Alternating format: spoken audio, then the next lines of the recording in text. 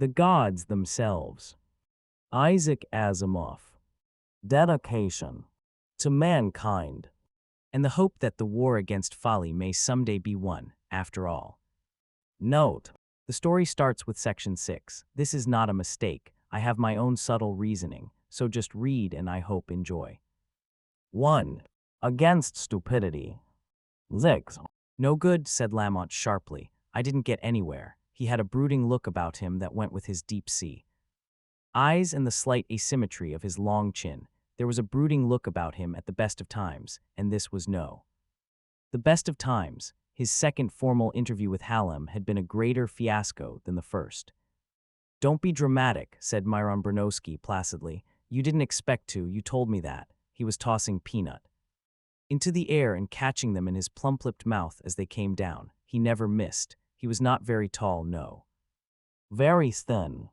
That doesn't make it pleasant, but you're right, it doesn't matter. There are other things I can do and intend to do, and besides that, I depend on you, if you could only find out. Don't finish, Pete. I've heard it all before. All I have to do is decipher the thinking of a non-human intelligence. A better-than-human intelligence. Those creatures from the para-universe are trying to make themselves understood. That may be, sighed Bronowski, but they're trying to do it through my intelligence, which is better than human eye. Sometimes think, but not much. Sometimes, in the dark of the night, I lie awake and wonder if different intelligences can communicate at all, or, if I've had a particularly bad day, whether the phrase different intelligences has meaning at all. It does, said Lamont savagely, his hands clearly balling into fists within his lab coat pockets. It means Hallam and M. It means that fool hero, Dr. Frederick Hallam, and me, we're different intelligences because when I talk to him, he doesn't understand. His idiot face gets redder, and his eyes bulge and his ears block. I'd say his mind stops functioning, but I lack the proof of any other state from which it might stop. Bronowski murmured, what a way to speak of the father of the electron pump. That's it, reputed father of the electron pump, a bastard birth if ever there was one. His contribution was least in substance, I know. I know too, you've told me often, and Bronowski tossed another peanut into the air. He didn't miss. 1. It had happened 30 years before. Frederick Hallam was a radiochemist, with the print on his doctoral dissertation still wet and with no sign whatever of being a world shaker. What began the shaking of the world was the fact that a dusty reagent bottle marked tungsten metal stood on his desk. It wasn't his, he had never used it. It was a legacy from some dim day when some past inhabitant of the office had wanted tungsten for some long-forgotten reason. It wasn't even really tungsten anymore. It consisted of small pellets of what was now heavily layered with oxide, gray and dusty, no use to anyone. And one day Hallam entered the laboratory. Well, it was October 3, 2070 to be exact. Got to work, stopped shortly before 10 a.m., stared transfixed at the bottle and lifted it. It was as dusty as ever, the label as faded, but he called out, God damn it, who the hell has been tampering with this? That at least was the account of Dennison, who overheard the remark and who told it to Lamont a generation later. The official tale of the discovery, as reported in the books, leaves out the phraseology. One gets the impression of a keen-eyed chemist, aware of change and instantly drawing deep-seated deductions. Not so, Hallam had no use for the tungsten. It was of no earthly value to him, and any tampering with it could be no possible importance to him. However, he hated any interference with his desk, as so many do, and he suspected others of possessing keen desires to engage in such interference out of sheer malice. No one at the time admitted to knowing anything about the matter. Benjamin Allen Dennison, who overheard the initial remark, had an office immediately across the corridor, and both doors were open. He looked up and met Hallam's accusatory eye. He didn't particularly like Hallam, no one particularly did, and he had slept badly the night before. He was, as it happened, and as he later recalled, rather pleased to have someone on whom to vent his spleen, and Hallam made th. perfect candidates. When Hallam held the bottle up to his face, Dennison pulled back with clear distaste. Why the devil should I be interested in your tungsten? He demanded. Why should anyone? If you'll look at the bottle, you'll see that the thing hasn't been opened for 20 years, and if you hadn't put your own grubby paws on it, you would have seen no one had touched it. Hallam flushed a slow, angry red. He said tightly, "Listen, Dennison, someone has changed the contents. That's no. The tungsten." Dennison allowed himself a small but distinct sniff. How would you know? Of such thigh. NGS petty annoyance and aimless thrusts is history made. It would have been an unfortunate remark in any case. Dennison's scholastic record, as fresh as Hallam's, was far more impressive, and he was the bright young man of the department. Hallam knew this, and, what was worse, Dennison knew it too, and made no secret of it. Dennison's "how would you know," with the clear and unmistakable emphasis on the "you," was ample motivation for all that followed. Without it, Hallam would never have become Th. greatest and most revered scientist in history, to use the exact phrase Dennison later used in his interview with Lament. Officially, Hallam had come in on that fateful morning, noticed the dusty gray pellets gone, not even the dust on the inside surface remaining, and clear iron-gray metal in their place. Naturally, he investigated, but placed the official version to one side. It was Dennison. Had he confined himself to a simple negative or a shrug, the chances are that Hallam would have asked others, then eventually, weariest of the unexplained event, put the bottle to one side and let subsequent tragedy, whether subtle or drastic, depending on how long the ultimate discovery was delayed, guide the future. In any event, it would not have been Hallam who rode the whirlwind to Th. heights. With this "how would you know" cutting him down, however, Hallam could only retort wildly, "I'll show you tha. I know." And after that, nothing could prevent him from going to extremes. The analysis of the metal in the old container became his #1 priority, and his prime goal was to wipe the haughtiness from Dennison's thin-nosed face and the perpetual trace of a sneer from his pale lips. Dennison never forgot that moment, for it was his own remark that drove Hallam to the Nobel Prize and himself to oblivion. He had no way of knowing, or if he knew he would not then have cared, that there was an overwhelming stubbornness in Hallam, the mediocrity's frightened need to safeguard his pride, that would carry the day at that Tim. More than all Dennison's native brilliance would have. Hallam moved at once and directly. He carried his metal to the mass spectrography department. As a radiation chemist, it was a natural move. He knew the technicians there, he had worked with them, and he was forceful. He was forceful to such an effect, indeed, that the job was placed ahead of projects of much greater pith and moment.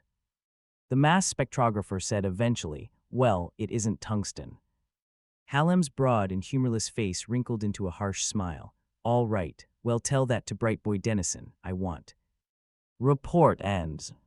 "But wait a while, Dr. Hallam. I'm telling you it's not tungsten, but that doesn't mean I know what it is." "What do you mean you don't know what it is?" "I mean the results are ridiculous." The technician thought a while. "Impossible, actually. The charge-mass ratio is all wrong." "All wrong in what ways?" "Too high, it just can't be." "Well then," said Hallam, and regardless of the motive that was driving him, his next remark set him on the road to Th. Nobel Prize, and it might even be argued, a deserved one. Get the frequency of its characteristic X radiation and figure O. The charge. Don't just sit around and talk about something being impossible.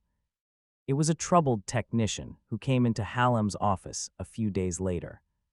Hallam ignored the trouble on the other's face. He was never sensitive and said, "Did you find?" He then cast a troubled look of his own at Dennison, sitting at the desk in his own lab, and shut the door.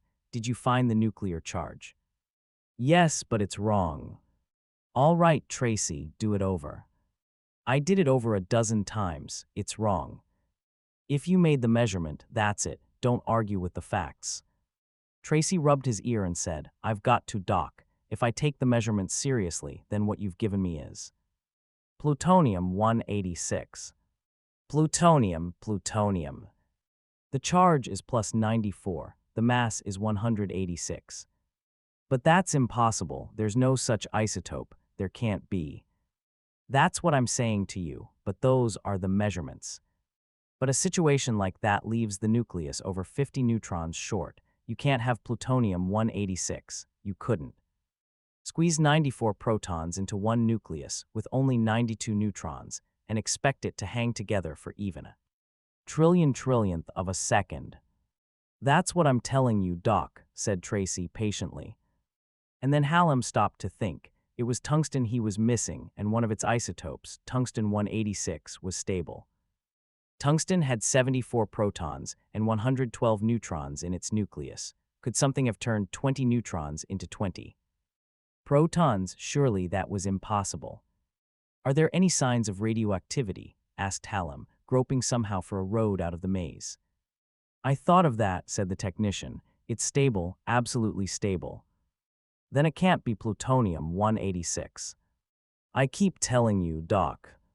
Hallam said hopelessly, well, give me the stuff. Alone once more, he sat and looked at the bottle in stupefaction. Th.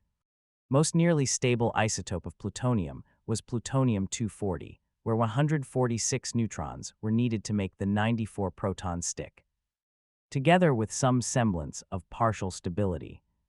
What could he do now? It was beyond him, and he was sorry he had started. After all, he had real work begging to be done, and this mystery, had nothing to do with him.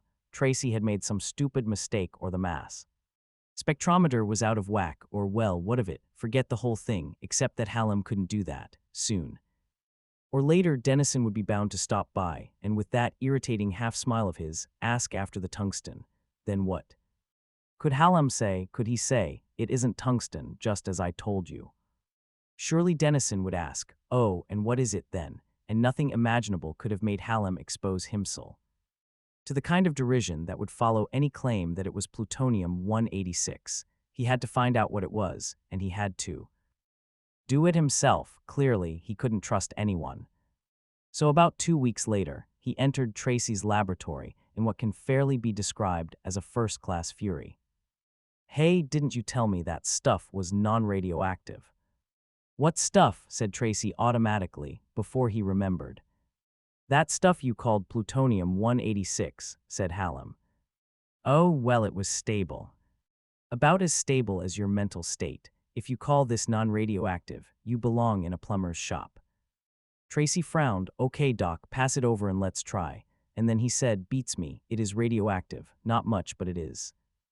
I don't see how I could have missed that. And how far can I trust your crap about plutonium-186? The matter had Hallam by the throat now.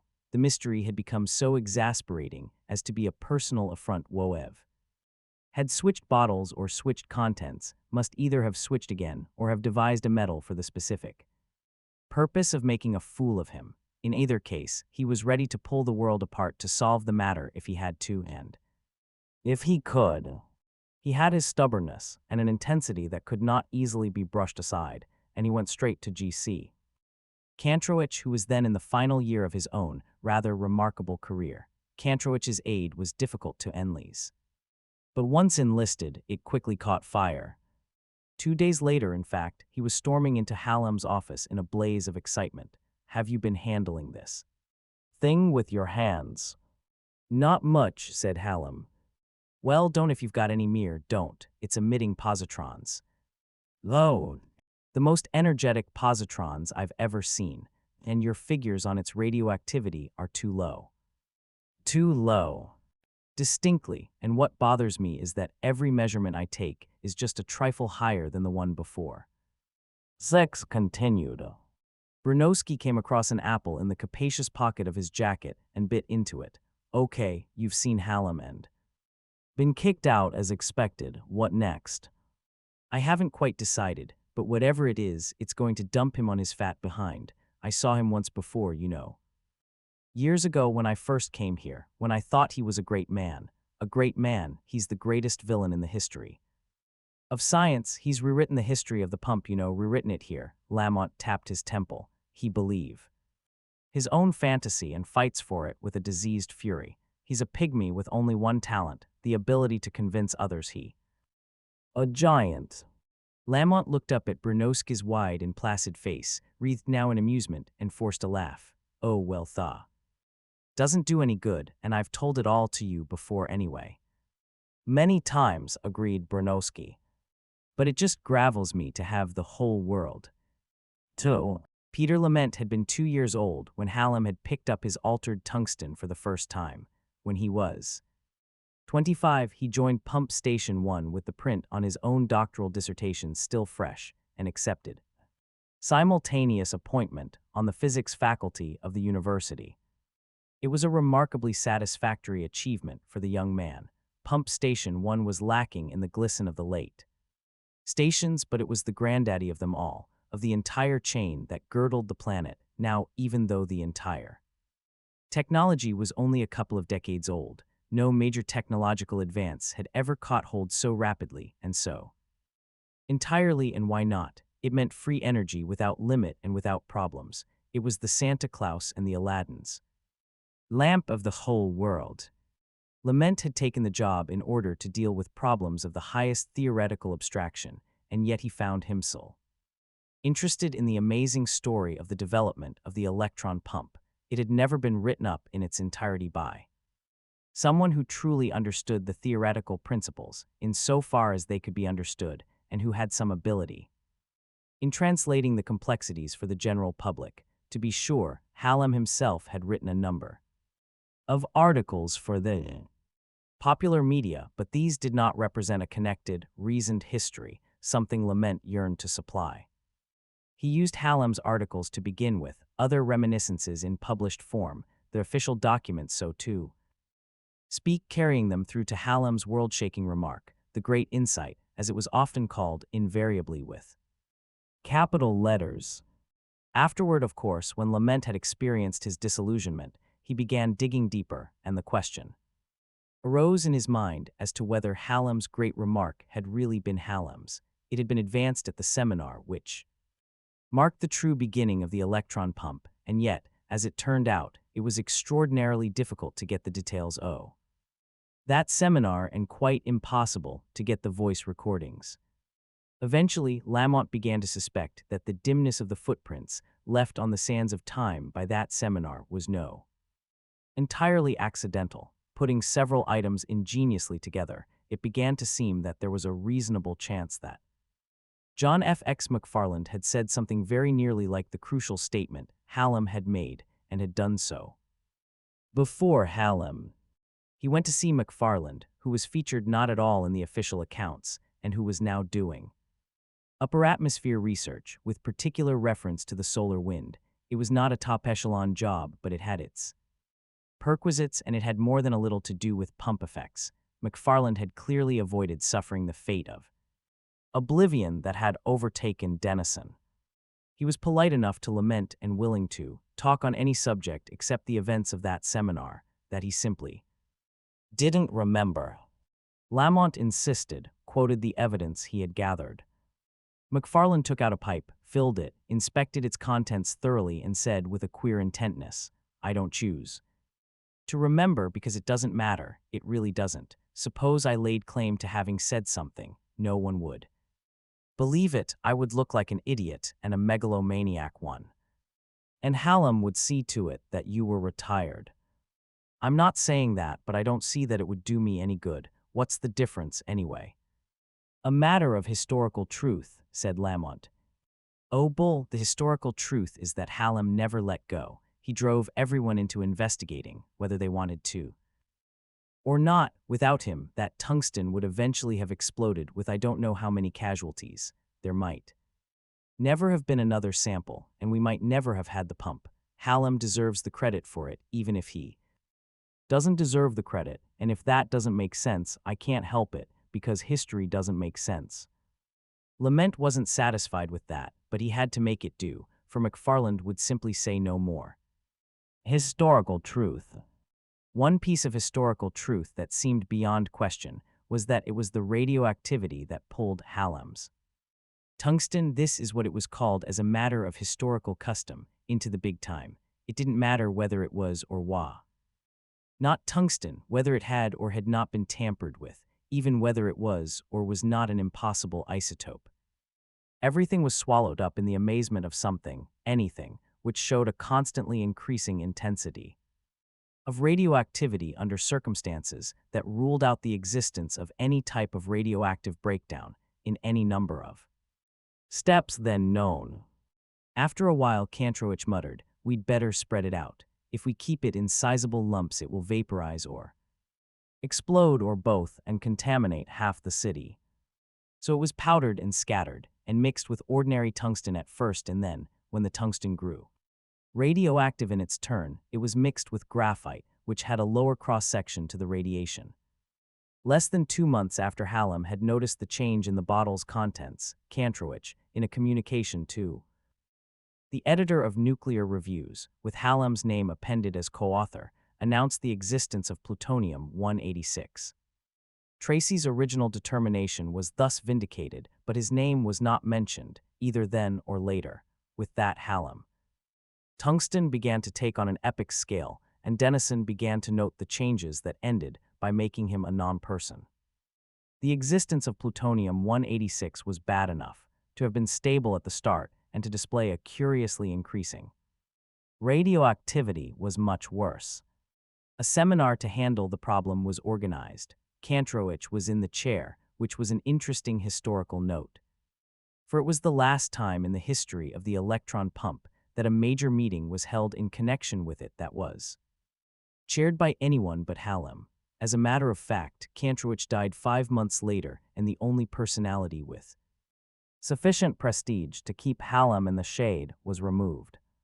The meeting was extraordinarily fruitless until Hallam announced his great insight, but in the version as reconstructed by Lamont the real too. Arning point came during the luncheon break. At that time, McFarland, who is not credited with any remarks in the official records, although he was listed as an attendee, said, "You know, what we need is a little bit of fantasy here, suppose." He was speaking to Diedrich Van Clemens, and Van Clemens reported it sketchily in a kind of personal shorthand in high own notes. Long before Lamont had succeeded in tracking that down, Van Clemens was dead, and though his notes convinced Lamont himself, he had to admit they would not make a convincing story without further corroboration. What more, there was no way of proving that Hallam had overheard the remark. Lamont would have been willing to bet a fortune that Hallam was within earshot, but that willingness was not satisfactory proof either. And then suppose Lamont could prove it. It might hurt Hallam's egregious pride, but it couldn't really shake his position. It would be argued that to McFarland, the remark was only fantasy. It was Hallam who accepted it as something more. Was Hallam who was willing to stand up in front of the group and say it officially and risk the derision that might be his. McFarland would surely never have dreamed of placing himself on official record with his little bit of fantasy. Lamont might have counter-argued that McFarland was a well-known nuclear physicist with a reputation to lose will. Hallam was a young radiochemist who could say anything he pleased in nuclear physics and, as an outsider, get away with it. In any case, this is what Hallam said, according to the official transcript. "Gentlemen, we are getting nowhere. I am therefore going to make a suggestion, not because it necessarily makes sense, but because it represents less nonsense than anything else I've heard. We are faced with a substance, plutonium-186, that cannot exist at all, let alone as an even momentarily stable substance, if the natural laws of the universe have any validity at all. It follows, then, that since it does indubitably exist and did exist as a stable substance to begin with, it must have existed, at least to begin with, in a place, or at a time, or under circumstances, where the natural laws of the universe were other than they are. To put it bluntly, the substance we are studying did not originate in our universe at all, but in another and alternate universe, a parallel universe, call it what you want. Once here, and I don't pretend to know how it got across, it was stable still, and I suggest that this was because it carried the laws of its own universe with it. The fact that it slowly became radioactive and then ever more radioactive may mean that the laws of our own universe slowly soaked into its substance, if you know what I mean. I point out that at the same time that the plutonium-186 appeared, a sample of tungsten, made up of several stable isotopes including tungsten-186, disappeared. It may have slipped over into the parallel universe. After all, it is logical to suppose that it is simpler for an exchange of mass to take place than for a one-way transfer to do so, in the parallel Universe tungsten 186 may be as anomalous as plutonium 186 is here. It may begin as a stable substance and slowly become increasingly radioactive. It may serve as an energy source there, just as plutonium 186 would here. The audience must have been listening with considerable astonishment, for there is no record of interruption, at least until the sentence last recorded above, at which time Hallam seemed to have paused to catch his breath and perhaps to wonder at his own temerity. Someone from the audience, presumably Anton Jerome Lapin, though the record is not clear, asked if Professor Hallam were suggesting that an intelligent agent in the para-universe had deliberately made the exchange in order to obtain an energy source. The expression para-universe, inspired apparently as an abbreviation of parallel universe, thus entered the language. This question contained the first recorded use of the expression. There was a pause, and then Hallam, more daring than ever, said, and this was the nub of the great insight, "Yes, I think so, and I think that the energy source cannot be made practical unless universe and para-universe work together, each at one half of a pump, pushing energy from them to us and from us to them, taking advantage of the difference in natural laws of the two universes." Hallam had adopted the word para-universe and made it his own at this point. Furthermore, he became the first to us the word pump, since invariably capitalized, in connection with the matter. There is a tendency in the official account to give the impression that Hallam's suggestion caught fire at once, but it did not. Those who were willing to discuss it at all would commit themselves no farther than to say it was an amusing speculation. Kantrowicz, in particular, did not say a word. This was crucial to Hallam's career. Hallam could scarcely carry through the theoretical and practical implications of his own suggestion all by himself.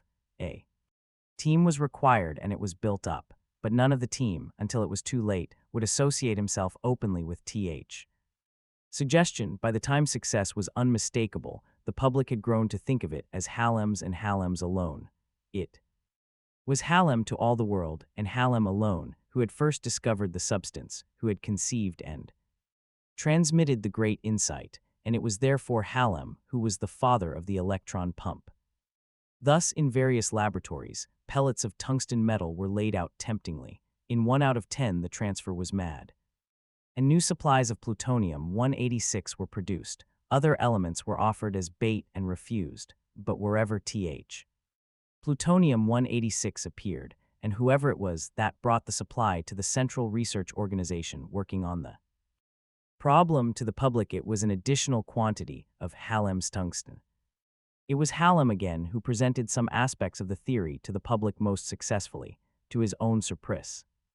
As he later said, he found himself to be a facile writer, and he enjoyed popularizing. Besides, success has its own inertia, and the public would accept information on the project from no one but Hallam. In a since famous article in the North American Sunday Teletimes Weekly, he wrote, "We cannot say in how many different ways the laws of the para-universe differ from our own, but we can guess with some assurance that the strong nuclear interaction, which is the strongest known force in our universe, is even stronger in the para-universe. Perhaps 100 times stronger. This means that protons are more easily held together against their own electrostatic attraction, and that a nucleus requires fewer neutrons to produce stability. Plutonium, stable in their universe, contains far too many protons, or too few neutrons, to be stable in ours. With its less effective nuclear interaction, the plutonium 186, once in our universe, begins to radiate positrons, releasing energy as it does so, and with each positron emitted, a proton within a nucleus is converted to a neutron. Eventually, 20 protons per nucleus have been converted to neutrons, and plutonium 186 has become tungsten 186, which is stable by the laws of our own universe. In the process, 20 positrons per nucleus have been eliminated. These meet, combine with, and annihilate 20 electrons, releasing further energy, so that for every plutonium 186 nucleus sent to us, our universe ends up with 20 fewer electrons. Meanwhile, the tungsten 186 that enters the para-universe is unstable there for the opposite reason, by the laws Of the para-universe, it has too many neutrons, or too few protons. The tungsten 186 nuclei begin to emit electrons, releasing energy steadily while doing so, and with each emitted electron, a neutron changes to a proton until, in the end, it is plutonium 186 again. With each tungsten 186 nucleus sent into the para-universe, 20 more electrons are added to it. The plutonium-tungsten can make its cycle endlessly back and forth between universe and para-universe, yielding energy first in one and then in another, with the net effect being a transfer of 20 electrons from our universe to there. Per each nucleus cycled, both sides can gain energy from what is, in effect, an inter-universe electron pump. The conversion of this notion into reality and the actual establishment of the electron pump as an effective energy source proceeded with amazing speed, and every stage of its success enhanced Hallam's prestige. 3.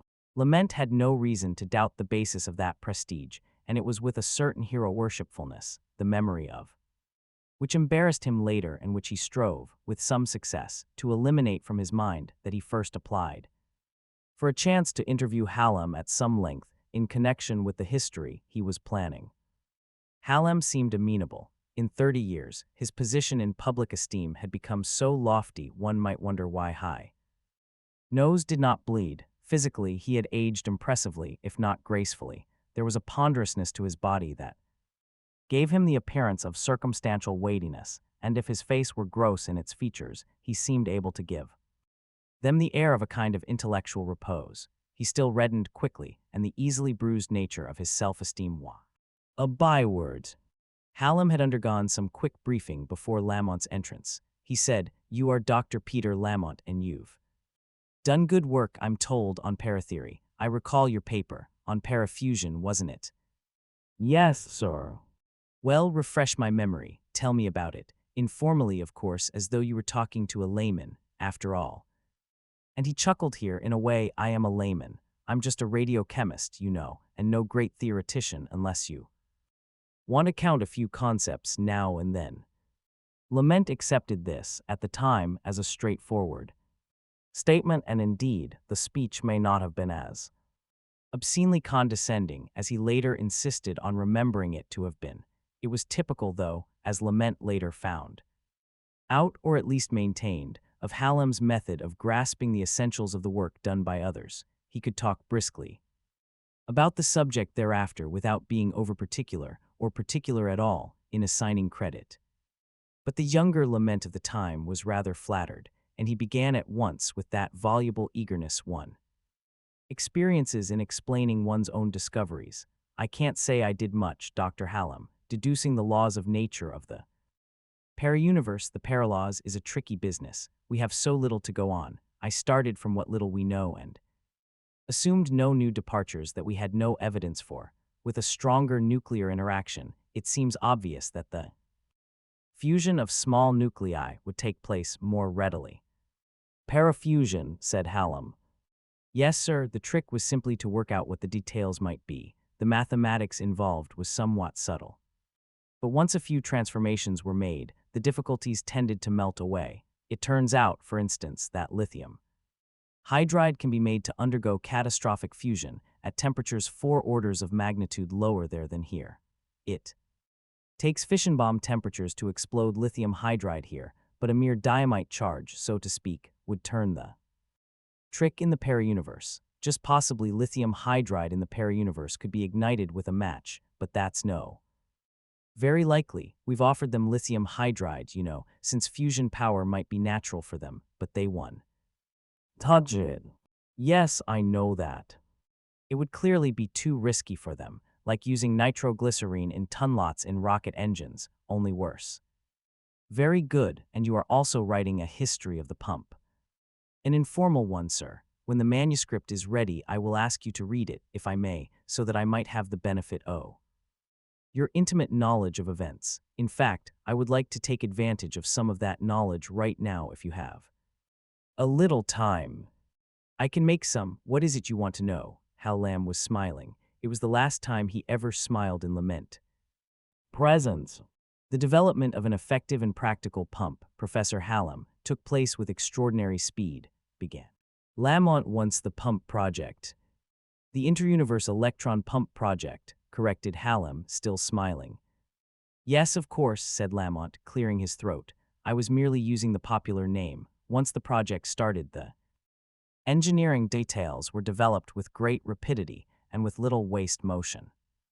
That is true, said Hallam, with a touch of complacence. People have tried to tell me that the credit was mine for vigorous and imaginative direction, but I wouldn't care to have you overstress that in your book. The fact is that we had an enormous fund of talent in the project, and I wouldn't want the brilliance of individual members to be dimmed by any exaggeration of my role.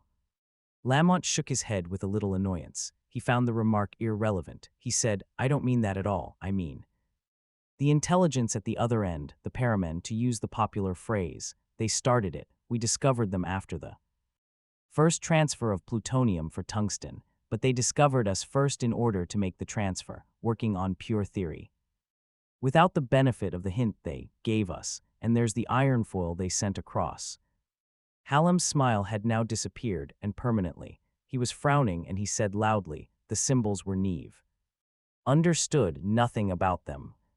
The geometric figures were understood, sir.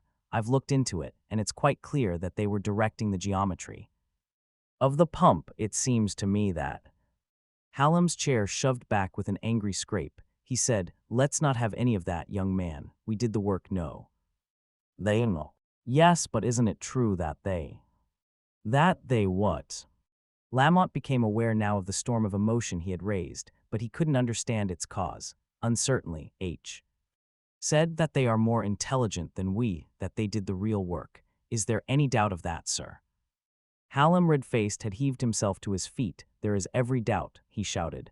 We'll not have mysticism here. There is too much of that. See here, young man. He advanced on the still seated and thoroughly astonished Lamont and shook a thick finger at him. If your history is going to take the attitude that we were puppets in the hands of the paramen, it will not be published from this institution, or at all if I have my way. I will not have mankind and its intelligence downgraded, and I won't have paramen cast in the role of gods. Lamont could only leave, a puzzled man, utterly upset at having created harsh feeling where he had wanted only to have goodwill. And then he found that his historical sources were suddenly drying up, those who had been loquacious enough a week earlier now remembered nothing and had no time for further interviews. Lamont was irritated at first, and then a slow anger began to build within him. He looked at what he had from a new viewpoint, and now he began to squeeze and insist where earlier he had merely asked. When he met Hallam at department functions, Hallam frowned and looked through him, and Lamont began to look scornful in his turn.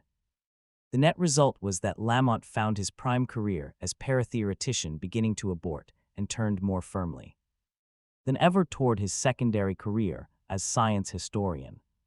Zex continued. That damned fool, muttered Lament reminiscently. You had to be there, Mike, to see him go into panic at any suggestion that it was the other side that was the moving force. I look back on it and I wonder, how was it possible to meet him, however casually, and not know he would react that way? Just be grateful you never had to work with him. I am, said Bronowski indifferently, though there are times you're no angel. Don't complain, with your sort of work you have no problems. Also no interest. Who cares about my sort of work except myself and 5 others in the world, maybe 6 others if you remember. Lamont remembered. Oh, well, he said. For Bronowski's placid exterior never fooled anyone who grew to know him even moderately well. He was sharp, and he worried a problem till he had the solution, or till he had it in such tatters that he knew no solution was possible. Consider the Etruscan inscriptions on which he had built his reputation. The language had been a living one till the first century AD, but the cultural imperialism of the Romans had left nothing behind, and it had vanished almost completely. What inscriptions survived the carnage of Roman hostility and worse, indifference, were written in Greek letters so thaw.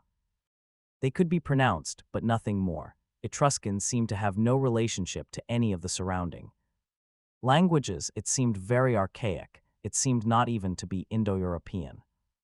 Bronowski therefore passed on to another language that seemed to have no relationship to any of the surrounding languages. That seemed very archaic, that seemed not even to be Indo-European, but which was very much alive and which was spoken in a region not so very far from where once the Etruscans had lived. What of the Basque language? Bronowski wondered, and he used Basque as his guide. Others had tried this before him and given up. Bronowski did not. It was hard work for Basque, an extraordinarily difficult language in itself, was only the loosest of helps. Bronowski found more and more reason, as he went on, to suspect some cultural connection between the inhabitants of early northern Italy and early northern Spain. He could even make out a strong case for a broad swatch of pre-Celts filling western Europe with a language of which Etruscan and Basque were dimly related survivors. In 2,000 years, however, Basque had evolved and had become more than a little contaminated with Spanish. To try first to reason out its structure in Roman times and then relate it to Etruscan was an intellectual feat of surpassing difficulty, and Bronowski utterly astonished the world's philologists when he triumphed. The Etruscan translations themselves were marvels of dullness and had no significance whatever, routine funerary inscriptions for the most part. The fact of the translation, however, was stunning, and as it turned out, it proved of the greatest importance to Lamont. Not at first, to be perfectly truthful about it, the translations had been a fact for nearly 5 years before Lamont had a much as heard that there were such people once as the Etruscans, but then Bronowski came to the university to give on of the annual fellowship, lectures, and lament, who usually shirked the duty of attending which fell on the faculty. Members did not shirk this one. It was not because he recognized its importance or felt any interest in it whatever. It was because he was dating a graduate student in the Department of Romance Languages, and it was either that or a music festival he particularly wanted to avoid hearing. The social connection was a feeble one, scarcely satisfactory from Lament's point of view and only temporary, but it did get him to the talk. He rather enjoyed it, as it happened. The dim Etruscan civilization entered his consciousness for the first time as a matter of distant interest, and the problem of solving an undeciphered language struck him as fascinating. When young, he had enjoyed solving cryptograms, but had put them away with other childish things in favor of the much grander cryptogram posed by nature, so that he ended in paratheory. Yet Bronowski's talk took him back to the youthful joys of making slow sense of what seemed a random collection of symbols and combined it with sufficient difficulty to add great honor to the task. Bronowski was a cryptogramist on Th. Gran. Des scale, and it was the description of the steady encroachment of reason upon the unknown that Lament enjoyed. All would yet have gone for nothing, the triple coincidence of Bronowski's appearance at campus, Lament's youthful cryptogrammic enthusiasm, the social pressure of an attractive young lady, were it not for the fact that it was the next day that Lamont saw Hallam and placed himself firmly, and, as he eventually found, permanently, in the doghouse.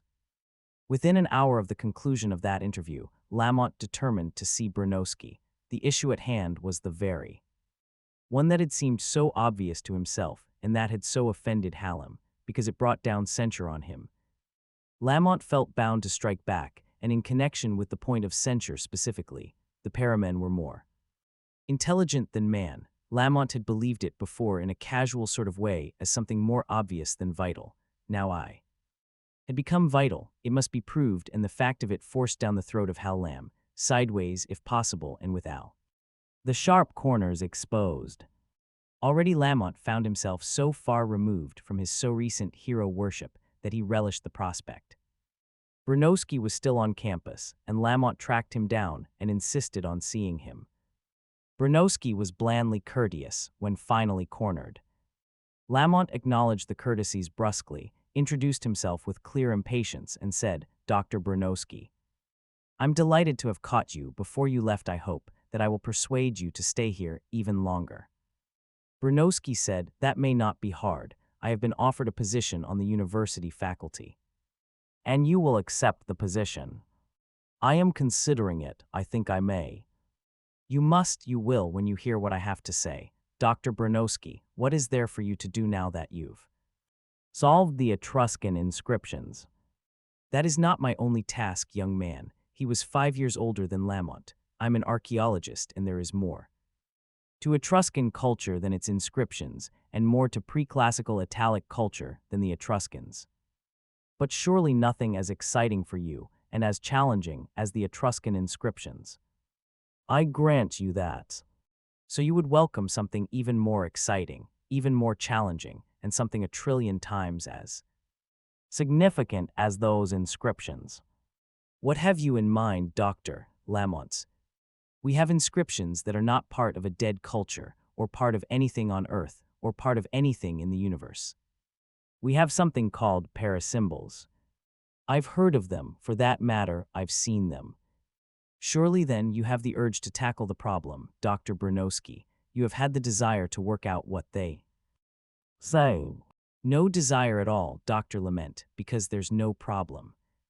Lament stared at him suspiciously. You mean you can read them?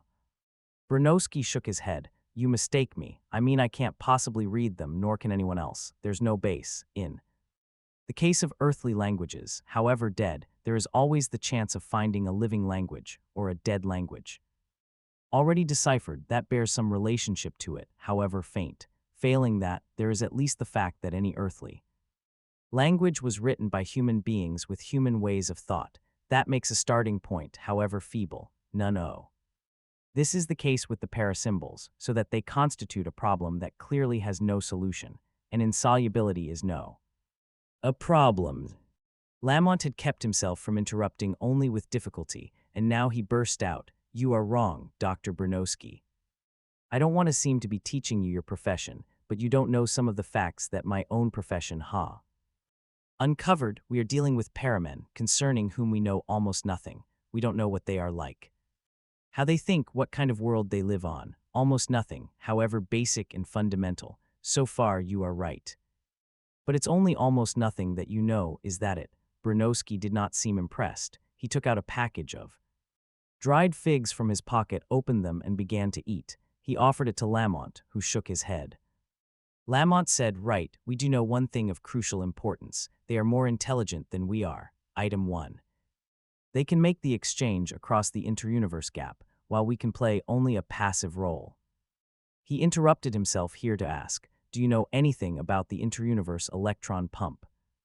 A little, said Bronowski. Enough to follow you, doctor, if you don't get technical. Lamont hastened on. Item 2. They sent us instructions as to how to set up our part of the pump. We couldn't understand it, but we could make out the diagrams just sufficiently well to give us the necessary hints. Item 3. They can somehow sense us. At least they can become aware of our leaving tungsten for them to pick up, for instance. They know where it is and can act upon it. We can do nothing comparable. There are other points, but this is enough to show the paramen to be clearly more intelligent than we are. Bronowski said, I imagine, though, that you are in the minority here. Surely your colleagues don't accept this.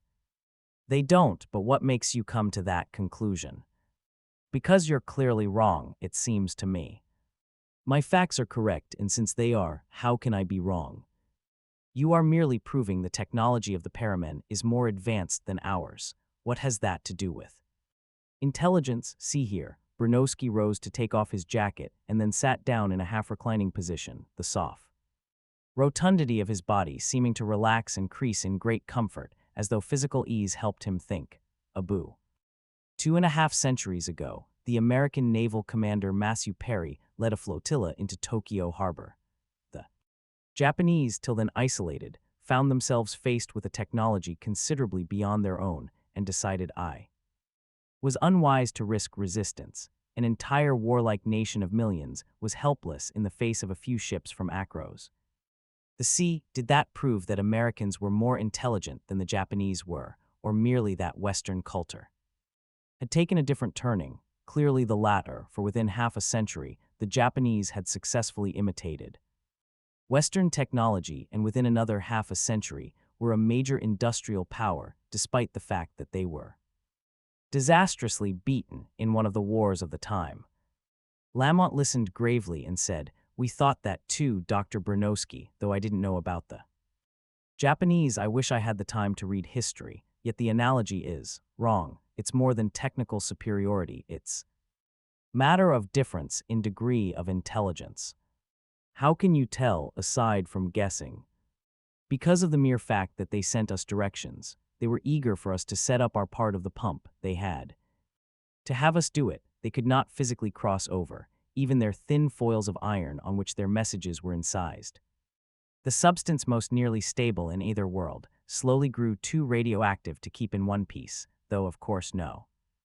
Before we had made permanent copies on our own materials, he paused for breath, feeling himself to be too excited, too eager. He mustn't oversell his case. Bronowski regarded him curiously. All right, they sent us messages. What are you trying to deduce from that? That they expected us to understand. Could they be such fools as to send us rather intricate messages, in some cases? Quite lengthy if they knew we would not understand. If it hadn't been for their diagrams, we would have ended nowhere. Now if they had expected us to understand, it could only be because they felt that any creatures like ourselves with a technology roughly as advanced as their own, and they must have been able to estimate that somehow, another point in favor of my belief, must also be roughly as intelligent as themselves, and would experience little difficulty in working something from the symbols. That might also be just their naivete, said Bronowski, unimpressed. You mean they think there is only one language, spoken and written, and that another intelligence in another universe speaks and writes as they do? Come on. Bronowski said, even if I were to grant your point, what do you want me to do? I've looked at the parasymbols. I suppose every archaeologist and philologist on Earth has. I don't see what I can do, neither, I'm sure, does anyone else. In over 20 years, no progress has been made. Lament said intensely, what's true is that in 20 years there has been no desire for progress. The pump authority does not want to solve the symbols. Why shouldn't they want to? Because of the annoying possibility that communication with the Paraman mill show them to be distinctly more intelligent, because that would show human beings to be the puppet partners in connection with the pump to the hurt of their ego, and specifically, and Lament strove to keep venom out of his voice, because Hallam would lose the credit for being the father of the electron pump. Suppose they did want to make progress, what could be done? The will is not the deed, you know. They could get the Paramen to cooperate, they could send messages to the para-universe. This has never been done. But it could be, a message on metal foil might be placed under a pellet of tungsten. Oh, are they still looking for new samples of tungsten, even with pumps in operation? No, but they'll notice the tungsten and they'll assume we're trying to use it to attract their attention. We might even plaque the message on tungsten foil itself. If they take the message and make any sense of it at all, even the slightest, they'll send back one of their own, incorporating their findings. They might set up an equivalence table of their words and ours, or they might use a mixture of their words and ours. It will be a kind of alternate push, first on their side, in on ours, then on theirs, and so on. With their side, said Bronowski, doing most of the work. Yes. Bronowski shook his head. No fun in that, is there? It doesn't appeal to me. Lament looked at him with flaring anger. Why not? Don't you think there'll be enough credit in it for you? Not enough.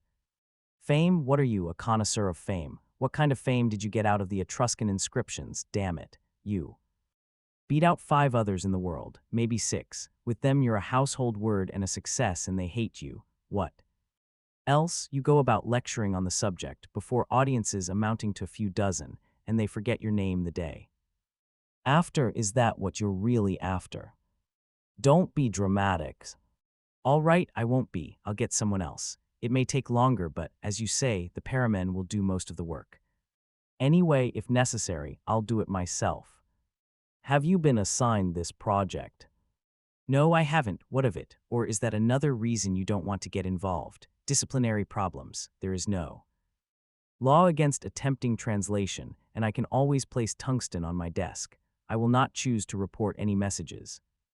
Get in place of the tungsten, and to that extent I will be breaking the research code. Once the translation is made, who will Complain, would you work with me if I guaranteed your safety and kept your part in it secret? You would lose your fam.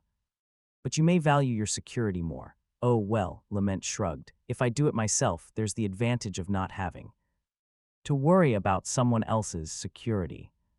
He rose to go. Both men were angry and bore themselves with that stiff-legged courtesy one assumes when addressing someone who is hostile but still mannerly. I presume, said Lament, you will at least treat this conversation as confidential. Bronowski was on his feet, too. Of that you may be assured, he said coldly, and the two shook hands briefly. Lamont did not expect to hear from Bronowski again. He then began the process of talking himself into believing it would be better to handle the translation effort on his own. 2 days later, however, Bronowski was at Lament's laboratory. He said rather brusquely, I'm leaving the city now. But I'll be back in September. I'm taking the position here, and if you're still interested, I'll see what I can do about the translation problem you mentioned. Lamont had barely time for a surprised expression of thanks when Bronowski stalked off, apparently angrier at having given in than at having resisted. They became friends in time, and in time, Lamont learned what had brought Bronowski around. The day after their discussion, Bronowski had had lunch at the faculty club with a group of the higher officials of the university, including, of course, the president. Bronowski had announced that he would accept the position and send in a formal letter to that effect in due time, and all had expressed gratification. The president had said, it will be quite a feather in our cap to have the renowned translator of the Ataskan inscriptions. The university, we are honored. The malapropism had gone uncorrected, of course, and Bronowski's smile, though strained, did not actually waver. Afterward, the head of the Department of Ancient History explained the president to be more of a Minnesotan than a classical scholar, and since Lake Itasca was the point of origin of the mighty Mississippi, the slip of the tongue was a natural one. But in combination with Lament's sneer at the extent of his fame, Bronowski found the expression rankling. When Lamont finally heard the story, he was amused. Don't go on, he said. I've been down that road too, you said to yourself, by God, I'll do something even that knothead will have to get straight. A little like that, said Bronowski. 5. A year's work, however, had netted them very little. Messages had finally come across. Messages had come back. Nothing. Just guess, Lamont had said feverishly to Bronowski. Any wild guess at all, try it out on them. It's exactly what I'm doing, Pete. What are you so jumpy about? I spent 12 years on the Etruscan inscriptions. Do you expect this job to take less time? Good God, Mike, we can't take 12 years.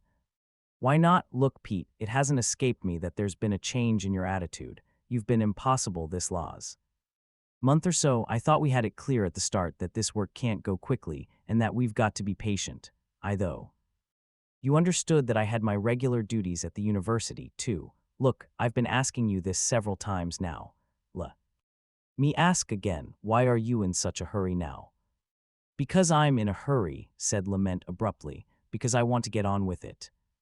Congratulations, said Bronowski dryly. So Duell, listen, you're not expecting an early death, are you? Your doctor hasn't told you you're hiding a fatal cancer. No, groaned Lamont. Well, then. Never mind, said Lamont, and he walked away. Why hurriedly? When he had first tried to get Bronowski to join forces with him, Lament's grievance had concerned only Hallam's mean-minded obstinacy concerning the suggestion that the paramen were the more intelligent. It was in that respect, and that respect only, that Lamont was striving for a breakthrough. He intended nothing beyond that at first. But in the course of the following months, he had been subjected to endless exasperation. His requests for equipment, for technical assistance, for computer time were delayed, his request for travel funds snubbed, his views at interdepartmental meetings invariably overlooked.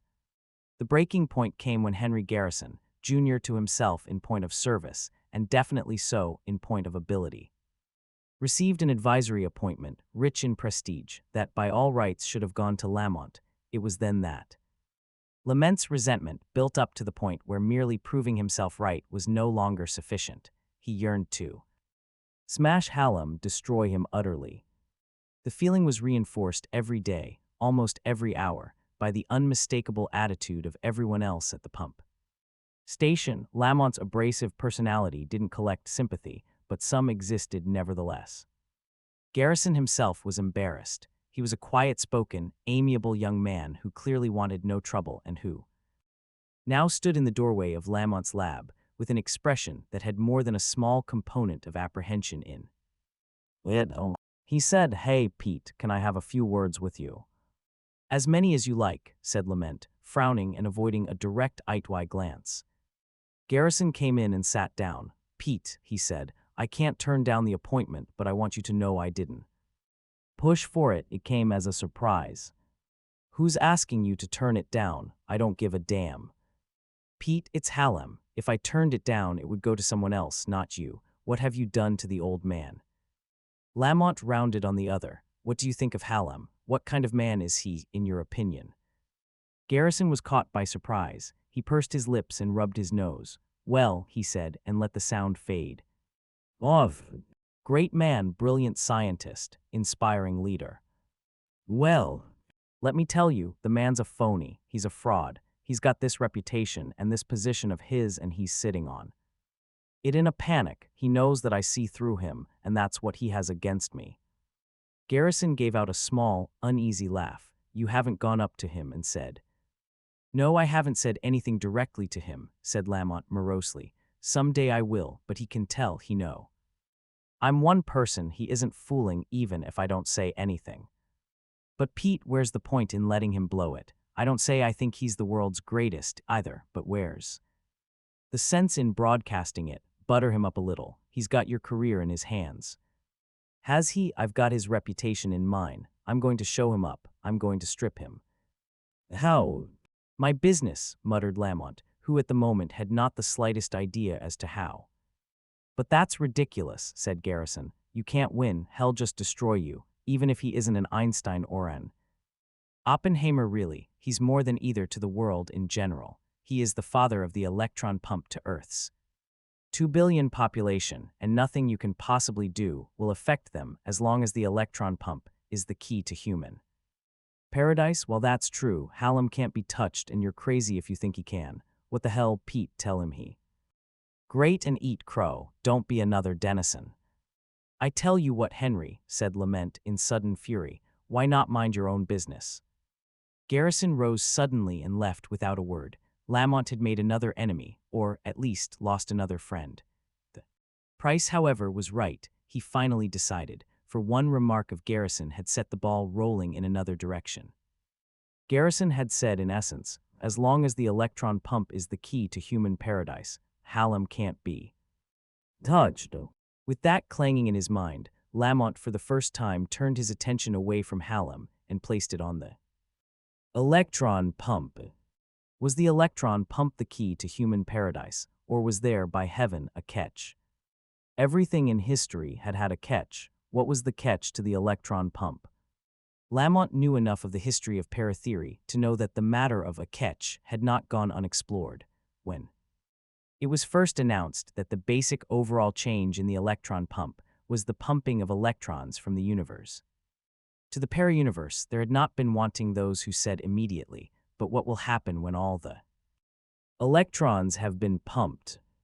This was easily answered. At the largest reasonable rate of pumping, the electron supply would last for at least 1 trillion years, and the entire universe together, presumably with the para-universe, wouldn't last a tiny fraction of time. The next objection was more sophist. I catted there was no possibility of pumping all the electrons across. As the electrons were pumped, the para-universe would gain a net negative charge, and the universe a net positive charge. With each year, as this difference in charge grew, it would become more difficult to pump further electrons against the force of the opposed charge difference. It was, of course, neutral atoms that were actually pumped, but the distortion of the orbital electrons in the process created an effective charge which increased immensely with the radioactive changes that followed. If the charge concentration remained at the points of pumping, the effect on the orbit distorted atoms being Pumped would stop the entire process almost at once, but of course, there was diffusion to take into account. Charge concentration diffused outward over the Earth, and the effect on the pumping process had been calculated. With that in mind, the increased positive charge of the Earth generally forced the positively charged solar wind to avoid the planet. A greater distance and the magnetosphere was enlarged, thanks to the work of McFarland, the real originator of TH. Great insight according to Lament, it could be shown that a definite equilibrium point was reached as the solar wind swept away more and more of the accumulating positive particles that were repelled from Earth's surface and driven higher into the exosphere, with each increase in pumping intensity, with each additional pumping station constructed, the net positive charge on Earth increased slightly, and the magnetosphere expanded by a few miles. Th. Change, however, was minor, and the positive charge was, in the end, swept away by the solar wind and spread through the outer reaches of the solar system. Even so, even allowing for the most rapid possible diffusion of the charge, the time would come when the loca charge difference between universe and periuniverse at the points of pumping would grow large enough to end Th. process, and that would be a small fraction of the time it would take really to use up all the electrons, roughly trillionth of the time. But that still meant that pumping would remain possible for 1 trillion years, only a single trillion years, but that enough it would suffice. 1 trillion years was far longer than man would last, or the solar system either, and if man somehow did last that long, or some creature that was man's successor and supplanter, then no doubt something would be devised to correct the situation. A great deal could be done in 1 trillion years. Lamont had to agree to that. But then he thought of something else, another line of thought that he well remembered Hallam himself had dealt with in one of the articles he had written for popular consumption. With some distaste, he dug out the article. It was important to see what Hallam had said before he carried the matter further. The article said, in part, because of the ever-present gravitational force, we have come to associate the phrase downhill with the kind of inevitable change we can use to produce energy of the sort we can change into useful work. The water running downhill that, in past centuries, turned wheels which in turn powered machinery such as pumps and generators. But what happens when all the water has run downhill?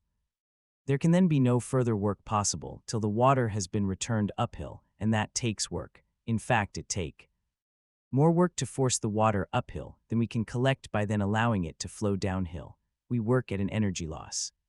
Fortunately, the sun does the work for us. It evaporates the oceans so that water vapor climbs high in the atmosphere, forms clouds, and eventually falls again as rain or snow. This soaks the ground at all levels, fills the springs and streams, and keeps the water forever running downhill. But not quite forever. The sun can raise the water vapor, but only because, in a nuclear sense, it is running downhill too. It is running downhill at a rate immensely greater than any earthly river can manage, and when all of it has run downhill, there wilt be nothing we know of to pull it uphill again. All sources of energy in our universe run down. We can't help that. Everything is downhill in just one direction, and W can force a temporary uphill, backward, only by taking advantage of some greater downhill in the vicinity. If we want useful energy forever, we need a road that is downhill both ways. That is a paradox in our universe. It stands to reason. Whatever is downhill, one way is uphill going back. But need we confine ourselves to our universe alone? Think of the peri-universe. It has roads, too, that are downhill in one direction and uphill in the other. Those roads, however, don't fit in with our roads. It is possible to take a road from Th. peri-universe to our universe that is downhill, but which, when we follow it back from the universe to the peri-universe, is downhill again, because the universes have different laws of behavior. The electron pump takes advantage of a road that is downhill both ways, the electron pump. Lament looked back at the title of the piece again. It was The Road That Is Downhill Both Ways. He began thinking. The concept was, of course, a familiar one to him, as was its thermodynamic consequences.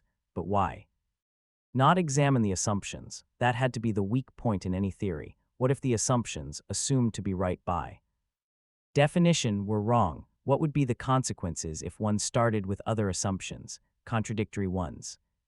He started blindly, but within a month, he had that feeling that every scientist recognizes, the endless click-click as unexpected pieces fall into place, as annoying anomalies become anomalous no more. It was the feel of truth.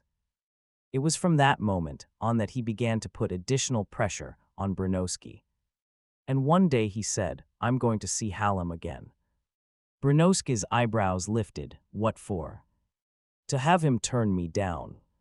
"Yes, that's about your speed, Pete. You're unhappy if your troubles die down a bit."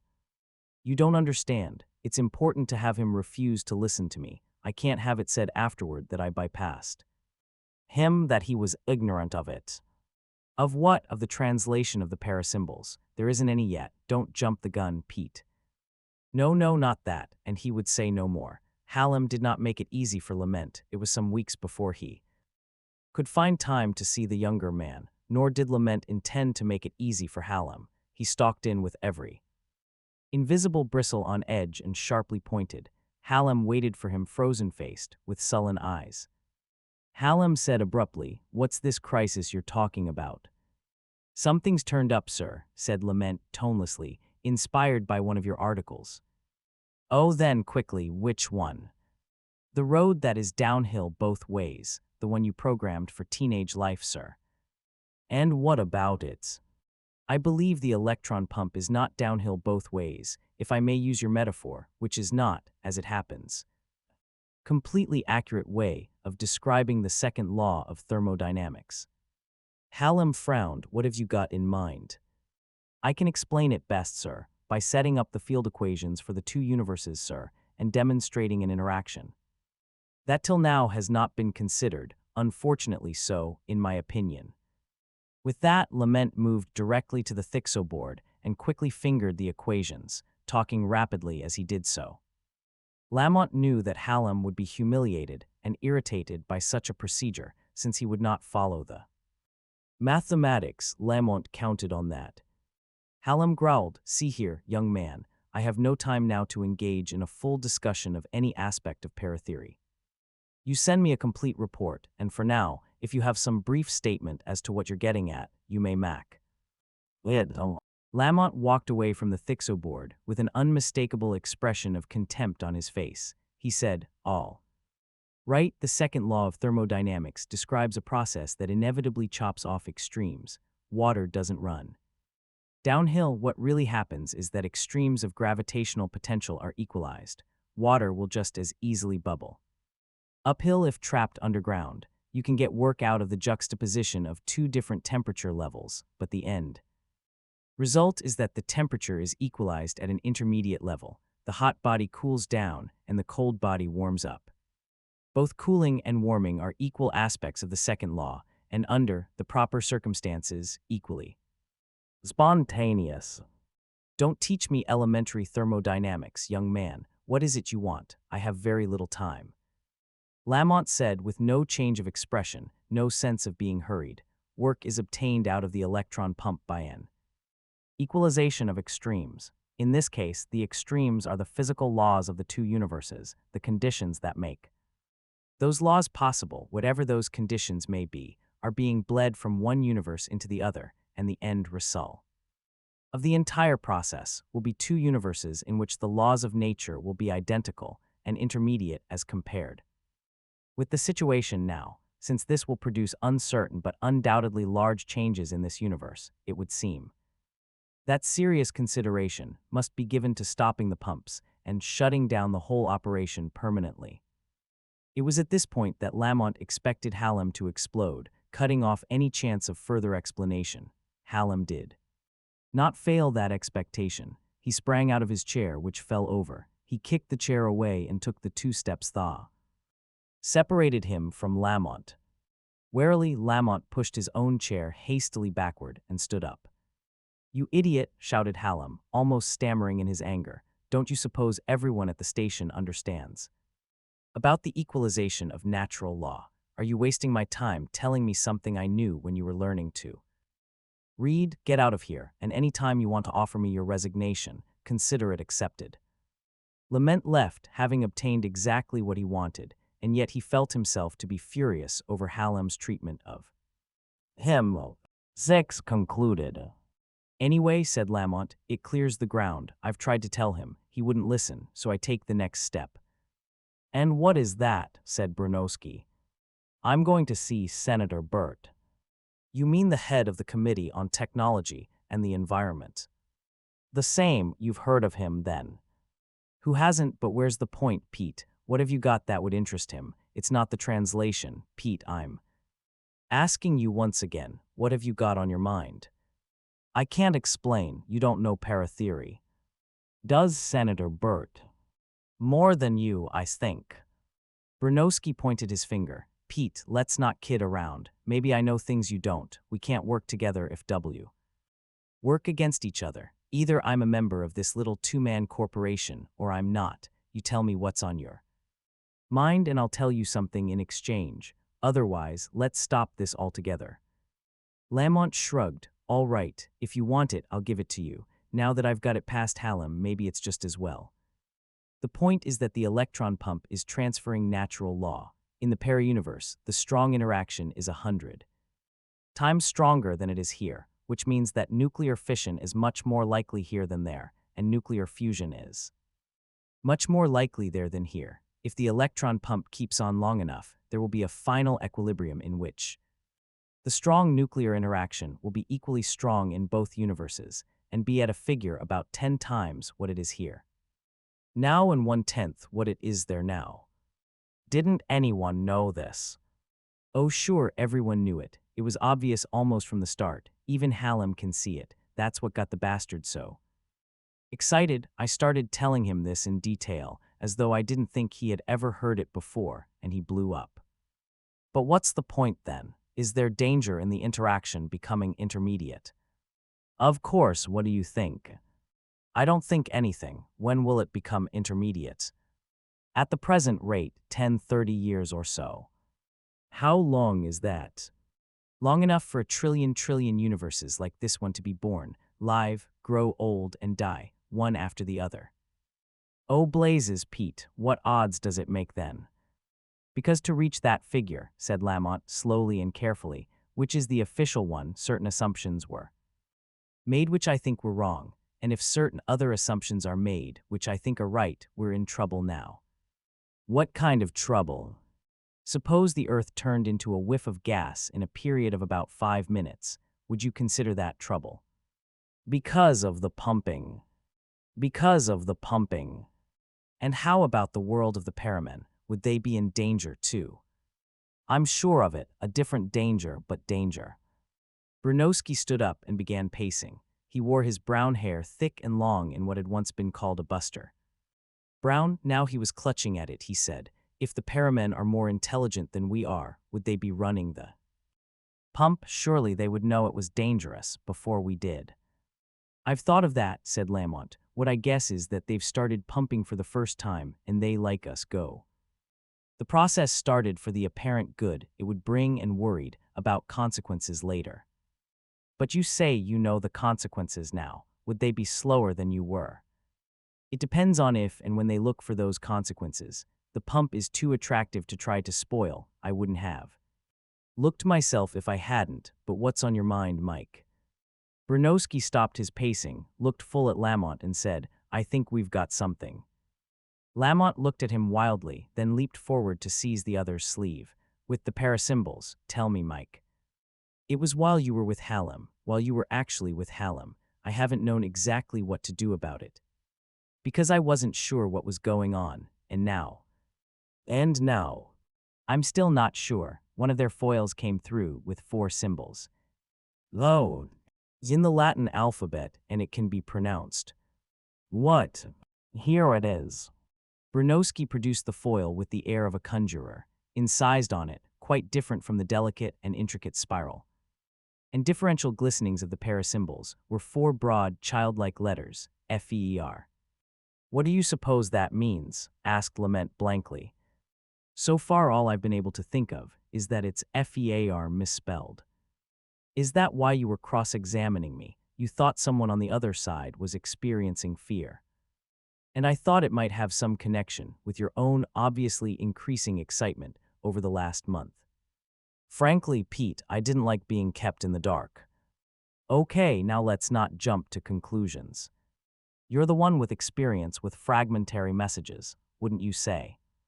That the paramen were beginning to experience fear concerning the electron pump. Not necessarily at all, said Bronowski. I don't know how much they can sense of this universe, if they can sense tungsten we lay out for them, if they can sense our presence, perhaps they are sensing our state of mind, perhaps they are trying to reassure us, telling us there is no reason to fear.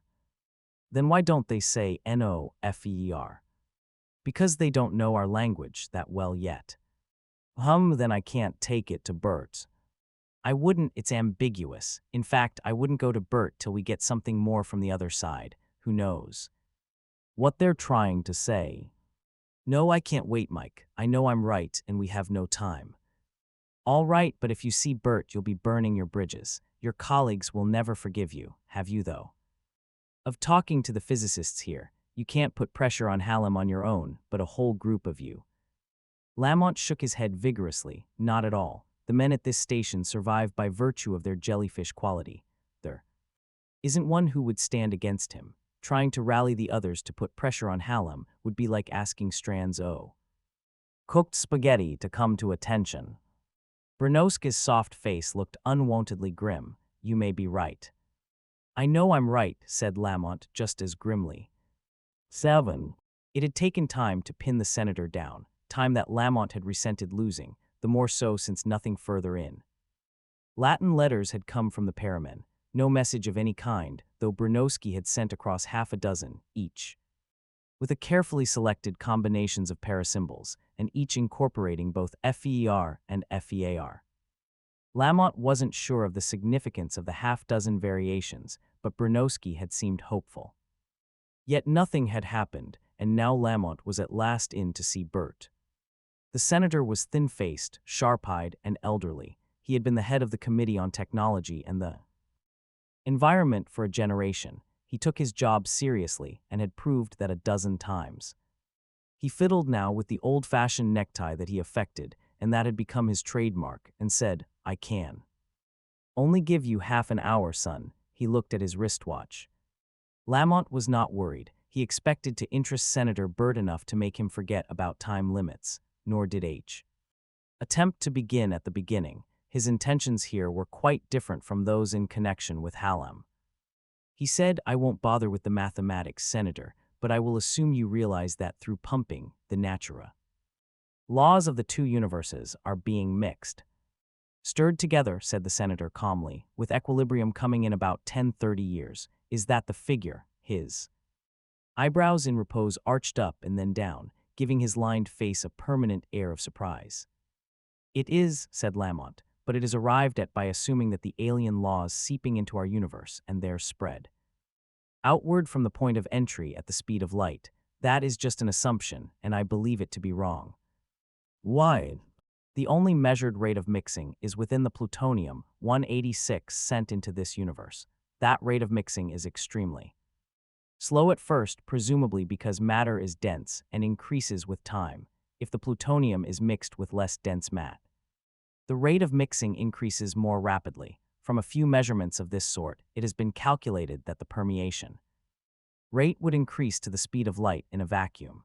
It would take some time for the alien laws to work their way into atmosphere, far less time to work their way to the top of the atmosphere, and then off through space in every direction at 300,000 kilometers per second, thinning into harmlessness in no time.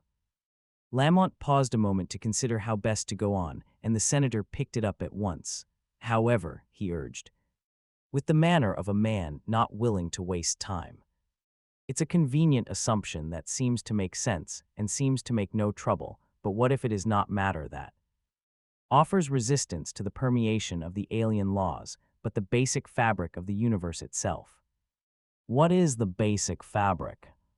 I can't put it in words. There is a mathematical expression which I think represents it, but I can't put it into words.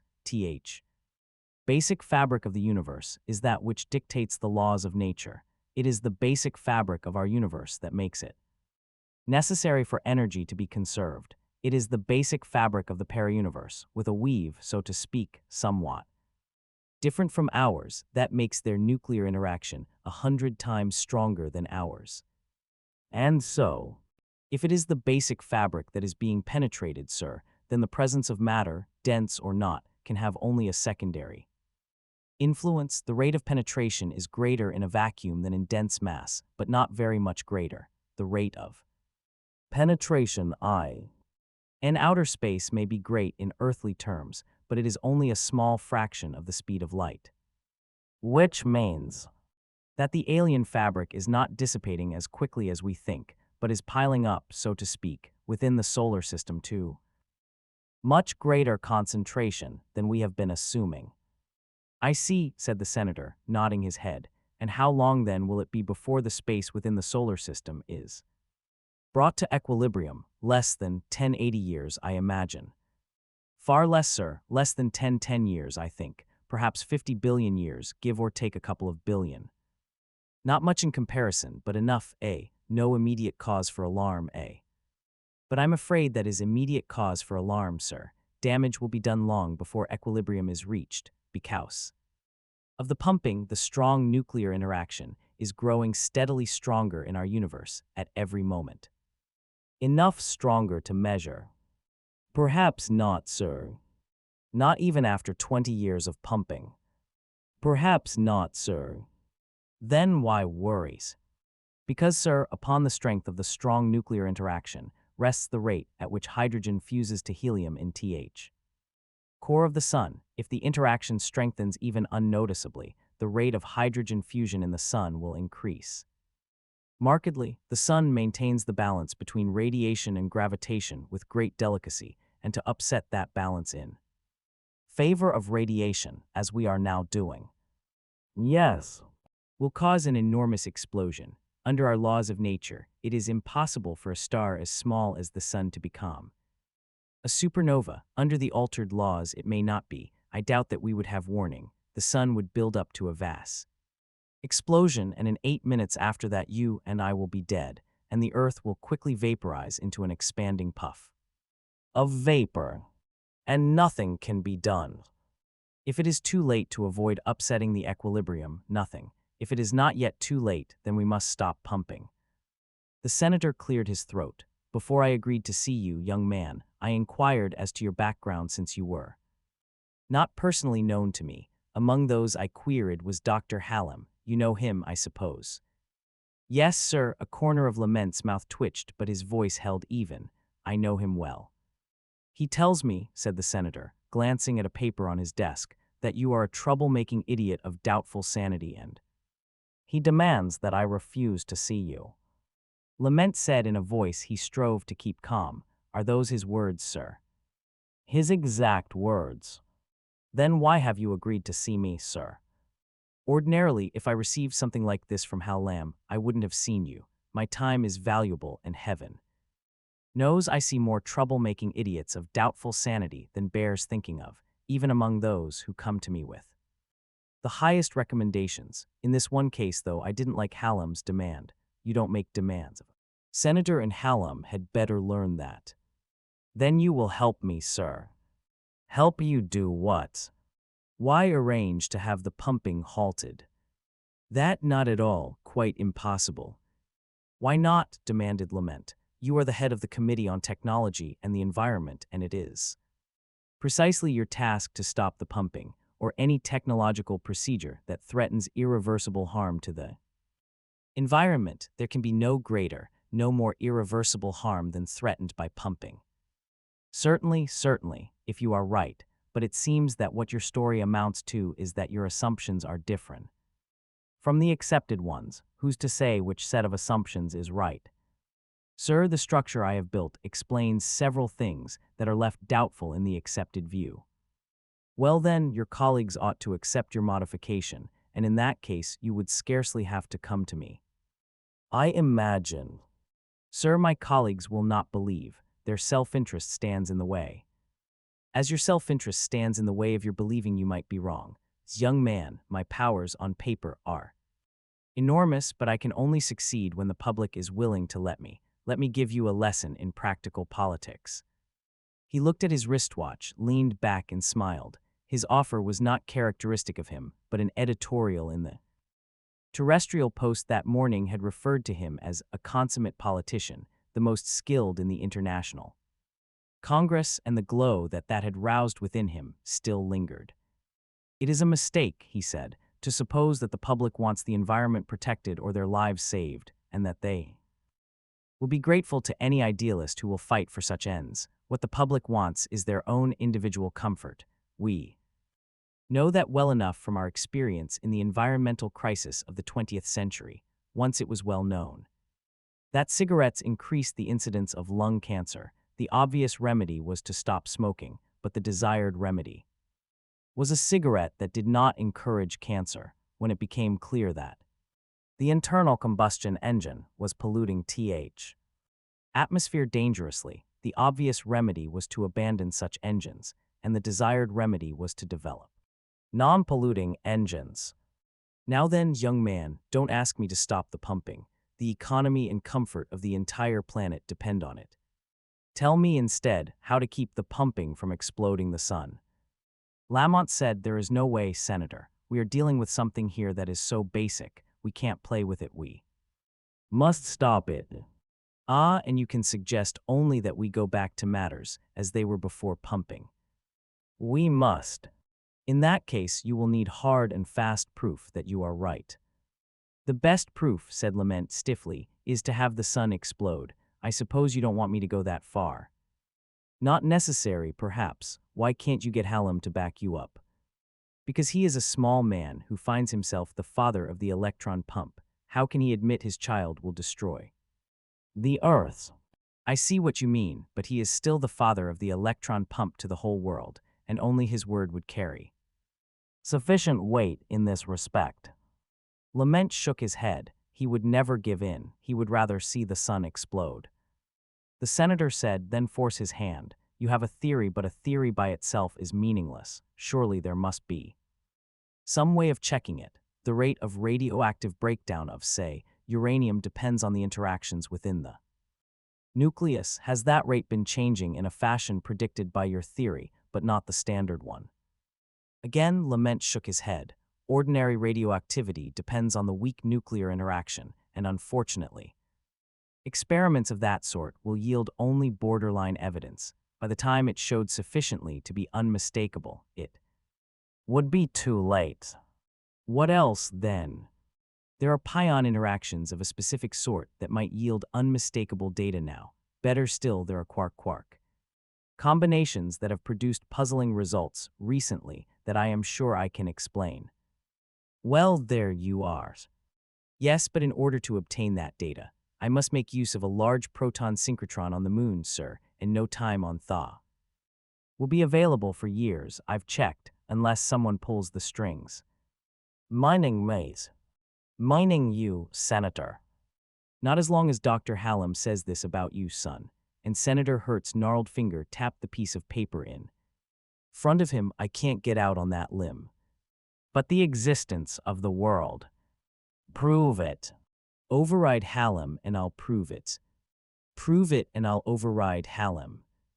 Lamont drew a deep breath. Senator, suppose there's just a trifling chance I'm right. Isn't even that trifling chance worth fighting for? It means everything, all mankind, the entire planet. You want me to fight the good fight? I'd like to. There's a certain drama in going down in a good cause. Any decent politician is masochistic enough to dream now and then of going down in flames while the angels sing.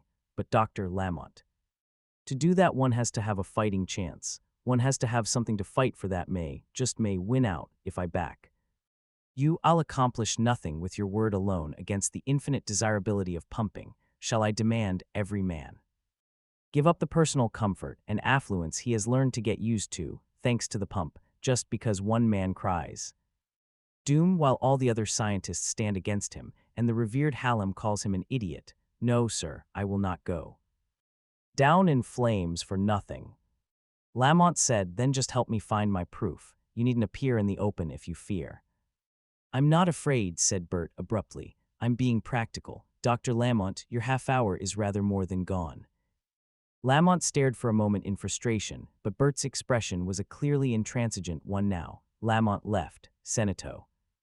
Bert did not see his next visitor immediately. Minutes passed while he stared uneasily at the closed door and fiddled with his tie. Could the man have been right? Could he have had the smallest chance of being right?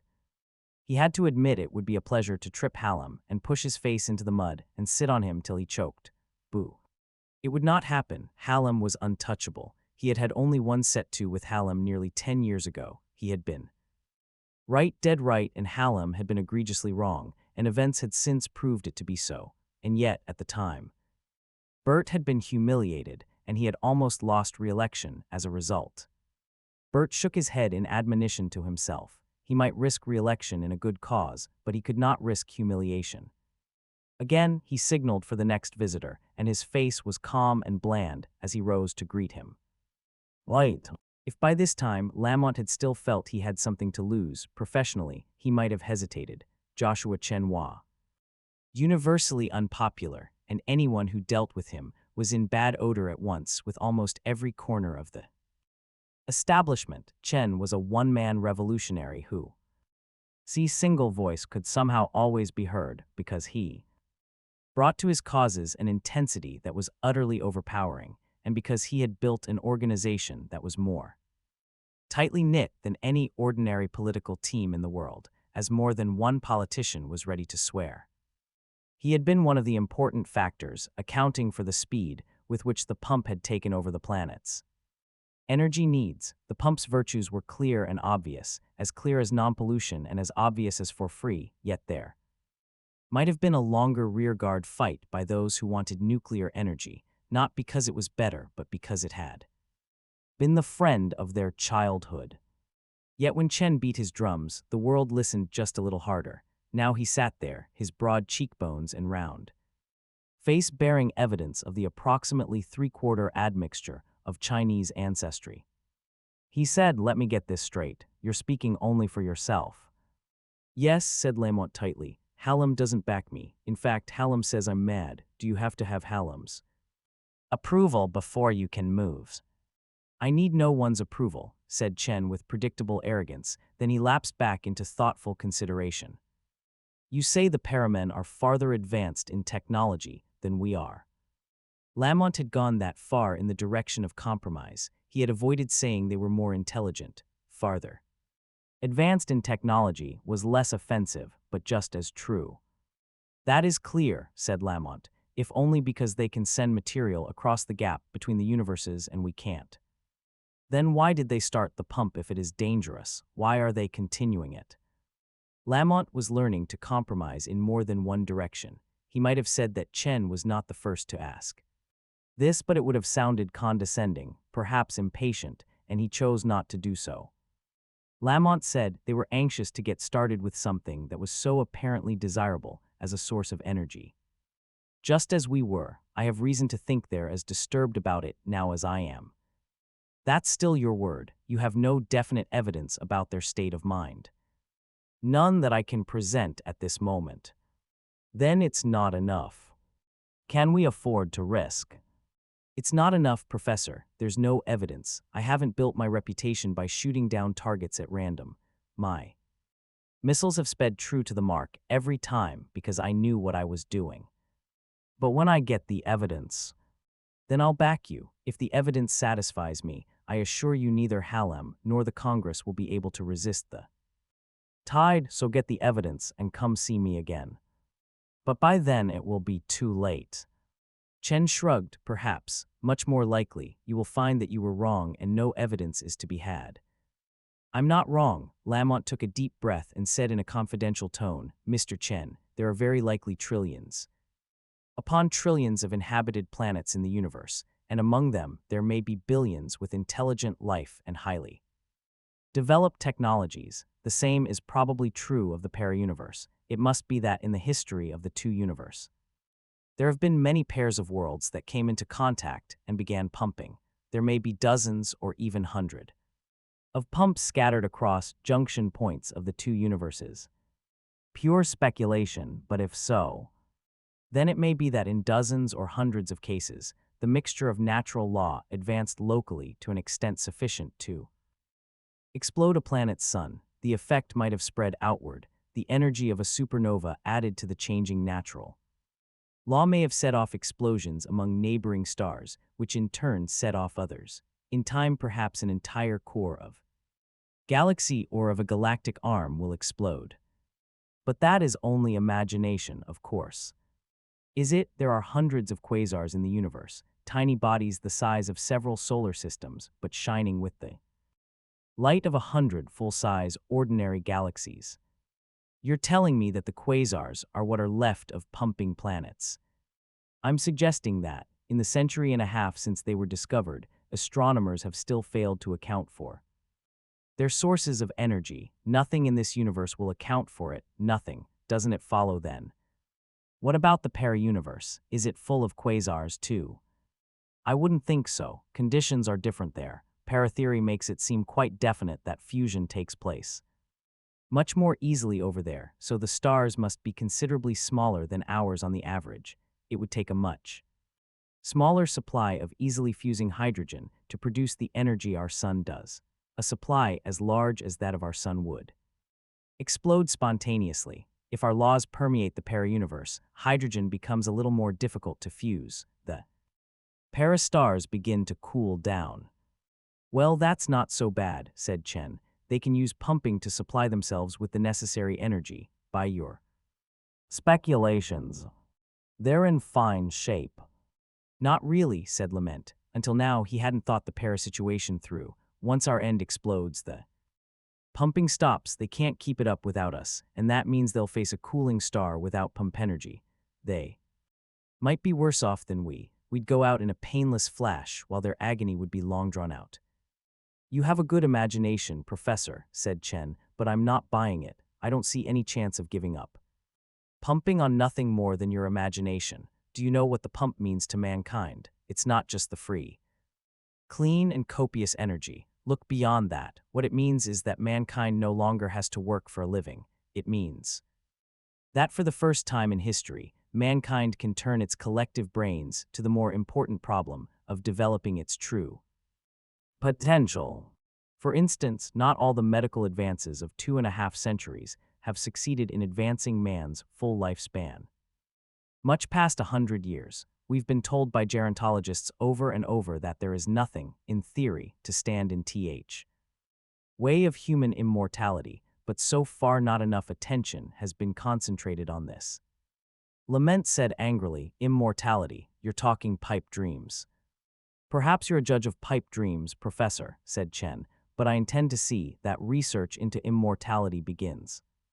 It won't begin at pumping ends, then we are back to expensive energy, scarce energy, dirty energy, Earth's 2 billions. We'll have to go back to work for a living, and the pipe dream of immortality will remain a pipe dream. It will anyway. No one is going to be immortal. No one is even going to live out a normal lifetime. Ah, but that is your theory only. Lament weighed the possibilities and decided to gamble. Mr. Chen, a while ago I said I was not willing to explain my knowledge of the state of mind of the paramen. Well, let me try. We have been receiving messages. Yes, but can you interpret them? We received an English word. Chen frowned slightly. He suddenly put his hands in his pockets, stretched his short legs before him, and leaned back in his chair. And what was the English word? Fear. Lament did not feel it necessary to mention the misspelling. Fear, repeated Chen, and what do you think it means? Isn't it clear that they're afraid of the pumping phenomenon? Not at all. If they were afraid, they would stop it. I think they're afraid, all right, but they're afraid that our side will stop it. You've gotten across your intention to them, and if we stop it, as you want us to do, they've got to stop also, you said. Yourself, they can't continue without us. It's a two-ended proposition. I don't blame them for being afraid. Lament sat silent. I see, said Chen, that you haven't thought of that. Well then, we'll push for immortality. I think that will be the more popular cause. Oh, popular causes, said Lamont slowly. I didn't understand what you found important. How old are you, Mr. Chen? For a moment Chen bunked rapidly, then he turned away. He left the room, walking rapidly with his hands clenched. Lamont looked up his biography later. Chen was 60 and his father had died at 62, but it didn't matter. 9. You don't look as though you had any luck at all, said Bernowski. Lamont was sitting in his laboratory, staring at the toes of his shoes and noting idly that they seemed unusually scuffed. He shook his head. No. Even the great Chen failed you.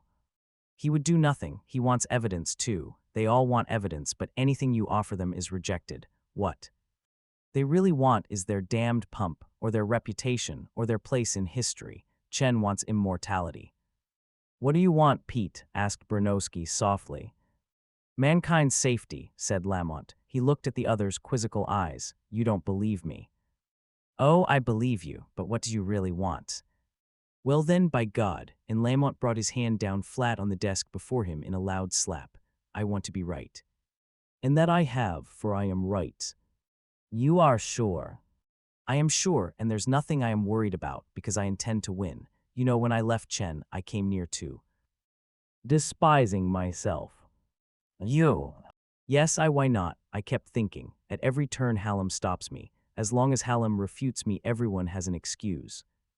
Not to believe me. While Hallam stands like a rock against me, I must fail. Why then didn't I work through him? Why didn't I butter him up, indeed? Why didn't I maneuver him into supporting me instead of needling him into fighting me?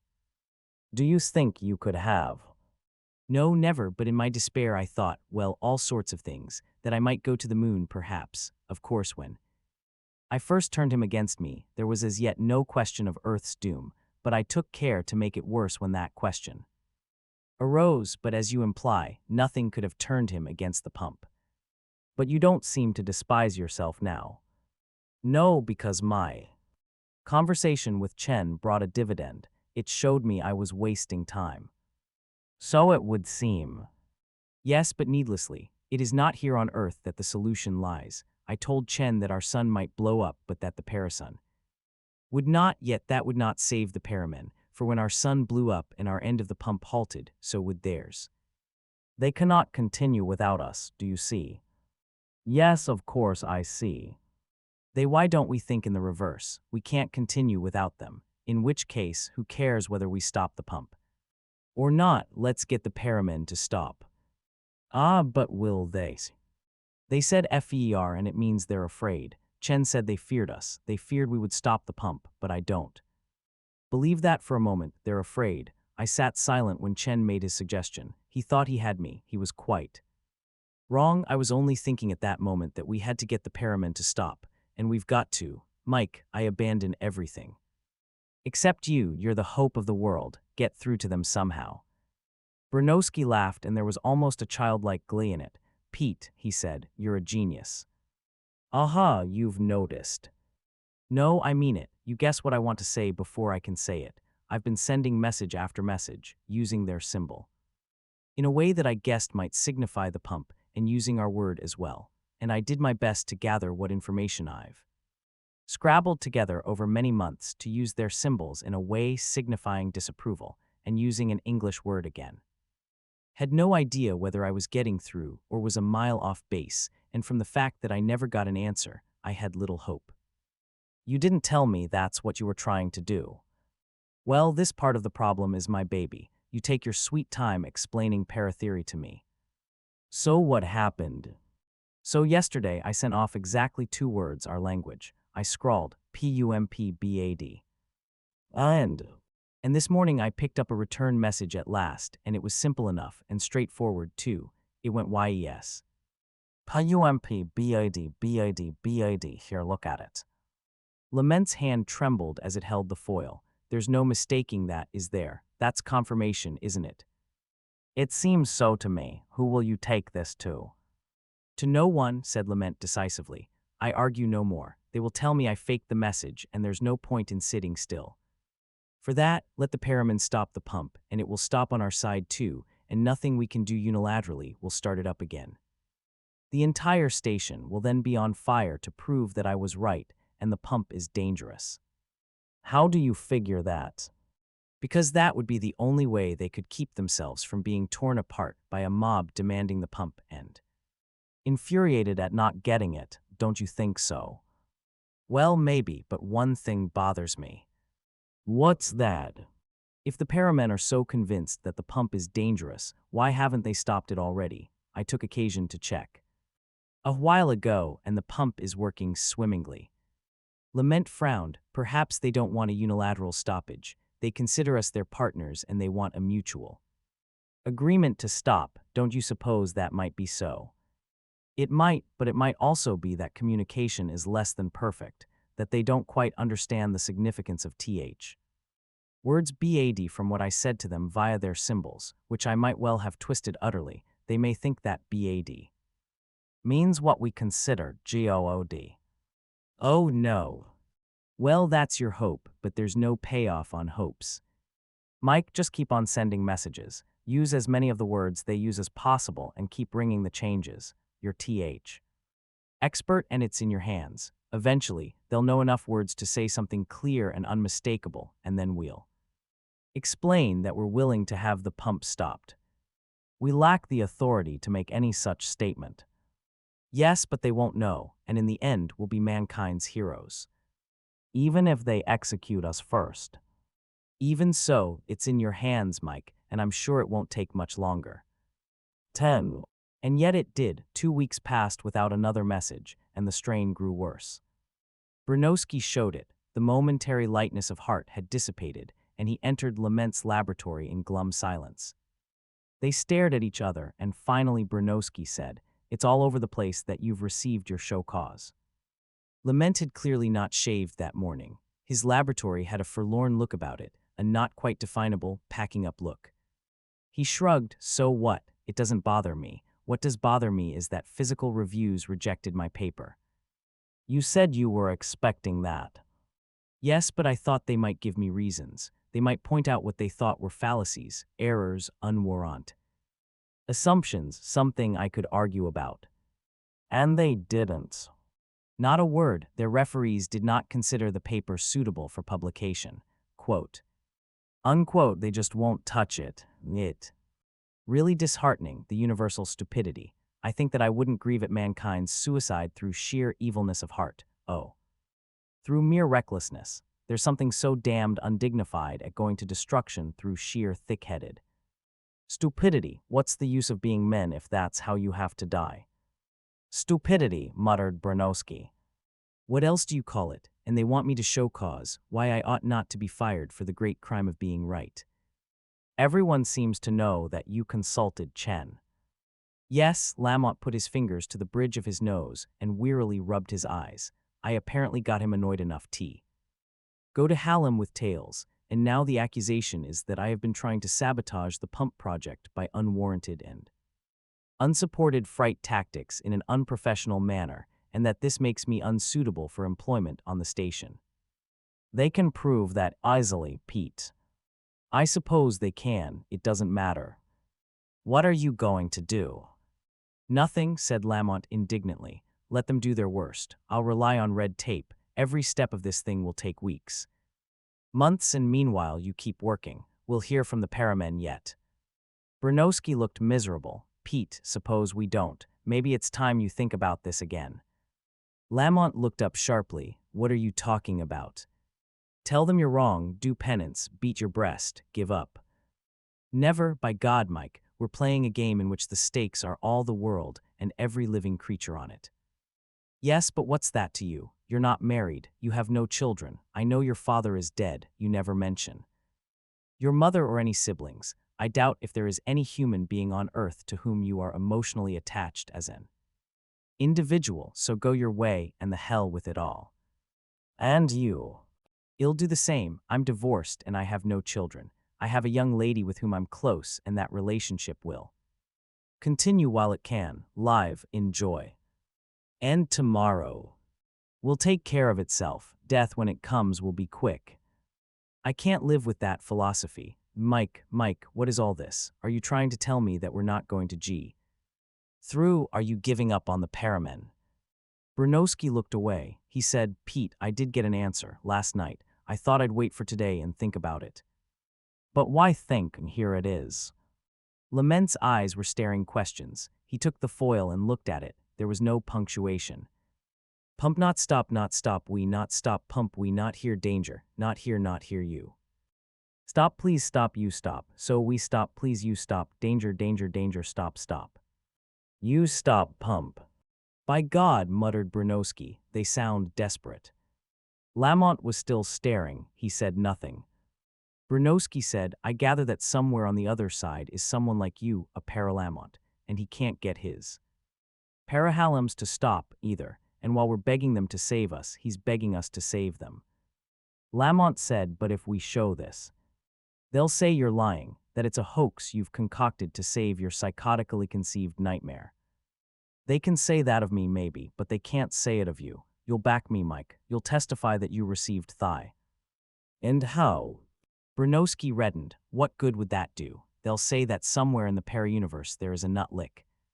Yourself and that two crackpots got together. They'll say that the message proves that the constituted authorities in the para-universe are convinced there's no danger. Mike, fight this through with me.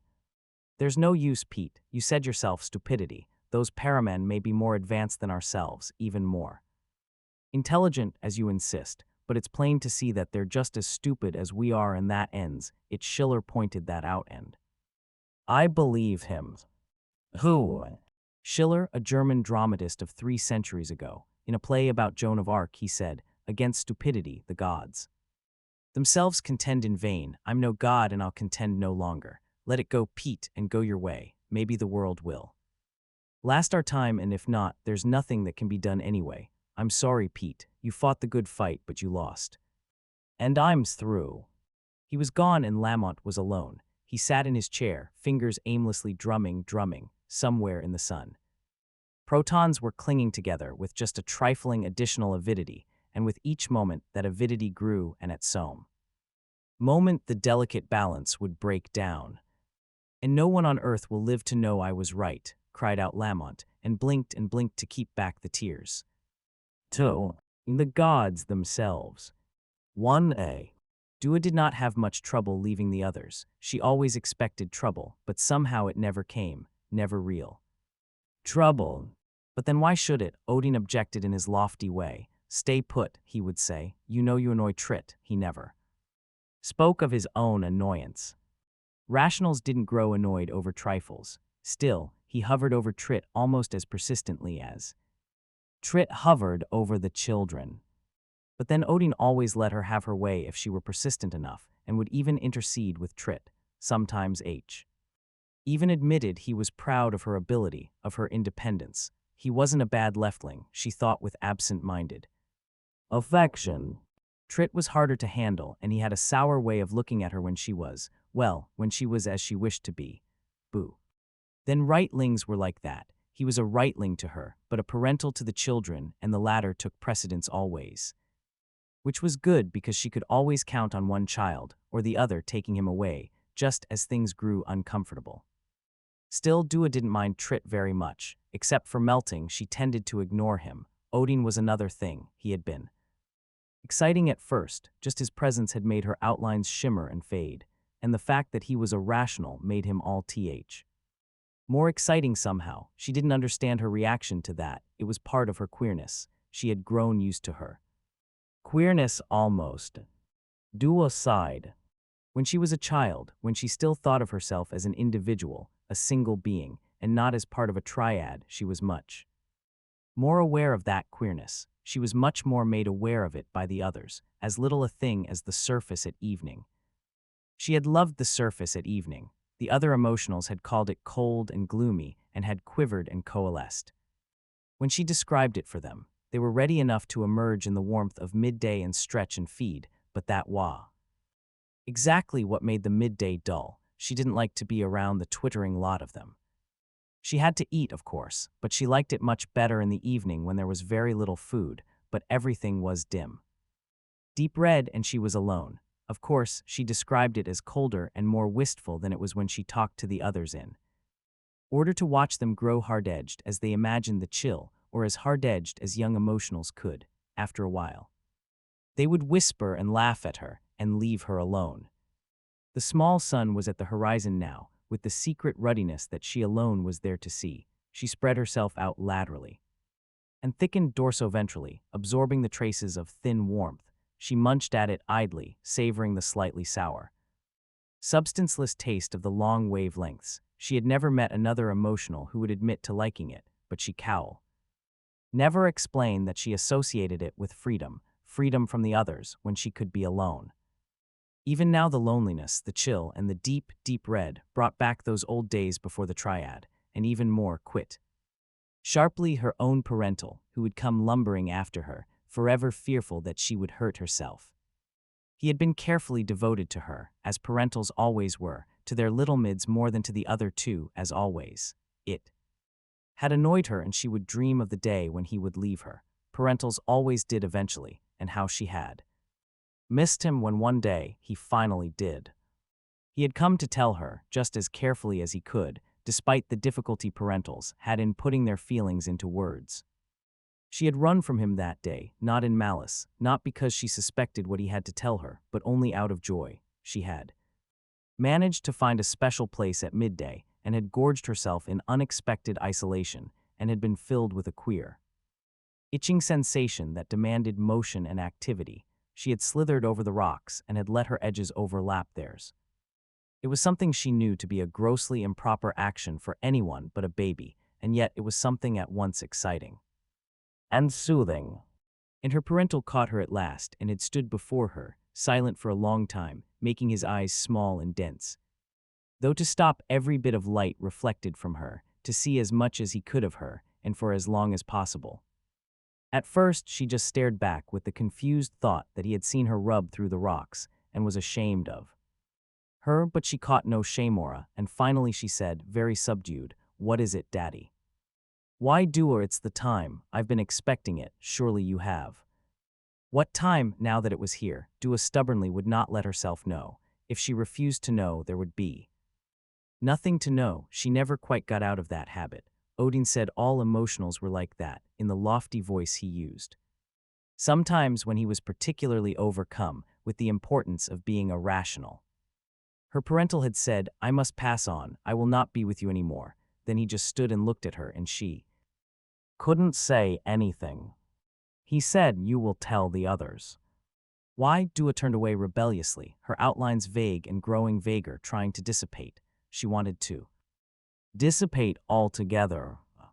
Indeed, of course she couldn't. After a while it hurt and cramped, and she hardened again. Her parental didn't even bother to scold her and tell her that it would be shameful if anyone saw her stretched out so. She said, "They won't care," and immediately felt sorrowful that her parental would be hurt at that. He still called them Little Left and Little Right, but Little Left was all involved with his studies, and Little Right kept talking about forming a triad. Dua was the only one of the three who still felt, well, she was the youngest. Emotionals always were, and with them it was different. Her parental only said, "You will tell them anyway," and they stood looking at each other. She didn't want to tell them. They weren't close anymore. It had been different when they were all little. They could hardly tell themselves apart in those days, left brother from right brother from mid-sister. They were all wispy and would tangle with each other and roll through each other and hide in the walls. No one ever minded that when they were little, none of the grown-ups, but then the brothers grew thick and sober and drew away, and when she complained to her parental, he would only say gently, "You are too old to thin, Dua." She tried not to listen, but left brother kept drawing away and would say, "Don't snuggle, I have no time for you," and right brother began to stay quite hard all the time and became glum and silent. She didn't understand it quite then, and Daddy not been able to make it clear. He would say every once in a while, as though it were a lesson he had once learned, "Lefts are rationals, Dua, rights are parentals, they grow up their own way." She didn't like their way. They were no longer children, and she still was, so she flocked with the other emotionals. They all had the same complaints about their brothers. They all talked of coming triads. They all spread in the sun and fed. They all grew more and more the same, and every day the same things were said. And she grew to detest them and went off by herself whenever she could, so that they left and called her Leftem. It had been a long time now since she had heard that call, but she never thought of that phrase without remembering perfectly the thin, ragged voices that kept it up after her with a kind of half-wit persistence because they knew it hurt. But her parental retained his interest in her even when it must have seemed to him that everyone else laughed at her. He tried, in his clumsy way, to shield her from the others. He followed her to the surface sometimes, even though he hated it himself, in order to make sure she was safe. She came upon him once, talking to a hard one. It was hard for a parental to talk to a hard one, even though she was quite young. She knew that much. Hard ones talked only to rationals. She was quite frightened, and she wisped away, but not before she had heard her parental say, "I take good care of her." "Hard, sir?"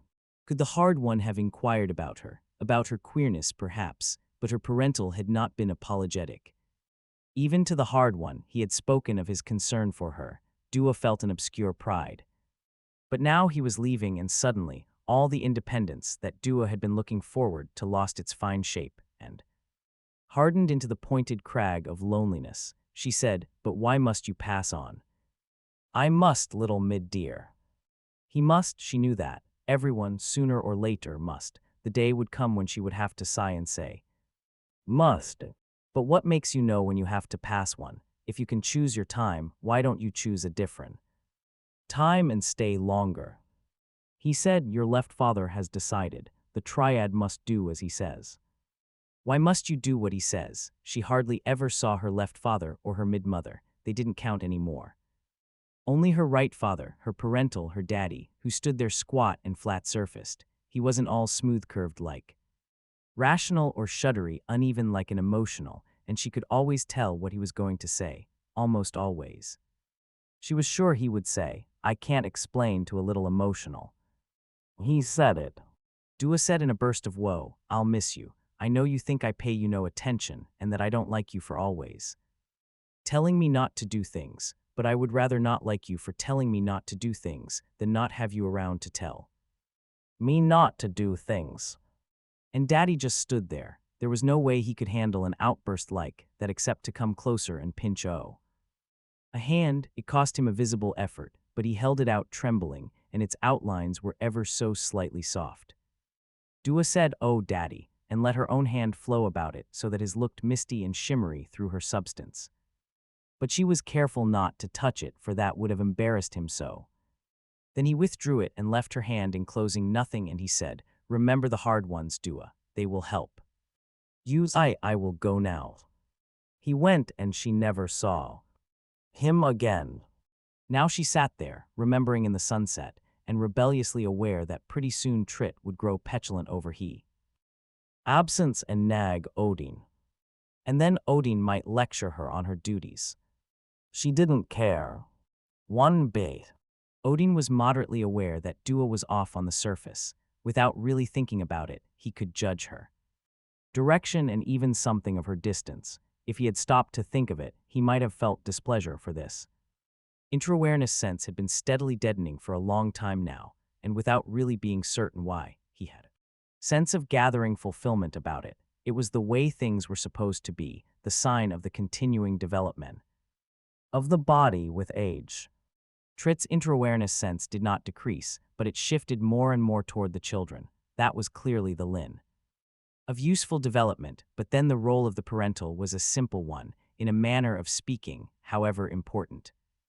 The rational was far more complex, and Odin took a bleak satisfaction in that thought. Of course, it was Dua who was the real puzzle. She was so unlike all the other emotionals, that puzzled and frustrated Trit and reduced him to even more pronounced inarticulacy. It puzzled and frustrated Odin at times, too, but he was also aware of Dua's infinite capacity to induce satisfaction with life, and it did not seem likely that one was independent of the occasional exasperation she produced was a small price to pay for the intense happiness.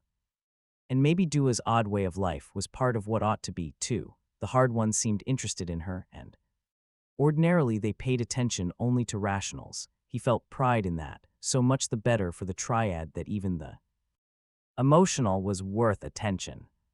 Things were as they were supposed to be. That was bedrock, and it was what he wanted most to feel, right down to the And someday he would even know when it was time to pass on, and then he would want to.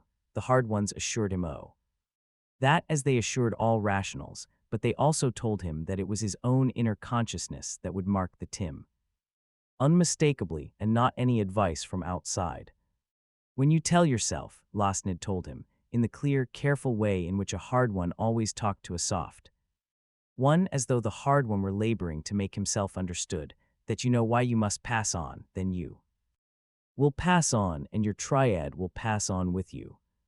And Odin had said, I cannot say I wish to pass on now, hard sir, there is so much to learn.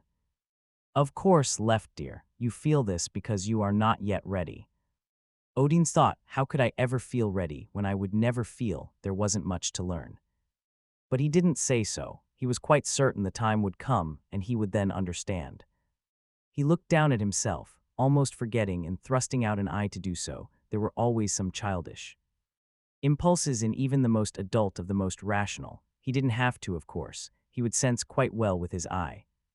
Solidly in place, and he found himself satisfactorily solid, nice, sharp outline, smooth and curved into gracefully conjoined ovoids. His body lacked the strangely attractive shimmer of Dua and the comforting stockiness of Trit. He loved them both, boo. He would not change his own body for either, and of course his own mind. He would never say so, of course, for he would not want to hurt their feelings, but he never ceased being thankful that he did not have Trit's limited understanding. Or even more, Dua's erratic one. He supposed they didn't mind for they knew nothing else. He grew distantly aware of Dua again and deliberately dulled the sense. At the moment, he felt no need for her. It was not that he wanted her less, but merely that he had increasing drives elsewhere. It was part of the growing maturity of a rational to find more and more satisfaction in the exercise of a mind that could only be practiced alone and with the hard ones. He grew constantly more accustomed to the hard ones, constantly more attached to them. He felt that was right and proper too, for he was a rational, and in a way the hard ones were super-rationals. He had once said that to Losten, friendliest of the hard ones, and, it seemed to Odin in some vague way, the youngest. Losten had radiated amusement, boo. Had said nothing, and that meant he had not denied it, however. Odin's earliest memories were filled with hard ones. His parental more and more concentrated his attention on the laws.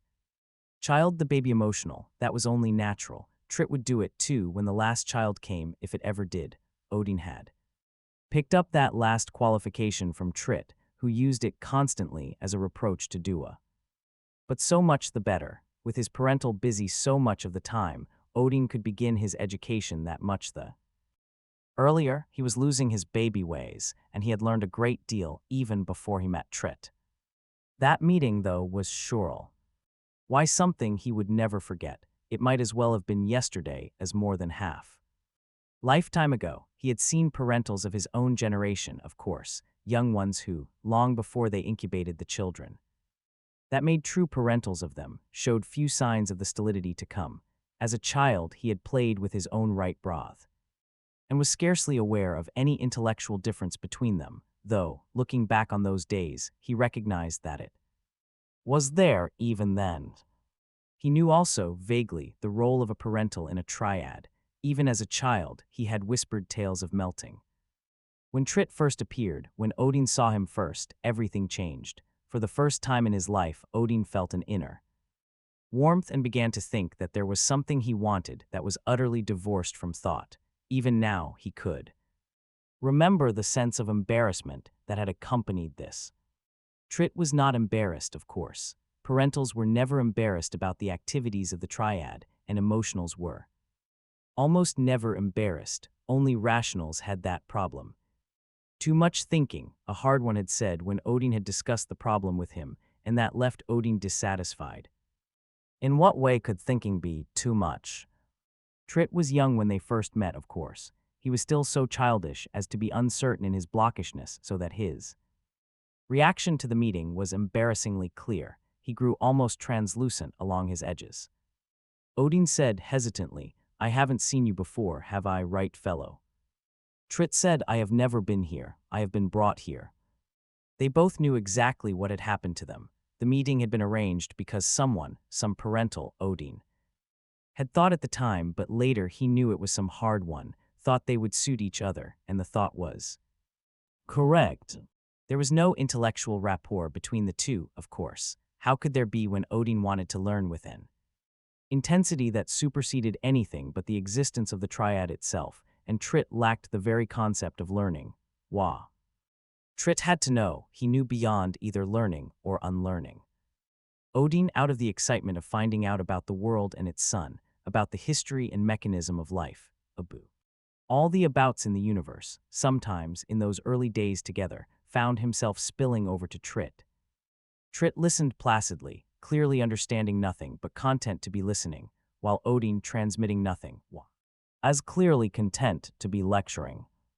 It was Trit who made the first move, driven by his special needs. Odin was chattering about what he had learned Tha.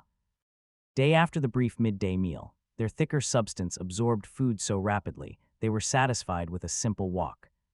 In the sun, while emotionals basked for hours at a time, curling and thinning as though deliberately to lengthen the task. Odin, who always ignored the emotionals, was quite happy to be talking. Trit, who stared wordlessly at them day after day, was now visibly restless. Abruptly he came close to Odin, formed an appendage so hastily as to clash most disagreeably on the others.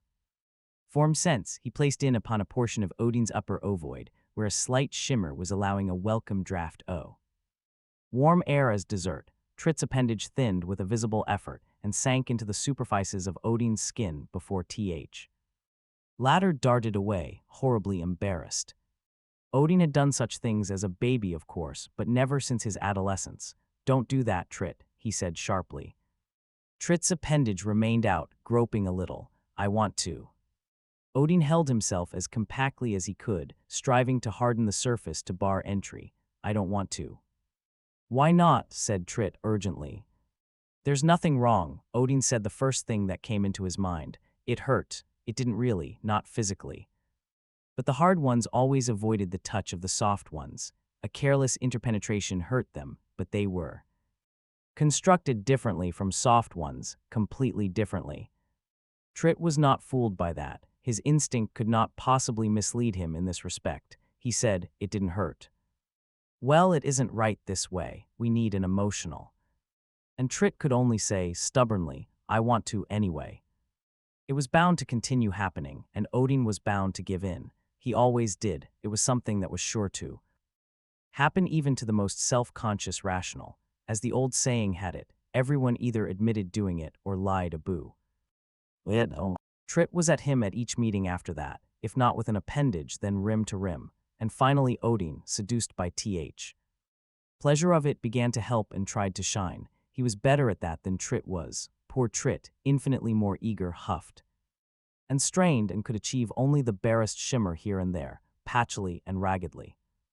Odin, however, could run translucent all over his surface and fought down his embarrassment in order to let himself flow against Trit. There was skin-deep penetration, and Odin could feel the pulsing of Trit's hard surface under the skin. There was enjoyment, riddled with guilt. Trit, as often as not, was tired and vaguely angry when it was all over. Odin said, now, Trit, I've told you we need an emotional to do this properly. You can't be angry at something that just is. And Trit said, let's get an emotional. Let's get an emotional. Trit's simple drives never led him to anything but direct action. Odin was not sure he could explain the complexities of life to the other. It's not that easy, rightling, he began gently. Trit said abruptly, the hard ones can do it, you're friendly with them, ask them. Odin was horrified. I can't ask. The time, he continued, unconsciously falling into his lecturing voice, is not yet come, or I would certainly know it. Until such time, Trit was not listening. He said, I'll ask. No, said Odin, horrified. You stay out of it, I tell you, it's not time. I have an education to worry about. It's very easy to be a parental and not to have to know anything but. He was sorry the instant he had said it, and it was a lie anyway. He just didn't want to do anything at all that might offend the hard ones and impede his useful relationship with them. Trit, however, showed no signs of minding, and it occurred to Odin that the other saw no point or merit in knowing anything he did not already know, and would not consider the statement of the fact an insult. The problem of the emotional kept coming up though. Occasionally they tried interpenetration. In fact, the impulse grew stronger with time. It was never truly satisfying, though it had its pleasure, and each time Trit would demand an emotional. Each time, Odin threw himself deeper into his studies, almost as a defense against the problem. Yet at times, he was almost tempted to speak to Losten about it. Losten was the hard one he knew best, the one who took the greatest personal interest in him. There was a deadly sameness about the hard ones because they did not change, they never changed, their form was fixed, where their eye, where they always were, and always in the same place for all of them. Their skin was not exactly hard, but it was always opaque, never shimmered, never vague, never penetrable by another skin of its own type. They were not larger in size, particularly, than the soft ones, but they were heavier. Their substance was much denser. And they had to be careful about the yielding tissues of the soft ones. Once when he had been little, really little, and his body had flowed almost as freely as his sister's, he had been approached by a hard one. He had never known which one it was, but he learned in later life that they were all of them. Curious about baby rationals, Odin had reached up for the hard one, out of nothing but curiosity. The hard one had sprung backward, and later Odin's parental had scolded him for offering to touch a hard one. The scolding had been harsh enough for Odin never to forget. When he was older, he learned that the close-backed atoms of the hard one's tissues felt pain on the forcible penetration of others. Odin wondered if the soft one felt pain. 2. Another young rational once told him that he had stumbled against a hard one, and the hard one had doubled up. That he himself had felt nothing, but Odin wasn't sure this was not just a melodramatic boast. There were other things he could not do. He liked rubbing against the walls of the cavern. There was a pleasant, warm feeling when he allowed himself to penetrate rock. Babies always did it, but it got harder to do as he grew older. Still, he could do it skin deep, and he liked it, but his parental found him doing it and scolded him. He objected that his sister did all the time he had seen her. That's different, said the parental. She's an emotional. At another time, when Odin was absorbing a recording, he was older then, he had idly formed a couple of projections and made the tips so thin he could pass one through the other. He began to do it regularly when he listened. There was a pleasant tickling sensation that made it easier to listen and made him nicely sleepy afterward. And his parental caught him at that, too, and what he had said still made Odin uncomfortable in remembering it. No one really told him about melting in those days. They fed him knowledge and educated him about everything except what the triad was all about. Trit had never been told either, but he was a parental, so he knew without being told. Of course, when Dua came at last, all was clear, even though she seemed to know less about it even than Odin. But she didn't come to them because of anything Odin did. It was Trit who broached the matter, Trit, who ordinarily feared the hard ones and avoided them mutely, Trit, who lacked Odin's self-assurance in all but this respect, Trit, who on this one subject was driven, Trit. Odin signed. Trit was invading his thoughts because Trit was coming. He could feel him, harsh, demanding always. Demanding, Odin had so little time to himself these days, just when he felt that he needed to think more than ever, to straighten out all the thoughts. Yes, Trit, he said. 1C. Trit was conscious of his blockiness. He didn't think it ugly. He didn't think about it at all. If he did, he would concede it beautiful. His body was designed for a purpose, and designed well. He said, Odin, where is Dua? Outside somewhere, mumbled Odin, almost as though he didn't care. It annoyed Trit to have the triad made so little of Dua was so difficult, and Odin didn't care. Why did you let her go?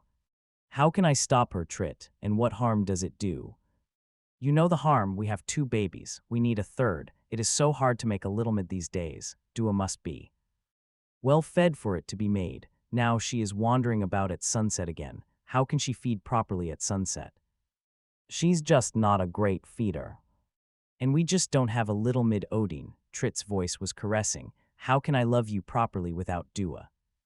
Now then, mumbled Odin, and Trit felt himself once more puzzled by the other's clear embarrassment at the simplest statement of fact. Trit said, "Remember, I was the one who first got Dua." Did Odin remember that? Did Odin ever think of the triad? And what it meant? Sometimes Trit felt so frustrated he could. Actually, he didn't know what to do, but he knew he felt frustrated, as in those old days when he wanted an emotional and Odin would do nothing. Trit knew he didn't have the trick of talking in big, elaborate sentences, but if parentals didn't talk, they thought about important things. Odin always talked about atoms and energy. Who cared about atoms and energy? Trit thought about the triad and the babies. Odin had once told him that the numbers of soft ones were gradually growing fewer. Didn't he care? Didn't the hard ones care? Did anyone care but the parentals? Only two forms of life on all the world, the soft ones and the hard ones, and food shining down on them. Odin had once told him the sun was cooling off. There was less food, he said, so there were less people. Trit didn't believe it. The sun felt no cooler than it had when he was a baby. It was just that people weren't worrying about the triad anymore. Too many absorbed rationals, too many silly emotionals. What the soft ones must do was concentrate on the important things of life. Trit did. He tended to the business of the triad. The baby left came, then the baby right. They were growing and flourishing. They had to have a baby mid, though. That was the hardest to get started, and without a baby mid, there would be no new triad. What made Dua as she was? She had always been difficult, but she was growing worse. Trit felt an obscure anger against Odin. Odin always talked with all those hard words, and Dua listened. Odin would talk to Dua endlessly till they were almost two rationals. That was bad for the triad. Odin should know better. It was always Trit who had to care. It was always Trit who had to do what had to be done. Odin was the friend of the hard ones, and yet he said nothing. They needed an emotional, and yet Odin would say nothing. Odin talked to them of energy and not of the needs of the triad. It had been Trit who had turned the scale. Trit remembered that proudly. He had seen Odin talking to a hard one, and he had approached without a shake in his voice. He had interrupted and said, "We need an emotional." The hard one turned to look at him. Trit had never been so close to a hard one. He was all of a piece, every part of him to turn when one part did. He had some projections that could move by themselves, but they never changed in shape. They flowed and were irregular and unlovely. They didn't like to be touched. The hard one said, "Is this so, Odin?" He did not talk to Trit. Odin flattened. He flattened close to the ground, more flattened than Trit had ever seen. He said, "My rightling is overzealous. My rightling is. He stuttered and puffed and could not speak. Trit could speak. He said, "We cannot melt without one." Trit knew that Odin was embarrassed into speechlessness, but he didn't care. It was time. "Well, Leftir," said the hard one to Odin, "do you feel the same way about it?" Hard ones spoke as the soft ones did, boo. More harshly and with fewer overtones. They were hard to listen to. Trit found them hard anyway, though Odin seemed used to it. "Yes," said Odin finally. The hard one turned at last to Trit. "Remind me, young right, how long have you and Odin been together?" "Long enough," said Trit, "to deserve an emotional." He kept his shape firmly at angles. He did not allow himself to be frightened. "This was too important," he said, "and my name is Trit." The hard one seemed amused. "Yes, the choice was good. You and Odin go well together, but it makes the choice of an emotional difficult. We have almost made up our minds, or at least I have long since made up my mind, but the others must be convinced. Be patient, Trit." "I am tired of patience." "I know, but be patient anyway." He was amused again. When he was quite gone, Odin uplifted himself and thinned out angrily. He said, "How could you do that, Trit? Do you know who he was? He was a hard one. He was lost, and he is my special teacher. I don't want him angry with me." "Why should he be angry? I was polite." "Well, never mind." Odin was settling into normal shape. That meant he wasn't angry anymore. That relieved Trit, though he tried not to show it. "It's very embarrassing to have my dumb right come up and speak out to my hard one." "Why didn't you do it then?" "There's such a thing as the right time." "But never's the right time to you." But then they rubbed surfaces and stopped arguing, and it wasn't long after that that Dua came. It was Losten that brought her. Trit didn't know that. He didn't look at the hard one, only at Dua, but Odin told him afterward that it was Losten that brought her. You see, said Trit, it was I who talked to him. That is why he brought her. No, said Odin, it was time. He would have brought her even if neither of us had talked to him. Trit didn't believe him. He was quite sure that it was entirely because of himself that Dua was with them. Surely there was never anyone like Dua in the world. Trit had seen many emotionals. They were all attractive. He would have accepted any one of them for proper melting. Once he saw Dua, he realized that none of the others would have suited only Dua. And Dua knew exactly what to do. Exactly. No one had ever shown her how. She told them afterward. No one had Eve talked to her about it. Even other emotionals hadn't, for she avoided them. Yet when all three were together, each knew what to do. Dua thinned. She thinned more than Trit had ever seen a person thin. She thinned more than Trit would ever have thought possible. She became a kind of colored smoke that filled the room and dazzled him. He moved without knowing. He was moving. He immersed himself in the air that was Dua. There was no sensation of penetration, none at all. Trit felt no resistance, no friction. There was just a floating inward and a rapid palpitation. He felt himself beginning to thin in sympathy, and without the tremendous effort that had all accompanied it, with Dua filling him, he could thin without effort into a thick smoke of his own. Thinning became like flowing, one enormous smooth flow.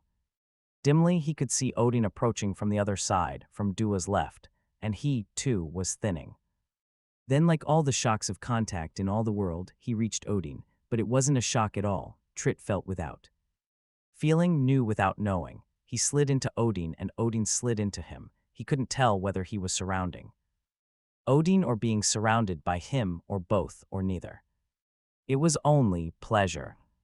The senses dimmed with the intensity of that pleasure, and at the point where he thought he could stand no more, the senses failed altogether. Eventually they separated and stared at each other. They had melted for days. Of course, melting always took time. Better it was the longer it took, though when it was over all that time seemed as though it had been an instant, and they did not remember it. In later life, it rarely took longer than that first time. Odin said that was wonderful. Trit only gazed at Dua, who had made it possible. She was coalescing, swirling, moving tremulously. She seemed most affected of the three. We'll do it again, she said hurriedly, but later, let me go now. She had run off. They did not stop her. They were too overcome to stop her, but that was always the way afterward. Was always gone after a melting. No matter how successful it was, she would go. There seemed something in her that needed to be alone. It bothered Trit. In point after point, she was different from other emotionals. She shouldn't be. Odin felt differently. He would say on many occasions, "Why don't you leave her alone, Trit? She's not like the other. And that means she's better than the others. Melting wouldn't be as good if she were like the others. Do you want the benefits without paying the price?" Trit did not understand that clearly. He knew only that she ought to do what ought to be done. He said, "I want her to do what is right." "I know, Trit, I know, but leave her alone anyway." Odin often scolded Dua himself for her queer ways, but was always unwilling to let Trit do so. "You lack tact, Trit," would say. Trit didn't know what tact was exactly. And now it had been so long since the first melting, and still the baby emotional was not born. How much longer? I was already much too long, and Dua, if anything, stayed by herself more and more as time went on. Trit said she doesn't eat enough. "When it's time," began Odin. "You always talk about it's being time or it's not being time. You never found it time to get Dua in the first place. Now you never find it time to have a baby emotional. Dua should." But Odin turned away. He said, "She's out there, Trit, if you want to go out and get her, as though you were her parental instead of her rightling, do so. But I say, leave her alone." Trit backed away. He had a great deal to say, but he didn't know how to say it. Dua was aware of the left-right agitation concerning her in a dim and faraway manner, and her rebelliousness grew. If one or the other or both came to get her, it would end in a melting, and she raged against the thought. It was all Trit knew except for the children, all Trit wanted except for the third and last child, and it was all involved with the children. And the still missing child, and when Trit wanted a melting, he got it. Trit dominated the triad when he grew stubborn. He would hold on to some simple idea and never let go, and in the end, Odin and Dua would have to give in, yet now she wouldn't give in, she wouldn't.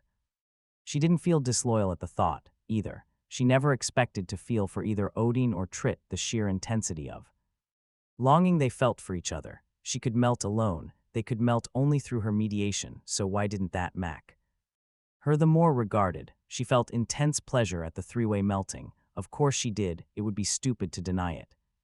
But it was a pleasure akin to that which she felt when she passed through a rock wall, as she sometimes secretly did. 2.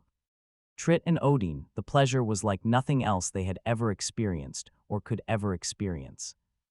No, wait, Odin had the pleasure of learning, of what he called intellectual development. Dua felt some of that at times. Enough to know what it might mean, and though it was different from melting, it might serve as a substitute, at least to th. Point where Odin could do without melting sometimes. But not so Trit, for him there was only melting and the children, only, and when his small mind bent entirely upon that, Odin would give in, and then Dua would have to. Once she had rebelled, but what happens when we melt? It's hours, days sometimes before we come out of it. What happens all that time? Trit had looked outraged at that. It's always that way, it's got to be. I don't like anything that's got to be, I want to know why. Odin had looked embarrassed. He spent half his life being embarrassed. He said, now Dua, it does have to be. On account of children, he seemed to pulse as he said the word. Well, don't pulse, said Dua sharply. We're grown now and we've melted I don't know how many times and we all know it's so we can have children. You might as well say so. Why does it take so long, that's all? Because it's a complicated process, said Odin, still pulsing. Because it takes energy. Dua, it takes a long time to g. A child started, and even when we take a long time, it doesn't always get started, and it's getting worse, not just with us. He added hastily. Worse, said Trit anxiously, but Odin would say no more. They had a child eventually, a baby rational, a leftlet, that flitted and thinned so that all three were in raptures and even. Odin would hold it and let it change shape in his hands for as long as Trit would allow him to, for it was Trit, of course, who had actually incubated it through the long preforming, Trit who had separated from it when it assumed independent existence, and Trit who cared for it at all times. After that, Trit was often not with them, and Dua was oddly pleased. Trit's obsession annoyed her, but Odin's oddly pleased her. She became increasingly aware of his importance. There was something to being a rational thought. Made it possible to answer questions, and somehow Dua had questions for him constantly. He was readier to answer when Trit was not present. Why does it take so long, Odin? I don't like to melt and then not know what's happening for days at a time. We're perfectly safe, Dua, said Odin earnestly. Come, nothing has ever happened to us, has it? You've never heard of anything ever happening to any other triad, have you? Besides, you shouldn't ask questions. Because I'm an emotional, because other emotionals don't ask questions. I can't stand other emotionals if you want to know, and I do want to ask questions. She was perfectly aware that Odin was looking at her as though he had never seen anyone as attractive, and that if Trit had been present, melting would have taken place at once. She even let herself thin out, not much, but perceptibly, in deliberate coquettishness. Odin said, but you might not understand the implications, Dua. It takes a great deal of energy to initiate a new spark of life.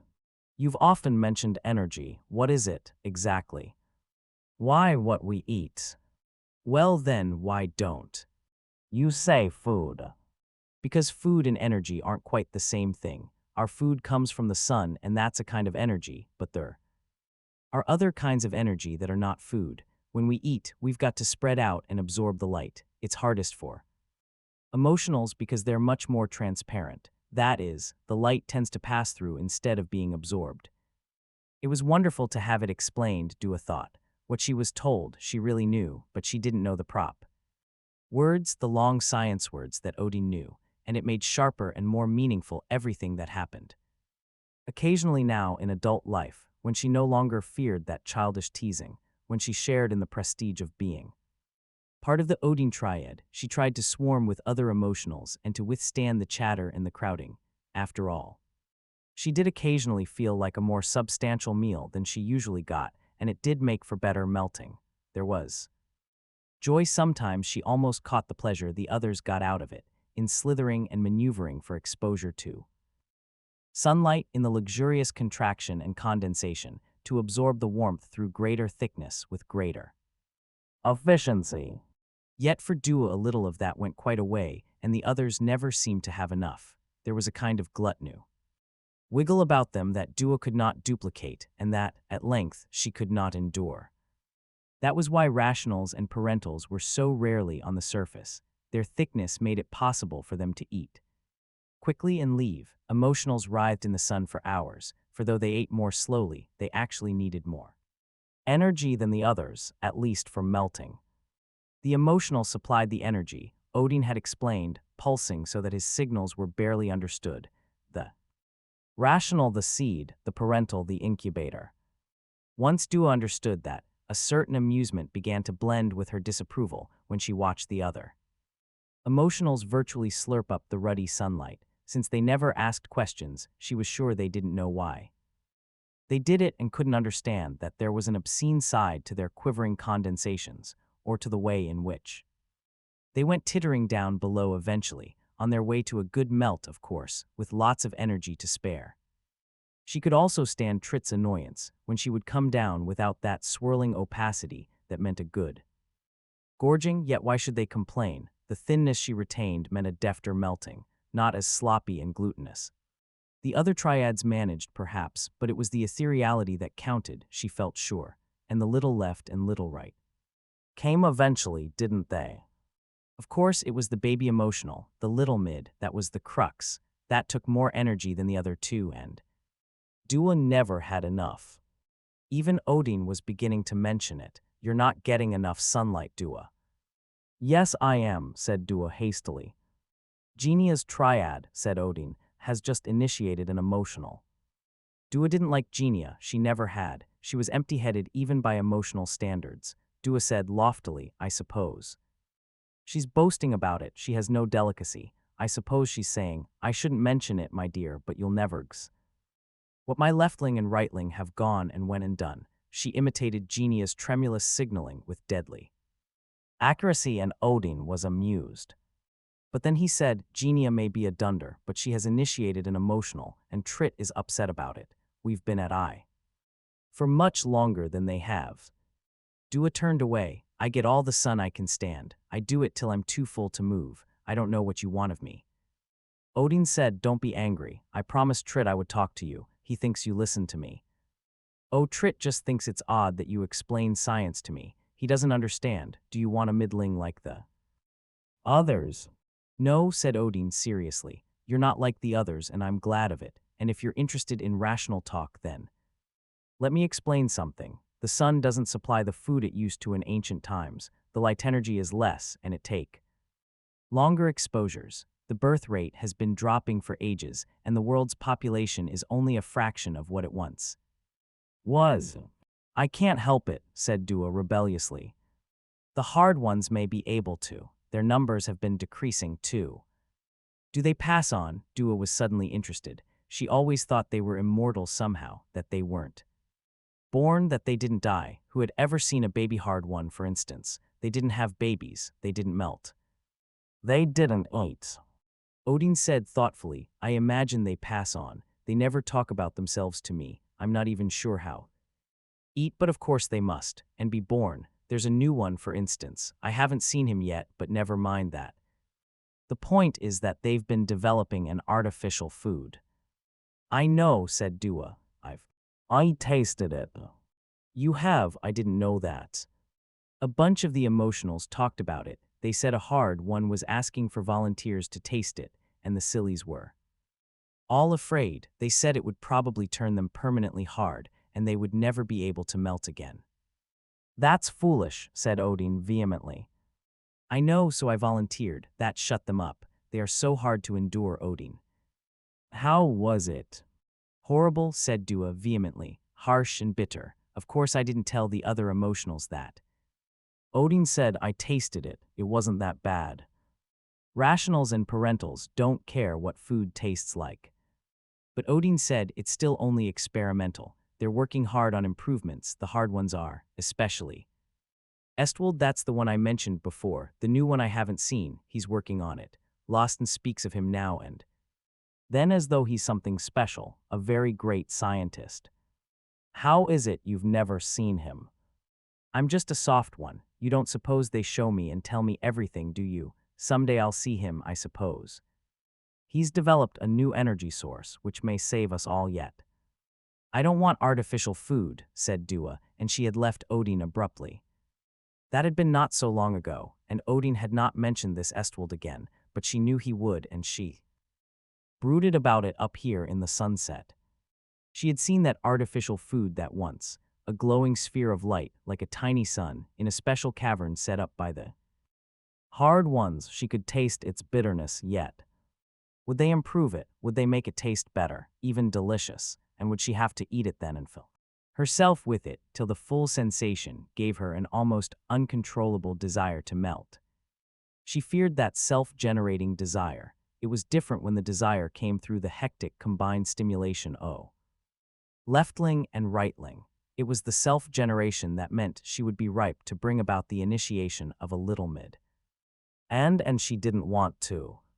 It was a long time before she would admit the truth to herself. She didn't want to initiate an emotional. It was after 3 children were all born that the time would inevitably come to pass on, and she didn't want to. She remembered the day her parental had left her forever, and it was never going to be like that for her. Of that she was fiercely determined. The other emotionals didn't care because they were too empty to think about it, but she was different. She was queer. Dua the Leftem, that was what they had called her, and she would be different, as long as she didn't have that third child. She would not pass on, she would continue to live. So she wasn't going to have that third child, never, never. But how was she going to stave it off, and how would she keep Odin from finding out? What if Odin found out? Too bad. Odin waited for Tritt to do something. He was reasonably sure that Tritt would not actually go up to the surface after Dua. It would mean leaving the children, and that was always hard for Tritt to do. Tritt waited, without speaking for a will. And when he left, it was in the direction of the children's alcove.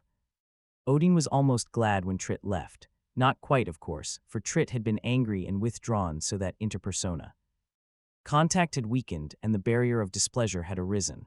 Odin could not help but be melancholy at that. It was Lick. The slowing of the life pulse. He sometimes wondered if Tritt felt it too. No, that was unfair. Tritt had the special relationship with the children. And as for Dua, who could tell what Dua felt? Who could tell what any emotional felt? They were so different. They made left and right seem alike in everything but mind, but even allowing for the erratic way of emotionals, who could tell what Dua, especially Dua, felt? That was why Odin managed to be almost glad when Tritt left, for Dua was the question. The delay in initiating the third child was indeed becoming too long, and Dua was growing less amenable to persuasion, not more. There was growing restlessness in Odin himself that he could not quite identify, and it was something he would have to discuss with Lawson. He made his way down to the hard caverns, hastening his movements into a continuous flow that was not nearly as undignified as the oddly exciting mixture of wavering and rushing that marked the emotional curve along, or as amusing as the stolid weight shift of the parental. He had the keen thought image of Tritt clumping in pursuit of the baby rational, who, of course, was almost as slippery at his age as an emotional, and of Dua having to block the baby and bring him back, and of Tritt cluckingly undecided whether to shake the small life object or enfold him with his substance. From the start, Tritt could thin himself more effectively for the babies than for Odin, and when Odin rallied him about that, Tritt answered gravely, for of course he had no humor about such things, but the children nie. Edit Moores. Odin was selfishly pleased with his own flow and thought it graceful and impressive. He had mentioned that once too. Lawson, to whom as his hard teacher, he confessed everything, and Lawson had said, "But don't you think an emotional O? A parental feels the same about his own flow pattern. If each of you think differently and act differently, ought you not to be pleased differently? A triad doesn't preclude individuality, you know." Odin wasn't sure he understood about individuality. Did that mean being alone? A hard one was alone, of course. There were no triads among them. How did they stand it? Odin had still been quite young when the matter had come up. His relationship with the hard ones had only been beginning, and it suddenly struck him that he wasn't sure that there were no triads among them. That fact was common. Legend among the soft ones, but how correct was the legend? Odin thought about that and decided one must ask and know. Accept matters on faith. Odin had said, "Are you a left or a right, sir?" In later times, Odin pulsed at the memory of that question. How incredibly naive to have asked it, and it was very little comfort that every rational asked the question of a hard one in some fashion sooner or later, usually sooner. Lawson answered quite calmly, "Neither, little left. There are no lefts or rights among the hard ones. Or mid-one emotionals. Or middlings," and the hard one changed the shape of his permanent sensory region in a fashion that Odin eventually associated with amusement or pleasure. No middlings either, just hard ones of one kind. Odin had to ask. It came out involuntarily, quite against his desire. "But how do you stand it?" "It is different with us, little left. We are used to it." Could Odin be used to such a thing? There was the parental triad that had filled his life so far, and the sure knowledge that he would at some not too distant time form a triad of his own. What was life without that? He thought about it hard. Now and then, he thought about everything hard as it came up. Sometimes he managed to catch a glimpse of what it mean that hard ones had only themselves, neither left brother, nor right brother, nor mid-sister, nor melting, nor children, nor parentals. They had only the mind, only the inquiry into the universe. Perhaps that was enough for them. As Odin grew older, he caught bits of understanding as to the joys of inquiry. They were almost enough, and then he would think of Trit and of Dua and decide that even all the universe beside was not quite enough. Unless it was odd, but every once in a while it seemed that there might come a time, a situation, a condition when then he would lose the momentary glimpse, or rather, glimpse of a glimpse and miss it all. Yet in time it would return. And lately he thought it grew stronger and would remain almost long enough to be caught. But none of that was what should involve him now. He had to see about Dua. He made his way along the well-known route along which he had first been taken by his parental, as Trit would soon take their own young rational, their own baby left. And of course, he was instantly lost in memory again. It had been frightening then. There had been other young rationals, all pulsing and shimmering and changing shape. Despite the parental signals on every side to stay firm and smooth and not disgrace the triad, one small left, a playmate O. Odin had in fact flattened thin, baby fashion, and would not unflatten, despite all the efforts of his horribly embarrassed parental. He had since become a perfectly normal student, though no Odin, as Odin himself could know, help realizing with considerable complacency. They met a number of hard ones on that first day of school. They stopped at each, in order that the young rational vibration pattern might be recorded in several specialized ways, and for a decision to be reached as to whether to accept them for instruction then, or to wait another interval, and if then, for what kind of instruction. Odin, in a desperate effort, had drawn himself smooth as a hard one approached, and held himself unwavering. The hard one said, and the first sound of the odd tones of his voice almost undid Odin's determination to be grown up. "This is quite a firm-held rational. How do you represent yourself, left?" It was the first time Odin had ever been called left, instead of in the form of some diminutive, and he felt firmer than ever as he managed to say, "Odin Hardsir," using the polite address his parental had carefully taught him. Dimly, Odin remembered being taken through the hard caverns, with their equipment, their machinery, their libraries, their meaningless, crowding sights and sounds. More than the actual sense perceptions, he remembered his inner feeling of despair. What would they do with him? His parental had told him that he would learn, but he didn't know what was really meant by learn and when. He asked his parental. It turned out that the older one didn't know either. It took him a while to find out, and the experience was pleasurable, so pleasurable, and yet net without its worrisome aspects. The hard one who had first called him left was his first teacher. The hard one taught him to interpret the wave, recording so that after a while, what seemed an incomprehensible code became words, words just as clear as those he could form with his own vibrations. But then that first one didn't appear anymore, and an other hard one took over. It was a time before Odin noticed. It was difficult in those early days to tell one hard one from another, to differentiate among their voices. But then he grew certain. Little by little, he grew certain, and he trembled at the change. He didn't understand its significance. He gathered courage and finally asked, "Where is my teacher, hard sir?" Gamaldens, he will no longer be with you, left. Odin was speechless for a moment. Then he said, "But hard one, don't pass on." He did not quite finish the phrase. It choked off. The new hard one was passive, said nothing, volunteered nothing. It was always to be like that, Odin found out. They never talked about themselves. On every other subject they discoursed freely, concerning themselves, nothing. From dozens of pieces of evidence, Odin could not help but decide that hard ones passed on, that they were not immortal, something so many soft ones took for granted, yet no hard one ever said as much. Odin and the other student rationals sometimes discussed it, hesitantly, uneasily. Each brought in some small item that pointed inexorably to mortality of the hard ones and wondered, and did not like to conclude the obvious, so they let it go. The hard ones did not seem to mind that hints of mortality existed. They did nothing to mask it, but they never mentioned it either, and if the question was asked directly, sometimes it was, inevitably, they never answered, neither denying nor affirming. And if they passed on, they had to be born also, yet they said nothing of that, and Odin never saw a young hard one. Odin believed the hard ones got their energy from rocks instead of from the sun, at least that they incorporated a powdered black rock into their bodies. Some of the other students thought so too. Others, rather vehemently, refused to accept that, nor could they come to a conclusion, for no one ever saw them feeding in any way, and the hard ones never spoke of that either. In the end, Odin took their reticence for granted, as part of themselves. Perhaps he thought it was their individuality. The fact that they formed no triads, it built a shell about them. And then, too, Odin learned things of such grave import that questions concerning the private life of the hard ones turned to trivia in any case. He learned, for instance, that the whole world was shriveling, dwindling.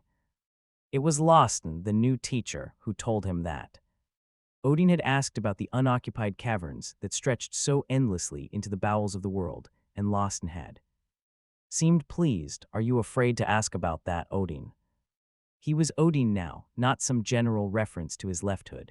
It was always a source of pride to hear a hard one address him by personal name. Many did so. Odin was a prodigy of understanding, and the use of his name seemed a recognition of the fact. More than once Losten had expressed satisfaction at having him as a pupil. Odin was indeed afraid, and after some hesitation, said so. It was always easier to confess shortcomings to the hard ones than to fellow rationals, much easier than to confess them to Trit, unthinkable to confess them to Trit. Those were the days before Dua. "Then why do you ask?"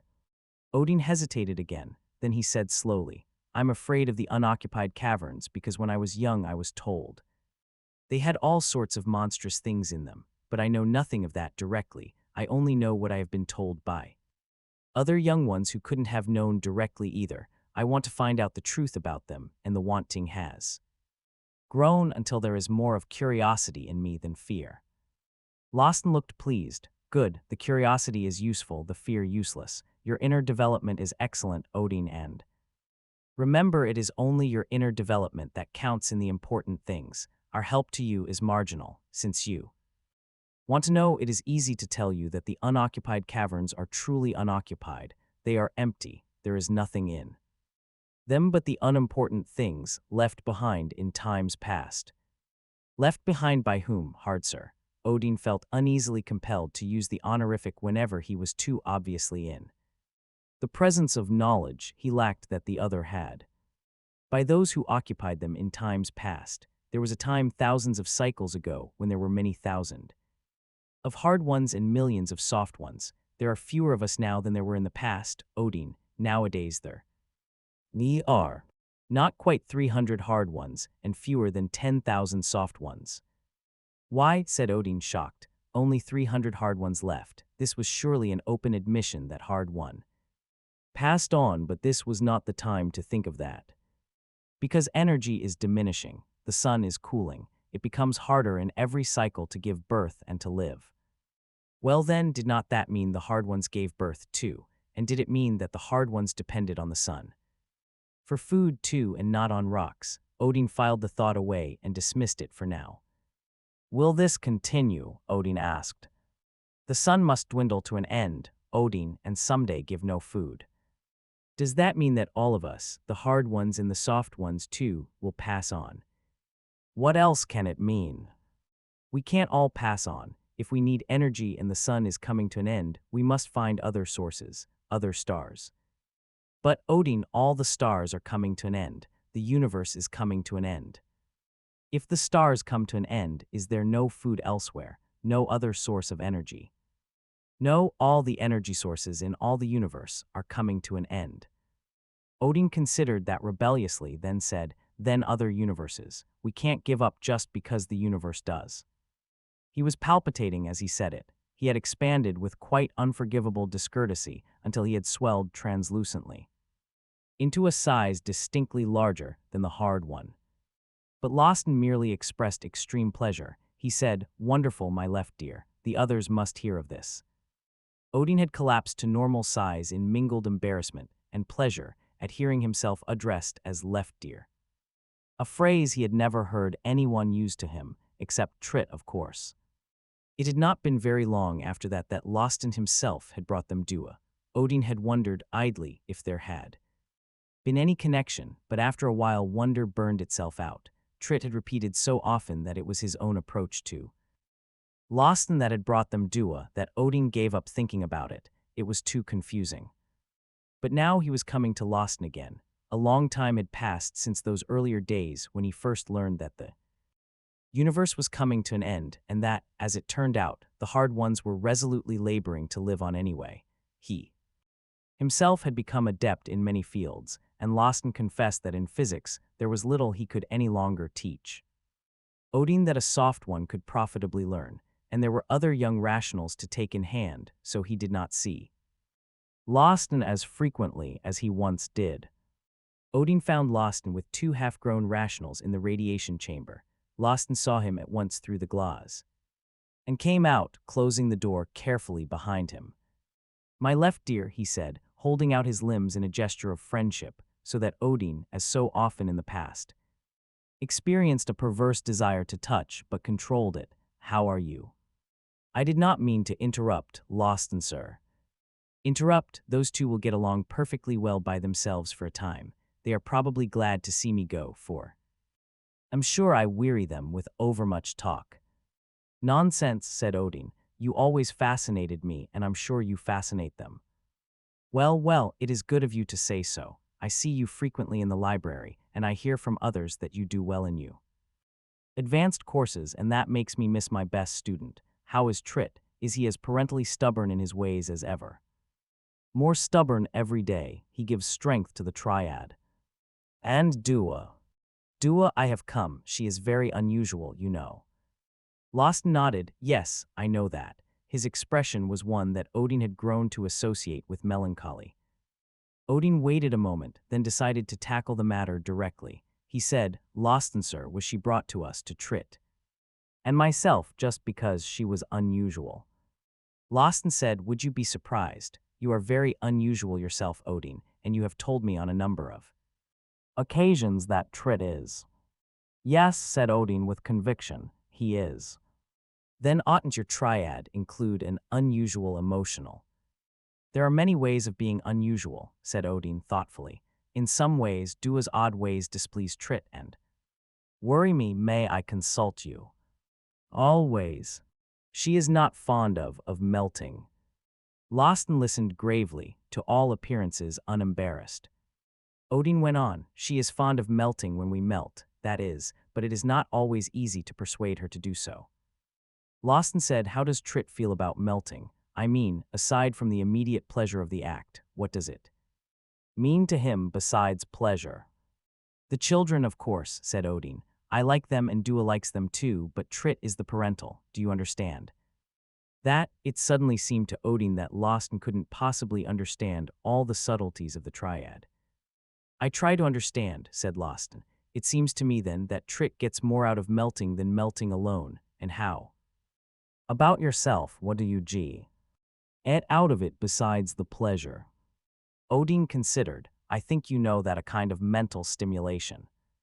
Yes, I know that, but I want to make sure you know. I want to make sure you haven't forgotten. You have told me often that when you come out of a period of melting, with its odd loss of time, during which I admit I sometimes didn't see you for rather long periods, that suddenly you found yourself understanding many things that had seemed obscure before. It was as though my mind remained active in the interval, said Odin. It was as though there was time which, even though I was unaware of its passing and unconscious of my existence, was necessary to me, during which I could think more deeply and intensely, without the distraction of the less intellectual side of life. Yes, agreed Losten, and you'd come back with a quantum jump in understanding. It is a common thing among you rationals, though I must admit no one improved in such great jumps as you did. I honestly think no rational in history did. So, really, said Odin, trying not to seem unduly elated. On the other hand, I may be wrong, and Losten seemed slightly amused at the other's sudden loss of shimmer. Never mind that, the point is that you, like Trit, get something out of the melt beside the melt itself. Yes, most certainly. And what does Dua get out of the melt besides the melt? There was a long pause. I don't know, said Odin. Have you never asked her? Never.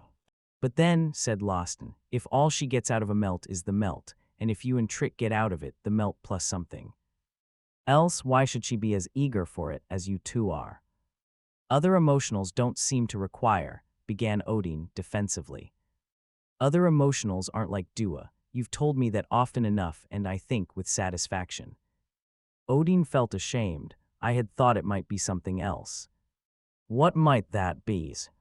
It's hard to explain. We know each other in the triad. We sense each other. In some ways, all three of us are part of a single individual, a misty individual that comes and goes. Mostly it's unconscious. If we think about it with too great a concentration, we lose it, so we can never get real detail. Odin stopped rather hopelessly. It's hard to explain triad to someone. Nevertheless, I am trying to understand. You think you have caught a portion of Dua's inner mind, something she has tried to keep secret, is that it? I'm not sure. It is the vaguest impression, sensed with a corner of my mind just now and then. Well, I sometimes think Dua doesn't want to have a baby emotional. Losten looked at him gravely. You only have 2 children so far, I think, a little left and a little right. Yes, only 2. The emotional is difficult to initiate, you know. I know. And Dua will not trouble to absorb the necessary energy, or even try to. She has any number of reasons, but I can't believe any of them. It seems to me that for some reason she just doesn't want an emotional. For myself, if Dua really didn't want one for a while, well, I would let her have her way. But Trit is a parental, and he wants one. He must have one, and somehow I can't disappoint Trit, not even for Dua. If Dua had some rational cause for not wanting to initiate an emotional, would that make a difference with you? With me, certainly, but not with Trit. He doesn't understand such things. But would you labor to keep him patient? Yes, I would, for as long as I could. Losten said, has it occurred to you that hardly any soft ones? Here he hesitated, as though searching for a word, and then he used the customary soft one phrase, ever pass on before the children are born, all 3, with the baby emotional last. Yes, I know. Odin wondered how Losten could possibly think him ignorant of so elementary a bit of knowledge. Then the birth of a baby emotional is equivalent to the coming of time to pass on. Usually not till the emotional is old enough. But the time for passing on will be coming. Might it not be that Dua does not want to pass on? How can that be, Lawson? When the time comes to pass on, it is as when the time comes to melt. How can you not want? Two hard ones didn't melt, perhaps they didn't understand. Suppose Dua simply wants never to pass on, what would you then say? Why that we must pass on eventually? If Dua merely wants to delay the last baby, I might humor her and even persuade. Trit too perhaps, if she wants never to have it, that simply cannot be allowed. Why so? Odin paused to think it out. I can't say, Lawson sir, but I know we must pass on. I know it more and feel it more with each cycle, and sometimes I almost think I understand why. You are a philosopher, I sometimes think, Odin, said Lawson dryly. Let's consider, by the time the third baby comes in, grows, Trit will have had all his children and can look forward to passing on after a fulfilled life. You yourself will have had satisfaction of mule. Learning, and you, too, can pass on after a fulfilled life. But Dua? I don't know, said Odin, wretchedly. Other emotionals cling together all lifelong and seem to get some pleasure out of chattering with each other. Dua, however, will not do that. Well, she is unusual. Is there nothing she likes? She likes to listen to me talk about my work, mumbled Odin. Lawson said, well, don't be ashamed of that, Odin. Every rational talks about his work to his right and his mid. You all pretend you don't, but you all do. Odin said, but Dua listens, Lawson sir. I'm quite sure she does, not like other emotionals. And does it ever seem to you that she understands rather better after a melt? Yes, I have noticed that at times. I didn't particularly pay any attention, though. Because you are sure emotionals can't really understand these things, but there seems to be considerable of the rational in Dua. Odin looked up at Lawson with sudden consternation. Once Dua had told him of her childhood unhappiness, only once, of the shrill calls of the other emotionals, of the filthy name they had called her, Leftem. Had Lawson heard of that somehow? But he was only looking calmly at Odin. Odin said, I have sometimes thought that too. Then he burst out, I am proud of her for that. Nothing wrong with that, said Lawson. Why not tell her so? And if she likes to pamper the rationalness in herself, why not let her? Teach her what you know more intensively. Answer her questions. Will it disgrace your triad to do that? I don't care if it does, and why should it anyway? Trit will think it a waste of time, but I'll handle him. Explain to him that if Dua gets more out of life and a truer sense of fulfillment, she might not have the fear of passing on that she now has, and might be more ready to have a baby emotional. It was as though an enormous feeling of impending disaster had been lifted from Odin. He said hurriedly, You're right, I feel you're right. Lawson sir, you understand so much. With you leading the hard ones, how can we fail to continue succeeding in the Other Universe project? With me, Lawson was amused. You forget it is Estwold who is guiding us now. He is the real hero of the project. It would be nowhere without him. Oh yes, said Odin, momentarily discomfited. He had never yet seen Estwold. In fact, he had not yet met a Softon who had actually met him, though some reported having seen him in the distance now and then.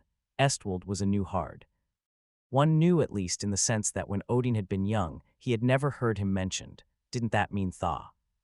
Estwold was a young hard one, had been a child hard one when Odin had been a child soft one. But never mind that. Right now, Odin wanted to get back home. He couldn't touch Lost in gratitude, but he could thank him again and then hasten away joyfully. There was a selfish component to his joy. It was not just the distant prospect of the baby emotional and the thought of Trit's pleasure. It was not even the thought of Dua's fulfillment. What counted with him at this very moment was the immediate gleeful prospect ahead. He was going to be able to teach. No other rational could feel the pleasure of so doing. He was sure, for no other rational could possibly have an emotional like Dua as part of the triad. It would be wonderful if only Trit could be made to understand the necessity. He would have to talk to Trit somehow. Persuade him to be patient. Tuesday. Trit had never felt less patient. He did not pretend to understand why Dua acted the way she did. He did not want to try. He did not care. He never knew why emotionals did what they did, and Dua didn't even act like the other emotionals. She never thought about the important thing. She would look at the sun, but then she would thin out so that the light and food would just pass through her. Then she would say it was beautiful. That was not the important thing. The important thing was to eat. What was beautiful about eating? What was beautiful? She always wanted to melt differently. Once she said, "Let's talk first." We never talk about it. We never think about it. Odin would always say, "Let her have her way about it, Trit. It makes it better." Odin was always patient. He always thought things would be better when they waited, or else he would want to think it out. Trit wasn't sure he knew what Odin meant by think it out. It seemed to him it just meant that Odin did nothing. Like getting Dua in the first place, Odin would still be thinking it out. Trit went right up and asked, "That was the way to be." Now Odin wouldn't do anything about Dua. What about the baby emotional, which was what mattered? Well, Trit would do something about it if Odin didn't. In fact, he was doing something. He was edging down the long corridor even as all this was going through his mind. H was hardly aware he had come this far. Was this thinking it out? Well, he would not let him self be frightened. He would not back away. Stolidly, he looked about him. This was the way to the hard caverns. He knew he would be going that way with his little left before very long. He had been shown the way by Odin once. He did not know what he would do when he got there this time. Still, he felt no fright at all. He wanted a baby emotiona. It was his right to have a baby emotional. Nothing was more important than that. The hard ones would see he got one. Hadn't they brought them Dua when he had asked? But who would he ask? Could it be any hard one? Dimly, he had made up his mind, not any hard one. There was the name of one he would ask for. Then he would talk to him about it. He remembered the name. He even remembered when he had first heard the name.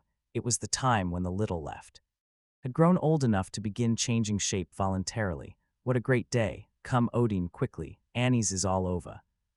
And hard, all by himself too. Do a look. And they had rushed in. Annie's was the only child then. They had had to wait so long for the second. So they rushed in and he was just plastered in the corner. He was curling at himself and flowing over his resting place like wet clay. Odin had left because he was busy, but said, "Oh, he'll do it again." Trit they had watched for hours and he didn't.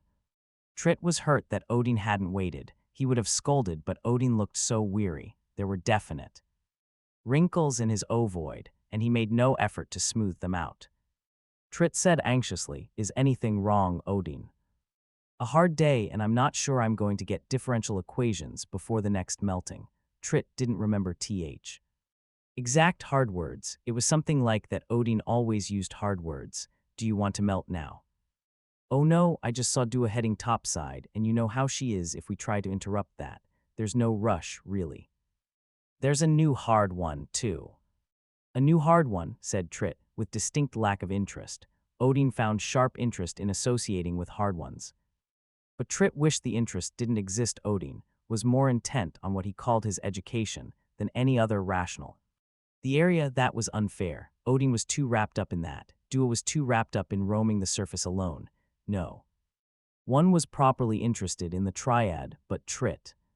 "He's called Estwold," said Odin. Estwold. Trit did feel a twinge of interest. Perhaps it was because he was anxiously sensing Odin's feelings. "I've never seen him, but they all talk about him."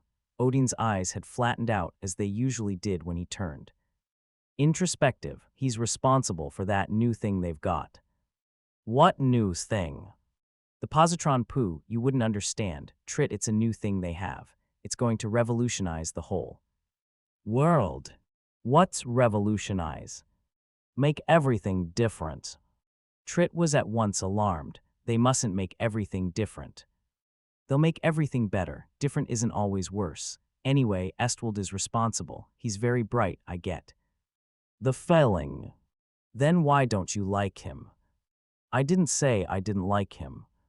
"You feel as though you don't like him."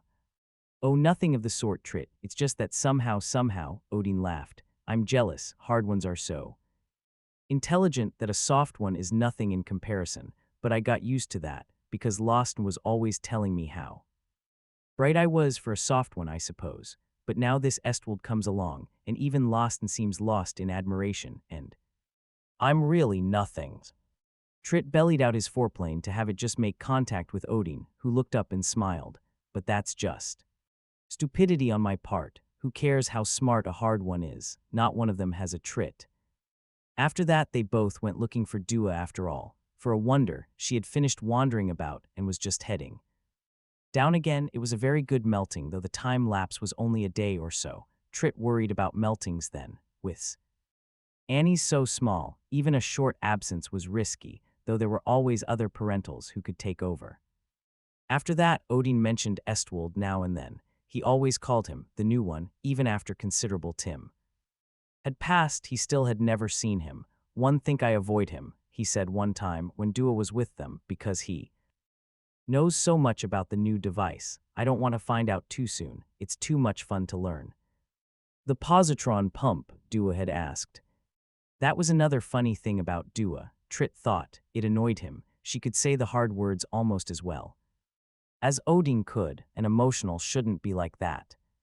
So Trit made up his mind to ask Estwold because Odin had said he was smart. Besides, Odin had never seen him. Estwold couldn't say, I've talked to Odin about it, Trit, and you mustn't worry. Everyone thought that if you talked to the rational, you were talking to the triad. Nobody paid attention to the parentals. But they would have to this time. He was in the Ard caverns and everything seemed different. There was nothing there that looked like anything Trit could understand. It was all wrong and frightening. Still, he was too anxious to see Estwold to let himself really be frightened. He said to himself, I want my little mid. That made him feel firm enough to walk forward. He saw a hard one finally. There was just this one, doing something, bending over something, doing something. Odin once told him that hard ones were always working at their whatever it was. Trit didn't remember and didn't care. He moved smoothly up and stopped. Hard, sir, he said. The hard one looked up at him, and the air vibrated about him. The Odin said it did when two hard ones talked to each other sometimes. Then the hard one seemed really to see Trit and said, Why, it's a right. What is your business here? Do you have your little left with you? Is today the start of a semester? Trit ignored it all. He said, Where can I find Estwold, sir? Find whom? Estwold. The hard one was silent for a long moment. Then he said, What is your business with Estwold, right? Trit felt stubborn. It is important I speak to him. Are you Estwold, hard, sir? No, I am not. What is your name, right? Trit, hard, sir. I see, you're the right of Odin's triad, aren't you? Yes. The hard one's voice seemed to soften. I'm afraid you can't see Estwold at the moment. He's not here if anyone else can help you. Trit didn't know what to say. He simply stood there. The hard one said, You go home now. Talk to Odin, he'll help you. Yes, go home, right. The hard one turned away. He seemed very concerned in matters other than Trit, and Trit still stood there, uncertain. Then he moved into another section quietly, flowing noiselessly. The hard one did not look up. Trit was not certain at first why he had moved in that particular direction. At first, he felt only that it was good to do so. Then it was clear there was a thin warmth of food about him, and he was nibbling at it. He had not been conscious of hunger, yet now he was eating and enjoying. The sun was nowhere. Instinctively, he looked up, but of course he was in a cavern, yet the food was better than he had ever found it to be on the surface. He looked about, wondering. He wondered most of all that he should be wondering. He had sometimes been impatient with Odin, because Odin wondered about so many things that didn't matter.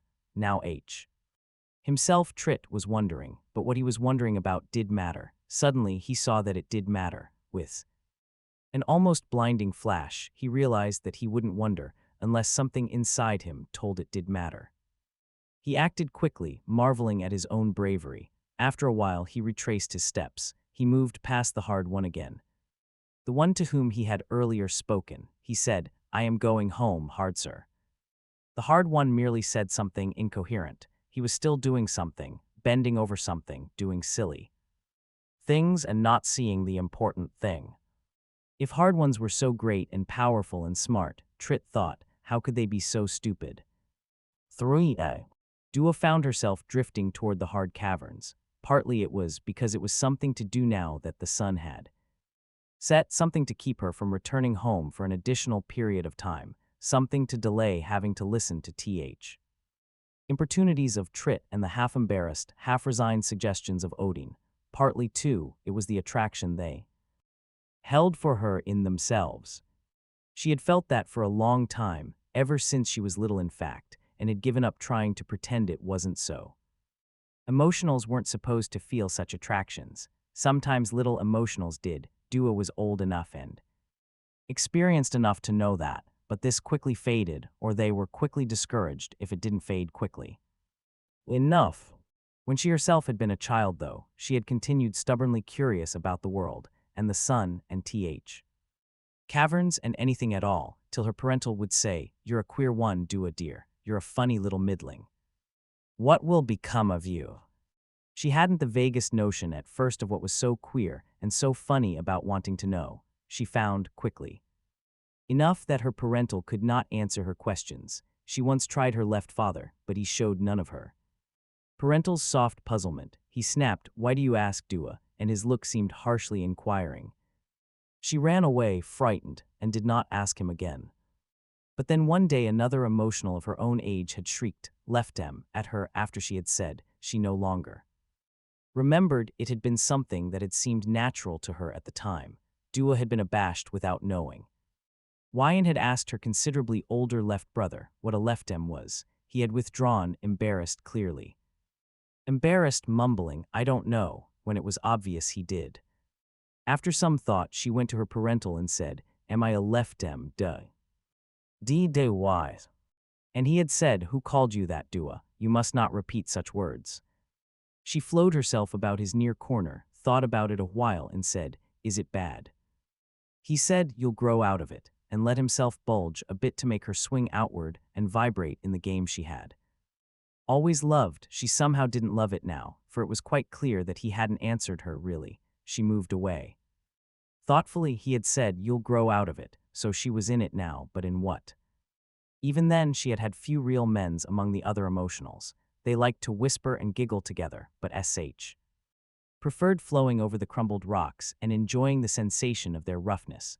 There were, however, some who were more friendly than others and whom she found less provoking. There was Doral, who was as silly as the rest. Really, but who would sometimes chatter amusingly.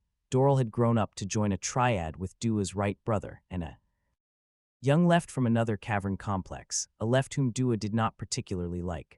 Doral had then gone on to initiate a baby left, a baby right in rapid succession, and a baby mid not too long after that. She had also grown so dense that the triad looked as though it had two parentals, and Dua wondered if they could still melt. Just the same Trit was always telling her pointedly what a good triad Doral helped make up. She and Doral had sat alone one day, and Dua had whispered, "Doral, do you know what a leftem is?" And Doral had tittered and compressed herself, as though to avoid being seen, and had said, "It's an emotional that act. Like a rational, like a left, get it, left emotional leftem, get it." Of course Dua got the phrase. It was obvious once explained. She would have seen it for herself at once if she had been able to bring herself to imagine such a state of affairs. Dua said, "How do you know?" "The older girls told me." Doral's substance swirled and Dua found the motion unpleasant. "It's dirty," Doral said. "Why?" asked Dua. "Because it's dirty. Emotionals shouldn't act like rationals." Dua had never thought about the possibility, but now she did. She said, "Why shouldn't they?" "Because you want to know something else that's dirty." Dua couldn't help being intrigued. "What's?" Doral didn't say anything, but a portion of herself expanded suddenly and brushed against the unsuspecting Dua before the latter could concavise. Dua didn't like it. She shrank away and said, "Don't do that." "You know what else is dirty? You can go into a rock." "No, you can't," said Dua. It had been a silly thing to say, for Dua had often moved through the outer surface of the rock and liked it, but now in the context of Doral's snickering, she felt revolted and denied the whole thing, even to herself. "Yes, you can. It's called rock rubbing. Emotionals can do it easy. Lefts and rights can only do it as babies. When they grow up, they do it with each other." "I don't believe you. You're making it up." "They do, I tell you. Do you know Dimmits?" No. Sure you do. She's the girl with the thick corner from Cavern C. Is she the one who flows funny? Yes, on account of the thick corner, that's the one. She got into a rock all the way once except for the thick corner. She let her left brother watch her do it, and he told their parental, and what she got for that. She never did it. Dua left then, quite upset. She didn't talk to Doral again for a long time, and never really grew friendly again, and yet curiosity had been aroused. Her curiosity, why not say her left-demishness? One day when she was quite sure her parental wasn't in the vicinity, she let herself melt into a rock slowly, just a little. It had been the first time she had tried it since she was quite young, and she didn't think she had ever dared go so deep. There was a warmness about the sensation, but when she emerged she felt as though everyone could tell, as though the rock had left a stain on her. She tried it again now and then, more boldly, and let herself enjoy it more. She never sank in really deeply, of course. Eventually she was caught by her parental, who clucked away in displeasure, and she was more careful after that. She was older now and knew for certain fact that despite Doral's snickering, it wasn't in the least uncommon. Practically every emotional did it now and then, and some quite openly admitted it. It happened less frequently as they grew older, and Dua didn't think that any emotional she knew ever did it after joining a triad and beginning the proper meltings. It was one of her secrets. She never told anybody that she had kept it up, and that once or twice she had tried it even after triad formation. Those few times she had thought, what if Trit found out? Somehow that seemed to present formidable consequences and rather spoiled the fun. Confusedly she found excuses for this to herself in her ordeal with the others. The cry of leftem began to follow. However, aware in a kind of public humiliation, there was one period in her life when she had been driven into an almost hermit-like isolation to escape. If she had begun with a liking for aloneness, that had confirmed it, and being alone she found consolation in the rocks. Rock rubbing, whether it was dirty or not, was a solitary act, and they were forcing her to be solitary. At least so she told herself. She had tried to strike back once. She had cried out, "You're a bunch of ritems, a bunch of dirty ritems," at taunting raids. They had only laughed, and Dua had run away in confusion and frustration. They were, almost every emotional when she was getting on to the age of triad formation, became interested in babies, fluttering about them in parental imitation, which Dua had found repulsive. She herself had never felt such interest. Babies were only babies, they were for right brothers to worry about. The name-calling died as Dua grew older. It helped that she retained a girlishly rarefied structure and could flow with smoky curl no other could duplicate, and when, increasingly, lefts and rights showed interest in her, the other emotional found it difficult to sneer. And yet, now that no one ever dared speak disrespectfully to Dua, for it was well known through all the caverns that Odin was the most prominent rational of the generation, and Dua was his middling. She herself knew that. She was a leftem past all redemption. She didn't think it dirty, not really, but occasionally she caught herself wishing she were a rational, and then she was abashed. She wondered if other emotionals did, ever or just once in a while, and if that was why partly she didn't want a baby emotional, because she wasn't a real emotional herself and didn't fill her triad role properly. Odin hadn't minded her being a leftem. He never called her that, but he liked her interest in his life. He liked her questions, and he would explain, and he liked the way she could understand. He even defended her when Trick grew jealous. Well, not jealous, really, but filled with a feeling that it was all unfit in his stubborn and limited outlook on world. Odin had taken her to the hard caverns occasionally, eager to posture before Dua, and openly pleased at the fact that Dua was impressed, and she was impressed, not so much with the clear fact of his knowledge and intelligence, but with the fact that he did not resent sharing it. She remembered her left father's harsh response that one time she had questioned him. She never loved Odin so much as when he let her share his life, and yet even that was part of her left-demishness. Perhaps this had occurred to her over and over. By being left-temish, she moved closer to Odin and farther from Trit, and this was another reason Trit's importunities repelled her. Odin had never hinted at anything like that, but perhaps Trit felt it vaguely and was unable to grasp it completely, but did so well enough to be unhappy over it without being able to explain why. The first time she was in a hard cavern, she had heard two hard ones talking together. She didn't know they were talking. Of course, there was air vibration, very rapid, very changing, that made an unpleasant buzz deep inside her. She had to rarefy and let it through. Odin had said they're talking, then hastily anticipating the objection. Their kind of talk, they understand each other. Dua had managed to grasp the concept. It was all the more delightful to understand quickly because that pleased Odin. So, he once said, none of the other rationals I've ever met have anything but an empty head for an emotional. I'm lucky, she had said, but the other rationals seem to like empty heads. Why are you different from them, Odin? Odin did not deny that the other rationals liked empty heads. He just said, I've never figured it out and I don't think it important that I do. I'm pleased with you and I'm pleased that I'm pleased. She said, can you understand hard one talk? Not really, said Odin. I can't sense the changes fast enough. Sometimes I can get a feel for what they're saying, even without understanding, especially after we've melted. Just sometimes, though, getting feels like that is really an emotiona trick, except even if an emotional does it, she can never make real sense out of what she's feeling. You might, though.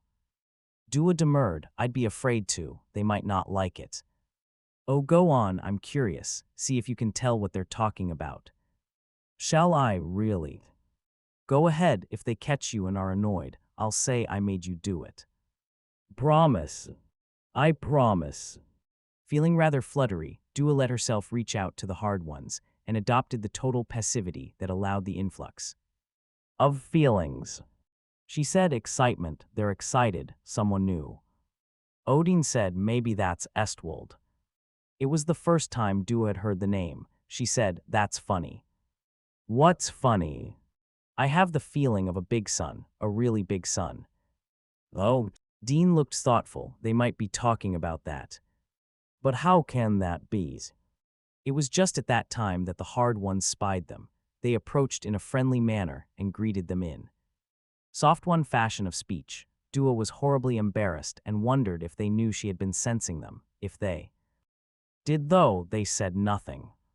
Odin told her afterward that it was quite rare to come upon hard ones talking among themselves in their own fashion. They always deferred to the soft ones and seemed always to suspend their own work when soft ones were there. They like you so much, said Odin. They are very kind. Once in a while he would take her down to the hard caverns, usually when Trit was entirely wrapped up in the children. No. Did Odin go out of his way to tell Trit that he had taken Dua down? It was sure to evoke some response to the effect that Odin's coddling simply encouraged Dua's reluctance to sun herself and just made the melting that much more ineffective. It was hard to talk to Trit for more than 5 minutes without melting coming into the conversation. She had even come down alone once or twice. It had always frightened her a little to do so, though the hard ones she met were always friendly, always very kind, as Odin said, but they did not seem to take her seriously. They were pleased, but somehow amused. She could feel that definitely when she asked questions, and when they answered it was in a simple way. That carried no information, just a machine, Dua, they would say. Odin might be able to tell you. She wondered if she had met Estwold. She never quite dared ask the names of the hard ones she met, except Losten, to whom Odin had introduced her, and of whom she heard a great deal. Sometimes it seemed to her that this hard one or that might be Odin talked about him with great awe and with some resentment. She gathered that he was too engaged in work of the deepest importance to be in the caverns accessible to the soft ones. She pieced together what Odin told her, and little by little discovered that the world needed food badly. Odin hardly called it food. He said energy instead, and said it was the hard one word for it. The sun was fading and dying, but Estwold had discovered how to find energy far away, far beyond the sun, far beyond the 7 stars that shone in the dark night sky. Odin said the 7 stars were 7 suns that were very distant, and that there were many other stars that were even more distant and were too dim to be seen. Trit had heard him say that and had asked Of what use it was for stars to exist if they couldn't be seen, and he didn't believe a word of it. Odin had said, "Now, Trit." In a patient way, Dua had been about to say something very like that which Trit had said, but changed her mind after that. It looked now as though there would be plenty of energy forever, plenty of food, at least as soon as Estwald and Th. Other hard ones learned to make the new energy taste right. It had only been a few days ago when she had said to Odin, "Do you remember, long ago, when you took me to the hard caverns and I sensed the hard ones, and said I caught the feeling of a big sun?" Odin looked puzzled for a moment. "I'm not sure, but go ahead, Dua, what about it?" "I've been thinking, is the big sun the source of the new energy?" Odin had said happily, "That's good, Dua. It's not quite right, but that's such good intuition for an emotional." And now Dua had been moving slowly, rather moodily, during all this time of reveries, without particularly noting Th. Passage of either time or space. She found herself in the hard caverns, and was just beginning to wonder if she had really delayed all she safely could, and whether she might not turn home now and face the inevitable annoyance of Trit. When almost as though the thought of Trit had brought it about, she sensed Trit. The sensation was so strong that there was only one confused moment in which she had thought that somehow she was picking up his feelings far away in the home cavern. No, he was here, down in the hard caverns with her.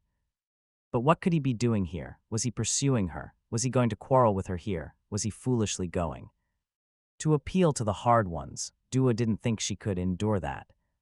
And then the feeling of cold horror left her and was replaced by astonishment. Trit was not thinking of her at all. He had to be unaware of her presence. All she could sense about him was an overwhelming feeling of some sort of determination, mixed with fear and apprehension at something he would do. Dua might have penetrated farther and found out something, at least, about what it was he had done, and why, but nothing was further from her thoughts. Since Trit didn't know she was in the vicinity, she wanted to make sure of only one thing that he continued not to know.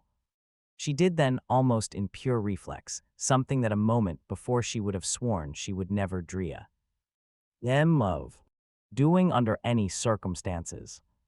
Perhaps it was, she later thought, because of her idle reminiscences of that little girl talk with Doral, or her memories of her own experiments with rock rubbing. There was a complicated adult word for it, but she found that word infinitely more embarrassing than the one all the children had used. In any case, without quite knowing what she was doing, or for a short while afterward, what she had done, she simply flowed hastily into the nearest wall. Into it, every bit of her. The horror of what she had done was mitigated by the perfect manner in which it accomplished its purpose. Trit passed by within almost touching distance, and remained completely unaware that at one point he might have reached out and touched his midling. By that time, Dua had no room to wonder what Trit might be doing in the hard caverns if he had not come in pursuit of her. She forgot Trit completely. What filled her instead was one pure astonishment at her position. Even in childhood, she had never melted completely into rock or met anyone who admitted she had, though there were invariably tales of someone else who had. Certainly no adult emotional ever had or could. Dua was unusually rarefied even for an emotional. Odin was fond of telling her that. And her avoidance of food accentuated this, as Trit often said. What she had just done indicated the extent of her rarefaction more than any amount of rightling scolding, and for a moment she was ashamed and sorry for Trit. And then she was swept by a deeper shame. What if she were caught, she an adult? If a hard one passed and lingered, she could not possibly bring herself to emerge if anyone were watching, but how long could she stay within, and what if they discovered her in the rock? And even as she thought that, she sensed the hard ones and then, somehow, realized they were far away. She paused, strove to calm herself. The rock, permeating and surrounding her, lent a land of grayness to her perception, but didn't dim it. Instead, she sensed more sharply. She could still sense Trit in his steady motion downward as sharply though he were by her side, and she could sense the hard ones though they were a cavern complex away. She saw the hard ones, every single one of them, each in his place, and could sense their vibratory speech to the fullest detail, and even catch bits of what they were saying. She was sensing as she never had before and never dreamed she could. So though she could now leave the rock, secure in the knowledge she was both alone and unobserved, she did not, partly out of amazement, partly out of the curious exultation she felt at understanding and her desire to experience it further. Her sensitivity was such that she even knew why he was sensitive. Odin had frequently remarked how well he understood something after a period of melting, even though he had not understood it at all before. There was something about the melted state that increased sensitivity incredibly. More was absorbed, more was used. It was because of the greater atomic density during melting, Odin had said. Even though Dua was not sure what greater atomic density meant, it came with melting and wasn't this present situation rather like melting. Hadn't Dua melted with rock? When the triad melted, all the sensitivity went to Odin's benefit. The rational absorbed it, gained understanding, and retained that understanding after separation. But now Dua was the only consciousness in the melt. It was herself and the rock. There was greater atomic density, surely, with only herself to benefit. Was this why rock rubbing was considered a perversion? Was this why emotionals were warned off? Or was it just Dua because she was so rarefied, or because she was a leftem? And then Dua stopped all speculation and just sensed in fascination. She was only mechanically aware of Trit returning, moving past her, passing in the direction back from which he had come. She was only mechanically aware, scarcely feeling the vaguest surprise that Odin, too, was coming up from the hard caverns. It was the hard ones she was sensing, only they, trying to make more out of her perceptions, trying to make the most out of them. It was a long time before she detached and flowed out of the rock, and when that time came, she was not concerned overmuch as to whether she would be observed. She was confident enough of her sensing ability to know she wouldn't be. And she returned home deep in thought. 3 Bay. Odin had returned home to find Trit waiting for him, but Dua still hadn't returned. Trit did not seem disturbed at that. Or at least he seemed disturbed, but not at that. His emotions were strong enough so that Odin could sense them clearly. But he let them go without proving. It was Dua's absence that made Odin restless, to the extent that he found himself annoyed at Trit's presence, simply because Trit was not Dua. In this he surprised himself. He could not deny to himself that it was Tri. Tai who of the two was the dearer to him, ideally. All members of the triad were one, and any member should treat the other two exactly on a par, both with each other and with him herself. Yet Odin had never met a triad in which this was so, least of all among those who loudly proclaimed their triad to be ideal in this respect. One of the three was always a little left out, and generally knew it, too. It was rarely the emotional, though. They supported each other cross-triad to an extent that rationals and parentals never did. The rational had his teacher, the proverb went, and the parental his children, but the emotional had all other emotionals. Emotionals compared notes, and if one claimed neglect or could be made to claim it, she was sent back with a thin pat of instructions to stand firm, to demand, and because melting depended so much on the emotional and her attitude, she was usually pampered by both left and right. But Dua was so non-emotional and emotional. She didn't seem to care that Odin and Trit were so close, and she had no close friendships among the emotionals to make her care. Of course that was it. She was so non-emotional and emotional. Odin loved having her so interested in his work, loved having her so concerned and so amazingly ready of comprehension, but that was an intellectual love. Lie deeper feeling went to steady, stupid Trit, who knew his place so well, and who could offer so little other than exactly what counted, the security of assured routine. But now Odin felt petulant. He said, "Have you heard from Dua, Trit?" And Trit did not answer directly. He said, "I am busy. I will see you later. I have been doing things." "Where are the children? Have you been gone too? There is a been gone feel to you." A note of annoyance made itself plain in Trit's voice. "The children are well trained. They know enough to place themselves in community care. Really, Odin, they are no babies," but he did not deny the been gone aura that he faintly exuded. "I'm sorry, I'm just anxious to see Dua." "You should feel so more often," Trit said. "You always tell me to leave her alone. You look for her. and he went on. Into the deeper recesses of the home cavern. Odin looked after his rightling with some surprise. At almost any other occasion, he would have followed in an attempt to probe the unusual uneasiness that was making itself quite evident through the ingrained stolidity of a parental. What had Trit done? But he was waiting for Dua and growing more anxious by the moment, and he let Trit go. Anxiety keened Odin's sensitivity. There was almost a perverse pride among rationals in their relative poverty of perception. Such perception wasn't a thing of the mind, it was most characteristic of emotionals. Odin was a rational Rationals, proud of reasoning rather than feeling, yet now he flung out the imperfect net of his emotional perception as far as he could and wished for just a moment that he were an emotional so that he could send it out farther and better. Yet it eventually served his purpose. He could detect Dua's approach, finally, at an unusual distance for him, and hastened out to meet her, and because he made her out at such a distance, he was more aware of her rarefaction than he ordinarily was. She was a delicate mist, no more. Trit was right, Odin thought with sudden, sharp concern. Dua must be made to eat and to melt. Her interest in life must be increased. He was so intent on the necessity of this that, when she flung herself flowingly toward him and virtually engulfed him, in utter disregard of the fact that they were not in private and might be observed, and said, "Odin, I must know, I must know so much," he accepted it as the completion of his own thought and did not even consider it strange. Carefully he slipped away, trying to adopt a more seemly union without making it seem he was repulsing her. "Come," he said, "I've been waiting for you. Tell me what you want to know. I will explain all I can." They were moving quickly homeward now, with Odin adapting himself eagerly to the characteristic waver of th. Emotional flow. Dua said, "Tell me about the other universe. Why are they different? How are they different? Tell me all about it."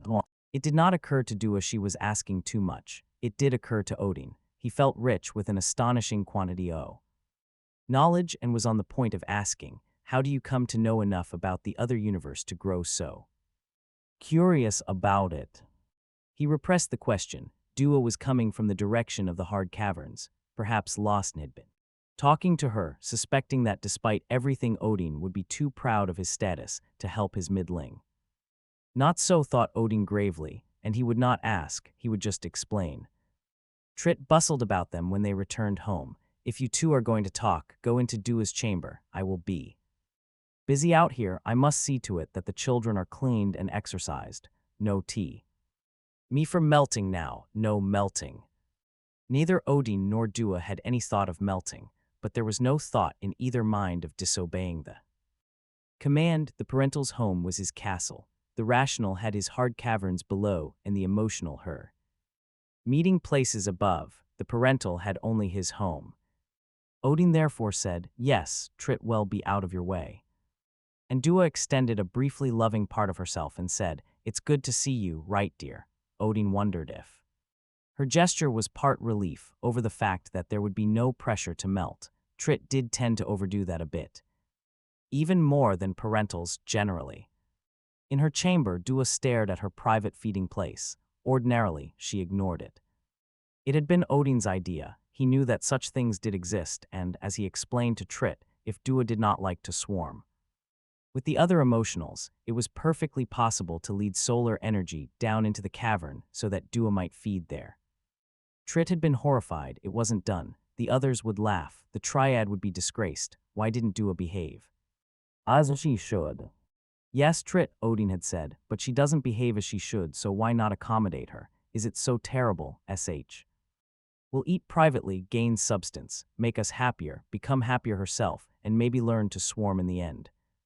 Trit allowed it, and even Dua allowed it, after some argument, but insisted that it be a simple design, so there was nothing but the two rods that served as electrodes, powered by solar energy, and with room for Dua in between. Dua rarely used it, but this time she stared at it and said, "Trit has decorated it, unless you did, Odin."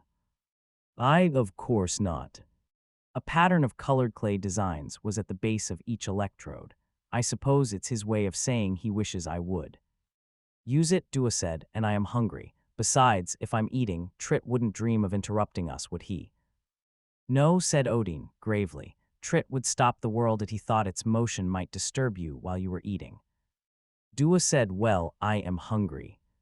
Odin caught a trace of guilt in her. Guilt over Trit, over being hungry. Why should Dua feel guilty about being hungry, or had she done something that had consumed energy, and was she feeling? He wrenched his mind away from that impatiently. There were times when a rational could be too rational, and Chaz down the tracks of every thought to the detriment of what was important. Right now, it was important to talk to Dua. She seated herself between the electrodes, and when she compressed herself to do so, her small size was only 2. Painfully evident, Odin was hungry himself. He could tell because the electrodes seemed brighter than they ordinarily did, and he could taste the food even at that distance, and the savor was delicious. When one was hungry, one always tasted food more keenly than otherwise and at a greater distance, but he would eat later.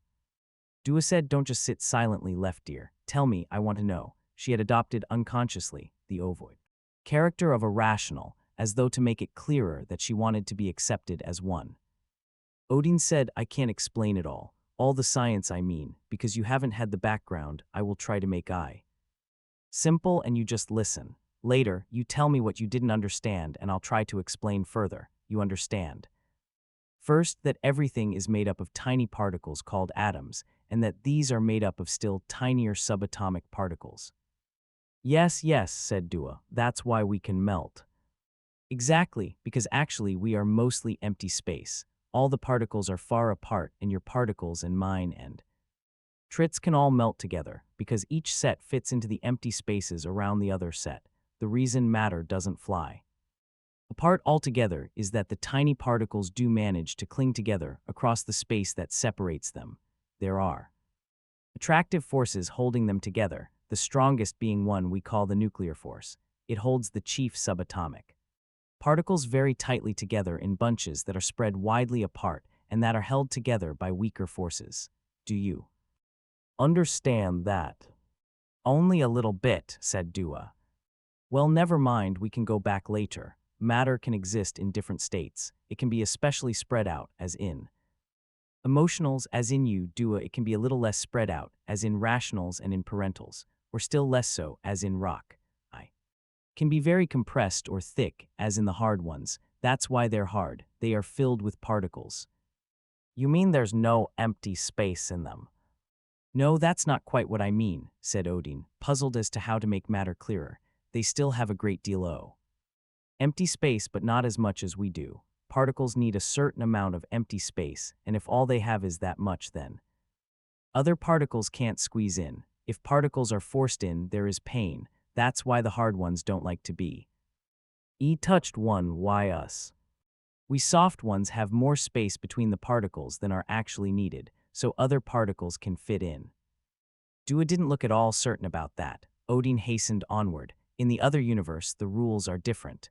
The nuclear force isn't as strong as in ours. That means the particles need more room. Why? Odin shook his head. Because the particles spread out their waveforms more. I can't explain better than that.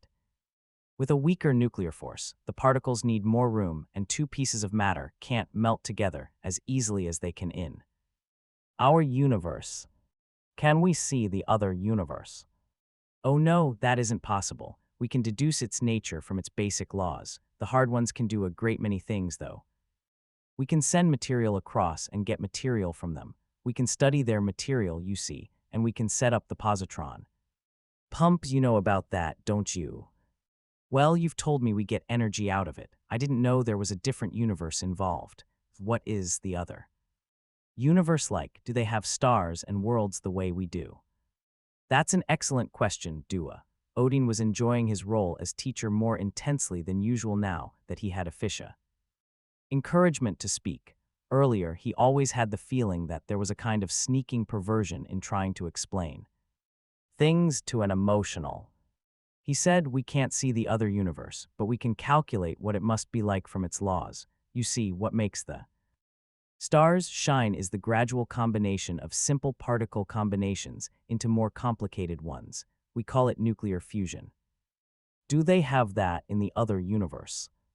Yes, but because the nuclear force is weaker, fusion is much slower. This means that the stars must be much, much bigger in the other universe, otherwise not enough fusion would take place to make them shine. Stars of the other universe that were no bigger than our sun would be cold and dead. On the other hand, if stars in our universe were bigger than they are, the amount of fusion would be so great it would blow them up. That means that in our universe there must be thousands of times as many small stars as there are larger stars in theirs. We only have 7, began Dua. Then she said, I forgot. Odin smiled indulgently. It was so easy to forget the uncounted stars that could not be seen except by special instruments. That's all right. You don't mind my boring you with all this. You're not boring me, said Dua. I love it. It even makes food taste so good. And she wavered between the electrode with a kind of luxurious tremor. Odin, who had never before heard Dua say anything complimentary about food, was greatly heartened. He said, Of course, our universe doesn't last as long as theirs. Fusion goes so fast that all the particles are combined after 1,000,000 lifetimes. But there are so many other stars. Ah, but you see, they're all going at once. The whole universe is dying down. In the other universe with so many few and larger stars, the fusion goes so slowly that the stars last thousands and millions of times as long as ours. It's hard to compare because it may be that time goes at different rates in the two universes. He added, with some reluctance, I don't understand that part myself. That's part of the Estwold theory, and I haven't got to that very much so far. Did Estwold work out all of this? A great deal of it. Dua said, it's wonderful that we're getting the food from the other universe then. I mean, it doesn't matter if our sun dies out then, we can get all the food we want from the other universe. That's right. But does nothing bad happen? I have the feeling that something bad happens. Well, said Odin, we transfer matter back and forth to make the positron pump, and that means the universes mix together a little. Our nuclear force gets a tiny bit weaker, so fusion in our sun slows up a little and the sun cools down. Little faster, but just a little, and we don't need it anymore anyway. That's not the something bad feeling I have. If the nuclear force gets a tiny bit weaker, then the atoms take up more room. Is that right? And then what happens to melting? That gets a tiny bit harder, but it would take many millions of lifetimes before it would get noticeably harder to melt. Even if someday melting became impossible and soft ones died out, that would happen long, long after we would all have died out for lack of food if we weren't using the other universe. That's still not the something bad feeling. Dua's words were beginning to slur. She wriggled between her electrodes into Odin's gratified eyes. She seemed noticeably larger and compacter. It was as though his words, as well the food, were nourishing her. Lawson was right. Education made her more nearly satisfied with life. Odin could sense a kind of sensual joy in Dua that he had scarcely ever felt before. She said, it is so kind of you to explain. Odin's, you are a good leftling. Do you want me to go on? Asked Odin, flattered and more pleased than he could easily say. Is there anything else you want to ask? A great deal, Odin, but not now. Not now, Odin. Oh, Odin, do you know what I want to do? Odin guessed at once, but was too cautious to say it openly. Dua's moments of erotic advance were too few to treat with anything but care. He hoped desperately that Trit had not involved himself with the children to the point where they could not take advantage of this. But Trit was in the chamber already. Had he been outside the door waiting, he did not care. There was no time to think. Dua had flowed out from between the electrodes, and Odin's senses were filled with her beauty. She was between them. Now and through her Trit shimmered, with his outlines flaming in incredible color. It had never been like this, never. Odin held himself back desperately, letting his own substance flow through Dua and into Trit an atom at a time. Holding away from the overpowering penetrance of Dua with every bit of strength, not giving himself up to the ecstasy, but letting it be wrenched from him, hanging on to his consciousness to the last possible moment, and then blanking out in one final transport so intense as to feel like an explosion echoing and reverberating endlessly within him. Never in the lifetime of the triad had the period of melt unconsciousness lasted so long. 3 say. Trit was pleased. The melting had been so satisfactory. All previous occasions seemed skimpy and hollow in comparison. He was utterly delighted with what had happened, yet he kept quiet. He felt it better not to speak. Odin and Dua were happy too. Trit could tell. Even the children seemed to be glowing. But Trit was happiest of all naturally. He listened to Odin and Dua talk. He understood none of it, but that didn't matter. He didn't mind that they seemed so pleased with each other. He had his own pleasure and was content to listen. Dua said on one occasion, "And do they really try to communicate with us?" Trit never got it quite clear who they might be. He gathered that communicate was a fancy word for talk, so why didn't they say talk? Sometimes he wondered if he should interrupt, but if he asked questions, Odin would only say now Trit, and Dua would swirl impatiently. "Oh yes," said Odin, "the hard ones are quite sure of that. They have markings on the material that is sent us. Sometimes, and they say that it is perfectly possible to communicate by such markings. Long ago, in fact, they used markings in reverse, when it was necessary to explain to the other beings how to set up their part of the positron. Pump. I wonder what the other beings look like. What do they look like, do you suppose? From the laws we can work out the nature of the stars, because that is simple, but how can we work out the nature of the beings? We can never know. Couldn't they communicate what they look like? If we understood what they communicated, perhaps we could make out something, but we don't understand. Do seemed aggrieved. Don't the hard ones understand?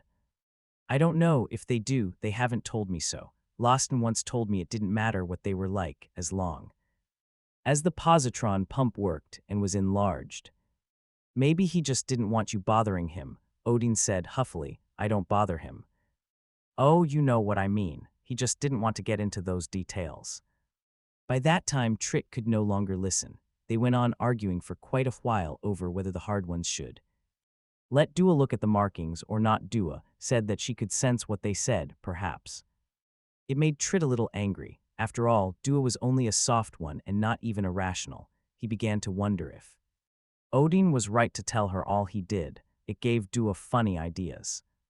Dua could see it made Odin angry, too. First he laughed. Then he said that an emotional couldn't handle such complicated things. Then he refused to talk at all. Dua had to be very pleasant to him for a while till he came around. On one occasion it was Dua who was angry, absolutely furious. It began quietly. In fact, it was on one of the occasions when the two children were with them. Odin was letting them play with him. He didn't even mind when little right Toran pulled at him. In fact, he let himself go in most undignified fashion. He didn't seem to mind that he was all out of shape. It was a sure sign he was pleased. Trit remained in a corner, resting, and was so satisfied with what was happening. Dua laughed at Odin's misshapenness. She let her own substance touch Odin's knobbishness flirtatiously. She knew very well, Trit knew, that the leftish surface was sensitive when out of ovoid. Dua said, I've been thinking, Odin, if the other universe gets its laws into ours just a bit through the positron pump, doesn't our universe get its laws into theirs the same little bit? Odin howled at Dua's touch. Nd tried to avoid her without upsetting the little ones. He gasped, I can't answer. Unless you stop, you middling wretch. She stopped and he said, that's a very good thought, Dua. You're an amazing creature. It's true, of course. The mixture goes both ways. Trit, take out the little ones, will you? But they scurried off by themselves. They were not such little ones. They were quite grown. Annie's would soon be starting his education, and Toran was quite parentally blockish already. Trit stayed and thought Dua looked very beautiful when Odin talked to her in this way. Dua said, if the other laws slow down our sun and cool them down, don't our laws speed up their suns and heat them up? Exactly right, Dua. A rational couldn't do better. How hot do their suns get? Oh, not much, just slightly hotter, very slightly. Dua said, but that's where I keep getting the something bad feeling. Oh well, the trouble is that their suns are so huge. Our little suns get a little cooler, it doesn't matter. Even if they turned off altogether, it wouldn't matter as long as we have the positron pump. With great, huge stars, though, getting even a little hotter is troublesome. There is so much material in one of those stars that turning up the nuclear fusion even a little way will make it explode. Explode, but then what happens to the people? What people? The people in the other universe. For a moment, Odin looked blank, then he said, I don't know. Well, what would happen if our own sun exploded? It couldn't explode. Trit wondered what all the excitement was about. How could a sun explode? Dua seemed angrier and Odin looked confused. Dua said, but if it did, would it get very hot? I suppose so. Wouldn't it kill us all? Odin hesitated and then said in clear annoyance, what difference does it make, Dua? Our sun isn't exploding and… Don't ask silly questions. You told me to ask questions, Odin, and it does make a difference because the positron pump works both ways. W. Need their end as much as ours. Odin stared at her. I never told you that. I feel it. Odin said, you feel a great many things, Dua.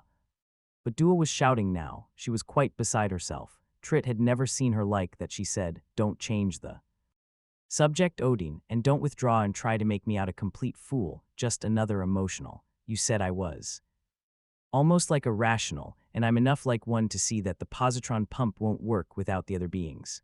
If the people in the other universe are destroyed, the positron pump will stop, and our sun will be colder than ever and well Al. Starve, don't you think that's important?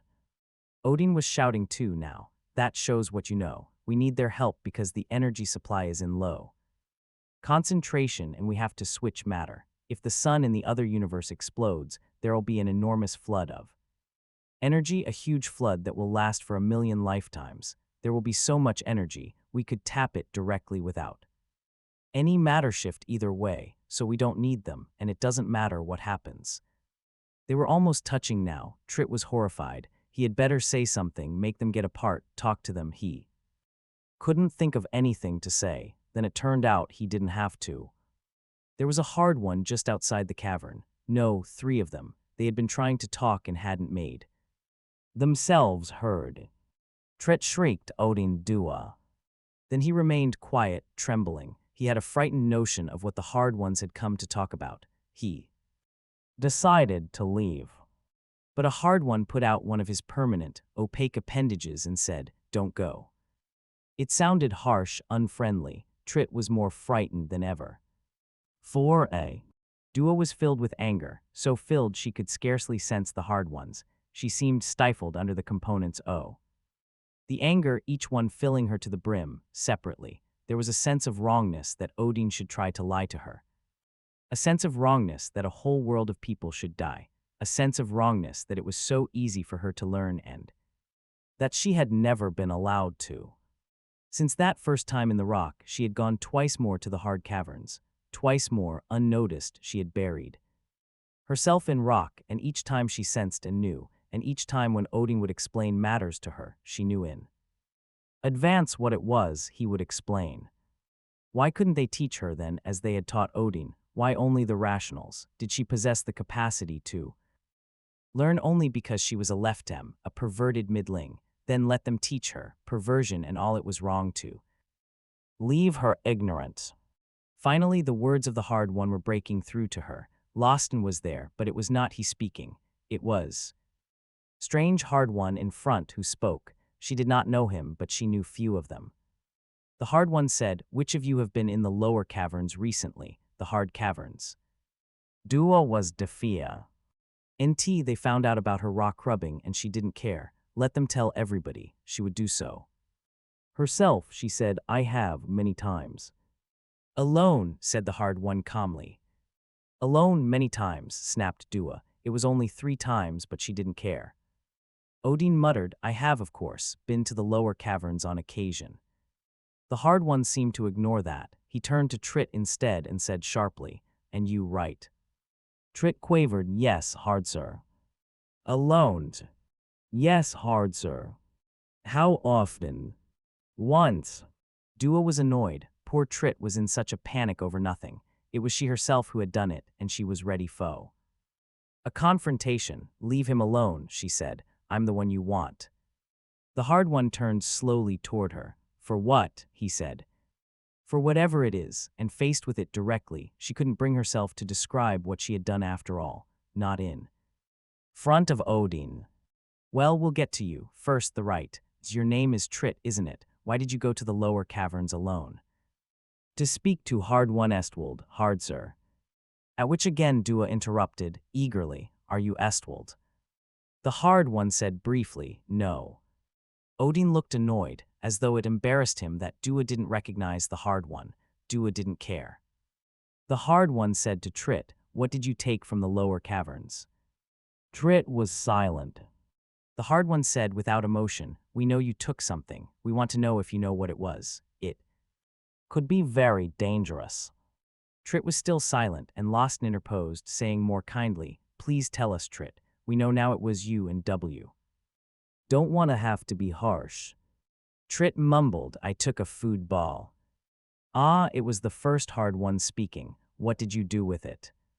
And Trit burst out, It was for Dua. She wouldn't eat it was for Dua. Dua jumped and coalesced in astonishment. The Hard One turned on her at once. You did not know about it. No, nor you to Odin. Odin, so motionless as to seem frozen, said, No, hard sir.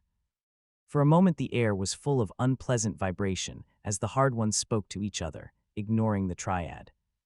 Whether her sessions at rock crubbing had made her more sensitive, or whether it was her recent storm of emotions, Due couldn't tell and wouldn't have dreamed of trying to analyze. She simply knew she was catching whiffs not of words but of understanding. They had detected the loss some time ago. They had been searching quietly. They had turned to the soft ones as possible culprits with reluctance. They had investigated and then turned to Odin's triad with even greater reluctance. Why Dua missed that? They did not see how Odin could have had the foolishness to take it, or Dua the inclination. They did not think of Trit at all. Then the Hard One, who had so far not said a word to the soft ones, recalled seeing Trit in the hard caverns. Of course. Thought Dua, it was the day she had first entered the rock. She had sensed him then. She had forgotten.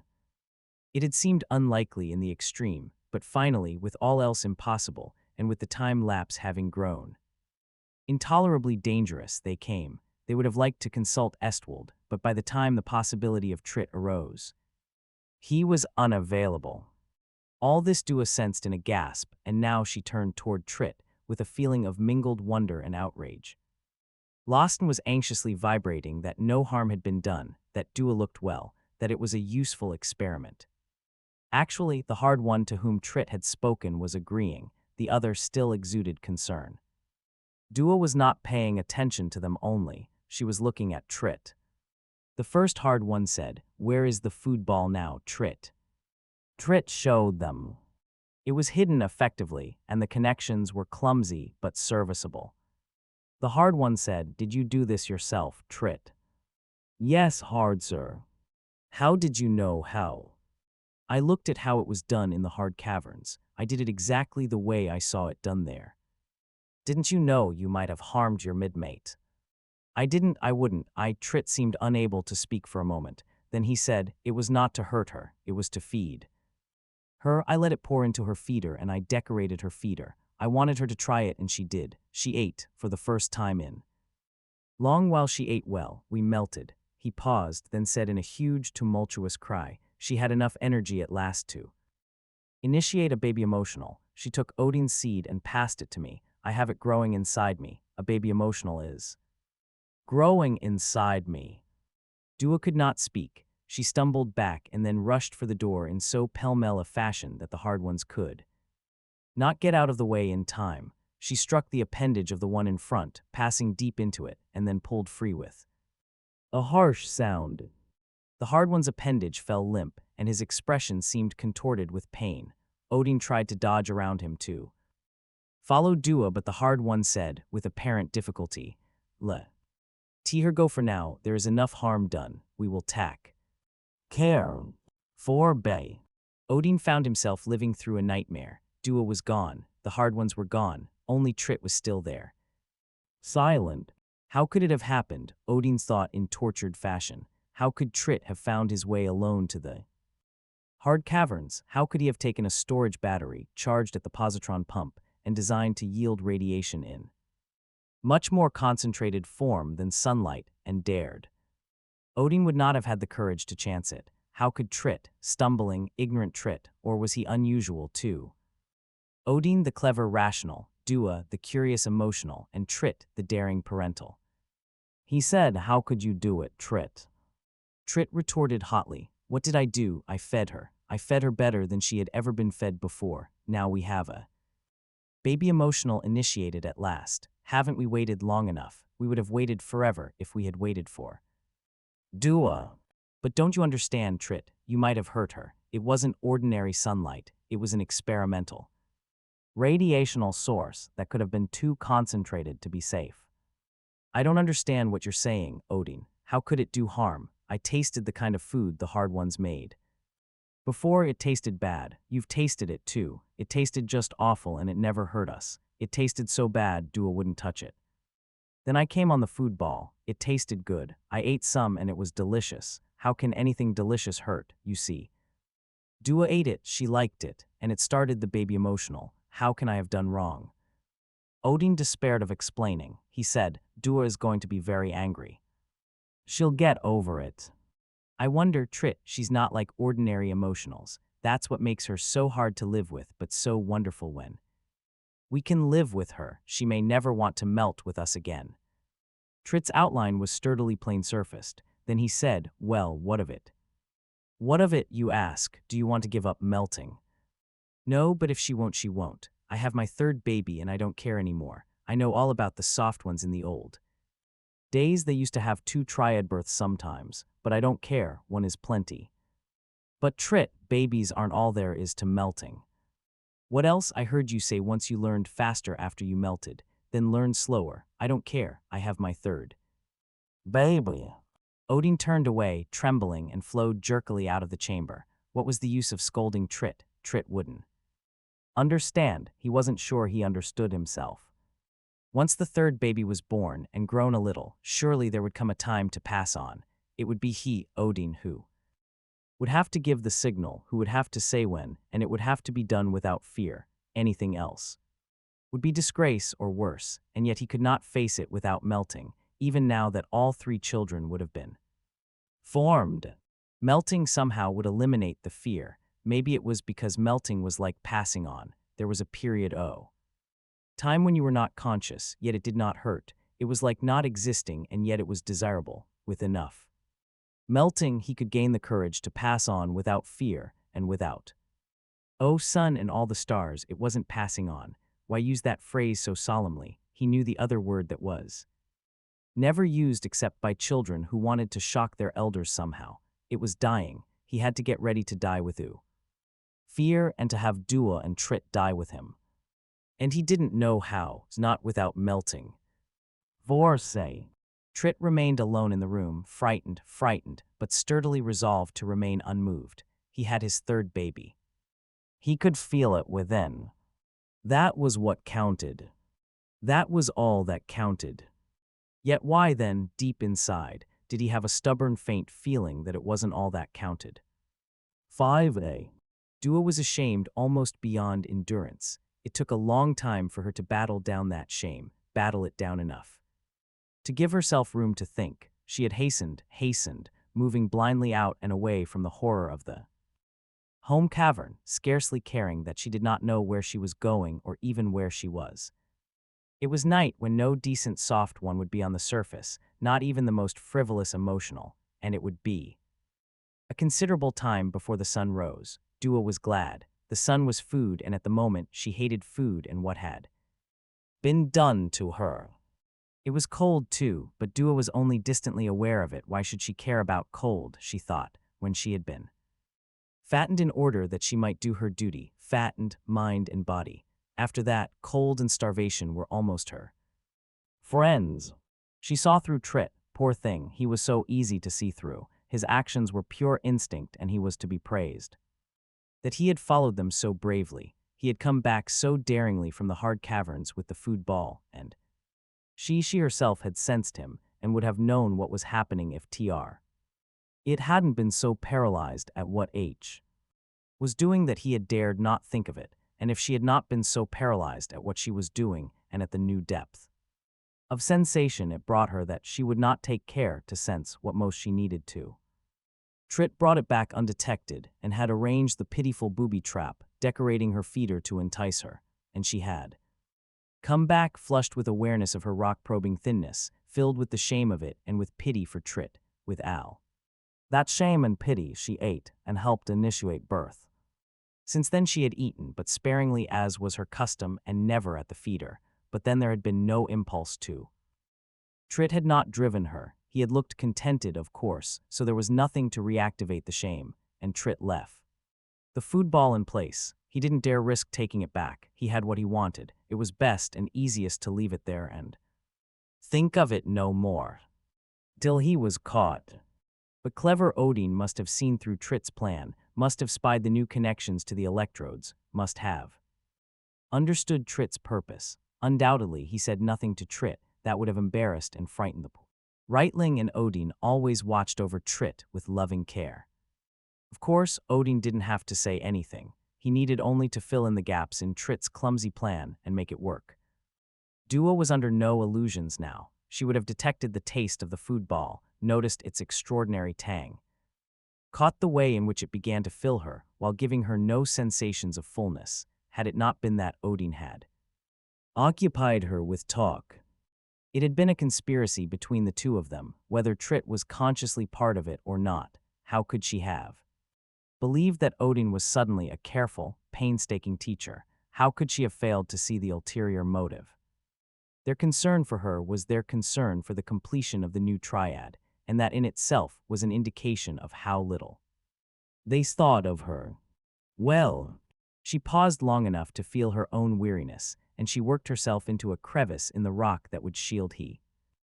From the thin, cold wind, 2 of the 7 stars were in her field of vision, and she watched them absently, occupying he outer senses in trivia, so that she might concentrate the more in internal thought. She was disillusioned. Betrayed, she muttered to herself. Betrayed, could they see no further than themselves? That Trit would be willing to see all destroyed if he were but secure in his babies was to be taken for granted, but he was a creature of instinct. Wah. Of Odin. Odin reasoned, and did that mean that, for the purpose of exercising his reason, he would sacrifice all else? Was everything produced by reason its own excuse for being, at any cost, because Estwold had devised the positron pump? Did it have to be used in order that the whole world, hard and soft alike, be placed at its mercy, and at the mercy of the people of the other universe? What if the other people stopped, and if the world was left without a positron pump and with a dangerously cooled sun? No, they wouldn't stop, those other people, for they had been persuaded to start, and they would be persuaded to keep going until they were destroyed, and then they would be needed no longer by the rationals, hard or soft, just as she. Dua would have to pass on, be destroyed, now that she was needed no longer. She and the other people both being betrayed, almost without being aware of it, she was cushioning deeper and deep. Into the rock, she buried herself, out of sight of the stars, out of touch with the wind, unaware of the world. She was thawed. It was Estwold whom she hated. He was the personification of all that was selfish and hard. He had devised the positron pump and would destroy a whole world of perhaps tens of thousands without conscience. He was so withdrawn that he never made his appearance, and so powerful that even the other hard ones seemed afraid of him. Well then, she would fight him, she would stop him. The people of the other universe had helped set up the positron pump through communications of some sort. Odin had mentioned those. Where would such communications be kept? What would they be like? How could they be used for further communication? It was remarkable how clearly she could think. Remarkable. There was fierce enjoyment in this, that she would use reason to overcome the cruel reasoners. They wouldn't be able to stop her, for she could go where no hard one could go, where no rational or parental could, and where no other emotional would. She might be caught eventually, but at the moment she didn't care. She was going to fight to have her way at any price, though to do it meant she would have to go through rock, live in rock, skirt the hard caverns, steal food from their stored energy batteries when she had to, flock with the other emotionals, and feed on sunlight when she cold, old. But in the end, she would teach them all a lesson, and after that they could do as they wished. She would even be ready to pass on then, but only then. 5b. Odin was present when the new baby emotional was born, perfect in every way, but he had not been able to feel enthusiasm over it. Even Trit, who cared for it perfectly, as a parental must, seemed subdued in his ecstasies. A long time had passed, and it was as though Dua had vanished. She had not passed on. A soft one could not pass on. Except when the whole triad did, but she was not with them, either. It was as though she had passed on without passing on. Odin had seen her once, only once, not very long after her wild fight, on the news that she had initiated the new baby. He had passed a cluster of emotionals, sunning themselves, when he was moving over the surface on some foolish notion that he might find her. They had tittered at the rare sight of a rational moving in the vicinity of an emotional cluster, and had thinned in mass provocation, with no thought among the foolish lot of them but to advertise the fact that they were emotionals. Odin felt only contempt for them, and there was no answering stir along his own smooth curves at all. He thought of Dua instead, and of how different she was from all of them. Dua never thinned for any reason other than her own inner needs. She had never tried to attract anyone and was the more attractive for that, if she could have brought herself to join the flock of empty heads. She would be easily recognized, he felt sure, by the fact that she alone would not thin but would probably thicken, precisely because the others thinned. And as he thought that, Odin scanned the sunning emotionals and noted that one indeed had not.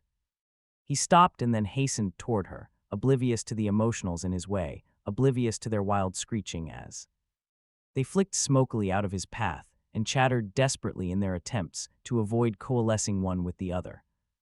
Least not in the open, and with a rational watching.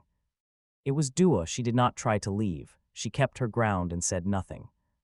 Dua, he said humbly, aren't you coming home? I have no home, Odin, she said, not angrily, not in hate, and all the more dreadfully for that reason. How can you blame Trit for what he did, Dua? You know the poor fellow can't reason. But you can, Odin, and you occupied my mind while he arranged to feed my body, didn't you? Your reason told you that I was much more likely to be trapped by you than by him. Dua, no. No, what? Didn't you make a big show of teaching me, of educating me? I did, but it wasn't a show, it was real, and it was not because of what Trit had done. I didn't know what Trit had done. I can't believe that. She flowed away without haste. He followed after. They were alone now, the sun shining redly down upon them. She turned to him. Let me ask you one question, Odin. Why did you want to teach me? Odin said, because I wanted to. Because I enjoy teaching, and because I would rather teach than do anything else but learn. And melt, of course. Never mind, she added to ward him off. Don't explain that you are talking of reason and not of instinct if you really mean what you say about enjoying teaching. If I can really ever believe what you say, then perhaps you can understand something I'm going to tell you. I've been learning a great deal since I left you, Odin. Never mind how, I have. There's no emotional left in me. All except physiologically. Inside, where it counts, I'm all rational, except that I hope I have more feeling for other than rationals have. And one thing I've learned is what we really are, Odin, you and I and Trit and all the other triads on this planet, what we really are and always were. What is that? Asked Odin. He was prepared to listen for as long as might be necessary, and as quietly if only SH would come back with him when she had said her say. He would perform any penance, do anything that might be required, only she must come back, and something dim and dark inside him knew that she had to come back voluntarily. What we are, why nothing really, Odin, she said lightly, almost laughing. Isn't that strange? The hard one are the only living species on the face of the world. Haven't they taught you that? There is only one species, because you and I, the soft ones, are not really alive. We're machines, Odin. We must be, because only the hard ones are alive. Haven't they taught you that, Odin? But Dua, that's nonsense, said Odin, nonplussed. Dua's voice grew harsher. Machines, Odin, made by the hard ones, destroyed by the hard ones, they are out. The hard ones, only they don't talk about it much. They don't have to, they all know it, but I've learned to Think Odin and I've worked it out from the small clues I've had. They live tremendously long lives, but die. Eventually, they no longer give birth. The sun yields too little energy for that. Since they die very infrequently. Boo. Don't give birth at all. Their numbers are very slowly declining, and there are no young ones to provide new blood and new thoughts, so the old, long-lived hard ones get terribly bored. So what do you suppose they do, Odin? What? There was a kind of fascination about this, a repulsive fascination. They manufacture mechanical children whom they can teach. You said it yourself, Odin. You would rather teach than do anything else but learn and melt, of course. The rationals are made in the mental image of the hard ones, and the hard ones don't melt, and learning is terribly complex for them since they already know so much. What is left for them? But the fun of teaching. Rationals were created for no purpose but to be taught. Emotionals and parentals were created because they were necessary for the self-perpetuating machinery that made new rationals, and new rationals were needed constantly because the old ones were used up, were taught all they could be taught, and when old rationals had absorbed what they could, they were destroyed and were taught in advance to call the destruction process, passing on to spare their feelings, and of course, emotionals and parentals passed on with them, as long as they had helped form a new triad. There was no further use for them. But that's all wrong, Dua, Odin managed to say. He had no arguments to pose against her nightmare scheme, but knew with a certainty past argument that she was wrong, or did a little pang of doubt deep inside suggest that the certainty might have been implanted in him to begin with? No, surely no, for then would not Dua be certain with an implanted certainty too that this was wrong, or was she an imperfect emotional without the proper implantations and without, oh, what was he thinking? He was as crazy as she was. Dua said, you look upset, Odin. Are you sure I'm all wrong? Of course, now they have the positron pump and they now have all the energy they need, or will have. Soon they will be giving birth again. Maybe they are doing so already. And they won't need any software machines at all, and we will all be destroyed. I beg pardon, we will all pass on. No, Dua, said Odin strenuously, as much to himself as to her. I don't know how you got those notions, but the hard ones aren't like that. We are not destroyed. Don't lie to yourself, Odin. They are like that. They are prepared to destroy a whole world of other beings for their benefit, a whole universe if they have to. Would they stop at destroying a few soft ones for their comfort? But they made one mistake. Somehow the machinery went wrong and a rational mind got into an emotional body. I'm a leftem. Do you know that? They called me that when I was a child, and they were right. I can reason like a rational and I can feel like an emotional, and I will fight the hard ones with that combination. Odin felt wild. Dua must surely be mad, yet he dared not say so. He had to cajole her somehow and bring her back. Said with strenuous sincerity, Dua, we're not destroyed when we pass on. No, what does happen then? I don't know. I think we enter another world, a better and happier world, and become well, much bet. Then we are. Dua laughed. Where did you hear that? Did the hard ones tell you that? No, Dua, I'm sure that this must be so out of my own thoughts. I've been thinking a great deal about it since you left. Dua said, then think less and you'll be less foolish. Poor Odin, goodbye. She flowed away once more thinly. There was an air of weariness about her. Odin called out, but wait, Dua, surely you want to see your new baby mid. She did not answer. He cried out, when will you come home? She did not answer. And he followed no more, but looked after her in deepest misery as she dwindled.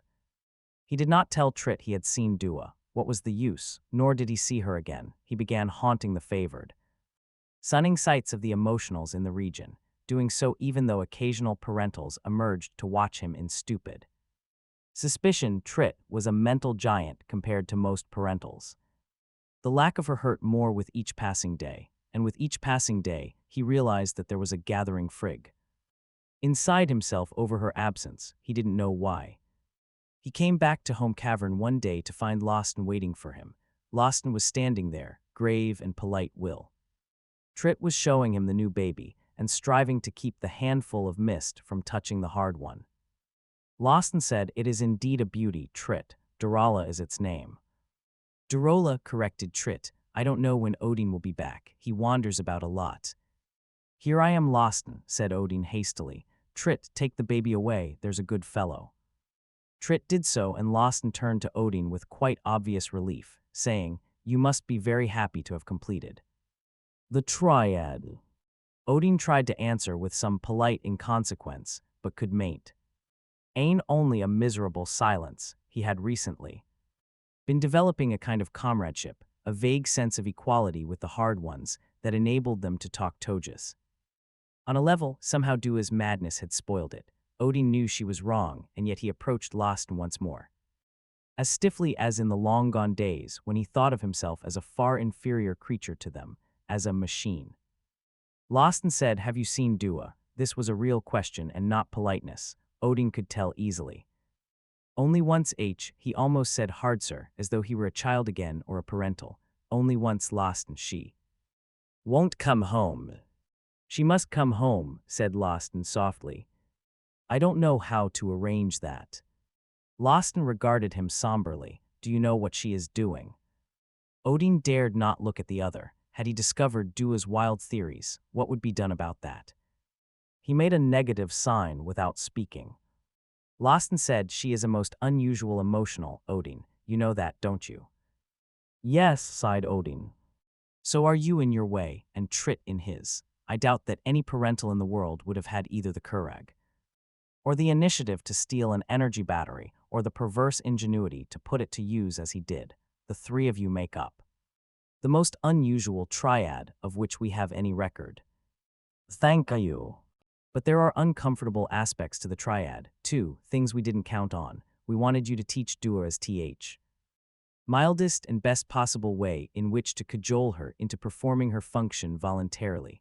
We did not count on Trit's quixotic action at just that moment, nor, to tell you the truth, did we count on her wild reaction to the fact the world in the other universe must be destroyed.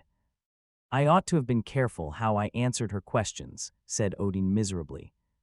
It wouldn't have helped, she was finding out for herself. We didn't count on that either. Odin, I am sorry, but I must tell you this. Dua has become a deadly danger. She is trying to stop the positron pump. But how can she? She can't reach it, and even if she could, she lacks the knowledge to do anything about it. Oh, but she can reach it. Losten hesitated, then said, She remains infused in the rock of the world where she is safe from us. It took a while for Odin to grasp the clear meaning of the words. He said, No grown emotional Dua would never end. She would, she does, don't waste time arguing the point. She can penetrate anywhere in the caverns, nothing is hidden from her. She has studied those communications we have received from the other universe. We don't know of certain knowledge, but there is no other way of explaining what is happening. Oh, Odin rocked back and forth, his surface opaque with shame and grief. Does Estwold know of all this? Losten said grimly, Not yet, though he must know someday. But what will she do with those communications? She is using them to work out a method for sending some of her own in the other direction. But she cannot know how to translate or transmit. She is learning both. She knows more about those communications than Estwold himself. She is a frightening phenomenon, and emotional who can reason and who is out of control. Odin shivered. Out of control, how machine-like a reference. He said it can't be that bad. It can, she has communicated already, and I fear she is advising the other creatures to stop their half of the positron pump. If they do that before their sun explodes, we will be helpless at this end. But then, she must be stopped, Odin. But how are you going to blast? His voice failed. Dimly, he knew that the hard one had devices for digging caverns out of the world's rock, devices scarcely used since the world's population had begun declining ages ago. Would they locate Dua in the rock and blast it in her? No, said Losten forcefully, we cannot harm Dua. Estwold might. Estwold cannot harm her either. Then what's to be done? It's you, Odin, only you. We're helpless, so we must depend on you. On me, but what can I do? Think about it, said Losten urgently. Think about it. Think about what? I can't say more than that, said Losten in apparent agony. Think there is so little time. He turned and left, moving rapidly for a hard one, moving as though he did not trust himself to stay and perhaps say too much. And Odin could only look after him, dismayed, confused, lost. 5C. There was a great deal for Trit to do. Babies required much care, but even 2 young lefts and 2 young rights together did not make up the sum of a single baby mid, particularly not a mid as perfect as Durola. She had to be exercised and soothed, protected from percolating into whatever she touched, cajoled into condensing and resting. It was a long time before he saw Odin again, and actually he didn't care. Durola took up all his time, but then he came across Odin in the corner of his own alcove, iridescent with the tell you. Trit remembered suddenly, he said, was lost and angry about Dua. Odin came to himself with a start. Losten, yes, he was angry. Dua is doing great harm. She should come home, shouldn't she? Odin was staring at Trit. Trit, he said, we're going to have to persuade Dua to come home. We must find her first. You can do it. With a new baby, your parental sensitivity is very high. You can use it to find Dua. No, said Trit, shocked. It's used for Durola. It would be wrong to use it for Dua. Besides, if she wants to stay away so long when a baby mid is longing for her, and she was once a baby mid herself, maybe we might just learn to do with U. Sorry. But Trit, don't you ever want to melt again? Well, the triad is now complete. That's not all there is to melting, Trit said, but where do we have to go to find her? Little Durola needs me, she's a tiny baby, I don't want to leave her. The hard ones will arrange to have Durola taken care of. You and I will go to the hard caverns and find Dua. Trit thought about that. He didn't care about Dua. He didn't even care about Odin somehow. There was only Durola. He said someday when Durola is older, not till then. Trit, said Odin urgently, we must find Dua. Otherwise the babies will be taken away from us. By whom? Said Trit. By the hard ones. Trit was silent. There was nothing he could say. He had never heard of such a thing. He could not conceive of such a thing. Odin said, Trit, we must pass on. I know why now. I've been thinking about it ever since Lost, but never mind. That, Durin, you must pass on too. Now that I know why, you will feel you must, and I think, Dua will feel sh. Must too, and we must pass on soon, for Dua is destroying the world. Trit was backing away. Don't look at me like that, Odin. You're making me. I'm not making you, Trit, said Odin sadly. It's just that I know now, and so you must. But we must find Dua. No, Trit was in agony, trying to resist. There was something terribly new about Odin, and existence was approaching an end inexorably. There would be no Trit and no baby mid, where every other parental had his baby mid. For a long time, Trit would have lost his almost at once. It wasn't fair. Oh, it wasn't fair. Trit panted, it's Dua's fault. Let her pass on first. Odin said with deadening calm, there's no other way but for all of us. And Trit knew that was so. So, Slickzay. Dua felt thin and cold, wispy. Her attempts to rest in the open and absorb sunlight had ended after Odin had found he. That time, her feeding at the hard one's batteries was erratic. She dared not remain too long outside the safety of rocks, so she ate in quick gulps, and she never got enough. She was conscious of hunger, continuously, all the more so since it seemed to tire her to remain in the rock. It was as though she were being punished for all that long time in which she haunted the sunset and ate so skimpily. If it were not for the work she was doing, she could not bear the weariness and hunger. Sometimes she hoped that the hard ones would destroy her, but only after she was finished. The hard ones were helpless as long as she was in the rock. Sometimes she sensed them outside the rock in the open. They were afraid. Sometimes she thought the fear was for her, but that couldn't be. How could they be afraid for her? Afraid that she would pass on out of sheer lack of food, out of sheer exhaustion. It must be that they were afraid of her, afraid a machine that did not work as they had designed it to work, appalled at so great a prodigy, struck helpless with the tarot. Love it. Carefully she avoided them. She always knew where they were, so they could not catch her nor stop her. They could not watch all places always. She thought she could even blank what little perception they had. She swirled out of the rock and studied the recorded duplicates of the communications they had received from the other universe. They did not know that was what she was after. If they hid them, she would find them in whatever new place. If they destroyed them, it didn't matter. Dua could remember them. She did not understand them at first, but with her stay in the rocks, her senses grew steadily sharper, and she seemed to understand without understanding. Without knowing what the symbols meant, they inspired feelings within her. She picked out markings and placed them where they would be sent to the other universe. The markings were FER. What that could possibly mean she had no idea, but its shape inspired her with a feeling of fear, and she did her best to impress that feeling of fear upon the markings. Perhaps the other creatures, studying the markings, would also feel fear. When the answers came, Dua could sense excitement in them. She did not always get the answers that were sent. Sometimes the hard ones found them first. Surely they must know what she was doing. Still, they couldn't read the messages, couldn't even sense the emotions that went along with them. So she didn't care. She would not be stopped till she was done, whatever the hard ones found out. She waited for a message that would carry the feeling she wanted. It came, PUMPBAD. It carried the fear and hatred she wanted. She sent it back in extended form, more fear, more hatred, now the odds. People would understand. Now they would stop the pump. The hard ones would have to find some other way, some odds. Source of energy, they must not obtain it through the death of all those thousands of other universe creatures. She was resting too much, declining into a kind of stupor within the rock.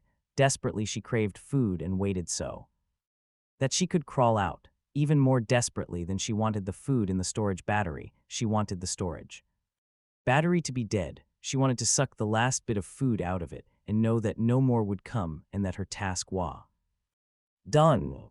She emerged at last and remained recklessly long, sucking in the contents of one of the batteries. She wanted to withdraw its last, empty it, see that no more was entering, but it was an endless source, endless, endless.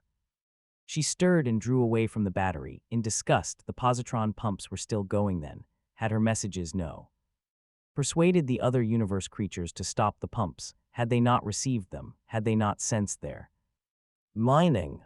She had to try again. She had to make it plain beyond plain. She would include every combination of signals that to he seemed to carry the feeling of danger, every combination that would get across the plea to stop. Desperately she began to fuse the symbols into metal, drawing without reserve on the energy she had just sucked out. The battery, drawing on it till it was all gone, and she was more weary than ever. Pump not stop, we not. Stop pump, we not hear danger. Not here you stop, please stop, you stop, so we. Stop please, you stop, danger, danger, danger, danger, stop, you stop, pump. It was all she could. There was nothing left in her but a racking pain. She placed the message where it could be transferred, and she did not wait for the hard ones to send the message unwittingly. Through an agonizing haze, she manipulated the controls as she had seen them do, finding the energy for it somehow. The message disappeared, and so did the cavern in a purple shimmer of vertigo. She was passing on out of sheer exhaustion. Odin try. Zexbay. Odin came. He had been flowing faster than ever he had flowed before. He had been following Tritt's sharp, new baby sense perception, but now he was close enough for his own blunter senses to detect her nearness. He could on his own account feel flickering and fading consciousness of Dua, and he raced forward while Tritt did his best to clump along, gasping and calling. Faster, faster. Odin found her in a state of collapse, scarcely alive, smaller than he had ever seen an adult emotional. Tritt, he said, bring the battery here. No, don't try to carry her. She's too thin to carry. Hurry, if she sinks into the floor.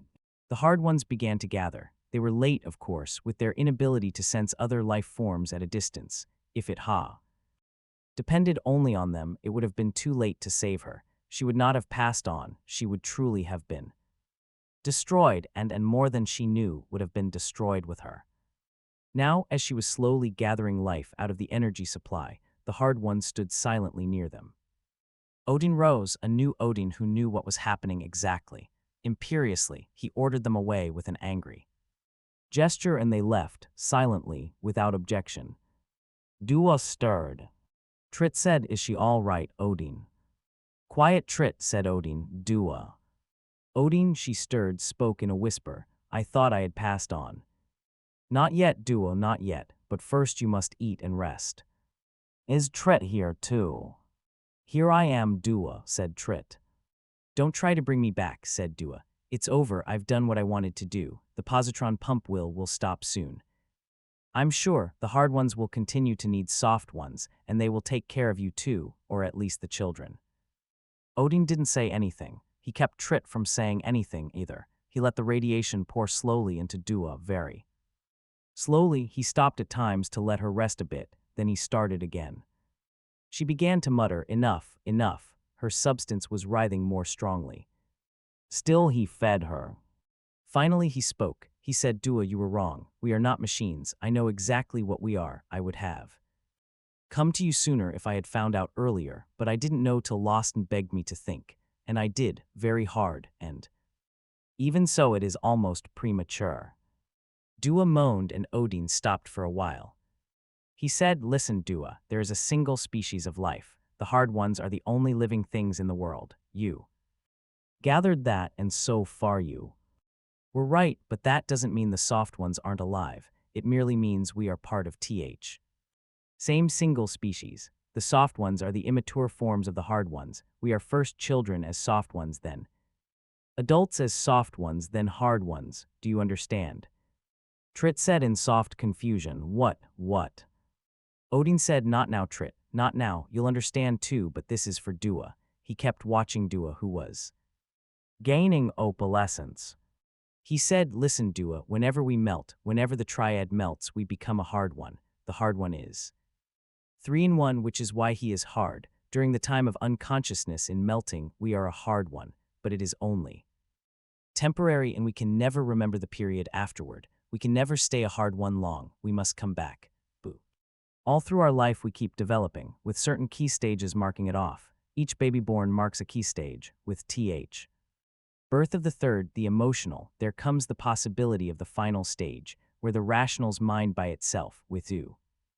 The other two can remember those flashes of hard one existence. Then, and only then, he can guide a perfect melt that will form the hard one forever, so that the triad can live a new and unified life of learning and intellect. I told you that passing on was like being born again. I was groping then for something I did not quite understand, but now I know. Dua was looking at him, trying to smile. She said, "How can you pretend to believe that, Odin? If that were so, wouldn't the hard ones have told you long ago, told all of us?" "They couldn't, Dua. There was a time, long ages ago, when melting was just a putting together of the atoms of bodies. But evolution slowly developed minds. Listen to me, Dua. Melting is a putting together of the minds too, and that's much harder, much more delicate. To put it together properly and permanently, just so, the rational must reach a certain pitch in development. That pitch is reached when he finds out, for himself, what it's all about, when his mind is finally keen enough to remember what has happened in all those temporary unions during melting. If the rational were told that development would be aborted and the time of the perfect melt could not be determined, the hard one would form imperfectly. When Lawson pleaded with me to think, he was taking a great chance. Even that may have been, I hope not. For it's especially true in our case, Dua. For many generations, the hard ones have been combining triads with great care to form particularly advanced hard ones, and our triad was the best they'd ever obtained. Especially you, Dua. Especially you. Lawson was once the triad whose baby-mid you were. Part of him was your parental. He knew you. He brought you to Trit and me." Dua sat up. Her voice was almost normal. "Odin, are you making all this up to soothe me?" Trit broke in, "No, Dua, I feel it too. I feel it too. I don't know what exactly, but I feel it." "He does, Dua," said Odin. "You will too. Aren't you beginning to recall being a hard one during our melt, don't you? Want to melt now, one last time, one last time." He lifted her. There was a feverishness about her, and though she struggled a bit, she was thinning. "If what you say is true, Odin," she gasped, "if we are to be a hard one, then it seems to me you are saying we'll be an important one. Is that so?" "The most important, the best who was ever formed. I mean that. Trit, over there. It's not goodbye, Trit, will be Together as we always wanted to be. Dua too, you too, Dua. Dua said, then we can make Estwold understand the pump can't continue, will force. The melting was beginning. One by one, the hard ones were entering again at the crucial moment. Odin saw them. Imperfectly, for he was beginning to melt into Dua. It was not like the other times, no sharp ecstasy, just a smooth, cool, utterly peaceful movement. He could feel himself become partly Dua, and all the world seemed pouring into her sharpening senses. The positron pumps were still going, she could tell. Why were they still going? He was trit too, and a keen, sharp sense of bitter loss filled his mind. Oh, my babies.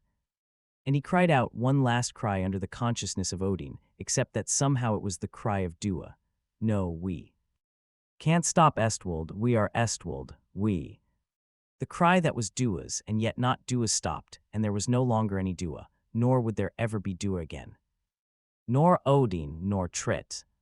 7 by say. Estwold stepped forth and said sadly to the waiting hard ones, by way of vibrating airwaves, I am permanently with you now, and there is much to do. 3. Contend in vain. 1. Selene Lindstrom smiled brightly and walked with the light springy touch that was startling when first seen by the tourists but was soon recognized as having a grace of its own. It's time for lunch, she said cheerfully. All homegrown ladies and gentlemen, you may not be used to the taste, boo. It's all nuri. Sheing, right here, sir. You won't mind sitting with the ladies, I know. One moment, there will be seat. For all, sorry, there will be a choice on the beverage, but not on the main course. That will be veal. No, artificial flavor and texture, but it's really quite good. Then she sat down herself, with a slight sigh and an even slighter wavering of her pleasant expression. One of the group sat down across from her. Do you mind? He asked. She looked at him quickly, penetrating. She had the faculty of making quick judgments, of course, and he did not seem troublesome. She said, not at all, but aren't you with someone in this group? He shook his head. No, I'm alone. Even if that were not the case, earthies are no great thrill to me. She looked at him again. He was 50-ish, and there was a weary look about him which only his bright, inquisitive eyes seemed to belie. He had the unmistakable look of the earthman, laden down with gravity. She said, earthy is a moon expression, and not a very nice one. I'm from Earth, he said, so I can use it without offense, I hope, unless you object. Selene shrugged as though to say, please yourself. She had the faintly oriental look about the eyes so many of the moon girls had, but her hair was the color of honey, and her nose was prominent. She was undeniably attractive without being in any way classically beautiful. The earthman was staring at the nameplate she wore on the blouse, covering the upper slope of her high, not too large left breast. She decided it was really the nameplate he was looking at, not the breast, though the blouse was semi-transparent when it caught the light at a particular angle, and there was no garment beneath it. He said, are there many Selenes here? Oh yes, hundreds, I think. Also Cynthias, Dianas, and Artemises. Selene is a little tiresome. Half the Selenes I know are called Silly, and the other half Lena. Which are you? Neither, I am Selene, all 3 syllables. Selene, she said, coming down heavily on the first syllable, to those who use my first name at all. There was a small smile on the earthman's face that sat there as though he weren't quite used to it. He said, and what I? Anyone asks you if you sell any, Selene. They never ask me that again, she said firmly. But do they ask you? There are fools always. A waitress had reached their table and had placed the dishes before them with quick, smooth motions. The earthman was visibly impressed. He said to the waitress, you make them seem to float down. The waitress smiled and moved on. Selene said, don't you try to do the same. She's used to the gravity and can handle it. And if I try, I'll drop everything, is that it? You'll make a gorgeous mess, she said. Well, I won't try. There's a good chance someone will before long, and the plate will flow down to the floor and they'll grab for it and miss, and 10 to 1 knock themselves out of their chair. I'd warn them, but it never helps, and they're just all the more embarrassed. Everyone else will laugh, the tourists, that is, because the rest of us have seen it too often to find it funny. And because it's just a cleanup job. The Earthman was lifting his fork carefully. I see what you mean. Even the simplest motions seem queer. Actually, you get used to it quickly enough, at least to little things like eating. Walking is harder. I never saw an Earthmen run efficiently out here, not really efficiently. For a while they ate in silence. Then he said, "What does the L stand for?" He was looking at her nameplate again. It said Selene Lindstrom L. "It just means Luna," she said, rather indifferently, "to distinguish me from the immigrants. I was born here." Really? That's nothing to be surprised about. We've had a working society here for over half a century. Don't you think babies are born here? We have people here who were born here, and our grandparents. How old are you? 32, she said. He looked startled, then mumbled, "Of course." Selene raised her eyebrows. "You mean you understand? Most Earthmen have to have it explained." The Earthman said, "I know enough to know that most of the visible signs of aging are the result of the inexorable victory of gravity over tissue, the sagging of cheek and the drooping of breast, with the moon's gravity 1/6 that o. Earth, it isn't really hard to understand that people will stay young-looking." Selene said, "Only young-looking. It doesn't mean we have immortality here. The lifespan is about that of Earth, but most of us are more comfortable in old age. That's not to be dismissed. Of course, there are penalties, I suppose." He had just taken his first sip of his coffee. "You have to drink this." He paused for a word and must have discarded it, for he used none. "We could import food and beverages from Earth," she said, amused, "but only enough to feed a fraction of us a fraction of the time. There'd be no point to that when we can use the space for more vital items. Besides, we're used to this crud." Or were you going to use a still stronger word? "Not for the coffee," he said. "I was going to save that for the food, but crud will do. Tell me, Miss Lindstrom, I didn't see any mention on the tour itinerary of the proton synchrotron." The proton synchrotron. She was finishing her coffee, and her eyes were beginning to slide round the room, as though estimating the moment for getting them all to their feet again. "That's terrestrial property, and it's not open to tourists." "You mean that it's off-limits to Lunarites?" "Oh no, nothing of the sort. Most of its staff are Lunarites. It's just that it's the terrestrial government that sets the rules. And tourists. I'd love to see it," he said. She said, "I'm sure you would. You've brought me luck. Not one item of food, not one blessed man or woman has hit the floor." She got to her feet and said, "Ladies and gentlemen, we'll be leaving in about 10 minutes. Please leave the plates where they are. There are rest rooms for those who wish to use them, and then we will visit the food processing plants where meals such as you have just eaten are made possible." Too. Selene's quarters were small, of course, and compact, but they were intricate. The windows were panoramic, star scenes changed slowly and very randomly, never having any relationship to any real constellation. Each of the 3 windows could be made to undergo telescopic magnification when Selene so desired. Baron Neville hated that part of it. He would tend to turn it off rather savagely and say, "How can you stand it? You're the only one I know who has the bad taste to do such a thing. It's not as though these nebulae and star clusters exist, even."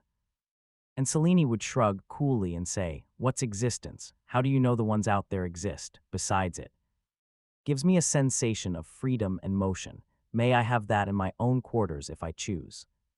Then Neville would mumble something and make a half-hearted attempt to restore the controls to where he had found them, and Selene would say, "Let it go." The furniture was in smooth curves, and the walls were abstractly decorated in low-key, unobtrusive colors. Nowhere was there any representation of anything that might be considered a living thing. "Living things are Earth," Selene would say, "not the moon." Now when she entered, she found, as so often, Neville there, Baron Neville, resting on the flimsy couch with one sandal on. The other lay beside him where it had dropped, and there was a line of red marks on his abdomen, just over high umbilicus, where he had been meditatively scratching. She said, "Get us some coffee, won't you, Baron?" and slipped out of her own clothes in a long, graceful wiggle, accompanied by a sigh of relief, letting them drop to the ground and then kicking them into the corner with one toe. "What a relief to get out of them," she said. It's the worst part of the job, having to dress like an earthy. Neville was in the kitchen corner. He paid no attention. He had heard it before. He said, "What's wrong with your weight?" "Supply, it's way down." "Is it?" she asked. "Well, I've been overusing, I suppose. Just be patient." "Any trouble today?" Selene shrugged. "No, very run-of-the-mill. Just the usual bit about watching them teetering along and pretending they don't hate the food and knowing they're wondering if they'll be asked to take off their clothes. I shouldn't be surprised." "Disgusting possibility." "Are you taking up prudery?" He brought the 2 small cups of coffee to the table. "In this case, prudery is required. They're wrinkled, sagging, paunchy, and full of germs. I don't care what the quarantine regulations are like, they're full of germs. What's new on your side?" Baron shook his head. He was heavily built for a Lunarite, and there was an almost sullen narrowing of his eyes that had become a built-in feature. Except for that, his features were even and remarkably handsome, Selene thought. He said nothing startling. "We're still waiting out the change in commissioner. We'll have to see what this Gottstein eye like. Can he make difficulties?" "None more than are being made. After all, what can they do? They can't infiltrate. You can't disguise an earthy as a Lunarite," but he looked uneasy just the same. Selene sipped at her coffee and looked at him shrewdly. "Some Lunarites might be earthies inside." "Yes, and I'd like to know which. Sometimes I don't think I can trust. Oh well, I'm wasting incredible amounts of Tim with my synchrotron project and getting nowhere. I'm having no luck with priorities. They probably don't trust you, and I don't blame them. If only you didn't slink around so conspiratorially." "I do no such thing. It would give me great pleasure to walk out of the synchrotron room and never return, but then they would become suspicious. If you've been raising hell with your water supply." "Selene, I suppose we can't have a second cup." "No, we can't, but if it connives to that, you've been helping me waste water. You've had 2 showers here in the last week." "I'll give you a water credit. I didn't know you were counting." "I'm not counting, my water level is." She finished her own cup of coffee and stared at its emptiness thoughtfully. She said, "They always make faces over it. The tourists do, and I can never figure out why either. It tastes fine to me. Did you ever taste Earth coffee, Baron?" "No," he said briefly. "I did once. Some tourist had smuggled in packets of what he called instant coffee. He offered me some in exchange for you-know-what, seemed to think it was an even trade. And you had some."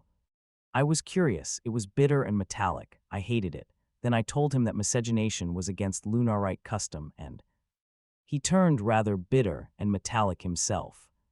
"You never told me this. He didn't try anything, did he?" "It's not particularly your business, is it? And no, he didn't try anything. If he had tried at the wrong gravity for him, I'd have bounced him from here to Corridor 1. Then she went on, "Oh yes, I picked up another earthy today, insisted on sitting with me." "And what did he offer you in exchange for the screwing you so delicately call you-know-what?" "Just sat there and stared at your breasts."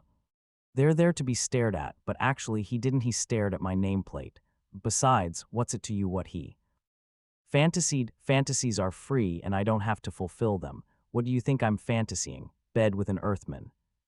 With all the action you would expect of someone trying to handle a gravitational field he isn't used to. I wouldn't say it hasn't been done, but not by me, and not that I've ever heard any good of it. Is that settled? Can I get back to the earthy who's nearly 50, and who obviously wasn't terrifically handsome even when he was 20, interesting appearance.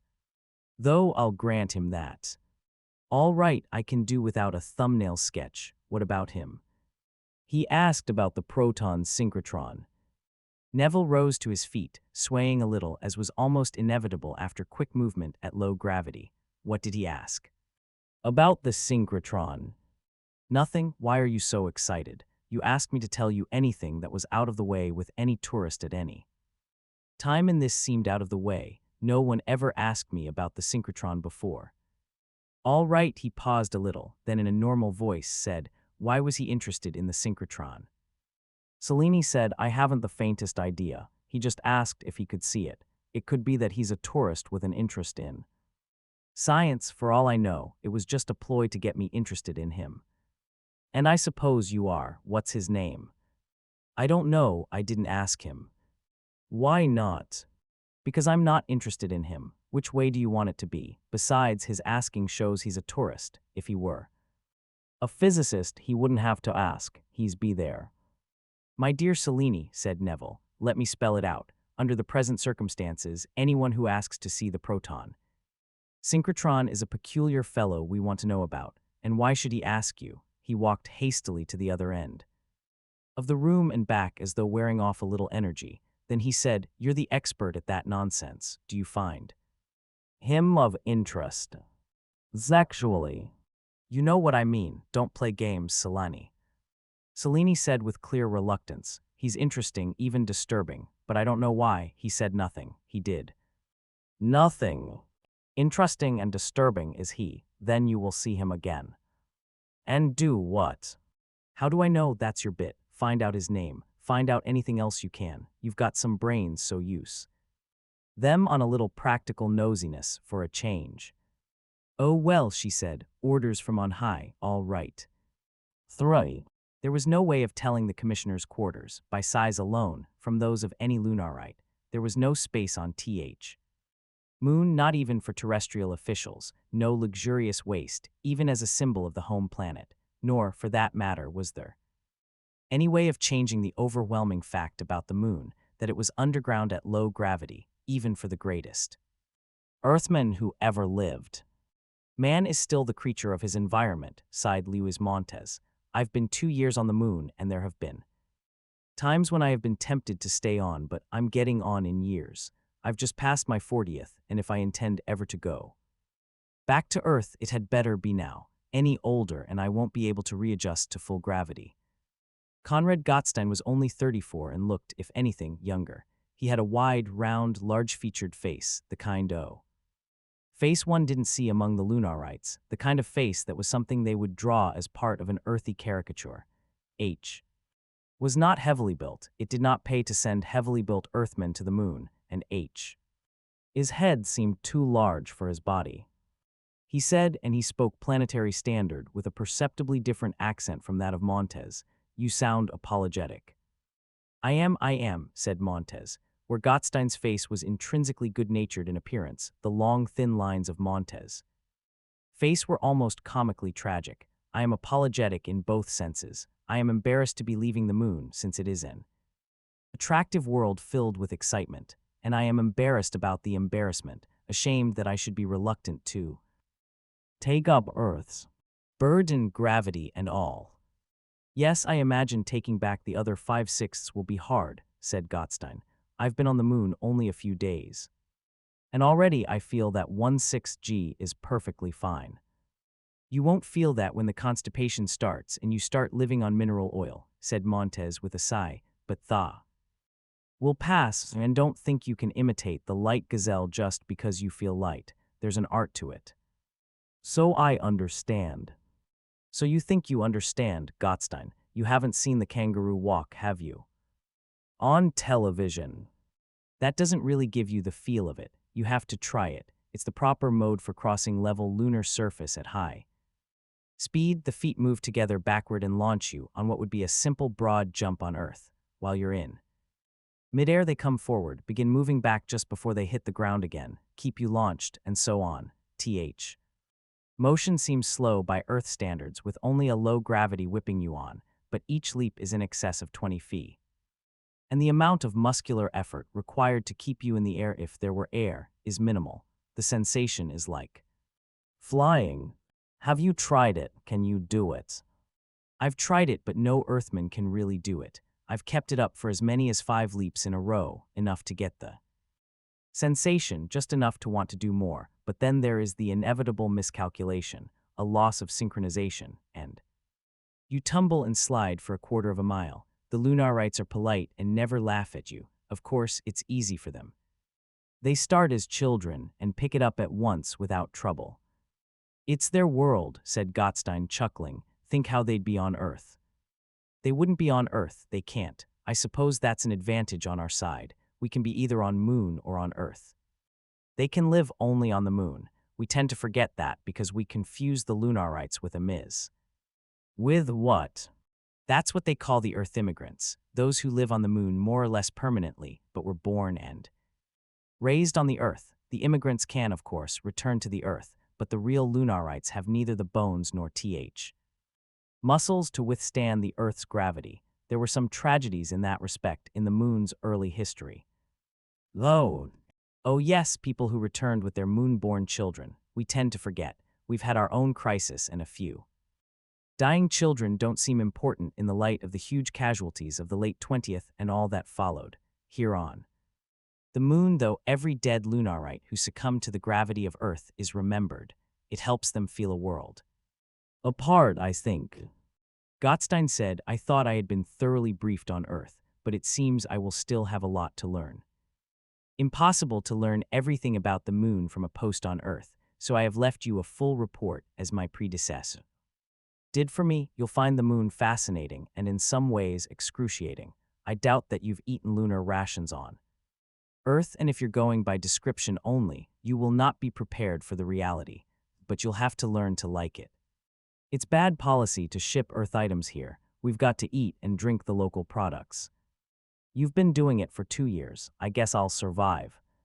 I've not been doing it steadily. There are periodic furloughs to Earth. Those are obligatory, whether you want them or not. They've told you that, I'm sure. Yes, said Gottstein. Despite any exercises you do here, you will have to subject yourself to full gravity now, and then just to remind your bones and muscles what it's like, and when you're on Earth you'll eat, and occasionally some food is smuggled. Gottstein said my luggage was carefully inspected, of course, but it turned out there was a can of corned beef in my coat pocket. Had overlooked it, so did they. Montez smiled slowly and said, hesitantly, I suspect you are now going to offer to share it. No, said Gottstein, judiciously, wrinkling his large button nose. I was going to say with all the tragic nobility I could. Muster here, Montez, have it all. Thy need is greater than mine. He stumbled a bit in trying to say this, since he rarely used second-person singular in planetary standard. Montez smiled more broadly and then let it vanish. He shook his head. No, in a week I'll have all the Earth food I can eat. You won't. Your mouthfuls will be few in the next few years, and you will spend too much time regretting your present generosity. You keep it all. I insist. I would but be earning your hatred ex post facto. He seemed serious, his hand on the other's shoulder, his eyes looking straight into Gottstein's. Besides, he said, there is something I want to talk to you about that I've been putting off because I don't know how to approach it, and this food would be an excuse for further sidetracking. Gottstein put away the Earth can at once. There was no way in which his face could match the other's seriousness, but his voice was grave and steady. Is there something you could not put into your dispatches, Montez? There was something I tried to put in, Gottstein, but between my not knowing how to phrase it and Earth's reluctance to grasp my meaning, we ended up not communicating. You may do better, I hope you do. One of the reasons I have not asked to have my tour of duty extended is that I can no longer take the responsibility of my failure to communicate. You make it sound serious. I wish I could make it sound serious. Frankly, it sounds silly. There are only some 10,000 people in the lunar colony. Rather less than half are native Lunarites. They're hampered by an insufficiency of resources, an insufficiency o' space, a harsh world, and yet, said Gottstein encouragingly. There is something going on here. I don't know exactly what, which may be dangerous. How can it be dangerous? What can they do? Make war against the Earth? Gottstein's face trembled on the brink of a smile crease. No, it's more subtle than that. Montez passed his hand over his face, rubbing his eyes petulantly. Let me be frank with you. Earth has lost its nerve. What does that mean? Well, what would you call it? Just about the time the lunar colony was being established, Earth went through great crisis. I don't have to tell you about that. No, you don't, said Gottstein with distaste. The population is 2 billion now from its 6 billion peak. Earth is much better for that, isn't it? Oh, undoubtedly, though I wish there had been a better way of achieving the drop.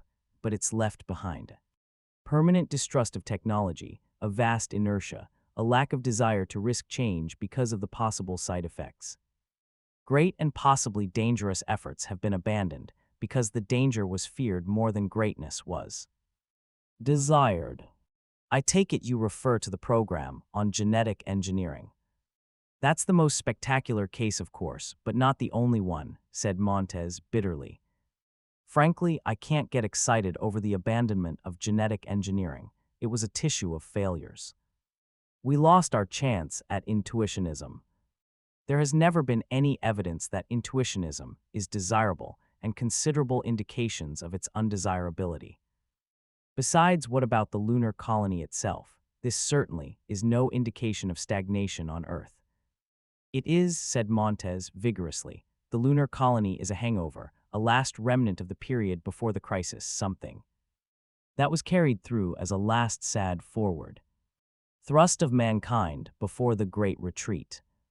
That's too dramatic, Montez. I don't think so. The Earth has retreated. Mankind has retreated everywhere but on the moon. The lunar colony is man's frontier, not just physically, but psychologically too. Here is a world that doesn't have a web of life to disrupt, doesn't have a complex environment in delicate balance to upset.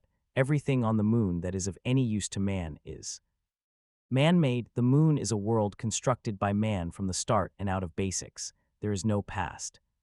Well, on Earth we are unmanned by our longing for a pastoral past that never really existed, and that, if it had existed, could never exist again. In some respects, much of the ecology was disrupted in the crisis, and we are making do with the remnants so that we are frightened, always frightened.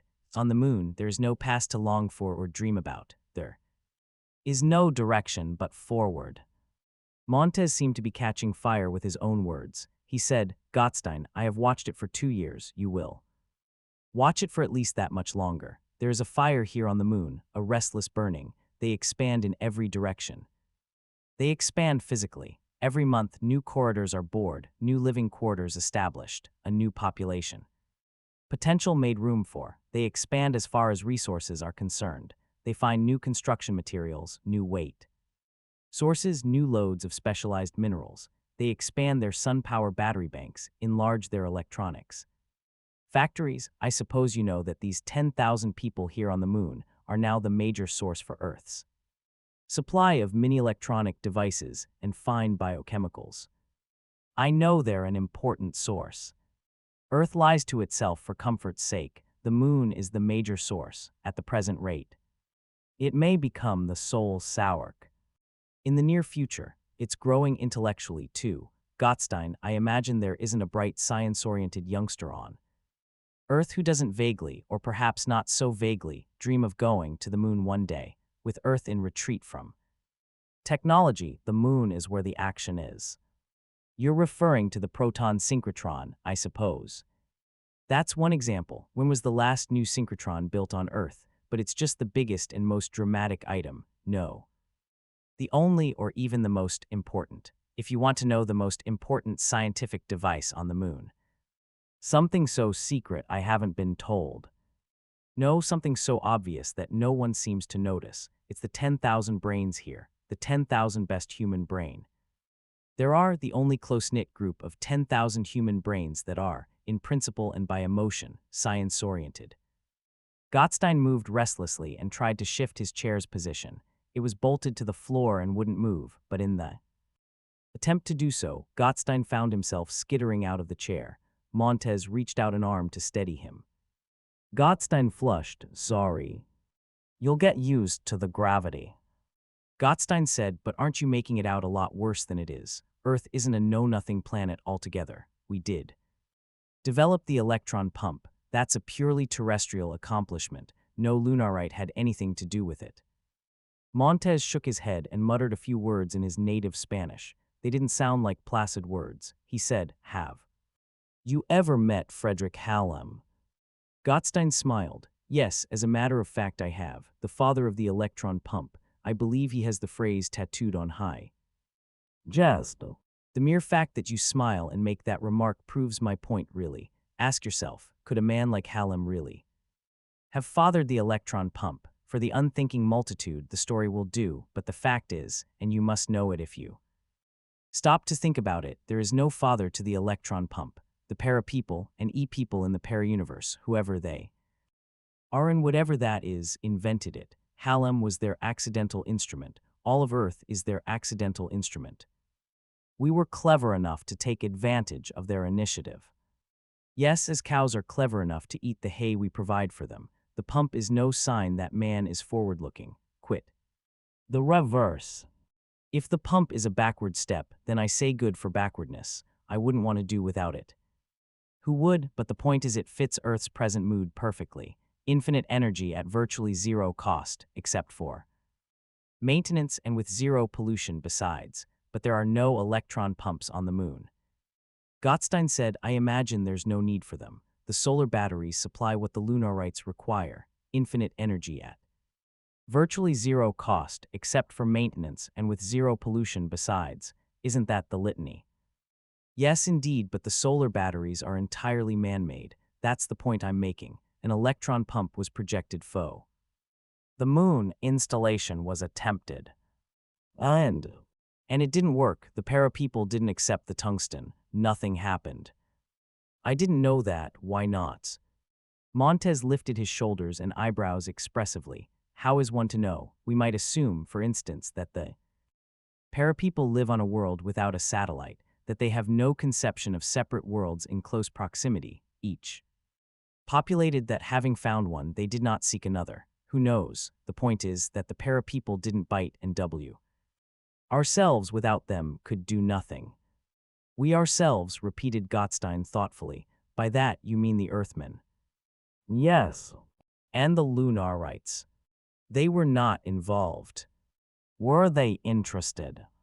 I don't know. That's where my uncertainty and fear chiefly rests. The Lunarites, the native Lunarites particularly, do not feel like Earthmen. I don't know what their plans are or what they intend. I can't find out. Gottstein looked thoughtful. But what can they do? Do you have any reason to suppose they intend to do us harm, or that they can do Earth harm even if they intend it? I can't answer that question. They are an attractive and intelligent people. It seems to me they lack real hatred or real rage, even real fear, but perhaps that is what only seems to me. What bothers me most is that I don't know. The scientific equipment on the moon is run by Earth, I believe. That is correct. The proton synchrotron is. The radio telescope on the transterrestrial side is. The 300-inch optica telescope is. The large equipment, that is, all of which has been in existence for 50 years. And what's been done since? Very little by Earthmen. What about the Lunarites? I'm not sure. Their scientists work in the large installations, but I once tried to check time cards. There are gaps. Gaps? They spend considerable time away from the large installations. It is as though they had laboratories of their own. Well, if they produce mini-electronic devices and fine biochemicals, isn't that to be expected? Yes, but Gottstein, I don't know. I fear my ignorance. There was a moderately long pause. Gottstein said, Montez, I take it you're telling me all this so that I will be careful, so I will try to find out what the Lunarites are doing. I suppose that's about it, said Montez unhappily. But you don't even know that they're doing anything at all. I feel that they are. Gottstein said, it's odd then. I should be trying to talk you out of all this fearful mysticism of yours, but it's odd. What is? The same vessel that brought me to the moon brought someone else to the moon. I mean, a large party came, but one face in particular triggered something. I didn't talk to him, had no occasion to, and I dismissed the matter. But now our talk is pushin' a button and he suddenly comes back to mind. Yes. I was on a committee once that dealt with electron pump matters, a question of safety. He smiled briefly. Earth's lost nerve. You might say we worry about safety everywhere, and a good thing, damn it, lost nerve or not. The details escape me, but in connection with that hearing, I saw that face that now I saw on the vessel. I'm convinced of it. Does that have significance, do you think? I'm not sure. I associate that face with something disturbing. If I keep on thinking, it may come back to me. In any case, better get a list of the passengers and see if any name means something to me. Too bad, Montez, but I think you're getting me started. Not bad at all, said Montez. I'm glad of it. As for this man, it may be he is only a tourist of no consequence and will be gone in 2 weeks, but I am glad to have you thinking about the matter. Gottstein did not seem to be listening. He is a physicist or a scientist of some sort, he muttered. I'm certain of it, and I associate him with danger. For, hello, said Selene cheerfully. The Earthman turned around. Recognition took almost no time at all. Selene, am I right, Selene? Right, correctly pronounced. Are you enjoying yourself? The Earthman said gravely, very much. It makes me realize how unique our century is. It was not so long ago I was on Earth, feeling tired of my world, tired of myself. Then I thought, well, if I were living 100 years ago, the only way I could leave the world would be to die, but now I can go to the moon. He smiled without real gaiety. Selene said, are you happier now that you are on the moon? A little, he looked about. Don't you have a crowd of tourists to take care of? Not today, she said cheerfully. It's my day off. Who knows, I may take 2 or 3. It's a dull job. What a shame, then, that you bump into a tourist on your day off. I didn't bump into you. I came looking for you. And a hard job that was, too. You shouldn't wander off by yourself. The Earthman looked at her with interest. Why should you look for me? Are you fond of Earthmen? No, she said with easy frankness. I'm sick of them. I dislike them on principle, and being constantly associated with them in my job makes it worse. Yet you come looking for me, and there isn't a way on Earth, on the moon, I mean, that I can convince myself I am young and handsome. Even if you were, it wouldn't help. Earthmen don't interest me, as everyone but Baron knows. Then why do you come looking for me? Because there are other ways of being interested, and because Barton is interested. And who is Baron, your boyfriend? Selene laughed. Baron Neville. He's a lot more than a boy and a lot more than a friend. We have sex when we fee. Like it. Well, that's what I meant. Do you have children? One boy, he's 10. He spends most of his time in the boys' compound. To spare you the next question, he's not. Barons, I may have a child by Baron if we're still together when I'm assigned another child, if I'm assigned another child, I am pretty sure I will be. You're quite frank. About things I don't consider secret, of course. Now what would you like to do? They had been walking along a corridor of milk-white rock, into the glazed surface of which were inset dusky bit of moon gems that lay about for the taking in most sections of the lunar surface. She wore sandals which scarcely seemed to touch the ground. He wore thick-soled boots which leadenly helped weigh him down to keep his steps from becoming torture.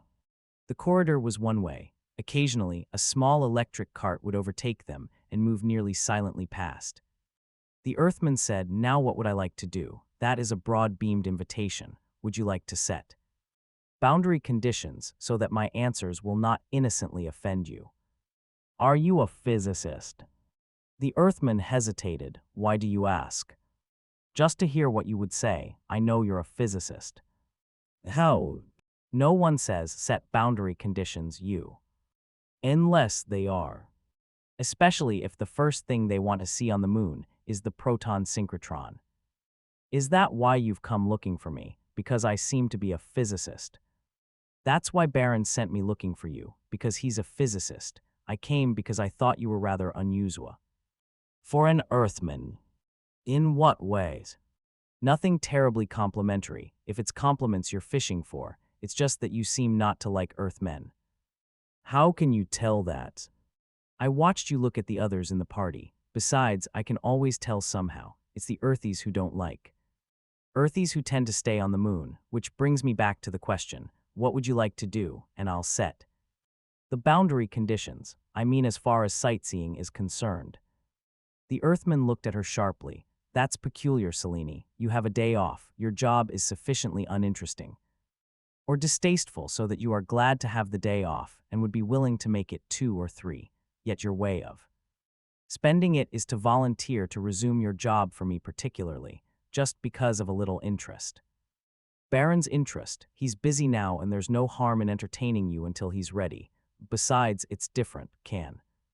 You see, it's different. On my job I'm writing herd on a couple of dozen Earthies. Don't you mind my using the term? I use it myself. Because you're an Earthman, some Earth people consider it a term of derision and resent it when a Lunarite uses it. You mean when a Luni uses it? Selene flushed. She said, yes, that's about it. Well then, let's neither of us cry out at words. Go ahead, you were telling me about your job. On my job, there are these Earthies whom I have to keep from killing themselves and whom I have to take here and there and give little speeches to and make sure they eat and drink and walk by the book. They see their little pet sight and do their little pet things, and I have to be terribly polite and motherly. Awful, said the Earthman. But you and I can do as we please, I hope, and you are willing to take your chances, and I don't have to watch Wah. I say, I told you that you're perfectly welcome to call me Earthy. All right then, I'll have a busman's holiday. What would you like to do? That's an easy one to answer. I want to see the proton synchrotron. Not that maybe Baron can arrange it after you see him. Well, if I can't see the synchrotron, I don't know what else there is to see. I know the radio telescope is on the oth side, and I don't suppose there's any novelty in it anyway. You tell me, what doesn't the average tourist get to see? A number of things. There are the algae rooms, not the antiseptic processing plants, which you've seen, but farms themselves. However, the smell is pretty strong there, and I don't suppose an Earthman would find it particularly appetizing. Earthmen have trouble with the food as it is. Does that surprise you? Have you ever tasted Earth food? Not really. I probably wouldn't like it, though. It all depends on what you're used to. I suppose so, said the Earthman, sighing. If you ate a real steak, you'd probably gag at the fat and fiber. We could go to the outskirts where the new corridors are being driven into bedrock, but you'll have to wear specia protective garments. There are the factories. You make the choice, Selene. I will, if you will tell me something honestly. I can't promise without hearing the question. I said that Earthies that didn't like Earthies tended to stay on the moon. You didn't correct me. Do you intend to stay on the moon? The Earthman stared at the toes of his clumsy boots. He said, Selene, I had trouble getting a visa to the moon, they said. I might be too old for the trip, and that if I stayed any length of time, I might find it impossible to return to Earth. So I told them I planned to stay on the moon permanently. You weren't lying. I wasn't sure at the time, but I think I'll stay here now. I should have thought that they would have been less willing than ever to let you go under those conditions. Why? Generally, the Earth authorities don't like to send physicists to the moon on a permanent basis. The Earthman's lips twitched. In that respect, I had no trouble. Well then, if you're going to be one of us, I think you ought to visit the gymnasium. Earthies often want to, but we don't encourage them as a general rule, though it's not forbidden. Outright immigrants are a different thing. Why? Well, for one thing, we exercise in the nude or near nude. Why not? She sounded aggrieved, as though weary of repeating a defensive position. The temperature is controlled, the environment is clean. It's just that where people from Earth are expected to be, nudity becomes unsettling. Some Earthies are shocked, some are titillated, and some are both. Well, we're not going to dress in the gymnasium for their sake, and we're not going to cope with them either, so we keep them out. But immigrants, they have to get used to it. In the end, they'll be discarding clothes too, and they'll need the gymnasium even more than the native Lunarites do. To be honest with you, Selene, if I encounter female nudity, I'll find it titillating too. I'm not quite so old that I won't. Well, titillate then, she said indifferently, but to yourself. Agreed. Do we have to get undressed too? He looked at her with amused interest.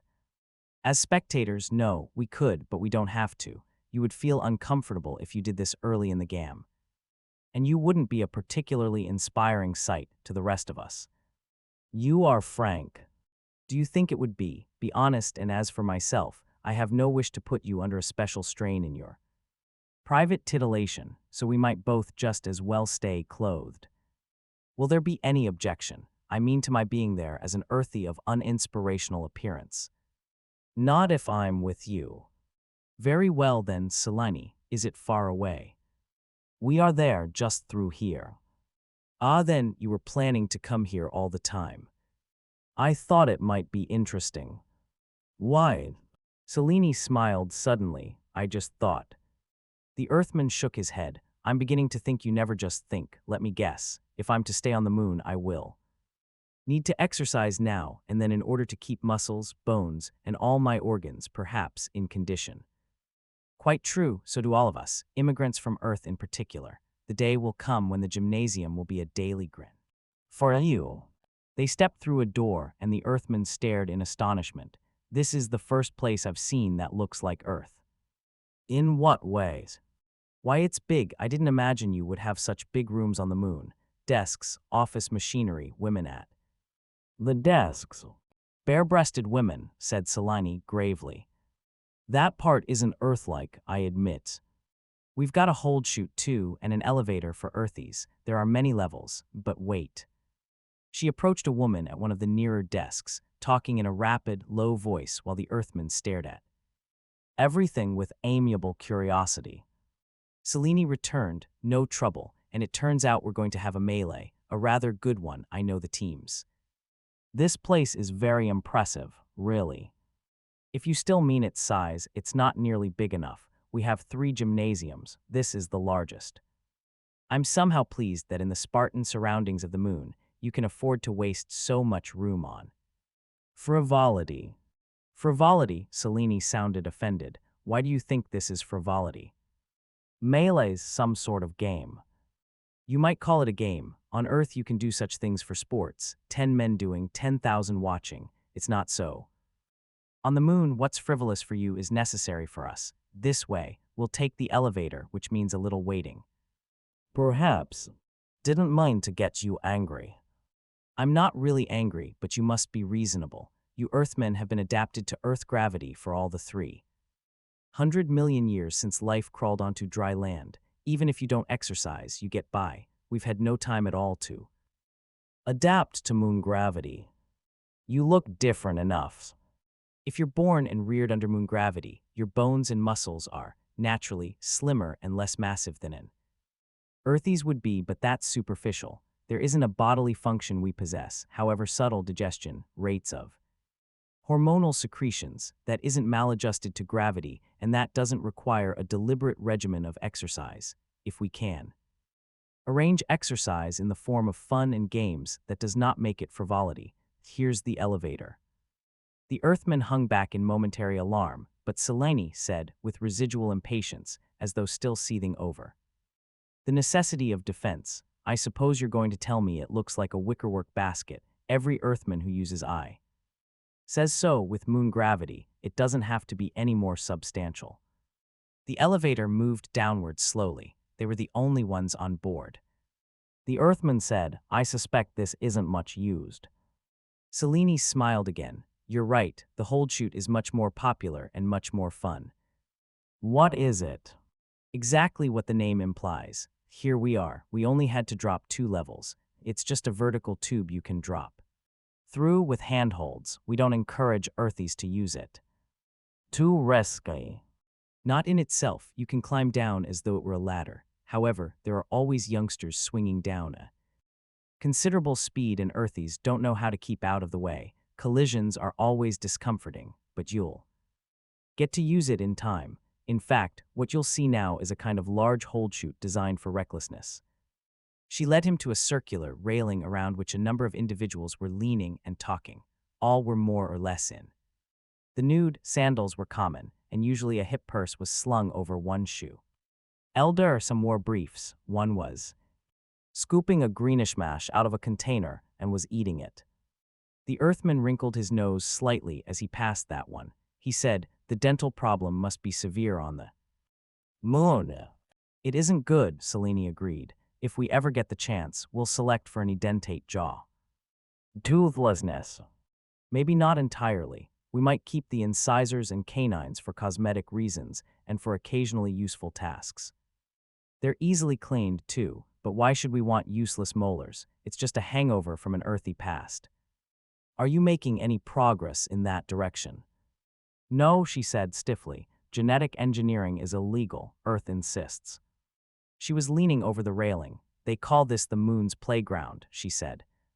The Earthman looked down. It was a large cylindrical opening with pink smooth walls to which metal bars were attached in what seemed a random configuration. Here and there, a bar stretched across a portion of the cylinder, sometimes across its entire width. It was perhaps 400 or 500 feet deep and about 50 feet across. No one seemed to be paying particular attention either to the playground or to the Earthman. Some had looked at him indifferently as he passed, seeming to weigh his clothed state, his facial appearance, and then had turned away. Some made a casual hand gesture to Cellini's direction before turning away, but all turned away, the no interest signal, however subdued, could not have been more blatant. The Earthman turned to the cylindrical opening. There were slim figures at the bottom, foreshortened because they were seen from above. Some wore wisps of clothing in red, some in blue. 2 teams, he decided. Clearly the wisp served protective functions, since all wore gloves and sandals, protective bands about knees and elbows. Some were brief bands about the hips, some about the chests. Oh, he muttered, men and women's. Cellini said, right, the sexes compete equally, but the idea is to prevent the uncontrolled swinging of parts that might hamper the guided fall. There's a sexual difference there which also involves vulnerability to pain. It's not modesty. The Earthman said, I think I've read of this. You may have, said Cellini indifferently. Not much seems to get out. Not that we have any objection, but the terrestrial government prefers to keep news of the moon to a minimum. Why, Cellini? You're an Earthman, you tell me. Our theory here on the moon is that we embarrass the Earth, or at least the Earth government. On either side of the cylinder now, 2 individuals were rising rapidly, and the patter of light drum beats was heard in th.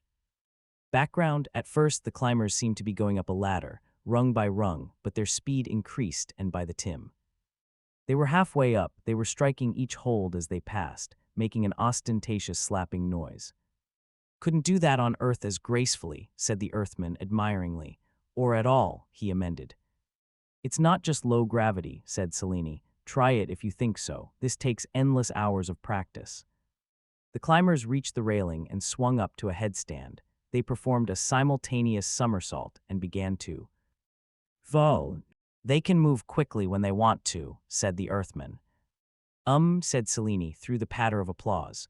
I suspect that when Earthmen, I mean the real Earthmen, the one who have never even visited the moon, think of moving around the moon, they think of the surface and of spacesuits.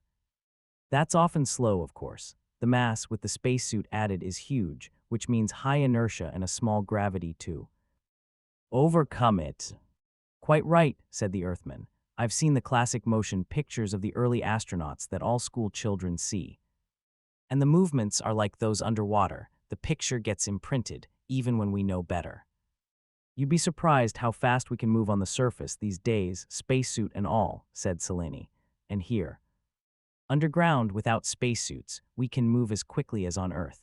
The slower whip of gravity is made up for by the proper use of muscles. But you can move slowly, too. The Earthman was watching the acrobats. They had gone up with speed and were going down with deliberate slowness. They were floating, slapping the handholds to delay the drop rather than, as before, to accelerate the rise. They reached the ground and 2 others replaced them, and then 2 more. And then 2 more. From each team alternately, pairs competed in virtuosity. Each pair went up in unison. Each pair rose and fell in a more complicated pattern. One pair kicked off simultaneously to cross the tube in a low parabola, convex upward, each reaching the handhold the other had abandoned, and somehow skimming past each other in midair without touching. That evoked louder applause. The Earthman said, I suspect I lack the experience to appreciate the finer points of skill. Are these all native Lunarites? They have to be, said S. Aline, the gymnasium is open to all lunar citizens, and some immigrants are fairly good. Considering, for this kind of virtuosity, however, you must depend on babies that are conceived and born here.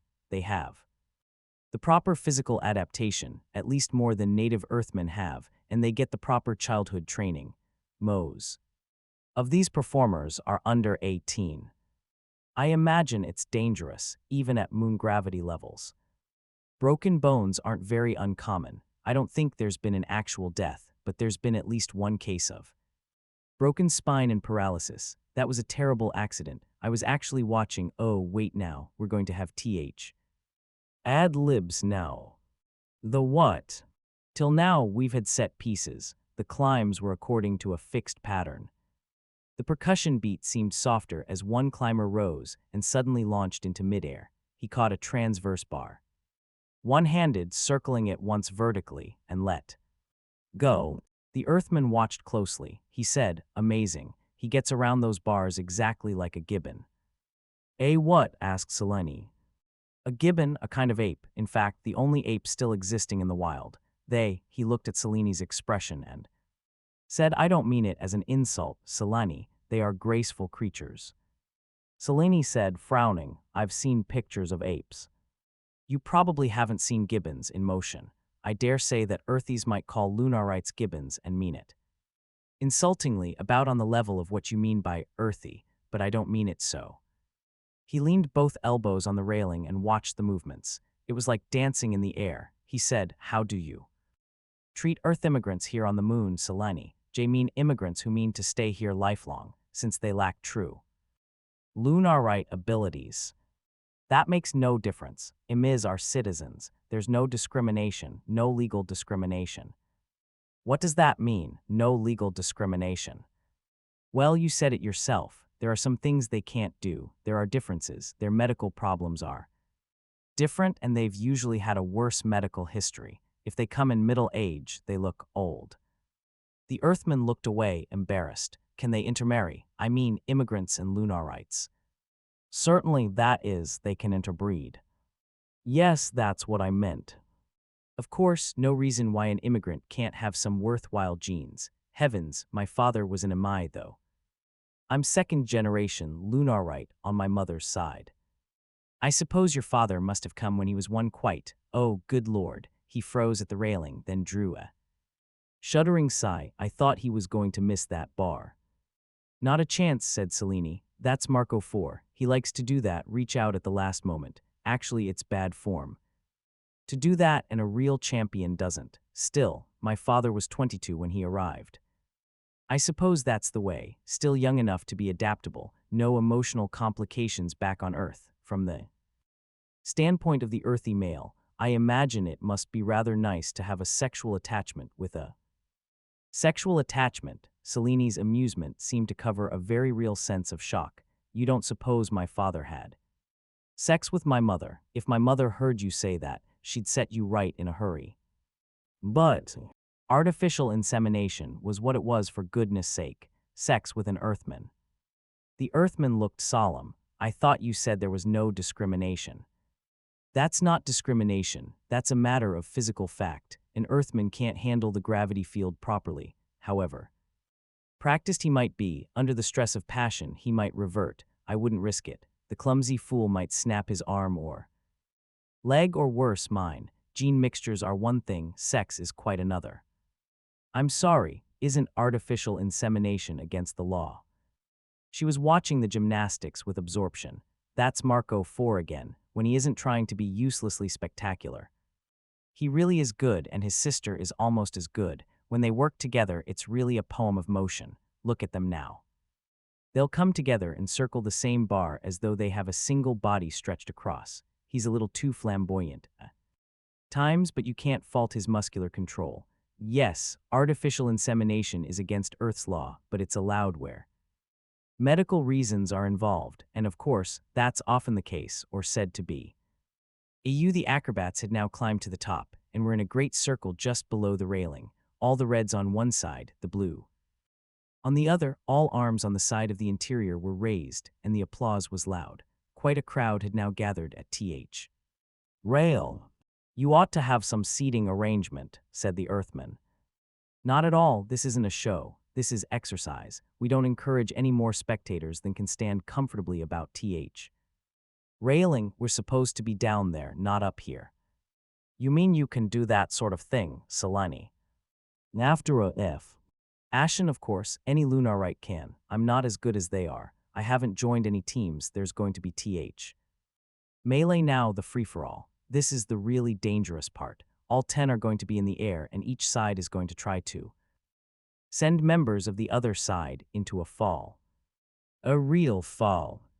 As real as possible. Are there injuries occasionally? Occasionally, in theory, this sort of thing is frowned upon. That is considered frivolous, and we don't have so large a population that we can afford to incapacitate anyone without real cause. Still, the melee is popular, and we can't raise the votes to outlaw it. Which side do you vote on, Selene? Selene blushed. Oh, never mind, you watch this. The percussion rhythm had suddenly grown thunderous, and each of the individuals, in the huge well darted outward lick.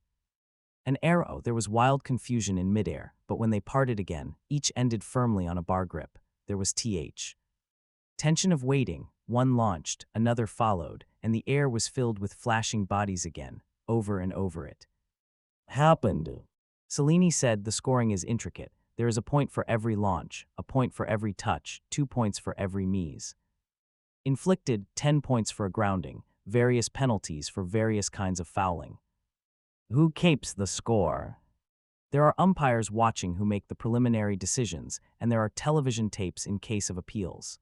Very often even the tapes can't decide. There was a sudden excited cry when a girl in blue moved past a boy in red and slapped his flank resoundingly.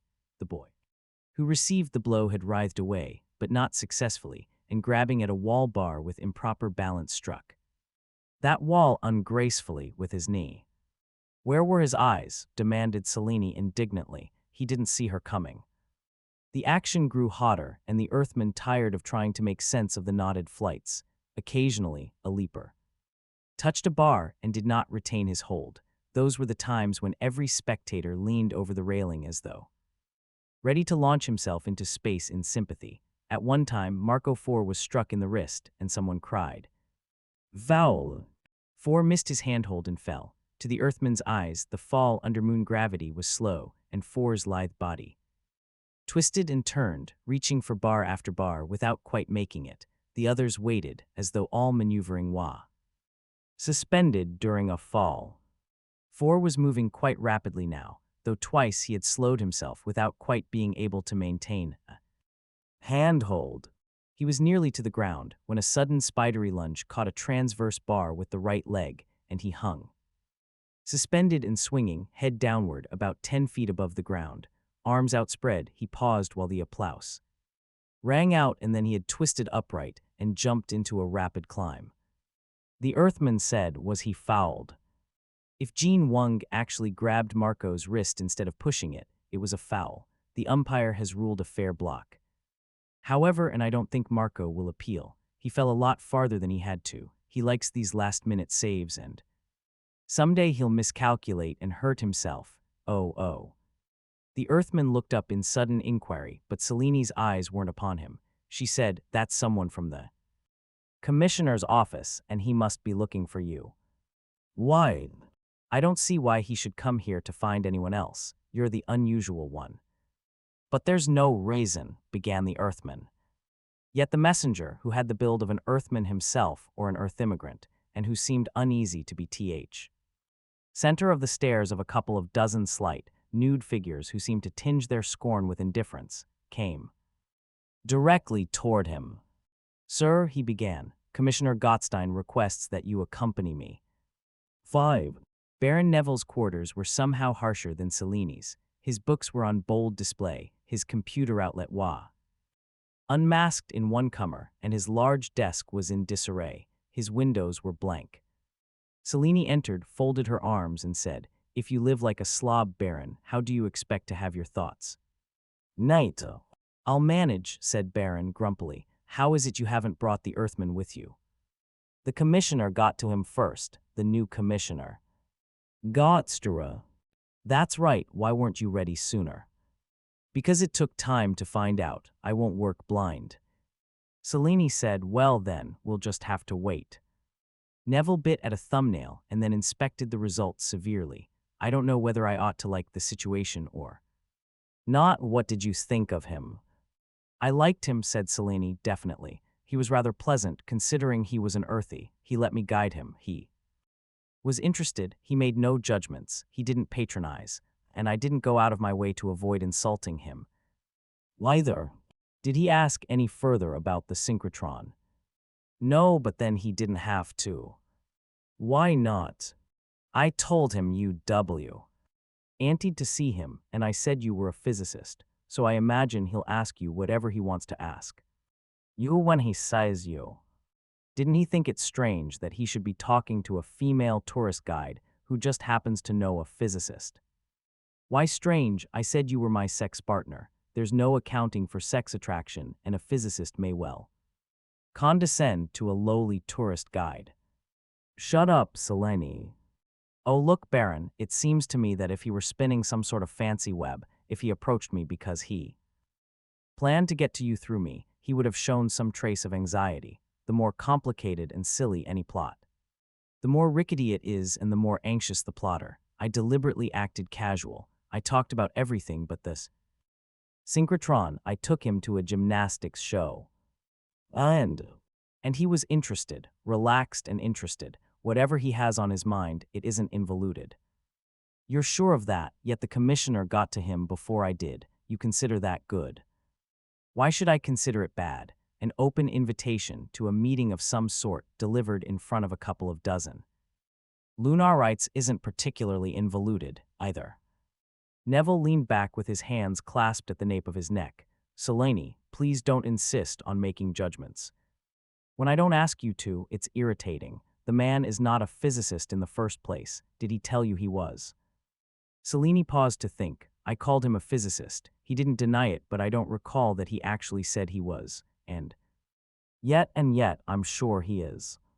It's a lie of omission, Selene. He may be a physicist in his own mind, but the fact is that he isn't trained as a physicist, and he doesn't work as one. He has had scientific training, I'll grant him that, but he has no scientific job of any kind.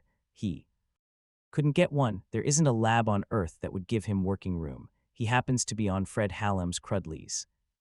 And he's been top man there for a long time. Are you sure? Believe me, I checked. Didn't you just criticize me for taking so long? And it sounds so good that it's too good. Why too good? I don't see what you're getting at. Doesn't it seem to you we ought to trust him? After all, he's got a grievance against Earth. You can certainly argue that way, if your facts are right. Oh, my facts are right, at least in the sense that they're what turns up if you dig for them, but maybe we're supposed to argue that way. Baron, that's disgusting. How can you weave these conspiracy theories into everything? Ben didn't sound. Ben, said Neville sardonically. Ben, repeated Selene firmly. Ben didn't sound like a man with a grievance or like a man trying to make me think H. Sounded like a man with a grievance. No, but he managed to make you think he was someone to be liked. You did say you liked him, didn't you? With emphasis. Maybe that's exactly what he was trying to do. I'm not that easy to fool, and you know it. Well, I'll just have to wait till I see him. The hell with you, Baron. I've associated with thousands of Earthies of all kinds. It's my job, and you have no reason whatsoever to speak sarcastically about my judgment. You know you have every reason to trust it. All right, well, see, don't get angry. It's just that we'll have to wait now. And as long as we do, he rose lightly to high feet. Guess what I'm thinking? I don't have to. Selene rose as smoothly, and with an almost invisible motion of her feet slid sideways, well away from him. But think it by yourself. I'm not in the mood. Are you annoyed because I've impugned your judgment?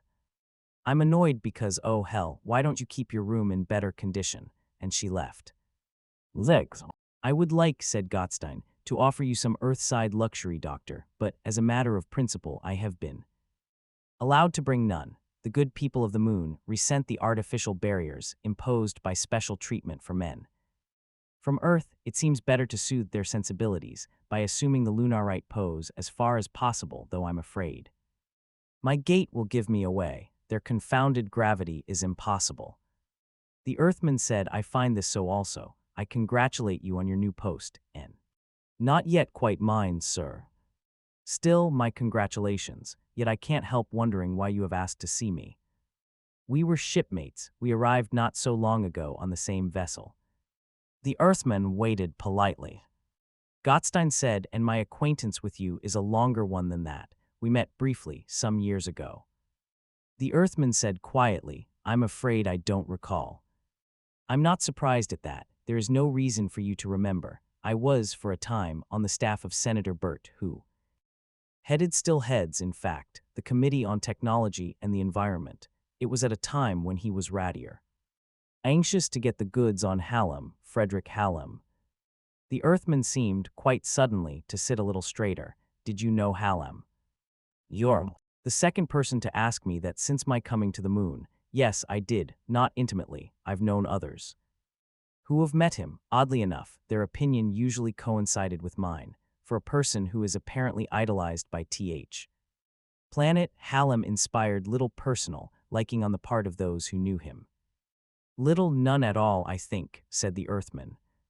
Gottstein ignored the interruption. It was my job at the time, or at least my assignment from the senator, to investigate the electron pump and see if its establishment and growth were accompanied by undue waste and personal profit-taking. It was a legitimate concern for what was essentially a watchdog committee, but the senator was, between you, hoping to find something of damage to Hallam. He was anxious to decrease the stranglehold that man was gaining on Th.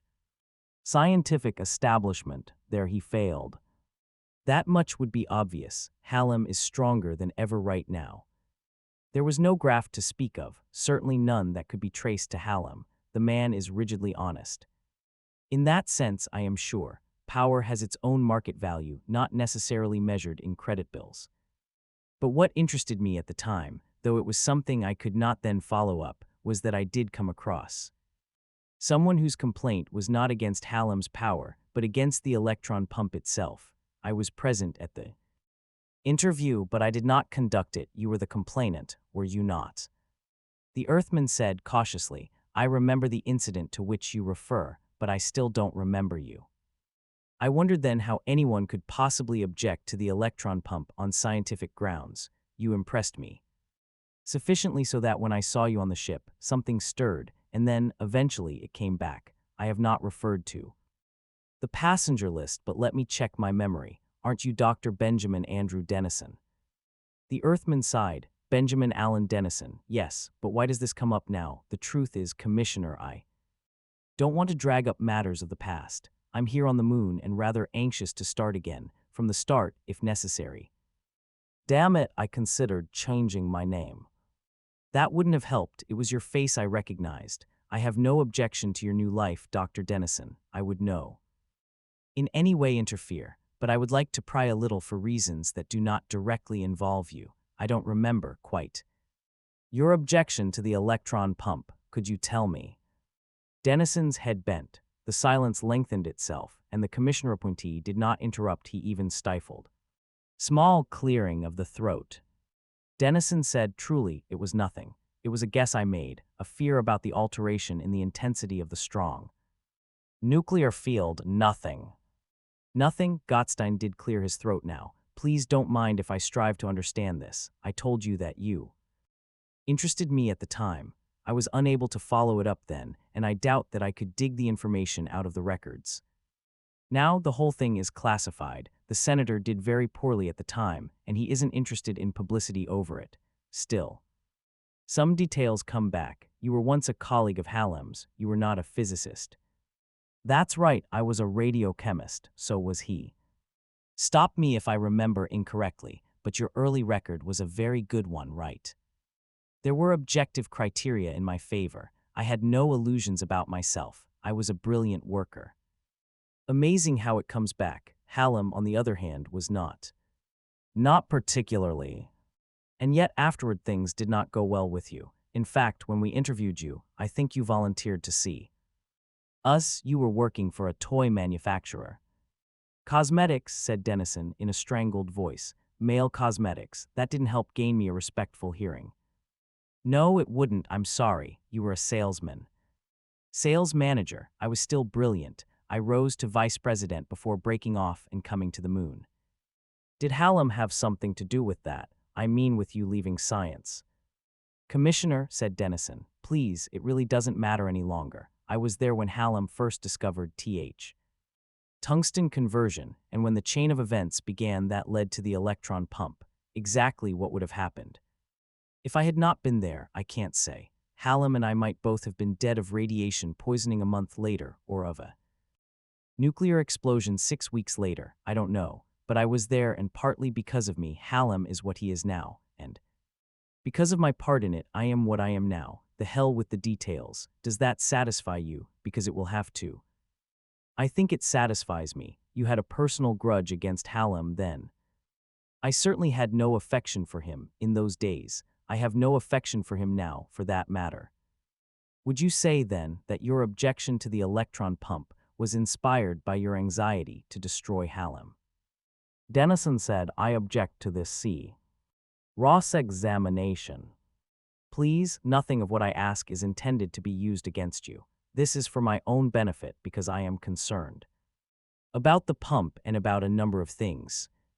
Well then, I suppose you might work out some emotional involvement. Because I disliked Hallam, I was ready to believe that his popularity and greatness had a false foundation. I thought about the electron pump, hoping to find a flaw. And you therefore found one. No, said Dennison forcefully, bringing his fist down on the arm of the chair and moving perceptibly upward from his seat in reaction. Not therefore. I found a flaw, but it was an honest one, or so it seemed to me. I certainly didn't invent flaw merely to puncture Hallam. No question of inventing, doctor, said Gottstein soothingly. I don't dream of making such an implication, yet we all know that in trying to determine something on the boundary line of the known, it is necessary to make assumptions. Assumptions can be made over a gray area of uncertainty, and one can shade them in one direction or another with perfect honesty, but in accord with the emotions of the moment. You made your assumptions, perhaps, on the anti-Hallam edge of the possible. This is a profitless discussion, sir. At the time, I thought I had a valid point. However, I am not a physicist. was a radiochemist. Hallam was a radiochemist, too, but he is now the most famous physicist in the world. He's still a radiochemist, a quarter century out of date. Not so you worked hard to become a physicist. Dennison smoldered. You really investigated me. I told you you impressed me. Amazing how it comes back. But now I'll pass on to something a little different. Do you know a physicist named Peter Lamont? Reluctantly, I've met him. Would you say he was brilliant, too? I don't know him well enough to say, and I hate to overuse the word. Would you say he knew what he was talking about? Barring information to the contrary, I would say yes. Carefully, the commissioner leaned back in his seat. It had a spindly look about it, and by Earth standards it would not have supported his weight. He said, would you care to say how you came to know Lamont? Was it by reputation only? Did you meet? Dennison said, we had some direct conversations. He was planning to write a history of the electron pump, how it started, a full account of all the legendary crap that's grown up around it. I was flattered that Lamont came to me, that he seemed to have found out something about me. Damn it, Commissioner, I was flattered that he knew I was alive, but I couldn't really say much. What would have been the use? I would have gained nothing but some sneers, and I am tired of it. Tired of brooding, tired of self-pity. Do you know anything about what Lamont has been doing in the last few years? What is it you're thinking of, Commissioner? Asked Dennison cautiously. About a year ago, maybe a little more, Lamont spoke to Bert. I am not on the senator's staff any longer, but we see each other occasionally. He talked to me about it. He was concerned. He thought Lamont might have made a valid point against the electron pump and yet could see no practical way of taking up the matter. I, too, was concerned. Concern everywhere, said Dennison sardonically. But now I wonder if Lamont talked to you and… Stop right there, Commissioner. I think I see you sidling toward a point, and I don't want you to move any further. If you expect me to tell you that Lamont stole my idea, that once again I am being treated badly, you are wrong. Let me tell you as forcefully as I can, I had no valid theory. It was purely a guess. It worried me. I presented it. I was not believed. I was discouraged. Since I had no way of demonstrating its value, I gave up. I did not mention it in my discussion with Lamont. We never went past the early days of the pump. what he came up with later, however much it may have resembled my guess, was arrived at independently. It seems to be much more solid and to be based on rigid mathematica. Analysis, I lay claim to no priority, to none. You seem to know about Lament's theory. It made the rounds in recent months. The fellow can't publish and no one takes him seriously, but it was passed along. The grapevine, it even reached me. I see, doctor, but I take it seriously. To me the warning was second time round, you understand, the report of the furs. Warning from you had never reached the senator. It had nothing to do with financial irregularities, which were what was then on his mind. The actual head of the investigating panel, not myself, considered it, you will forgive. Me crackpot, I did not. When the matter came up again, I grew disturbed. It was my intention to meet with Lamont, a number of physicists whom I consulted, including Hallam. No, I did not see Hallam. A number of those I consulted advised me that Lament's work was utterly without foundation. Even so, I was considering seeing him when I was asked to take up this position, and here I am and here you are, so you see why I had to see you. In your opinion, is there merit in the theories advanced by yourself and by Dr. Lament? You mean his continued use of the electron pump going to blow up the sun, or maybe the entire arm of the galaxy? Yes, that's exactly what I mean. How can I tell you? All I have is my own guess, which is just a guess. As for Lament's theory, I have not studied it in detail. It has not been published. If I saw it, the mathematics might be beyond me. Besides, what's the difference? Lamont won't convince anyone. Hallam has ruined him as earlier he ruined me, and the public generally would find it against their short-term interest to believe him even if he went over Hallam's head, so to speak. They don't want to give up the pump, and it's a lot easier to refuse to accept Lament's theory than to try to do something about it. But you're still concerned about it, aren't you? In the sense that I think we might indeed destroy ourselves, and that I wouldn't like to see that happen, of course. So you've come to the moon now to do something that Hallam, your old enemy, would prevent your doing on Earth. Dennison said slowly, you too like to make guesses. Do I? Said Gottstein indifferently. Perhaps I am brilliant too. Is my guess correct? It may be. I haven't given up hope of returning to science. If anything I do were to lift the specter of doom from mankind, either by showing that it does not exist or that it does exist and must be removed, I would be pleased. I see, Dr. Dennison, to discuss another point at the moment. My predecessor, the retiring commissioner, Mr. Montez, tells me that the growing edge of science is here on the moon. He seems to think a disproportionate quantity of the brain and initiative of mankind is here. He may be right, said Dennison. I don't know. He may be right, agreed Gottstein thoughtfully. If so, doesn't it strike you that this may be inconvenient for your purpose? Whatever you do, men may say, and think it was accomplished through the lunar scientific structure. You personally might gain little in the way of recognition, however valuable the results you present, which, of course, would be unjust. I am tired of the rat race of credit, Commissioner Gottstein. I want some interest in life, more interest than I can find a vice president in charge of ultrasonic depilatories. I'll find it in a return to science. If I accomplish something in my own eyes, I will be satisfied. Let us say that that would be insufficient for me. What credit you earn, you should receive, and it should be quite possible for me, as commissioner, to present the facts to the terrestrial community in such a way $1 to preserve for you what is yours. Surely you are human enough to want what is your own. You are kind, and in return, you are cynical, but justly so. In return, I want your help. The retiring commissioner, Mr. Montez, is not certain as to the lines of scientific research being undertaken on the moon. Communications between the peoples of Earth and Moon are not perfect, and coordination of the efforts on both worlds is clearly for the benefit of all. It is understandable that there's distrust, I suppose, but if you can do anything to break down that distrust, it will be as valuable to us as your scientific findings might be. Surely, Commissioner, you can't feel that I'm the ideal man to bear witness to the Lunarites as to how fair-meaning and well-disposed the Earth's scientific establishment is. You mustn't confuse one vengeful scientist with the men of the Earth as a whole, Dr. Dennison. Let's put it this way. I would appreciate being kept aware of your scientific findings so that I could help you retain your fair share of credit. And in order to understand your findings properly, I am not a professional scientist myself. Remember, it would be helpful you were to explain them in the light of the present state of science on the moon. Is it agreed?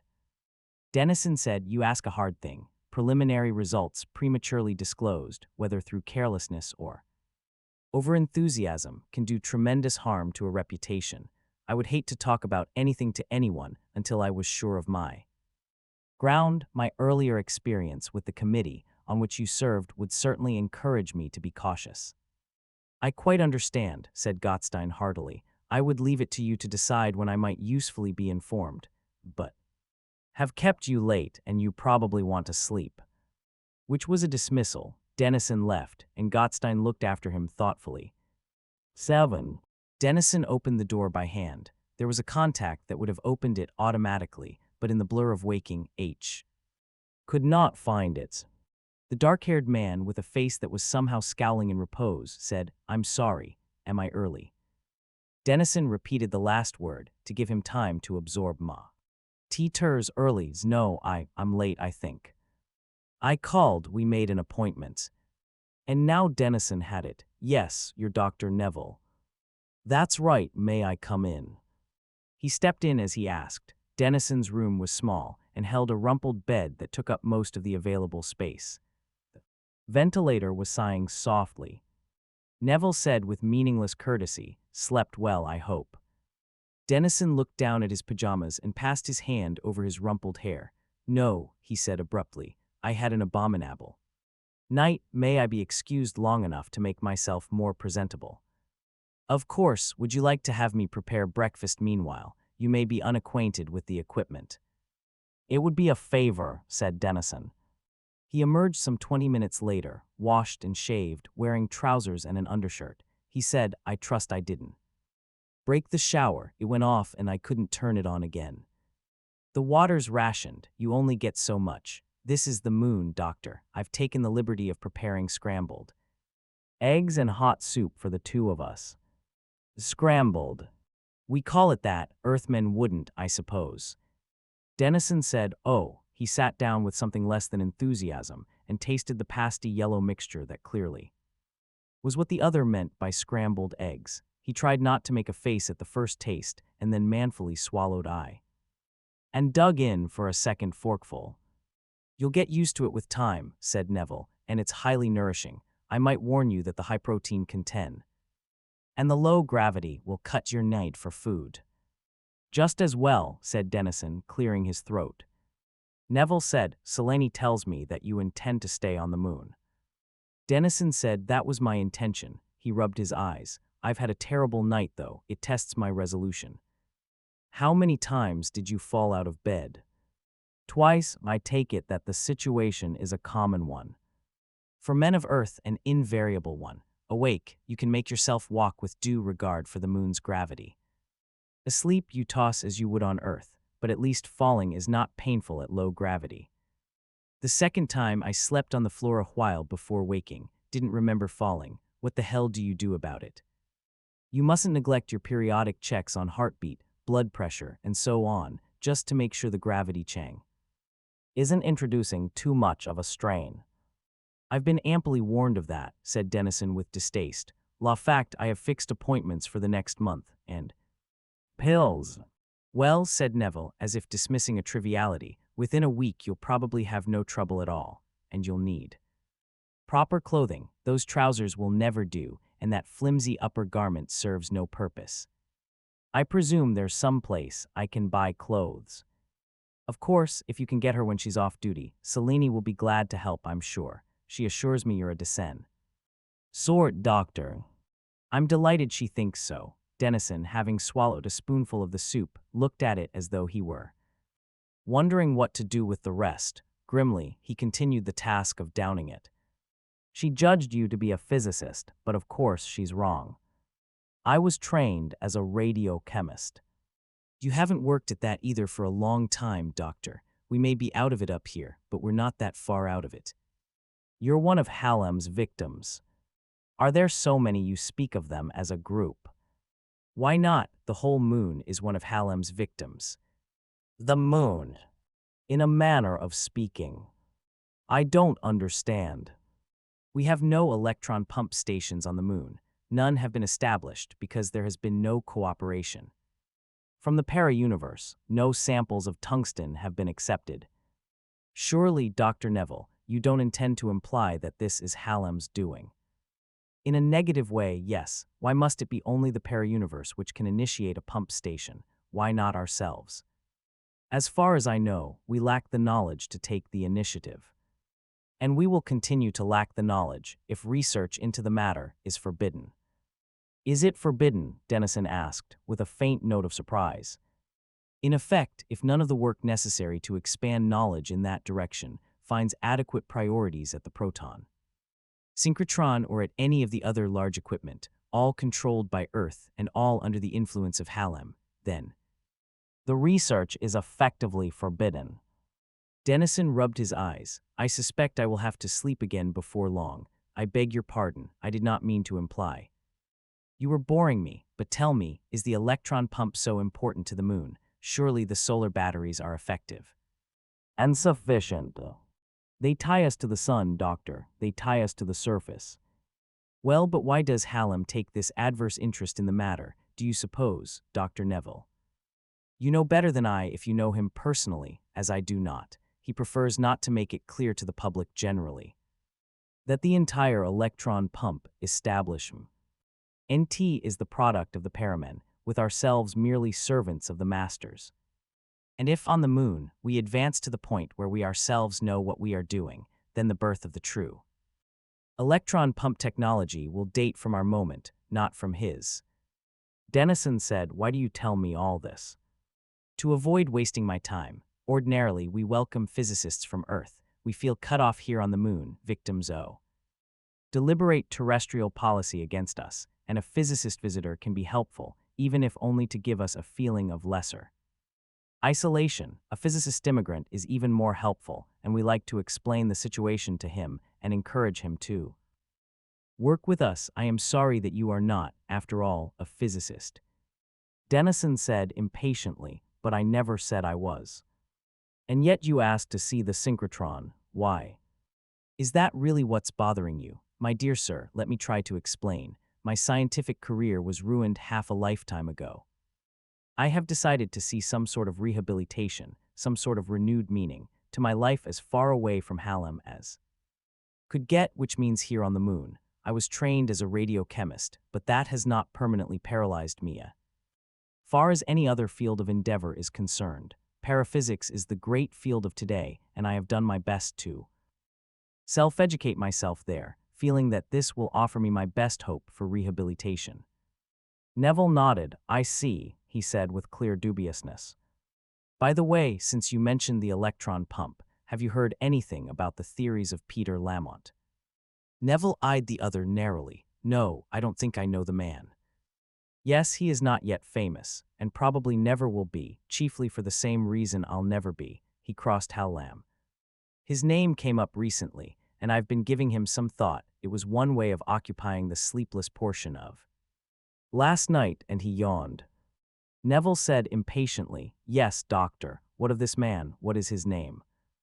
Peter Lamont. He has some interesting thoughts on paratheory. He believes that with continued use of the pump, the strong nuclear interaction will grow basically more intense in the space of the solar system, and that the sun will slowly heat up and at some crucial point undergo a phase change that will produce an explosion. Nonsense. Do you know the amount of change produced, on a cosmic scale, of any use of the pump on a human scale? Even granted that you are only self-educated in physics, you ought have no difficulty in seeing that the pump can't possibly make any appreciable change in general universal conditions during the lifetime of the solar system. Do you think so? Of course, don't you, said Neville. I'm not sure. Laments grinding a personal axe. I've met him briefly, and he impressed me as an intense and very emotional fellow. Considering what Halem has done to him, he is probably driven by overwhelming anger. Neville frowned. He said, "Are you sure he is on the outs with Hallam?" "I'm an expert on the subject." "It doesn't occur to you that the initiation of that kind of doubt, that the pump is dangerous, might be used as but another device to keep the moon from developing stations of its own? At the cost of creating universal alarm and despondency? Of course not. That would be cracking walnuts with nuclei. Explosions. No, I'm sure lament is sincere. In fact, in my own bumbling way, I had similar notions once. Because you, too, are driven by hate for Hallam.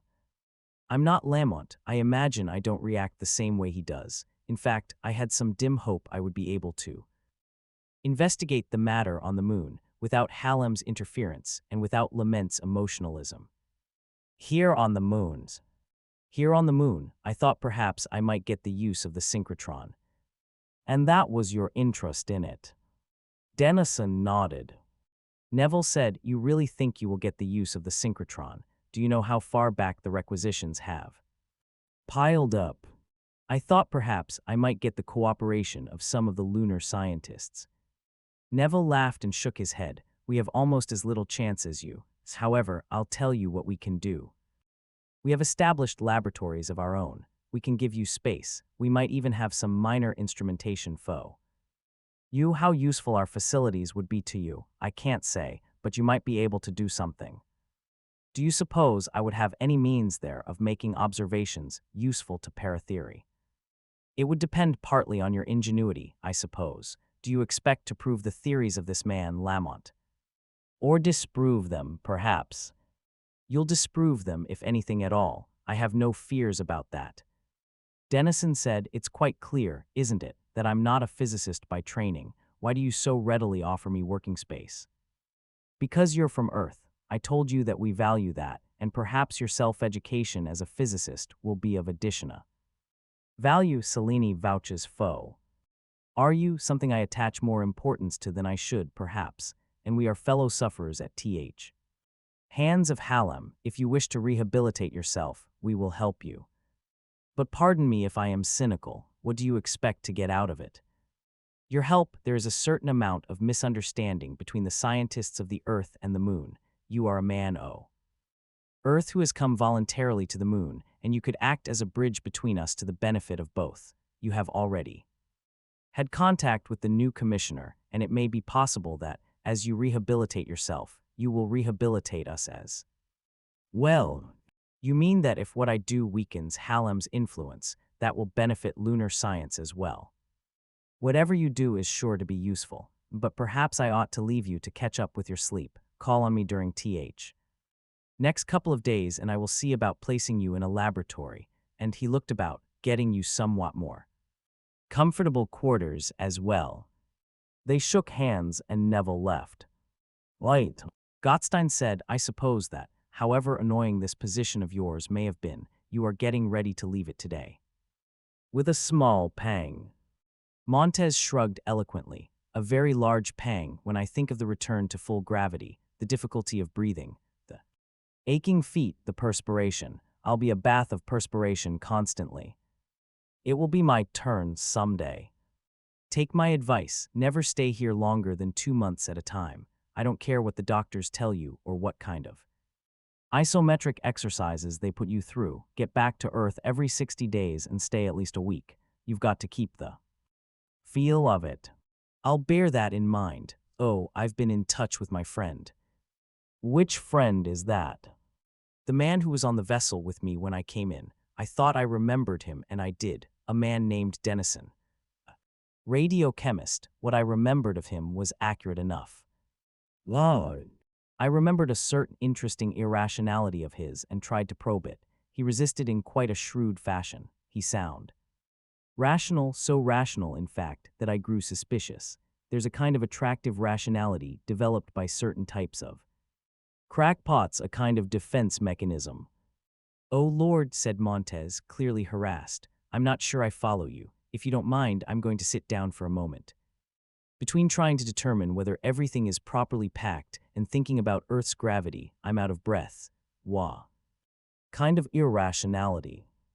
He tried to tell us once that there was danger in the use of the electron pumps. He thought it would blow up the universe. Indeed, and will it? I hope not. At the time it was dismissed rather brusquely, when scientists work on a subject at the limit of understanding. They grow edgy, you know. I knew a psychiatrist once who called it the who knows phenomenon. If nothing you do will jiv you the knowledge you need, you end by saying, who knows what will happen, and imagination tells you. Yes, but if physicists go around saying such things, even a few of them.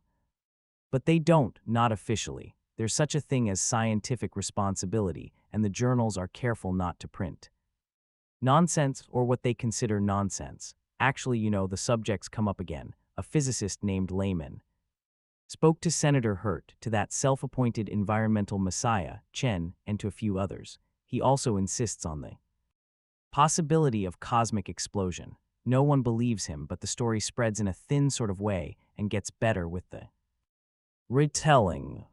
And this man here on the moon believes it. Gottstein smiled broadly. I suspect he does. Hell, in the middle of the night when I have trouble sleeping, I keep falling out of bed. By the way, I believe it myself. He probably hopes to test the theory experimentally here. Well, let him. I hinted we would help him. Montez shook his head. That's risky. I don't like the official encouragement of crackpot notions.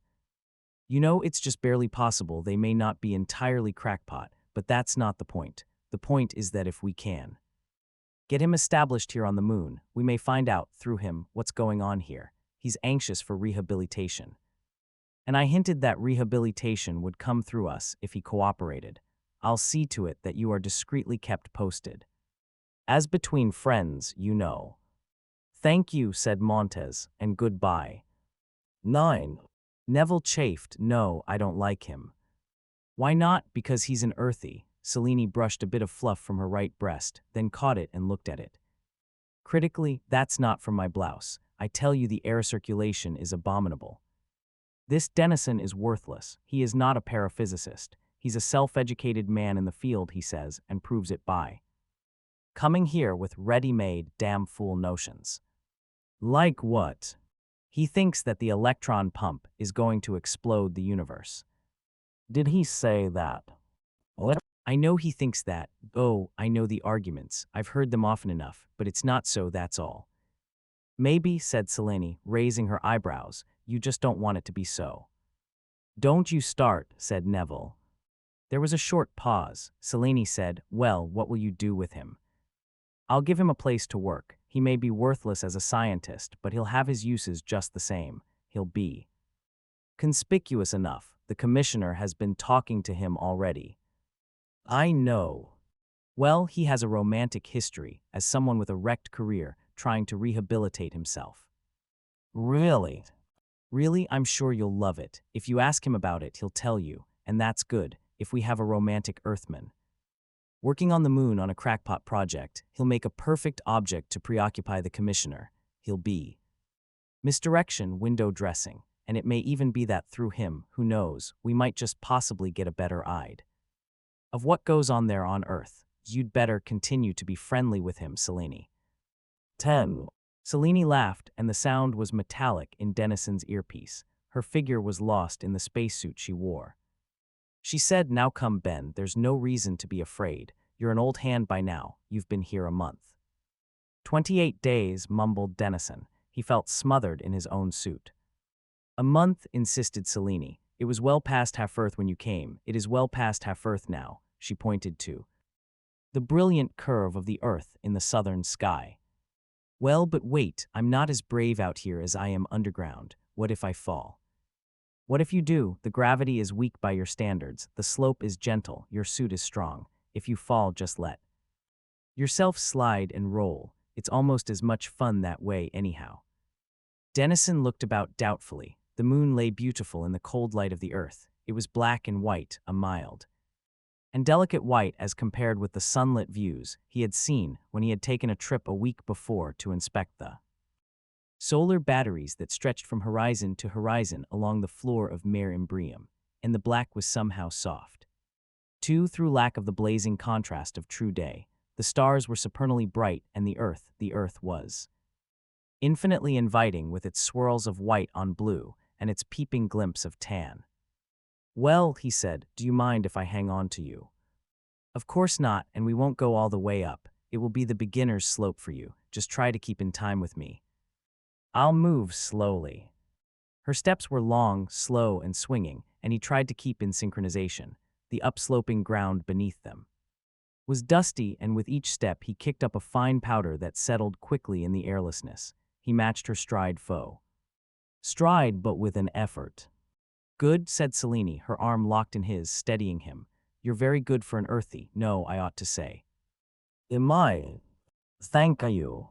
"That's not much better, I suppose. Am I for immigrant is as insulting as earthy for earthman. Shall I just say you're simply very good for a man your age?" "No, that's much worse." Dennison was gasping a little, and he could feel his forehead moistening. Selene said, "Each time you reach the point where you're about to put your foot down, give a little push with your foot. That will lengthen your stride and make it all the easier. No, watch me." Dennison paused thankfully and watched Selene, somehow slim and graceful despite the grotesquerie of the suit once moved, take off into low, loping leaps. She returned and knelt at his feet. "Now you take a slow step, Ben, and I'll hit your foot when I want it to shove."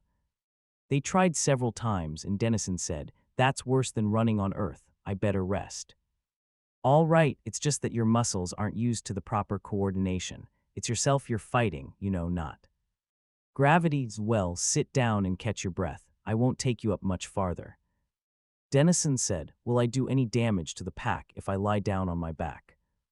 "No, of course not, but it's not a good idea. Not on the bare ground. It's only at 120 degrees absolute, 150 degrees below zero if you prefer, and the smaller the area of contact the better. I'd sit down." "All right." Gingerly, Dennison sat down with a grunt. Deliberately, he faced northward, away from the earth. "Look at those stars." Selene sat facing him at right angles. He could see her face now and then, dimly through the faceplate, when the Earth's light caught it at the proper angle. She said, "Don't you see the stars on Earth? Not like this. Even when there are no clouds, the air on Earth absorbs some of the light.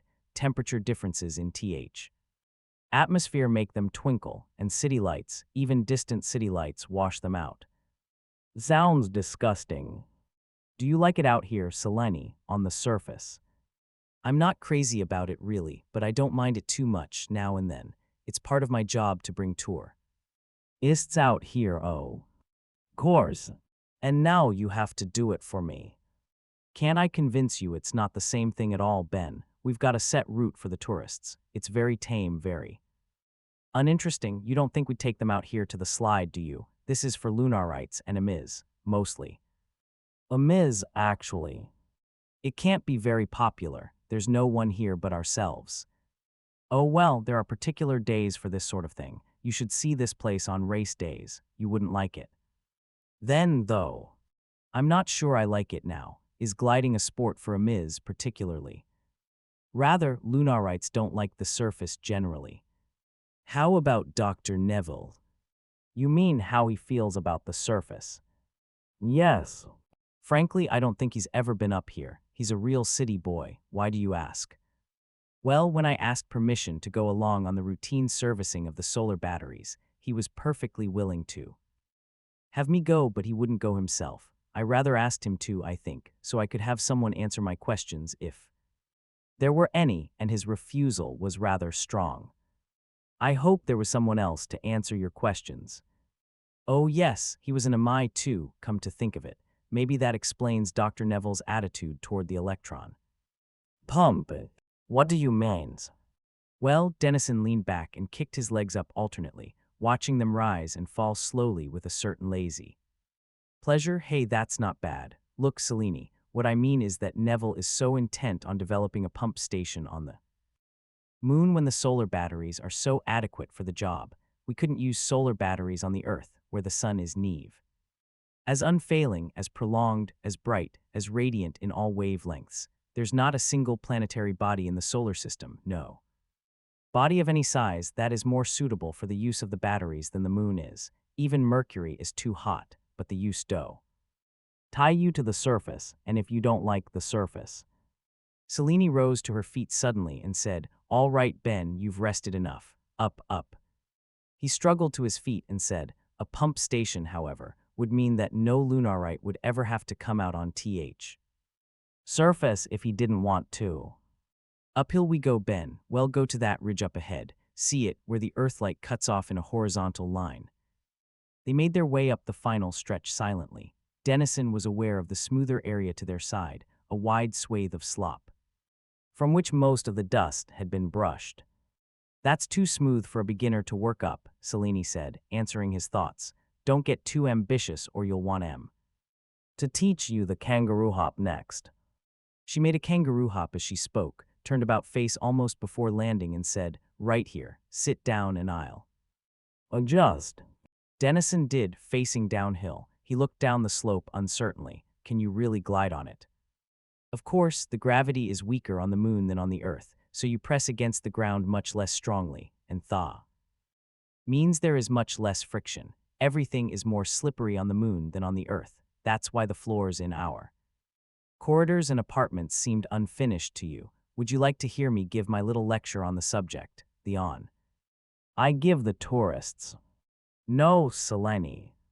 Besides, we're going to use gliders, of course." She had a small cartridge in her hand, clamps and a pair of thin tubes were attached to it. "What is that?" asked Ben. "Just a small liquid gas reservoir. It will emit a jet of vapor just under your boots. The thin gas layer between boots and ground will reduce friction to virtually zero. You'll move as though you were in clear space." Dennison said uneasily, "I disapprove. Surely it's wasteful to use gas in this fashion on the moon." "Oh, now what gas do you think we use in these gliders? Carbon dioxide, oxygen. This is waste gas to begin with. It's argon. It comes out of the moon's soil in ton lots, formed by the billions of years of breakdown of potassium-40. That's part of my lecture too, Ben. The argon has only a few specialized uses on the moon. We could use it for gliding for 1,000,000 years without exhausting the supply." "All right, your gliders are on. Now wait till I put mine on." "How do they work?" "It's quite automatic. You just start sliding and that will trip the contact and start the vapor. You've only got a few minutes supply, but that's all you'll need." She stood up and helped him to his feet, face downhill. "Come on, Ben, this is a gentle slope. Look at it. It looks perfectly level." "No, it doesn't," said Dennison sulkily. "It looks like a cliff to me." "Nonsense. Now listen to me and remember what I told you. Keep your feet about 6 inches apart and one just a few inches ahead of the other. It doesn't matter which one is ahead. Keep your knees bent. Don't lean into the wind because there isn't any. Don't try to look up or back, but you can look from side to side if you have to, most of all when you finally hit level. Don't try to stop too soon. You'll be going faster than you think. Just let the glider expire and then friction will bring you to a slow halt." "I'll never remember all that." "Yes, you will, and I'll be right at your side to help. And if you do fall and I don't catch you, don't try to do anything. Just relax and let yourself tumble or slide. There are no boulders anywhere that you can collide with." Dennison swallowed and looked ahead. The southward slide was gleaming in earthlight. Minute unevenness caught more than their share of light, leaving tiny uphill patches in darkness so that there was a vague modeling of the surface. The bulging half-circle of Earth rode the black sky almost directly ahead. "Ready," said Selene. Her gauntleted hand was between his shoulders. "Ready," said Dennison faintly. "Then off you go," she said. She pushed and Dennison felt himself begin to move. He moved quite slowly at first. He turned toward her, wobbling, and she said, "Don't worry, I'm right at your side." He could feel the ground beneath his feet, and then he couldn't. The glider had been activated. For a moment he felt as though he were standing still. There was no push of air against his body, no feel of anything sliding past his feet, but when he turned toward Selene again, he noticed that the lights and shadows to one side were moving backward at a slowly increasing speed. "Keep your eyes on the Earth," Selene's voice said in his ear, "till you build up speed. The faster you go, the more stable you'll be. Keep your knees bent. You're doing very well, Ben." "For an MI," gasped Dennison. "How does it feel?" "Like flying," he said. The pattern of light and dark on either side was moving backward in a blur. He looked briefly to one side, then the other, trying to convert the sensation of a backward flight of the surroundings into one of a forward flight of his own. Then, as soon as he succeeded, he found he had to look forward hastily at the earth to regain his sense of balance. I suppose that's not a good comparison to use to you. You have no experience of flying on the moon. Now I know, though, flying must be like gliding. I know what that is. She was keeping up with him easily. Dennison was going fast enough now so that he got the sensation of motion even when he looked ahead. The moonscape ahead was opening before him and flowing past on either side. He said, "How fast do you get to go in a glide?" "A good moon race," said Selene, "has been clocked at speeds in excess of 100 miles an hour on steeper slopes than this one, of course. You'll probably reach a top of 35. It feels a lot faster than that somehow." "Well, it isn't. We're leveling off now, Ben, and you haven't fallen. Now just hang on. The glider will die off and you'll feel friction. Don't do anything to help it. Just keep going." Selene had barely completed her remarks when Dennison felt the beginning of pressure under his boots. There was at once an overwhelming sensation of speed, and he clenched his fists hard to keep from throwing his arms up in an almost reflex gesture. Against the collision that wasn't going to happen, he knew that if he threw up his arms, he would go over backward. He narrowed his eyes, held his breath till he thought his lungs would explode, and then Selene said, "Perfect, Ben, perfect. Never known an Amai to go through his first slide without a fall, so if you do fall, there'll be nothing wrong, no disgrace." "I don't intend to fall," whispered Dennison. He caught a large, ragged breath and opened his eyes wide. The earth was as serene as ever, as uncaring. He was moving more slowly now, more slowly, more slowly. "Am I standing still now, Selene?" he asked. "I'm not sure." "You're standing still. Now don't move. You've got to rest before we make the trip back to town. Damn it, I left it's somewhere around here when we came up." Dennison watched her with disbelief. She had climbed up with him, had glided down with him, yet he was half dead with weariness and tension, and she was in the air with long kangaroo leaps. She seemed 100 yards away when SH said, "Here it is," and her voice was as loud in his ears as when she was next to him. She was back in a moment, with a folded, paunchy sheet of plastic under her arm.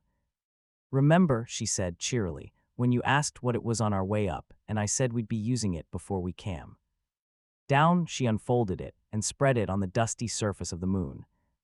"A lunar lounge is its full name," she said, "but we just call it a lounge. We take the adjective for granted here on Thigh World." She inserted a cartridge and tripped a lever.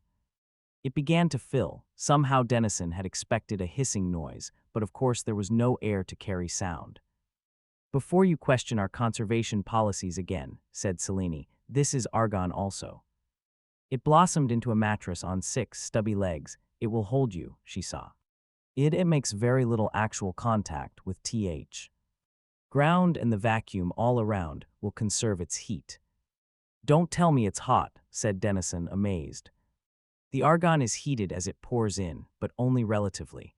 It ends up at 270 degrees absolute, almost warm enough to melt ice and quite warm enough to keep your insulated suit from losing heat faster than you can manufacture it. Go ahead, Lee. Down." Dennison did so, with a sensation of enormous luxury. "Great," he said with a long sigh. "Mama Selene thinks of everything," she said. She came from behind him now, gliding around him, her feet placed heel to heel as though she were on skates, and then let them fly out from under her as she came down gracefully on hip and elbow on the ground just beside him. Dennison whistled. "How did you do that?" "Lots of practice, and don't you try it. You'll break your elbow. I warn you, though. If I get too cold, I'm going to have to crowd you on the lounge." "Safe enough," he said, "with both of us in suits." "Ah, there speaks my brave lecher. How do you feel?" "All right, I guess. What an experience." "What an experience. You set a record for non-falls. Do you mind if I tell the folks back in town about this?" "No, always like to be appreciated. You're not going to expect me to do this again, are you?" "Right now, of course not. I wouldn't myself." "Well, just rest a while. Make sure your heart action is back to normal and Then we'll go back. If you'll reach your legs in my direction, I'll take your gliders off. Next time I'll show you how to handle the gliders yourself. I'm not sure that there will be a next time. Of course there'll be. Didn't you enjoy it? A little in between terror. You'll have less terror next time and still less the time after, and eventually you'll just experience the enjoyment and I'll make a racer out of you. No, you won't. I'm too old. Not on the moon, you just look old. Dennison could feel the ultimate quiet of the moon soaking into him as he lay there. He was facing the earth this time. Steady presence in the sky had, more than anything else, given him the sensation of stability during his recent glide and felt grateful to it. He said, "Do you often come out here, Selene? I mean by yourself or just one or two others, you know when it isn't." "Fiesta time." "Practically never, unless there are people around. This is too much for me. That I'm doing it now actually surprises." "Maya." Said Dennison non-committally. "You're not surprised." "Should I be? My feeling is that each person does what he does either because he wants to or he must, and in either case. That's his business, not mine."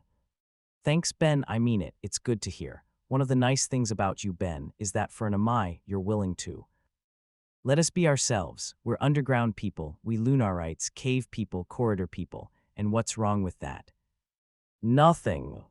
Not to hear the Earthies talk, and I'm a tourist guide and have to listen to them. There isn't anything they say that I haven't heard a million times, but what I hear most of all," and she dropped into the clipped accents of the typical Earth speaking planetary standard. "But dear, however can all you people live in caves all the time? Doesn't it give you a terrible closed-in feeling? Don't you ever want to see blue sky and trees and ocean and feel wind and smell flowers?" "Oh, I could go on and on, Ben." Then they say, "But I suppose you don't know what blue sky and sea and trees are like, so you don't miss them," as if we don't receive Earth television and as if we don't have full access to Earth literature, both optical and auditory, and olfactory sometimes too.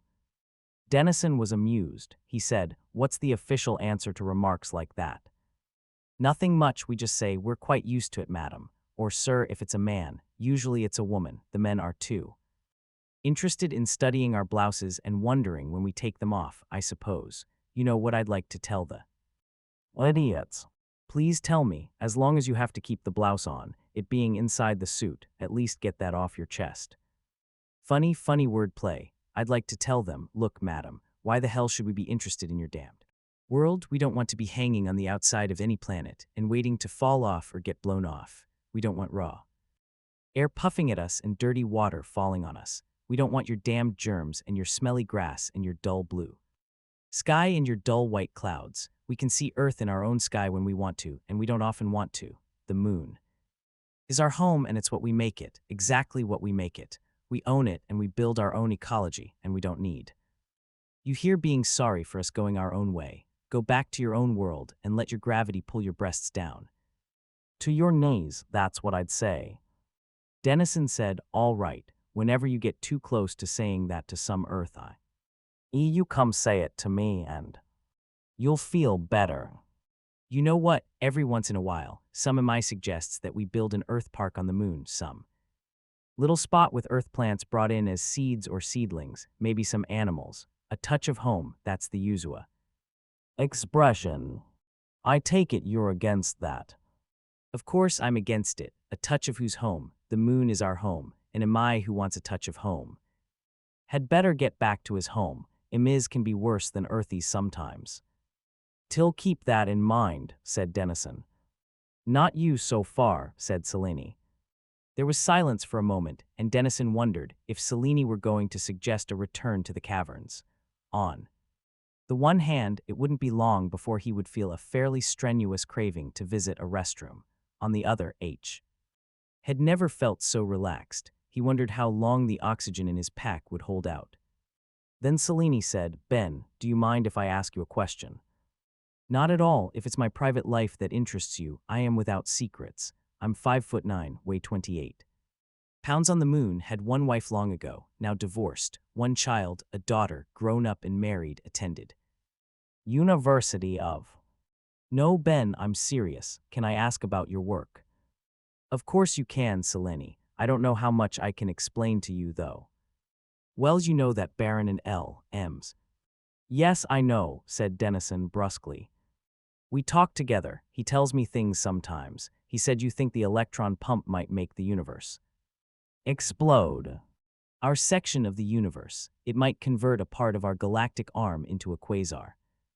Really? Do you really think so? Dennison said, when I came to the moon, I wasn't sure. Now I am. I am personally convinced that this will happen. When do you think it will happen? That I can't say exactly. Maybe a few years from now, maybe a few decades. There was a short silence between them. Then Selene said, in a subdued voice, Baron doesn't think so. I know he doesn't. I'm not trying to convert him. You don't beat refusal to believe in a frontal attack. That's laments. Mistake. Whose lament? I'm sorry, Selene. I'm talking to myself. No, Ben, please tell me. I'm interested, please. Dennison turned to one side, facing her. All right, he said. I have no objection to telling you. Lamont, a physicist, back on Earth, tried in his way to alert the world to the dangers of the pump. He failed. Earthmen want the pump. They want the free energy. They want it enough to refuse to believe they can't have it. But why should they want it if it means death? All they have to do is refuse to believe it means death. The easiest way to solve a problem is to deny it exists. Your friend, Dr.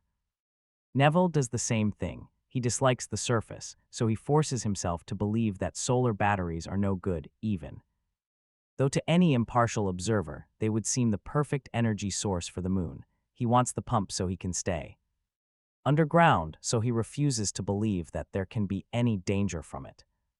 Selene said, I don't think Baron would refuse to believe something for which valid evidence existed. Do you really have evidence? I think I do. It's most amazing, really, Selene. The whole thing depends on certain subtle factors of quark-quark interactions. Do you know what that means? You don't have to explain. I've talked so much to Baron about all sorts of things that I might be able to follow. Well, I thought I would need the lunar proton synchrotron for the purpose. It's 25 miles across, has superconducting magnets, and can dispose of energies of 20,000 BeV and more. It turns out, though, that you people have something you call a pionizer, which fits into a moderately sized room and does all the work of the synchrotron. The moon is to be congratulated on a most amazing advance. Thank you, said Selene complacently. I mean on behalf of the moon. Well then, my pionizer results can show the rate of increase of intensity of strong nuclear interaction, and the increase is what Lament says it is, and not what the orthodox theory would have it be. And have you shown it to Baron? No, I haven't, and if I do, I expect Neville to reject it. He'll say the results are marginal. He'll say I've made an error. He'll say that I haven't taken all factors into account. He'll say I've used inadequate controls. What he'll really be saying is that he wants the electron pump and won't give it up. You mean there's no way out? Of course there is, but not the direct way, not Lamont's way. What's that? Lament's solution is to force abandonment of the pump, but you can't just move backward. You can't push the chicken back into the egg, wine back into the grape, the boy back into the womb. If you want the baby to let go of your watch, you don't just try to explain that he ought to do it. You offer him something he would rather have. And what's that?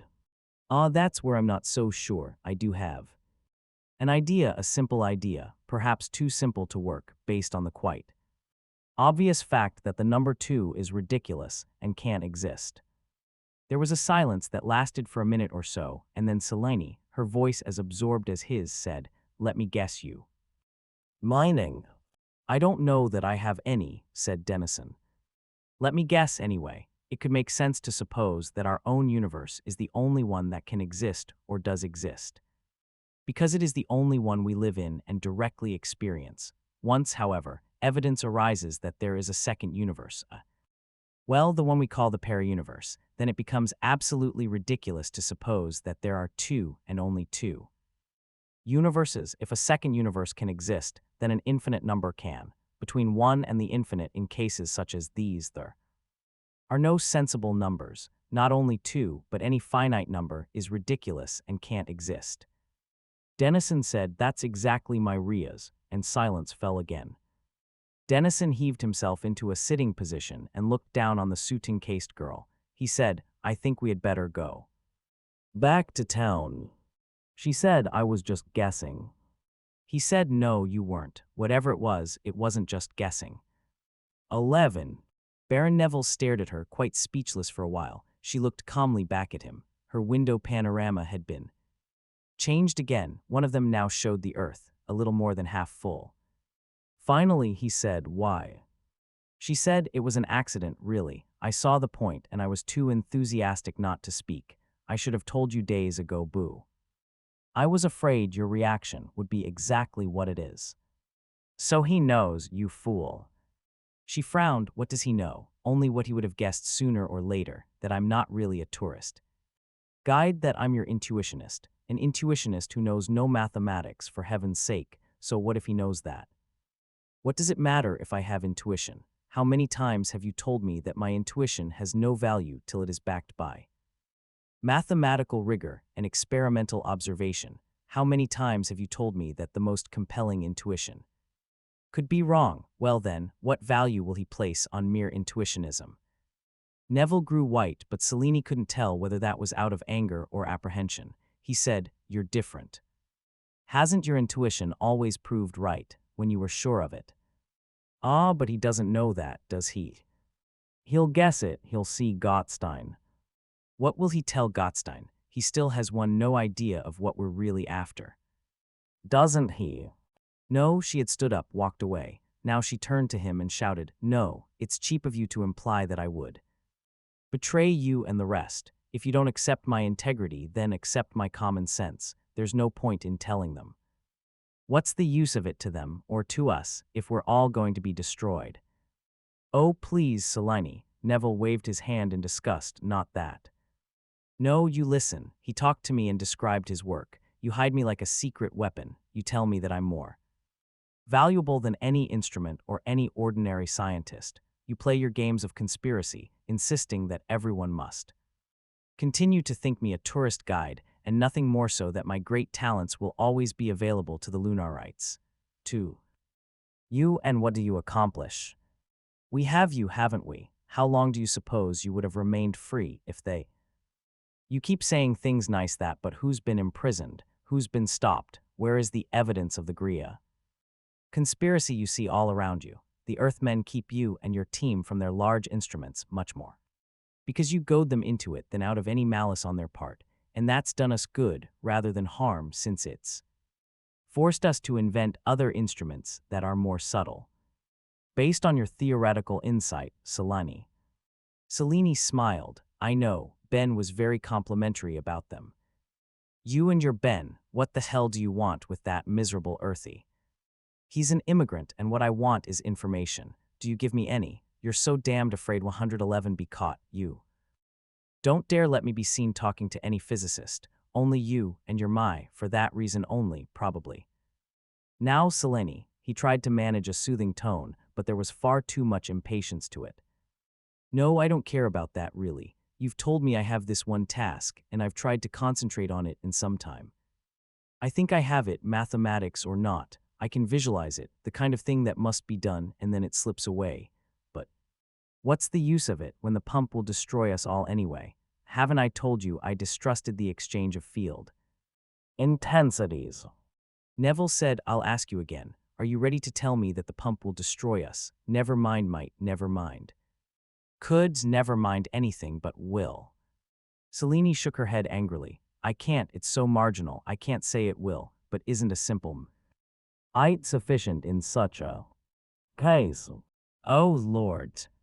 Don't turn up your eyes, don't sneer. You've never tested the matter. I told you how it might be tested. You were never this worried about it, till you started listening to this earthy of yours. He's an immigrant, aren't you going to test it?" "No, I told you your suggestions were impractical. You're not an experimentalist, and what looks good in your mind doesn't necessarily work in the real world of instruments, of randomness, and of uncertainty. The so-called real world of your laboratory, Her face was flushed and angry, and she held her clenched fists at chin level. You waste so much time trying to get a vacuum good enough. There's a vacuum up there on the surface where I'm pointing, with temperatures that at times are halfway down toward absolute zero. Why don't you try experiments on the surface? It would have been useless. How do you know? You just won't try. Ben Dennison tried. He took the trouble to devise a system he could use on the surface, and he set it up when he went to inspect the solar batteries. He wanted you to come, and you wouldn't, do you? Remember, it was a very simple thing, something even I could describe to you now that it's been described to me. He ran at day temperatures and again at night temperatures, and that was enough to guide him to a new line of research with the pionizer. How simple you make it sound. How simple it is. Once he found out I was an intuitionist, he talked to me as you never did. He explained his reasons for thinking that the strengthening of the strong nuclear interaction is indeed accumulating catastrophically in the neighborhood of Earth. It will only be a few years before the sun explodes and sends the strengthening in ripples. No, no, no, no, shouted Neville. I've seen his results and I'm not impressed. You've seen them? Yes, of course. Do you suppose I let him work in our laboratories without making sure I know what he's doing? I've seen his results and they're worth nothing. He deals with tiny deviations that are well within the experimental error. If he wants to believe that those deviations have significance, and if you want to believe them, go ahead, but no amount of belie will make them have that significance if, in fact, they don't. What do you want to believe, Barons? I want the truths. But haven't you decided in advance what the truth must be by your own gospel? You want the pump station of the moon, don't you, so that you need have nothing to do with the surface, and anything that might prevent that is not the truth by definition. I won't argue with you. I want the pump station, and even more, I want the other. One's no good without the other. Are you sure you haven't? I haven't. Will you?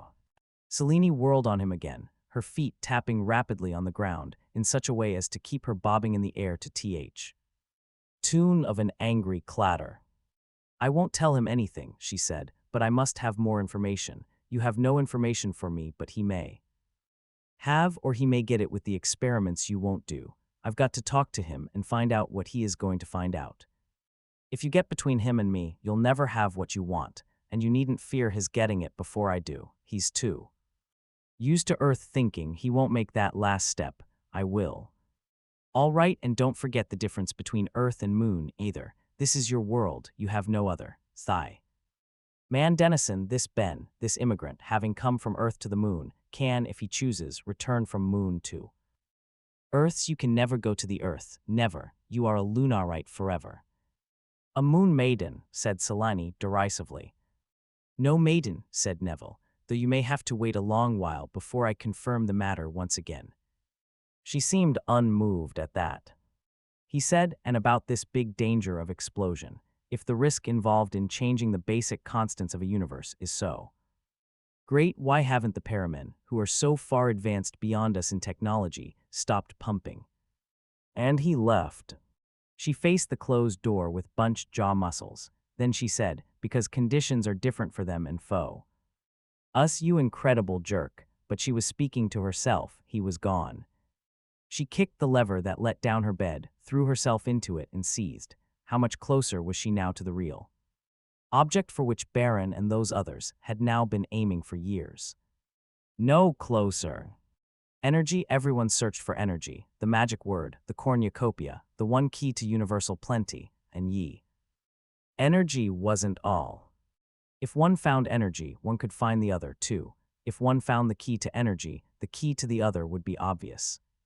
She knew the key to the other would be obvious if she could but grasp some subtle point that would appear obvious the moment it was grasped. Good heavens, she had been so infected by Baron's chronic suspicion that even in her thought, she was calling it the other. No Earthman would get that subtle point because no Earthman had reason to look for it. Ben Dennison would find it for her then, without finding it for himself. Except that if the universe was to be destroyed, what did anything matter?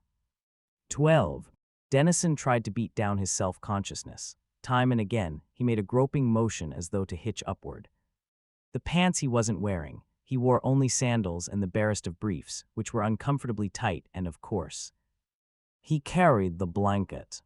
Selene, who was similarly accoutred, laughed. Now, Ben, there's nothing wrong with your bare body, barring a certain flabbiness. It's perfectly in fashion here. In fact, take off your briefs if they're binding you. No, muttered Dennison. He shifted the blanket so that it draped over his abdomen, and she snatched it from him. She said, now give me that thing. What kind of a Lunarite will you make if you bring your earth puritanism here, you? No, that prudery is only the other side of prurience. The words are even on the same page in the dictionary. I have to get used to it, Selene. You might start by looking at me once in a while, without having your glance slide off me as though I were coated with oil. You look at other women quite efficiently, I notice. If I look at you, then you'll seem too interested and you'll be embarrassed. But if you look hard, you'll get used to it and you'll stop noticing.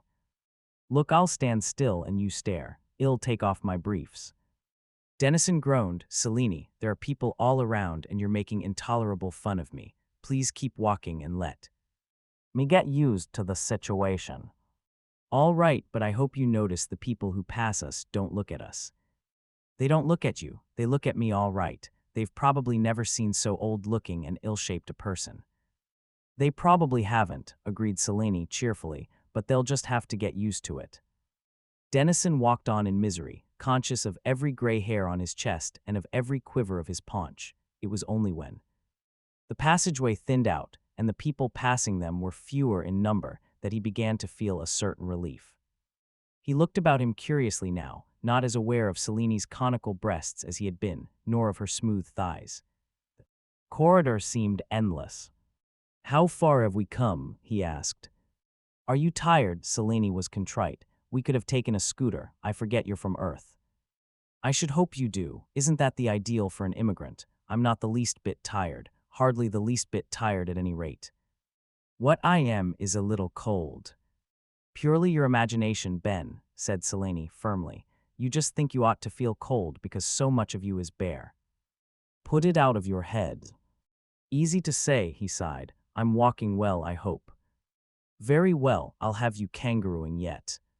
And participating in glider races down the surface slopes. Remember, I'm moderately advanced in years, but really. How far have we come? 2 miles, I should judge. Good Lord, how many miles of corridors are there altogether? I'm afraid I don't know. The residential corridors make up comparatively little of the total. There are the mining corridors, the geological ones, the industrial, the mycological. I'm sure there must be several hundred miles altogether. Do you have maps? Of course there are maps. We can't work blind. I mean you, personally. Well, no, not with me, but I don't need maps for this area. It's quite familiar to me. I used to wander about here as a child. These are old corridors, most of the new corridors, and we average 2 or 3 miles of new corridors a year. I think are in the north. I couldn't work my way through them without a map for untold sums, maybe not even with a map. Where are we heading? I promised you an unusual sight. No, not me, so don't say it and you'll have it. It's the moon's most unusual mine and it's completely off the ordinary tourist trails. Don't tell me you've got diamonds on the moon. Better than that. The corridor walls were unfinished here, gray rock, dimly but adequately lit by patches of electroluminescence. Temperature was comfortable and at a steady mildness, with ventilation so gently effective there was no sensation of wind. It was hard to tell here that a couple of 100 feet above was a surface subjected to alternate frying and freezing as the sun came and went on its grand bi-weekly swing from horizon to horizon, and then underneath and back. Is all this airtight? Asked Dennison, suddenly uncomfortably aware that he was not far below the bottom of an ocean vacuum that extended upward through all infinity. Oh yes, those walls are impervious. They're all booby-trapped too, if the air pressure drops as much as 10% in any section of the corridors, there is such a hooting and howling from sirens as you have never heard, and such a flashing arrows and blazing of signs directing you to safety as you have never Sign. How often does this happen? Not often. I don't think anyone has been killed through airlack for at least 5 years. Then, with sudden defensive ease. You have natural catastrophes on Earth. A big quake or a tidal wave can kill thousands. No argument, Selene. He threw up his hands. I surrender. All right, she said. I didn't mean to get excited. Do you hear that? She stopped in an attitude of listening. Dennison listened too and shook his head. Suddenly he looked around. It's so quiet. Where is everybody? Are you sir? We're not lost. This isn't a natural cavern with unknown passageways. You have those on Earth, haven't you? I've seen photographs. Yes, most of them are limestone caves formed by water. That certainly can't be the case of the moon, can it? So we can't be lost, said Selene, smiling. If we're alone, put it down to superstition. To what? Dennison looked startled, and his face creased in an expression of disbelief. Don't do that, she said. You get all lined. That's right. Smooth out. You look much better than you did when you first arrived, you know. That's low gravity and exercise. And trying to keep up with nude young ladies who have an uncommon amount of off time and an uncommon lack of better things to do than to go on busman's holidays. Now you're treating me like a tourist guide again, and I'm not nude. At that, even nudity is less frightening than intuitionism. But what's this about superstition? Not really superstition, I suppose, but most of the people of the city tend to stay away from this part of the corridor complex. But why? Because of what I'm going to show you. They were walking again. Hear it now. She stopped and Dennison listened anxiously. He said, You mean that small tapping sound? Tap, tap, is that what you mean? She ran ahead in slow, loping strides with the slow-motion movement of the Lunarite in unhurried flight. He followed. Her attempting to ape the gates. Here. Dennison's eye followed Selene's eagerly pointing finger. Good Lord, he said. Where's it coming from? There was a drip of what was clearly water, a slow dripping, with each drip striking a small ceramic trough that led into the rock wall. From the rocks, we do have water on the moon, you know. Most of it we can bake out of gypsum, enough for our purposes since we conserve it pretty well. I know. I've never yet been able to manage one complete shower. How you people manage to stay clean, I don't know. I told you, first wet yourself, then turn off the water and smear just a little detergent on you. You rub it, oh Ben, I'm not going through it yet again, and there's nothing on the moon to get you all that dirty anyway, but that's not what we're talking about. In one or two places, there are actually water deposits, usually as ice near the surface in a mountain shadow. If we locate it, it drips out. This one has been dripping since the corridor was first driven through, and that was 8 years ago. But why the superstition? Well, obviously, water is the great material resource on which the moon depends. We drink it, wash with it, grow food with it, make our oxygen with it, keep everything going with it. Free water can't help but get a lot of respect. Once the drip was discovered, plans to extend the tunnels in this direction were abandoned till it stopped.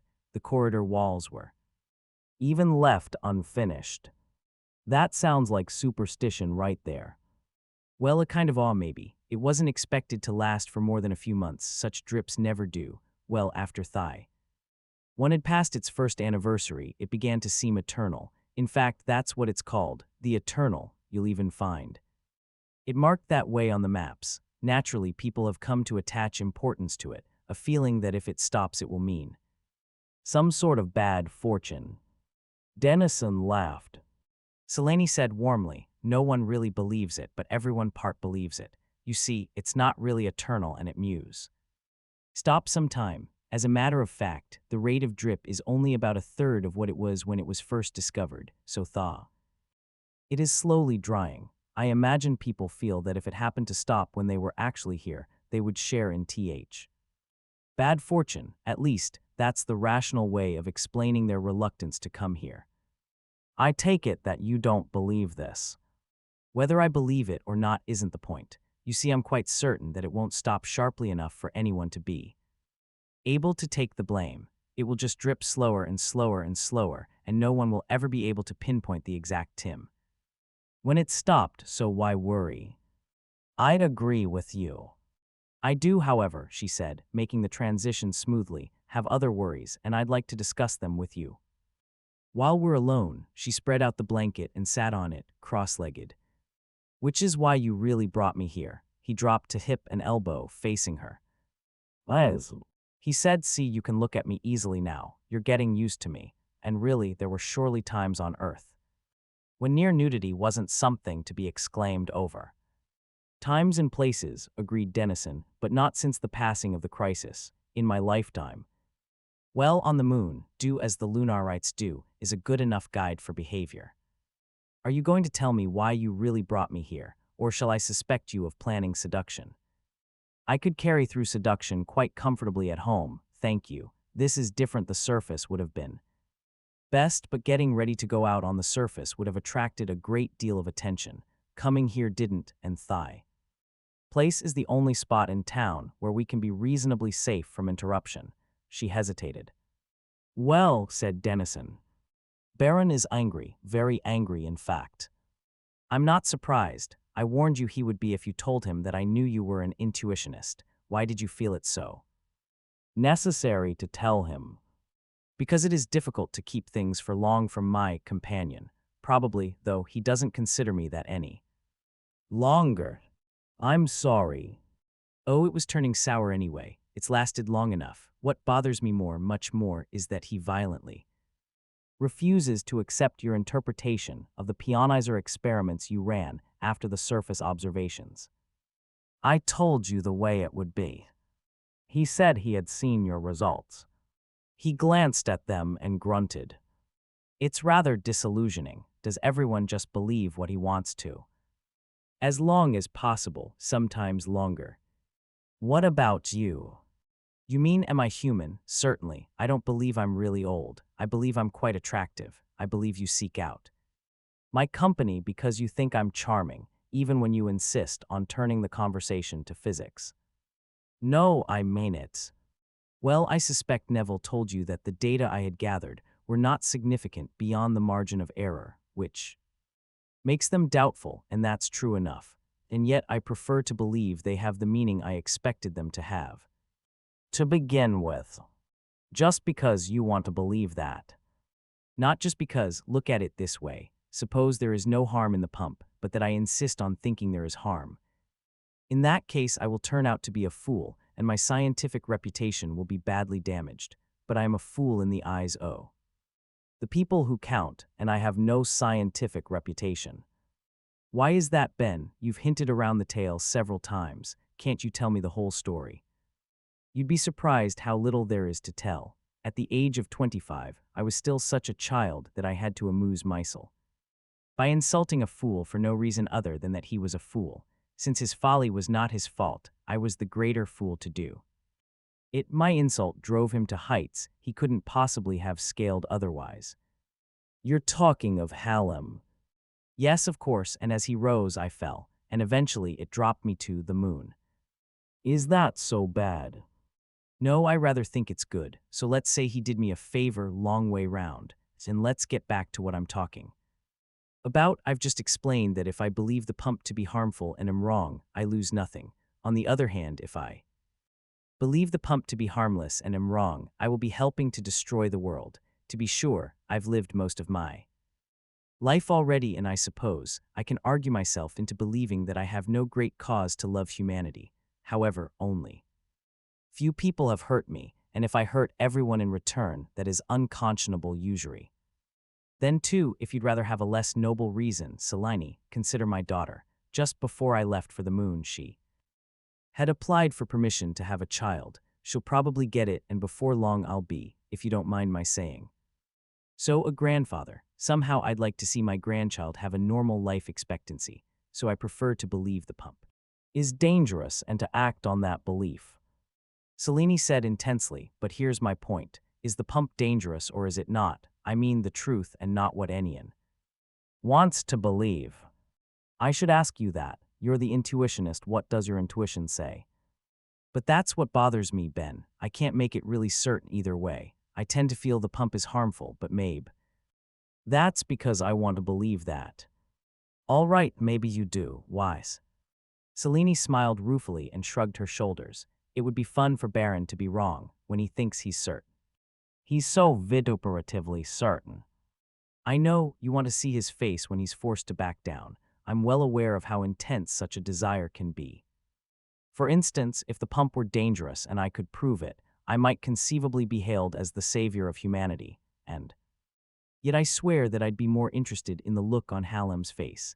I'm not proud of that feeling, so I suspect that what I'll do is insist on an equal share of the credit with Lamont, who deserves it after all, and confine my pleasure to watching Lament's face when he watches Hallam's face. The pettishness will then be one place removed, but I'm beginning to speak nonsense, Selene. Yes, Ben. When did you find out you were an intuitionist? I don't quite know. You took physics in college, I imagine. Oh yes, some math too, but I was never good at that, come to think of it. I wasn't particularly good in physics, either. I used to guess the answers when I was desperate. You know, guess what I was supposed to do to get the right answers. Very often it worked, and then I would be asked to explain why I had done what I did, and I couldn't do that very well. They suspected me of cheating, but could never prove it. They didn't suspect intuitionism. I don't think so, but then I didn't either. Until, well, one of my first sex mates was a physicist. In fact, he was the father of my child, assuming he really supplied the sperm sample. He had a physics problem, and he told me about it when we were lying in bed afterward, just to have something to talk about, I suppose. And I said, you know what it sounds like to me, and told him. He tried it just for the fun of it, he said, and it worked. In fact, that was the first step to the pionizer, which you said was much better than the proton synchrotron. You mean that was your idea? Dennison put his finger under the dripping water and paused as he was about to put it in his mouth. Is this water safe? It's perfectly sterile, said Selene, and it goes into the general reservoir for treatment. It's saturated with sulfates, carbonates, and a few other items, however. You won't like the taste. Dennison rubbed his finger on his briefs. You invented the pionizer. Not invented, I had the original concept. It took lots of development, mostly by Baron. Dennison shook his head. You know, Selene, you're an amazing phenomenon. You should be under observation by molecular biologists. Should I? That's not my idea of a thrill. About half a century ago, there came the climax to the big trend toward genetic engineering. I know it flopped and was thrown out of court. It's illegal now, that whole type of study, insofar as research can be made illegal. I know people who have done work on it just the same. I dare say on intuitionism. No, I don't think so. But that's my point. At the height of the push for genetic engineering, there was this attempt to stimulate intuitionism. Almost all the great scientists had intuitive ability, of course, and there was the feeling that this was the single great key to creativity. One could argue that superior capacity for intuition was the product of a particular gene combination, and there were all sorts of speculations as to which gene combination that was. I suspect that there are many possible types that would satisfy. And I suspect that if you are consulting your intuition here, you are correct, but there were also those who insisted one gene or one small related group of genes was of particular importance to the combination, so that you might speak an intuition gene. Then the whole thing collapsed. As I said. But before it collapsed, Dennison went on, there had been attempts to alter genes to increase the intensity of intuitionism, and there were those who insisted that some success had been achieved. The altered genes entered the gene pool, I'm positive, and if you happen to inherit, were any of your grandparents involved in the program? Not as far as I know, said Selene, but I can't rule it out. One of them might have been, for all I can say, if you don't mind. I'm not going to investigate the matter. I don't want to know. Perhaps not. The whole field grew fearfully unpopular with the general public, and anyone who can be considered the product of genetic engineering would not exactly be greeted gladly. Intuitionism, they said, for instance, was inseparable from certain undesirable characteristics. Well, thank you. They said to possess intuition is to inspire a certain envy and enmity in others, even as gentle and saint-like an intuitionist as Michael Faraday aroused the envy and hatred of Humphrey Davy. Who's to say that it doesn't take a certain flaw in character copyright be capable of arousing envy, and in your case? Selene said, surely, I don't rouse your envy and hatred. I don't think so. What about Neville, though? Selene was silent. Dennison said, by the time you got to Neville, you were well known as an intuitionist, I suppose. Not well known, I would say. Some physicists suspected it, I'm sure. However, they don't like to give up credit here any more than on Earth, and I suppose they convinced themselves, more or less, that whatever I had said to them was just a meaningless guess, but Baron knew, of course. I see, Dennison paused. Selene's lips twitched. Somehow I get the feeling that you want to say, oh, that's why he bothers with you. No, of course no. Selene, you're quite attractive enough to be desired for your own sake. I think so too, but every little bit helps, and Baron was bound to be interested in my intuitionism. Why shouldn't he be? Only he insisted I keep my job as tourist guide. He said I was an important natural resource of the moon, and he didn't want Earth monopolizing me the way they monopolized the synchrotron.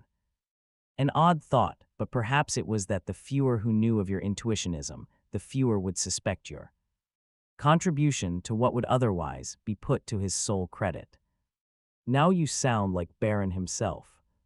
Do I? And is it possible he gets rather annoyed with you when your intuitionism is working particularly well? Selene shrugged. Baron is a suspicious man. We all have our faults. Is it wise to be alone with me, then? Selene said sharply, now don't get hurt because I defend him. He doesn't really suspect the possibility of sexual misbehavior between us. You're from Earth. In fact, I might as well tell you he encourages our companionship, he think. I can learn from you. And have you? Asked Dennison coldly. I have, yet though that may be his chief reason for encouraging our friendship, it isn't mine. What's yours? As you well know, said Selene, and as you want to hear me say, I enjoy your company. Otherwise, I could get what want in considerably less time. All right, Selene, friends. Friends, absolutely. What have you learned from me then, may I know? That would take a while to explain. You know that the reason we can't set up a pump station anywhere we want to is that we can't locate the parauniverse, even though they can locate us. That might be because they are much more intelligent or much more technologically advanced than we are. Not necessarily me, same thing, muttered Dennison. I know, that's why I put in the or, but it might also be that we are neither particularly stupid nor particularly backward. It might be something as simple as the fact that they offer the harder target. If the strong nuclear interaction is stronger in the parauniverse, they'd be bound to have much smaller suns and very likely much smaller planets. Their individual world would be harder to locate than ours would be. Or then again, she went on, suppose it's the electromagnetic field they detect, the electromagnetic field O. A planet is much larger than the planet itself and is much easier to locate, and that would mean that while they can detect the Earth, they can't detect the Moon, which has no electromagnetic field to speak of. That's why perhaps we failed to set up a pump station on the Moon, and if their small planets lack a significant electromagnetic field, we can't locate them. Dennison said it's an attractive thought.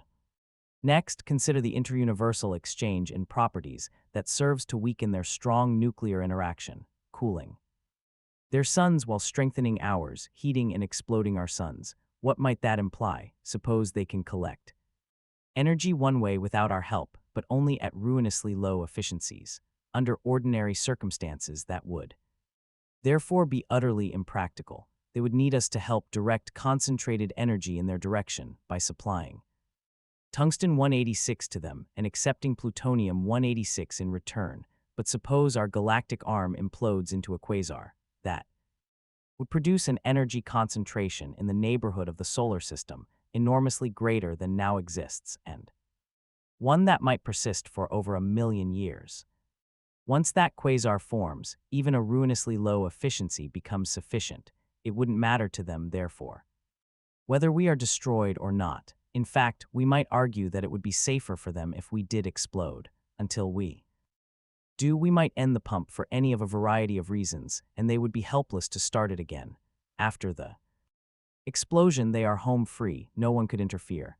And that's why people who say, if the pump is dangerous, why don't those terribly clever paramen stop it, don't know what they're talking about. Did Neville give you that argument? Yes, he did. But the parasun would keep cooling down, wouldn't it? What does that matter? Said Selene impatiently. With the pump, they wouldn't be dependent on their sun for anything. Dennison took a deep breath. You can't possibly know this, Selene, but there was a rumor on Earth that Lament received a message from the paramen to the effect that the pump was dangerous, but that they couldn't stop it. No.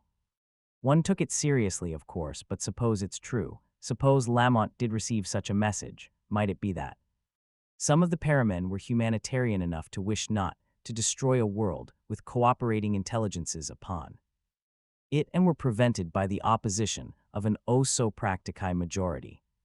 Selene nodded. I suppose that's possible. All this I knew, or rather intuited, before you came on the scene. Boo. Then you said that nothing G between 1 and the infinite made any sense, remember? Of course. All right, the differences between our universe and the para-universe. He's so obviously in the strong nuclear interaction thaw. So far it's all that's been studied, but there is more than one interaction. There are 4. In addition to the strong nuclear, there are the electromagnetic, the weak nuclear, and the gravitational, with intensity ratios of 130, 1, 10-10, 10-42. But if 4, why not an infinite number, with all the others too weak to be detectable or to influence our universe in any way? Dennison said, if an interaction is too weak to be detectable or to exert influence in any way, then by any operational definition, it doesn't exist. In this universe, said Selene with a snap, who knows what does or does not exist in the para-universe, within infinite number of possible interactions, each of which can vary infinitely in intensity compared to any one of them taken. As standard, the number of different possible universes that can exist is infinite. Possibly the infinity of the continuum, Aleph 1, rather than Aleph null. Selene frowned. What does that mean? It's not important, go on. Selene said, instead then, of trying to work with the one para-universe that has impinged itself on us, and which may not suit our needs at all, why don't we instead try to work out which universe, out of all the infinite possibilities, best suit us and is most easily located? Let us design a universe, for after all whatever we design must exist, and search for it. Dennison smiled. Selene, I've thought of exactly the same thing, and while there's no law that states I can't be completely wrong, it's very unlikely that anyone as brilliant as myself can be completely wrong when anyone as brilliant as yourself comes to exactly the same conclusion independently. Do you know what? What? Asked Selene. I'm beginning to like your damned moon food, or getting used to it anyway. Let's go back home and eat, and then can start working out our plans, and you know what else? What? As long as we'll be working together, how about one kiss, as experimentalist to intuitionist? Selene considered. She said, we've both of us kissed and been kissed a good many times, I suppose. How about doing it as man to woman? I think I can manage that, but what do I do so as not to be clumsy about it? What are the moon rules for kissing? Follow instinct, said Selene casually. Carefully, Dennison placed his arms behind his back and leaned toward Selene. Then, after a while, he placed his arms behind her back. 13. And then I actually kissed him back, said Selene thoughtfully. Oh, did you? Said Baron Neville harshly. Well, that's valor beyond the call of duty. I don't know, it wasn't that bad. In fact, and she smiled, he was rather touching about it. He was afraid he would be clumsy and began by putting his arms behind his back so that he wouldn't crush me, I suppose. Spare me the details. Why, what the hell do you care? She fired up suddenly. You're Mr. Platonic, aren't you? Do you want it differently now? You needn't perform to order. But you had better. When do you expect to give us what we need? As soon as I can, she said tonelessly. Without his knowing. He's interested only in energy. And in saving the world, mocked Neville, and in being a hero, and in showing everybody, and in kissing you. He admits to all that. What do you admit to? Impatience, said Neville angrily. Lots of impatience. 14. I am glad, said Dennison deliberately, that the daytime is over. He held out his right arm and stared at it, encased in its protective layers. The lunar sun is one thing I can't get used to and don't want to get used to. Even this suit seems a natural thing to me in comparison. What's wrong with the sun? Asked Selene. Don't tell me you like it, Selene. No, of course not. I hate it, but then I never see it. You're used to the sun. Not the way it is here on the moon. It shines out of a black sky here. It dazzles the stars away instead of muffling them.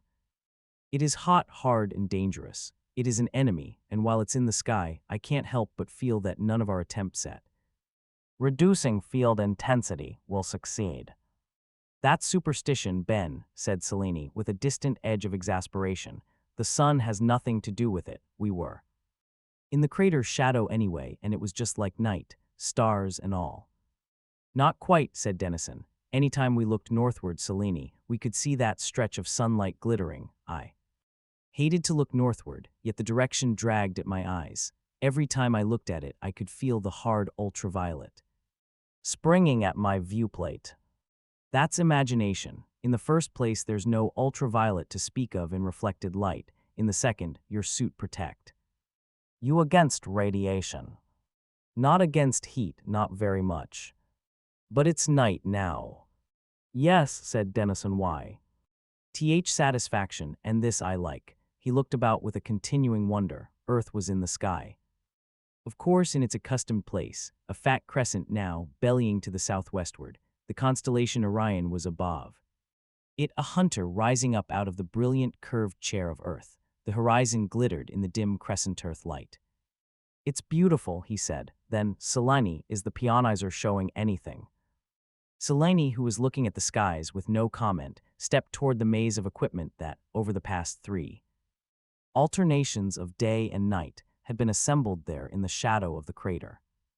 Not yet, she said, but that's good news really. The field intensity is holding at just over 50. Not low enough, said Dennison. Selene said it can be lowered further. I'm sure that all the parameters are suitable. The magnetic field, too. I'm not sure about the magnetic field. If we strengthen that, the whole thing becomes unstable. It shouldn't, I know it shouldn't.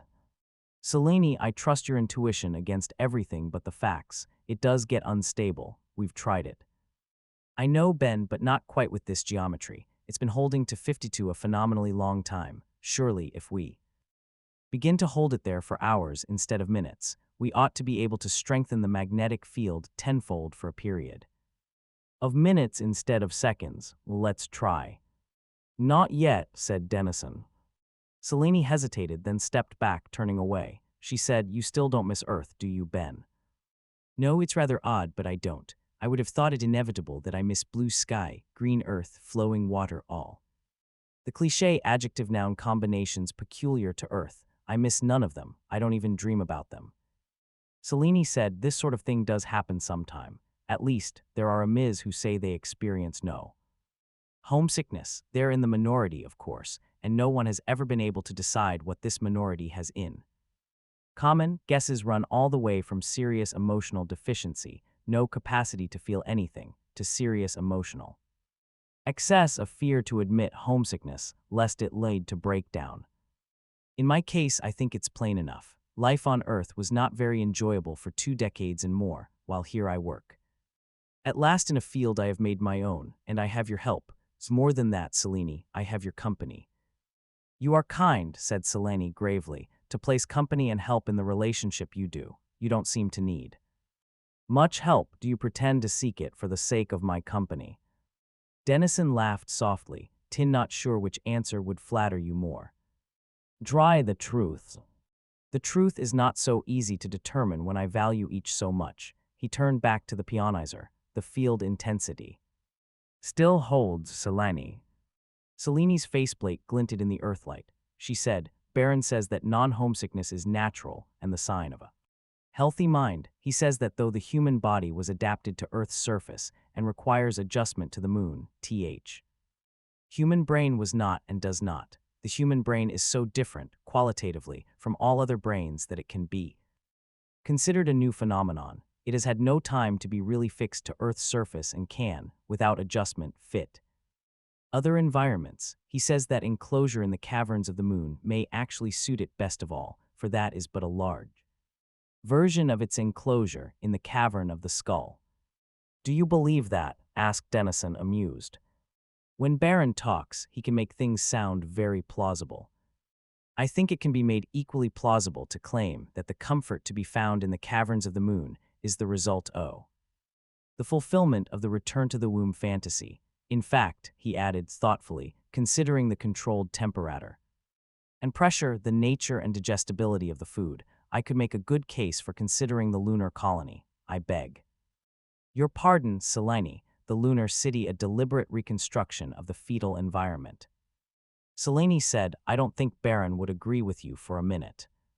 I'm sure he wouldn't, said Dennison. He looked at the Earth crescent, watching the distant cloud banks on edge. He fell into silence, absorbed in the view, and even though Selene moved back to the pionizer, he remained in place. He watched Earth in its nest of stars and looked toward the serrated horizon where every once in a while, it seemed to him he saw a puff of smoke where a small meteorite might be landing. He had pointed out a similar phenomenon with some concern to Selene during the previous lunar night. She had been unconcerned. She said, the Earth does shift slightly in the sky because of the moon's libration, and every once in a while a shaft of Earthlight tops a small rise and falls on a bit of soil beyond. It comes into view like a tiny puff of rising dust. It's common. We pay no attention, Dennison had said, but it could be a meteorite so. Metimes don't meteorites ever strike? Of course they do. You're probably hit by several every time you're out. Your suit protects you. I don't mean microdust particles. I mean sizable meteorites that would really kick up the dust. Meteorites that could kill you. Well, they fall too, but they are few and the moon is large. No one has been hit yet.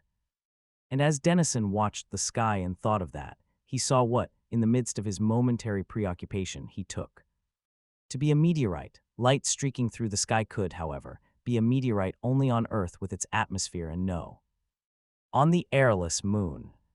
The light in the sky was man-made, and Dennison had not yet sorted out his impressions when it became, quite clearly, small rocket vessel sinking rapidly to a landing beside him. A single suited figure emerged, while a pilot remained within, barely seen as a dark splotch against the highlights. Dennison waited. The etiquette of the spacesuit required the newcomer joining any group to announce himself first. Commissioner Gottstein here, the new voice said, as you can probably tell from my wobble. Ben Dennison here, said Dennison. Yes, I thought as much. Have you come here looking for me? Certainly. In a space skipper, you might.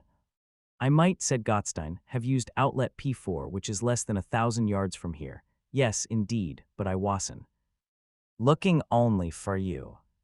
Well, I won't ask for the meaning of what you say. There's no reason for me to be coy. Surely you have not expected me to be uninterested in the fact that you have been carrying on experiments on the lunar surface. It's been no secret, and anyone might be interested. Yet no one seems to know the details of the experiments, except, of course, that in some way you are working on matters concerning the electron pump. It's a reasonable assumption. Is it? It seemed to me that experiments of such a nature, to have any value at all, would require a rather enormous setup.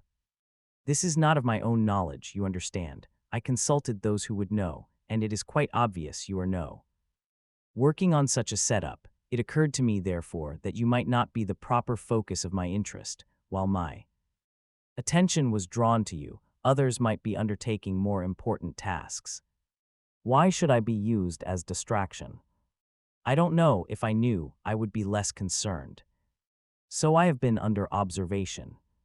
Gottstein chuckled. That, yes, since you have arrived, but while you have been working here on the surface, we have observed this entire region for miles in every direction. Oddly enough, it would seem that you, Dr. Dennison, and your companion are the only ones on the lunar surface for any but the most routine of purposes. Why is that odd? Because it means that you really think you're doing something with your gimcrack contraption, whatever it is. I can't believe that you are incompetent, so I think it would be worth listening to you if you tell me what you are doing. I am experimenting in paraphysics, Commissioner, precisely as rumor has it, to which I can add that so far my experiments have been only partly successful. Your companion is, I imagine, Selene Lindstrom L., a tourist guide. Yes. An unusual choice as an assistant. She is intelligent, eager, interested, and extremely attractive. And willing to work with an Earthman. And quite willing to work with an immigrant who will be a lunar citizen as soon as he qualifies for that status. Selene was approaching now. Her voice rang in their ears. Good day, Commissioner. I would have liked not to overhear and intrude on a private conversation, but in a spacesuit, overhearing is inevitable anywhere within the horizon. Gottstein turned. Hello, Miss Lindstrom. I did not expect to talk in secrecy. Are you interested in paraphysics? Oh, yes. You are not disheartened by the failures of the experiment. They are not entirely failures, she said. They are less a failure than Dr. Dennison thinks at present. What? Dennison turned sharply on his heel, nearly overbalancing himself and sending out a spurt of dust. All three were facing the pionizer now, and above it, just about 5 feet above it, light shone like a fat star. Selene said, I raised the intensity of the magnetic field, and the nuclear field remained stable in being, then eased further and further. And leaked, Dennison said. Damn it, I didn't see it happen. Selene said, I'm sorry, Ben. First you were lost in your own thoughts, then the commissioner arrived, and I couldn't resist the chance of trying on my own. Gottstein said, but just what is it that I see there? Dennison said, energy being spontaneously given off by matter, leaking from another universe into ours.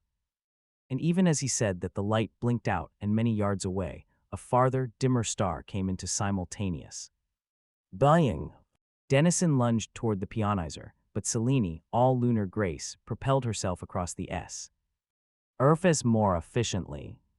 And was there first. She killed the field structure, and the distant star went out. She said, the leak point isn't stable, you see. Not on a small scale, said Dennison, but considering that a shift of a light year is as theoretically possible as a shift of 100 yards, one of 100 yards only is miraculous stability. Not miraculous enough, said Selene flatly. Gottstein interrupted. Let me guess what you're talking about. You mean that the matter can leak through here or there, or anywhere in our universe at random. Not quite at random, Commissioner, said Dennison. The probability of leakage drops with distance from the pionizer. And rather sharply, I should say. The sharpness depends on a variety of factors, and I think we've tightened the situation. Remarkably, even so, a flip of a few hundred yards is quite probable, and, as a matter of fact, you saw it happen. And it might have shifted to somewhere within the city, or within our own helmets, perhaps. Dennison said impatiently, No. The leak, at least by the techniques we use, is heavily dependent on the density of matter already present in this universe. The chances are virtually nil that the leak position would shift from a place of essential vacuum to one where an atmosphere even 100th as dense as that within the city or within our helmets would exist. It would be impractical to expect to arrange the leak anywhere but into a vacuum in the first place, which is why we had to make the attempt up here on the surface. Then this is not like the electron pump. Not at all, said Dennison. In the electron pump there is a two-way transfer of matter, here a one-way leak, nor are the universes involved the same. Gottstein said, I wonder if you would have dinner with me this evening, Dr. Dennison. Dennison hesitated, myself only. Gottstein attempted a bow in the direction of Selene, but could accomplish only a grotesque parody of it in his spacesuit. I would be charmed to have Miss Lindstrom's company on another occasion, but on this one I must speak with you alone, Dr. Dennison. Oh, go ahead, said Selene crisply, as Dennison still hesitated. I have a heavy schedule tomorrow anyway, and you'll need time to worry about the Lake Point instability. Dennison said uncertainly, Well then, Selene, will you let me know when your next free day is? I always do, don't I, and we'll be in touch before then anyway. Why don't you two go on? I'll take care of the equipment. 15. Baron Neville shifted from foot to foot in the fashion made necessary by the restricted quarters and by the moon's gravity. In a larger room under a world's stronger pull, he would have walked hastily up and back. Here, he tilted from side to side, in a repetitive back-and-forth glide. Then you're positive it works, right, Selene? You're positive. I'm positive, said Selene. I've told you 5 times by actual count. Neville didn't seem to be listening. He said in a low, rapid voice, It doesn't matter that Gottstein was there then. He didn't try to stop the experiment. No, of course not. There was no indication that he would try to exert authority. Now, Baron, what kind of authority could he exert? Will Earth send a police force? Besides, oh, you know they can. Stop us. Neville stopped moving, stood motionless for a while. They don't know, they still don't know. Of course they don't. Ben was looking at the stars and then Gottstein came, so I tried for the field leak, got it, and I had already gotten the other, Ben's setup. Don't call it his setup, it was your idea, wasn't it? Selene shook her head. I made vague suggestions, the details were Ben's. But you can reproduce it now. For Luna's sake, we don't have to go to the Earthy for it, do we? I think I can reproduce enough of it now, so that our people can fill it in. All right then, let's get started. Not yet, oh damn it, Baron, not yet. Why not yet? We need the energy too. But we have that. Not quite, the leak point is unstable, pretty badly unstable. But that can be fixed up, you said so. I said I thought it could. That's good enough for me. Just the same, it would be better to have Ben work out the details and stabilize it. There was a silence between them. Neville's thin face slowly twisted into something approaching hostility. You Don. Think I can do it, is that it? Selene said, Will you come out on the surface with me and work on it?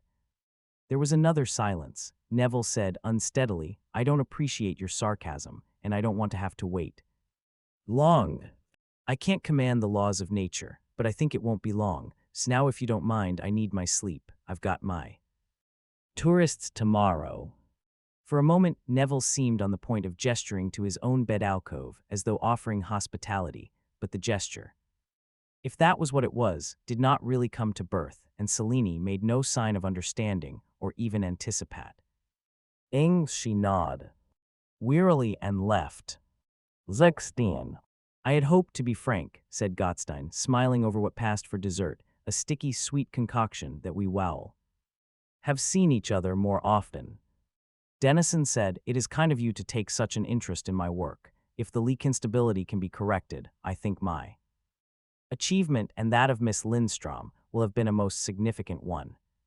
You speak carefully like a scientist. I won't insult you by offering the lunar equivalent of a liqueur, that is the one approximation to Earth's cuisine I have simply made up my mind not to tolerate. Can you tell me, in lay language, what make the achievement significant? I can try, said Dennison cautiously. Suppose we start with the periuniverse. It has a more intense, strong nuclear interaction than our universe has, so that relatively small masses of protons in the periuniverse can undergo the fusion reaction. Capable of supporting a star, masses equivalent to our stars would explode violently in the periuniverse, which has many more, but much smaller, stars than ours does. Suppose now that we had a much less intense, strong nuclear interaction than that which prevails in our universe. In that case, huge masses of protons would have so little tendency to fuse that a very large mass of hydrogen would be needed to support a star. Such an anti-periuniverse, one that was the opposite of the periuniverse, in other words, would consist of considerably fewer but of far larger stars than our universe does. In fact, if the strong nuclear interaction were made sufficiently weak, a universe would exist which consisted of a single star containing all the mass in that universe. It would be a very dense star, but relatively non-reactive, and giving off no more radiation than our single sun does, perhaps. Gottstein said, "Am I wrong, or isn't that the situation that prevailed in our own universe before the time of the Big Bang, one vast body containing all the universal mass?" "Yes," said Dennison. "As a matter of fact, the anti-para-universe I am picturing consists of what some call a cosmic egg. Or cosmeg for short. A cosmic universe is what we need if we are to probe for one-way leakage. The para-universe W are now using with its tiny stars is virtually empty space. You can probe and touch nothing. The paramen reached us, however. Yes, possibly by following magnetic fields. There is some reason to think that there are no planetary magnetic fields O. Significance in the para-universe, which deprives us of the advantage they have. On the other hand, if we probe the cosmic universe, we cannot fail. The cosmeg is itself the entire universe, and wherever we probe we strike matter. But how do you probe for it? Dennison hesitated. That is the part I find difficult to explain. Pions are the mediating particles of the strong nuclear interaction. The intensity of the interaction depends on the mass of the pions, and that mass can, under certain specialized conditions, be altered. The lunar physicists have developed an instrument they call the pionizer, which can be made to do just such a thing. Once the pion's mass is decreased, or increased for that matter, it is, effectively, part of another universe. It becomes a gateway, a crossing point. If it is decreased sufficiently, it can be made part of a cosmic universe, and that what we want. Gottstein said, and you can suck in matter from the cosmic universe. That part is easy. Once the gateway forms, the influx is spontaneous. The matter enters with its own laws and is stable. When it arrives, gradually the laws of our own universe soak in, the strong interaction grows stronger, and the matter fuses and begins to give off enormous energy. But if it is superdense, why doesn't it just expand in a puff of smoke? That too would yield energy, but that depends on the electromagnetic field, and in this particular case, the strong interaction takes precedence because we control the electromagnetic field. It would take quite a time to explain that. Well then, the globe of light that I saw on the surface was cosmic material fusing. Yes, Commissioner. And that energy can be harnessed for useful purposes. Certainly, and in any quantity. What you saw was the arrival in our universe of microgram masses of cosmeg. There's nothing, in theory, to prevent our bringing it over in ton lots. Well then, this can be used to replace the electron pump. Dennison shook his head. No, the use of cosmic energy also alters the properties of the universes in question. The strong interaction gradually grows more intense in the cosmic universe, and less intense in ours, as the laws of nature grows over. That means that the cosmeg slowly undergoes fusion at a greater rate and gradually warms up. Eventually, said Gottstein, crossing his arms across his chest and narrowing his eyes thoughtfully, it explodes in a big bang. That's my feeling. Do you sup? Oh, that's what happened to our own universe 10 billion years ago.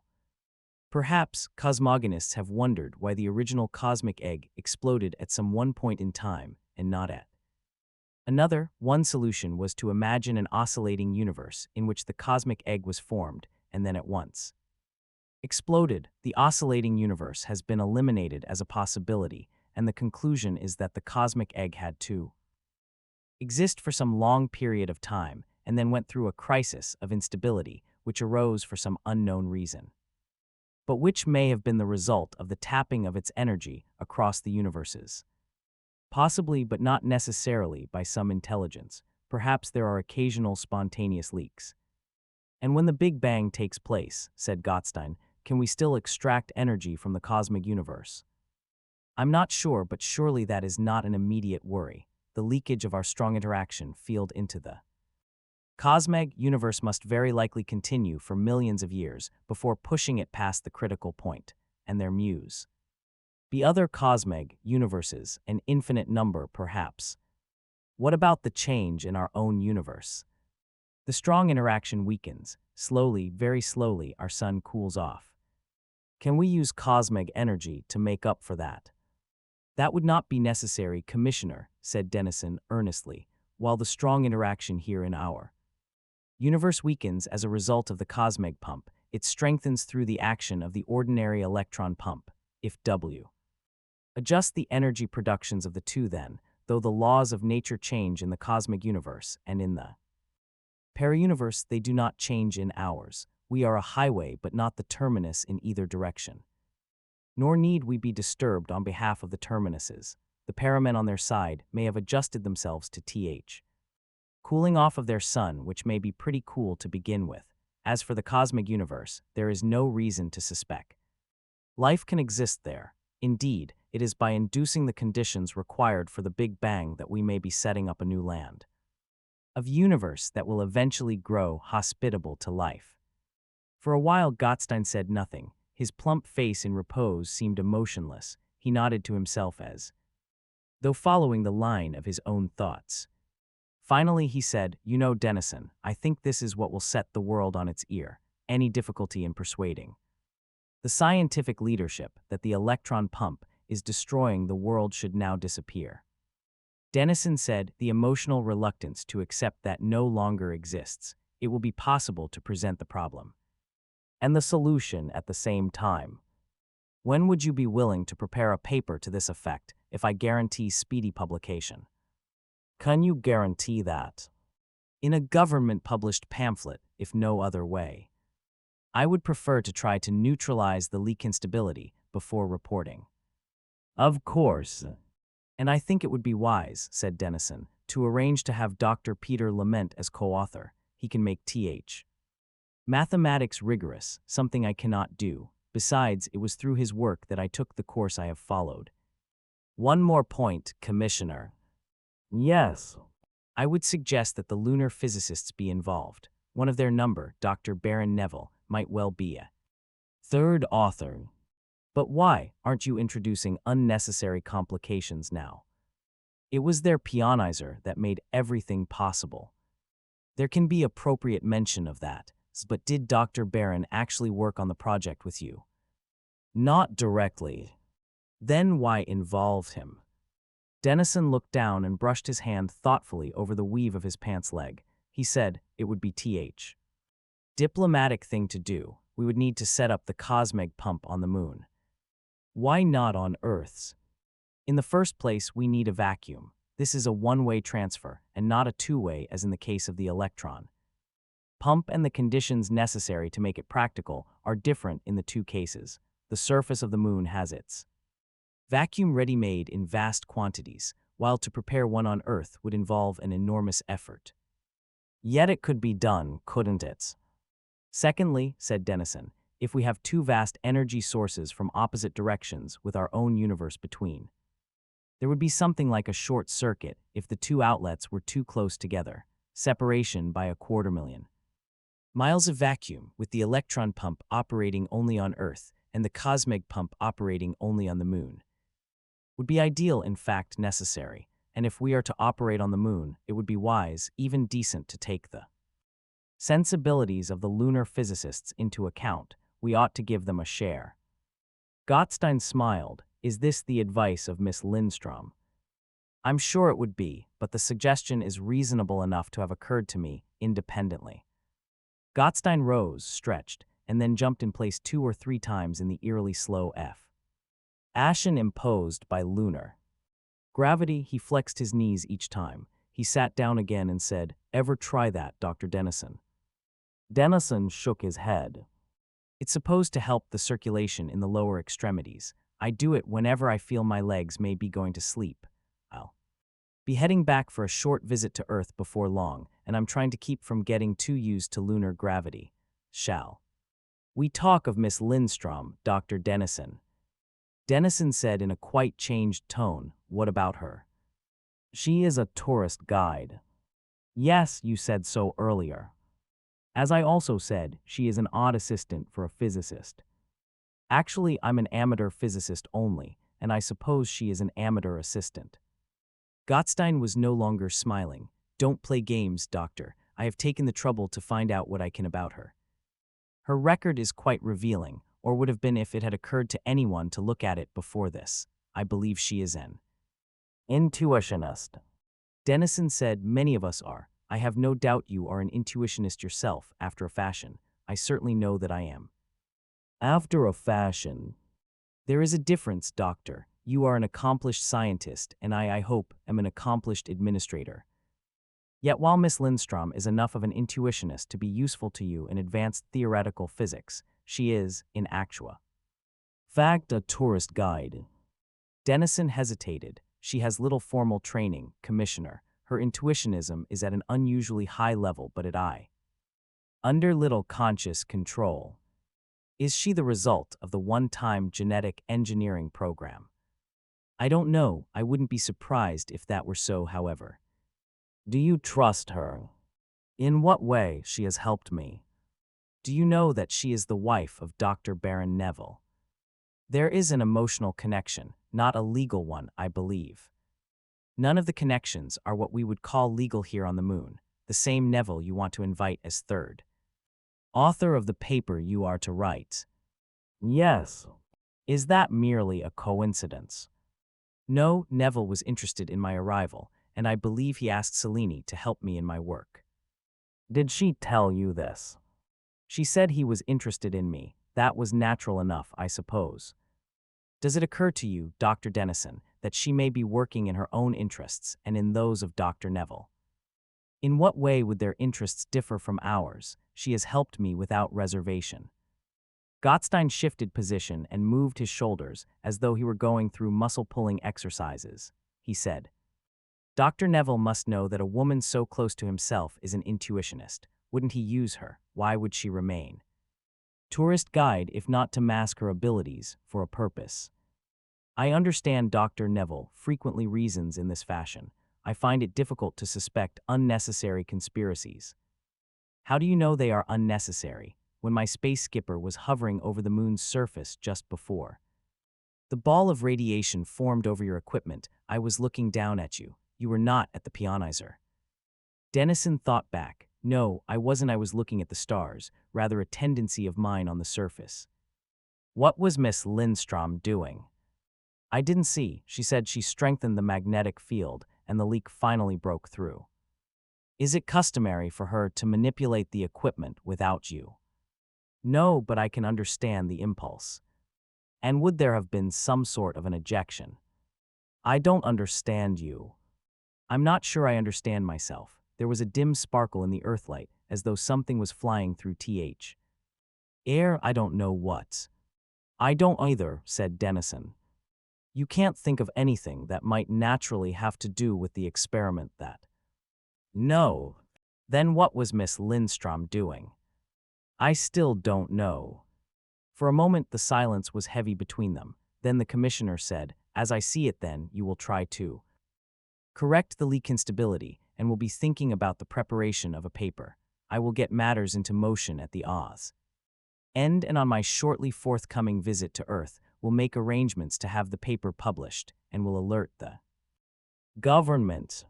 It was a clear dismissal. Dennison rose and the commissioner said easily, and think about Dr. Neville and Miss Lindstrom. 17. It was a heavier star of radiation, a fatter one, a brighter one.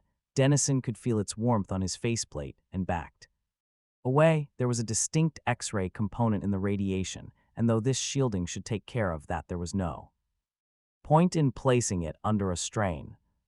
I guess we can't question it, he muttered. The leak point is stable. I'm sure of it, said Selene flatly. Then let's turn it off and go back to the city. They moved slowly and Dennison felt oddly dispirited. There was no uncertainty anymore, no excitement. From this point on, there was no chance of failure. The government was interested. More and more, it would be out of his own hands. He said, I suppose I can begin the paper now. I suppose so, said Selene carefully. Have you talked to Baron again? Yes, I have. Any difference in his attitude? None at all. He will not participate, Ben. Yes. I really don't think it's any use talking to him. He will not cooperate in any project with the Earth government. But you've explained the situation completely. And he still won't. He's asked to see Gottstein, and the commissioner agreed to an interview after he returns from his Earth visit. Well have to wait till then. Maybe Gottstein can have some effect on him, but I doubt it. Dennison shrugged, a useless maneuver inside his spacesuit. I don't understand him. I do, said Selene softly. Dennison did not respond directly. He shoved the pionizer and its attendant apparatus into its rocky shelter and said, "Ready." "Ready."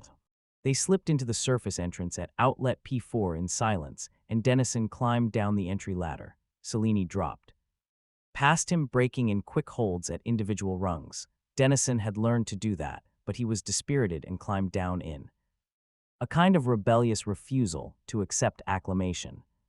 They removed their suits in the staging areas, placed them in their lockers. Dennison said, "Would you join me for lunch?" "Selene," Selene said uneasily, "you seem upset. Is something wrong?" "Reaction, I think. Lunch." "Yes, of course." They ate in Selene's quarters. She insisted, saying, "I want to talk to you and I can't do it properly in the cafeteria." And when Dennison was chewing slowly at something that had a faint resemblance to peanut-flavored veal, she said, "Ben, you haven't said a word, and you've been like this for a week." "No, I haven't," said Dennison, frowning. "Yes, you have." She looked into his eyes with concern. "I'm not sure how good my intuition is outside physics, but I suppose there's something you don't want to tell me." Dennison shrugged. "They're making a fuss about all this back on Earth. Gottstein has been pulling at strings as tough as cable. In advance of his trip back, Dr. Lament is being lionized, and they want me to come back once the paper is written." "Back to Earth?" "Yes, it seems I'm a hero, too." "You should be." "Complete rehabilitation," said Dennison thoughtfully, "is what they offer. It's clear I can get a position in any suitable university or government agency on Earth." "Isn't that what you wanted?" "It's what I imagine Lament wants and would enjoy and will certainly get, but I don't want it." Selene said, "What do you want then?" "I want to stay on the moon." "Why?" "Because it's the cutting edge of humanity, and I want to be part of that cutting edge. I want to work at the establishment of cosmic pumps, and that will be only here on the moon. I want to work on paratheory with the kind of instruments you can dream up and handle, Selene. I want to be with you, Selene, but will you stay with me?" "I am as interested in paratheory as you are," Dennison said, "but won't Neville pull you off the job now?" "Baron pull me off," she said tightly. "Are you trying to insult me, Ben?" "Not at all." "Well then, do I misunderstand you? Are you suggesting that I'm working with you because Baron ordered me to?" "Didn't he?" "Yes, he did, but that's not why I'm here. I choose to be here. He may think he can order me about, but he can only do so when his orders coincide with my will, as in your case they did. I resent his thinking he can order me otherwise, and I "Resent your thinking it, too." You two are sex partners." "We have been, yes, but what has that to do with it? By that argument, I can order him about as easily as he me." "Then you can work with me, Selene." "Certainly," she said coldly, "if I choose to." "But do you choose to?"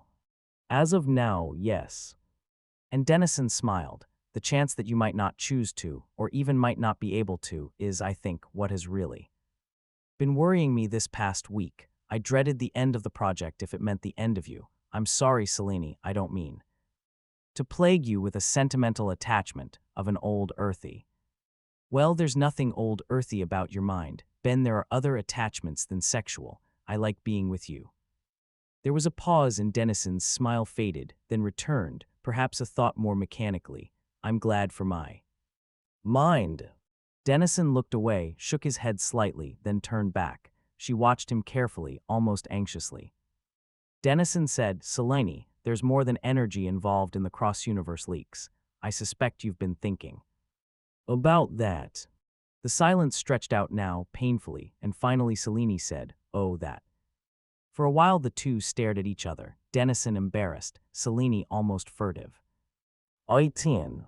Gottstein said, "I haven't got my moon legs quite yet, but this isn't anything compared to what it cost me to get my Earth legs. Dennison, you had better not dream of returning. You'll never make it." I have no intention of returning, Commissioner, said Dennison. In a way, it's too bad. You could be emperor by acclamation. As for Hallam, Dennison said wistfully, I would have liked to see his face, but that's a small ambition. Lamont, of course, is receiving the lion's share. He's on the spot. I don't mind that. He deserves a good deal. Do you think Neville will really join us? No question, he's on his way at this moment. Listen, Gottstein's voice dropped one conspiratorial note in pitch. Before he comes, would you like a bar of chocolate?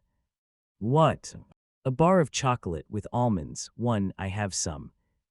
Dennison's face, from initial confusion, suddenly lit with comprehension. Real chocolate. Yes.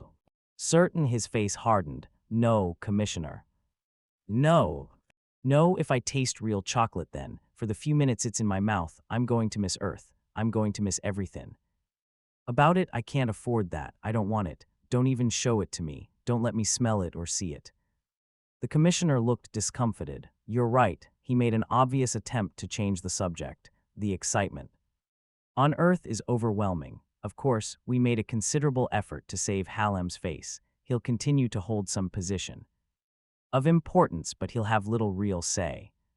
He's getting more consideration than he gave others, said Dennison, resignedly. It's not for his sake. You can't smash a personal image that has been built to a level of such importance. It would reflect on science itself. The good name of science is more important than Hallam either way. I disapprove of that in principle, said Dennison warmly. Science must take what blows it deserves. A time and place for there's Dr. Neville. Gottstein composed his face. Dennison shifted his chair to face the entrance. Baron Neville entered solemnly. Somehow there was less than ever of the lunar delicacy about his figure. He greeted. The two curtly sat down and crossed his legs. He was clearly waiting for Gottstein to speak first. The Commissioner said, I am glad to see you, Dr. Neville. Dr. Dennison tells me that you refuse to append your nom to what I am sure will be a classic paper on the Cosmeg pump. No need to do so, said Neville. What happens on Earth is of no interest to me. You are aware of the Cosmeg pump experiments, of its implications. All of them. I know the situation as well as you two do.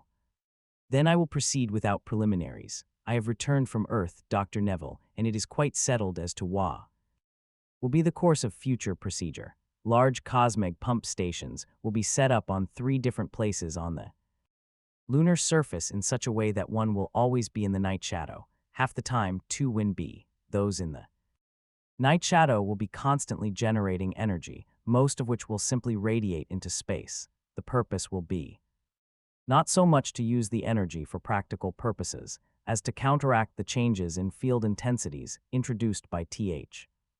Electron pump. Dennison interrupted. For some years, we will have to overbalance the electron pump to restore our section of Th. Universe to the point at which it was before the pump began operation. Neville nodded. Will Luna City have the use of any of it? If necessary, we feel the solar batteries will probably supply what you need, but there is no objection to supplementation. That is land of you, said Neville, not bothering to mask the sarcasm. And who will build and run the Cosmeg pump stations? Lunar workers, we hope, said Gottstein. Lunar workers, you know, said Neville. Earth workers would be too clumsy to work effectively on the moon. We recognize that, said Gottstein. We trust the men of the moon will cooperate. And who will decide how much energy to generate, how much to apply for any local purpose, how much to radiate? Away, who decides policy? Gottstein said the government would have to. It's a matter of planetary decision. Neville said, you see then, it will be moonmen who do the work, earthmen who run the show. Gottstein said calmly, no, all of us work who work best. All of us administer who can best weigh the total problem. I hear the words, said Neville, but it boils down anyway to us working and you deciding. No, Commissioner. High answer is no. You mean you won't build the Cosmeg pump stations? Well, build them, Commissioner, but they'll be ours. Well, decide how much energy to put out and what use to make of it. That would scarcely be efficient. you would have to deal constantly with the Earth government since the cosmeg pump energy will have to balance the electron pump energy. I dare say it will, more or less, but we have other things in mind. You might as well know now. Energy is not only conserved phenomenon that becomes limitless once universes are crossed. Dennison interrupted. There are a number of conservation laws, we realize that. I'm glad you do, said Neville, turning a hostile glare in his direction. They include those of linear momentum and angular momentum, as long as any object responds to the gravitational field in which it is immersed, and to thaw. Only it is in free fall and can retain its mass. In order to move in any other way than free fall, it must accelerate in a non-gravitational way, and for that to happen, part of itself must undergo an opposite change. As in a rocket ship, said Dennison, which must eject mass in one direction in order that the rest might accelerate in the opposite direction. I'm sure you understand, Dr. Dennison, said Neville, but I explain for the Commissioner's sake. The loss of mass can be minimized if its velocity is increased enormously, since momentum is equal to mass multiplied by velocity. Nevertheless, however great the velocity, some mass must be thrown away. If the mass which must be accelerated enormous in the first place, then the mass which must be discarded is also enormous. If the moon, for instance. The moon, said Gottstein explosively.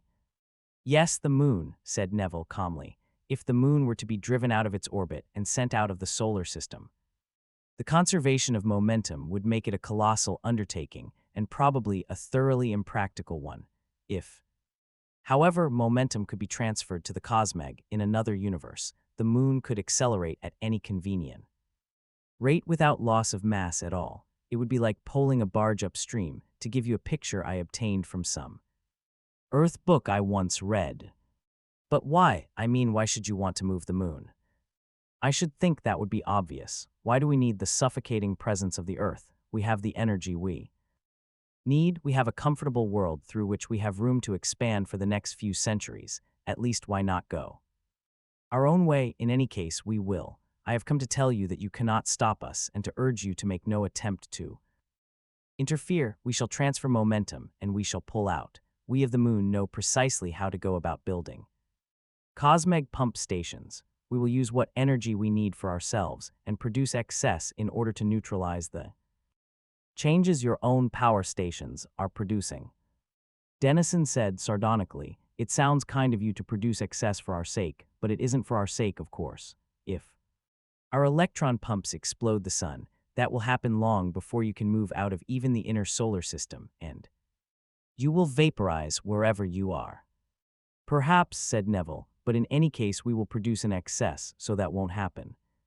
But you can't do that, said Gottstein excitedly. You can't move out. If you get out too far, the cosmeg pump will no longer neutralize the electron pump, Dennison.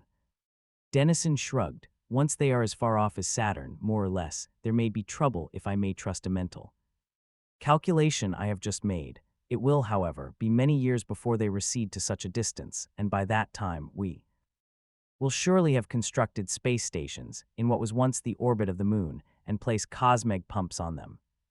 Actually, we don't need the moon. It can leave, except that it won't. Neville smiled briefly. What makes you think we won't? We can't be stopped. There is no way Earthmen can impose their will on us. You won't leave because there's no sense to doing so. Why drag the entire moon away to build up respectable accelerations? Will take years where the moon mass is concerned. You'll creep, build starships instead, miles-long ships that are cosmic powered and have independent ecologies. With a cosmic momentum drive, you can then do wonders. It takes 20 years to build the ships. They will nevertheless accelerate at a rate that will enable them to overtake the moon's place within a year. Even if the moon starts accelerating today, the ships will be able to change course in a tiny fraction of the time the moon will. And the unbalanced cosmic pumps, what will that do to the universe? The energy required by a ship, or even by a number, will be far less than that required by a planet and will be distributed throughout large sections of the universe. It will be millions of years before any significant change takes place. That is Well worth the maneuverability you gain. The moon will move so slowly, it might as well be left in space. Neville said scornfully, we're in no hurry to get anywhere, except away from Earth. Dennison said there are advantages in having Earth as a neighbor. You have the influx of the immigrants. You have cultural intercourse. You have a planetary world of 2 billion people just over the horizon. Do you want to give all that Up. gladly? Is that true of the people of the moon generally, or just of you? There's something intense about you, Neville. You won't go out on the surface. Other Lunarites do. They don't like it particularly, but they do. The interior of the moon isn't their womb as it is in your case. It isn't their prison as it is yours. There is a N erotic factor in you that is absent in most lunarities, or at least considerably weaker. If you take the moon away from Earth, you make it into a prison for all. It will become a one-world prison from which no man, and not you only, can emerge, not even to the extent of seeing Anoth. Inhabited world in the sky, perhaps that is what you want. I want independence, a free world, a world untouched by the outside. You can build ships any number. You can move outward at near-light velocities without difficulty once you transfer momentum to the cosmeg. You can explore the entire universe in a single lifetime. Wouldn't you like to get on such a Ship. No, said Neville with clear distaste. Wouldn't you, or is it couldn't? Is it that you must take the moon with you? Wherever you go, why must all the others Accept your need. Because that's the way it's going to be, said Neville. Dennison's voice remained level, but his cheeks reddened. Who gave you the right to say that? There are many citizens of Luna City who may not feel as you do. That is none of your concern. That is precisely my concern. I am an immigrant who will qualify for citizenship soon. I do not wish to have my choic made for me by someone who cannot emerge on the surface and who wants his personal prison made into a prison for all. I have left Earth forever, but only to come to the moon, only to remain 250,000 miles from the home planet. I have not contracted to be taken forever away for an unlimited distance. Then return to Earth, said Neville indifferently. There is still time. And what of the other citizens of Luna, the other immigrants? The decision is made. It is not made, Selene. Selene entered, her face solemn, her eyes a little defiant. Neville's legs uncrossed, both shoes came down flat upon the ground. Neville said, How long have you been waiting in the next room, Selene? Since before you arrived, Baron, she said. Neville looked from Selene to Dennison and back again. You too, he began, finger pointing from one to the other and back. I don't know what you mean by you too, said Selene, but Ben found out about the momentum quite a while ago. It wasn't Selene's fault, said Dennison.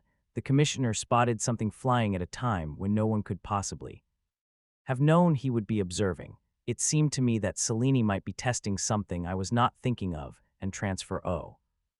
Momentum eventually occurred to me, after that. Well then, you knew, said Neville. It doesn't matter.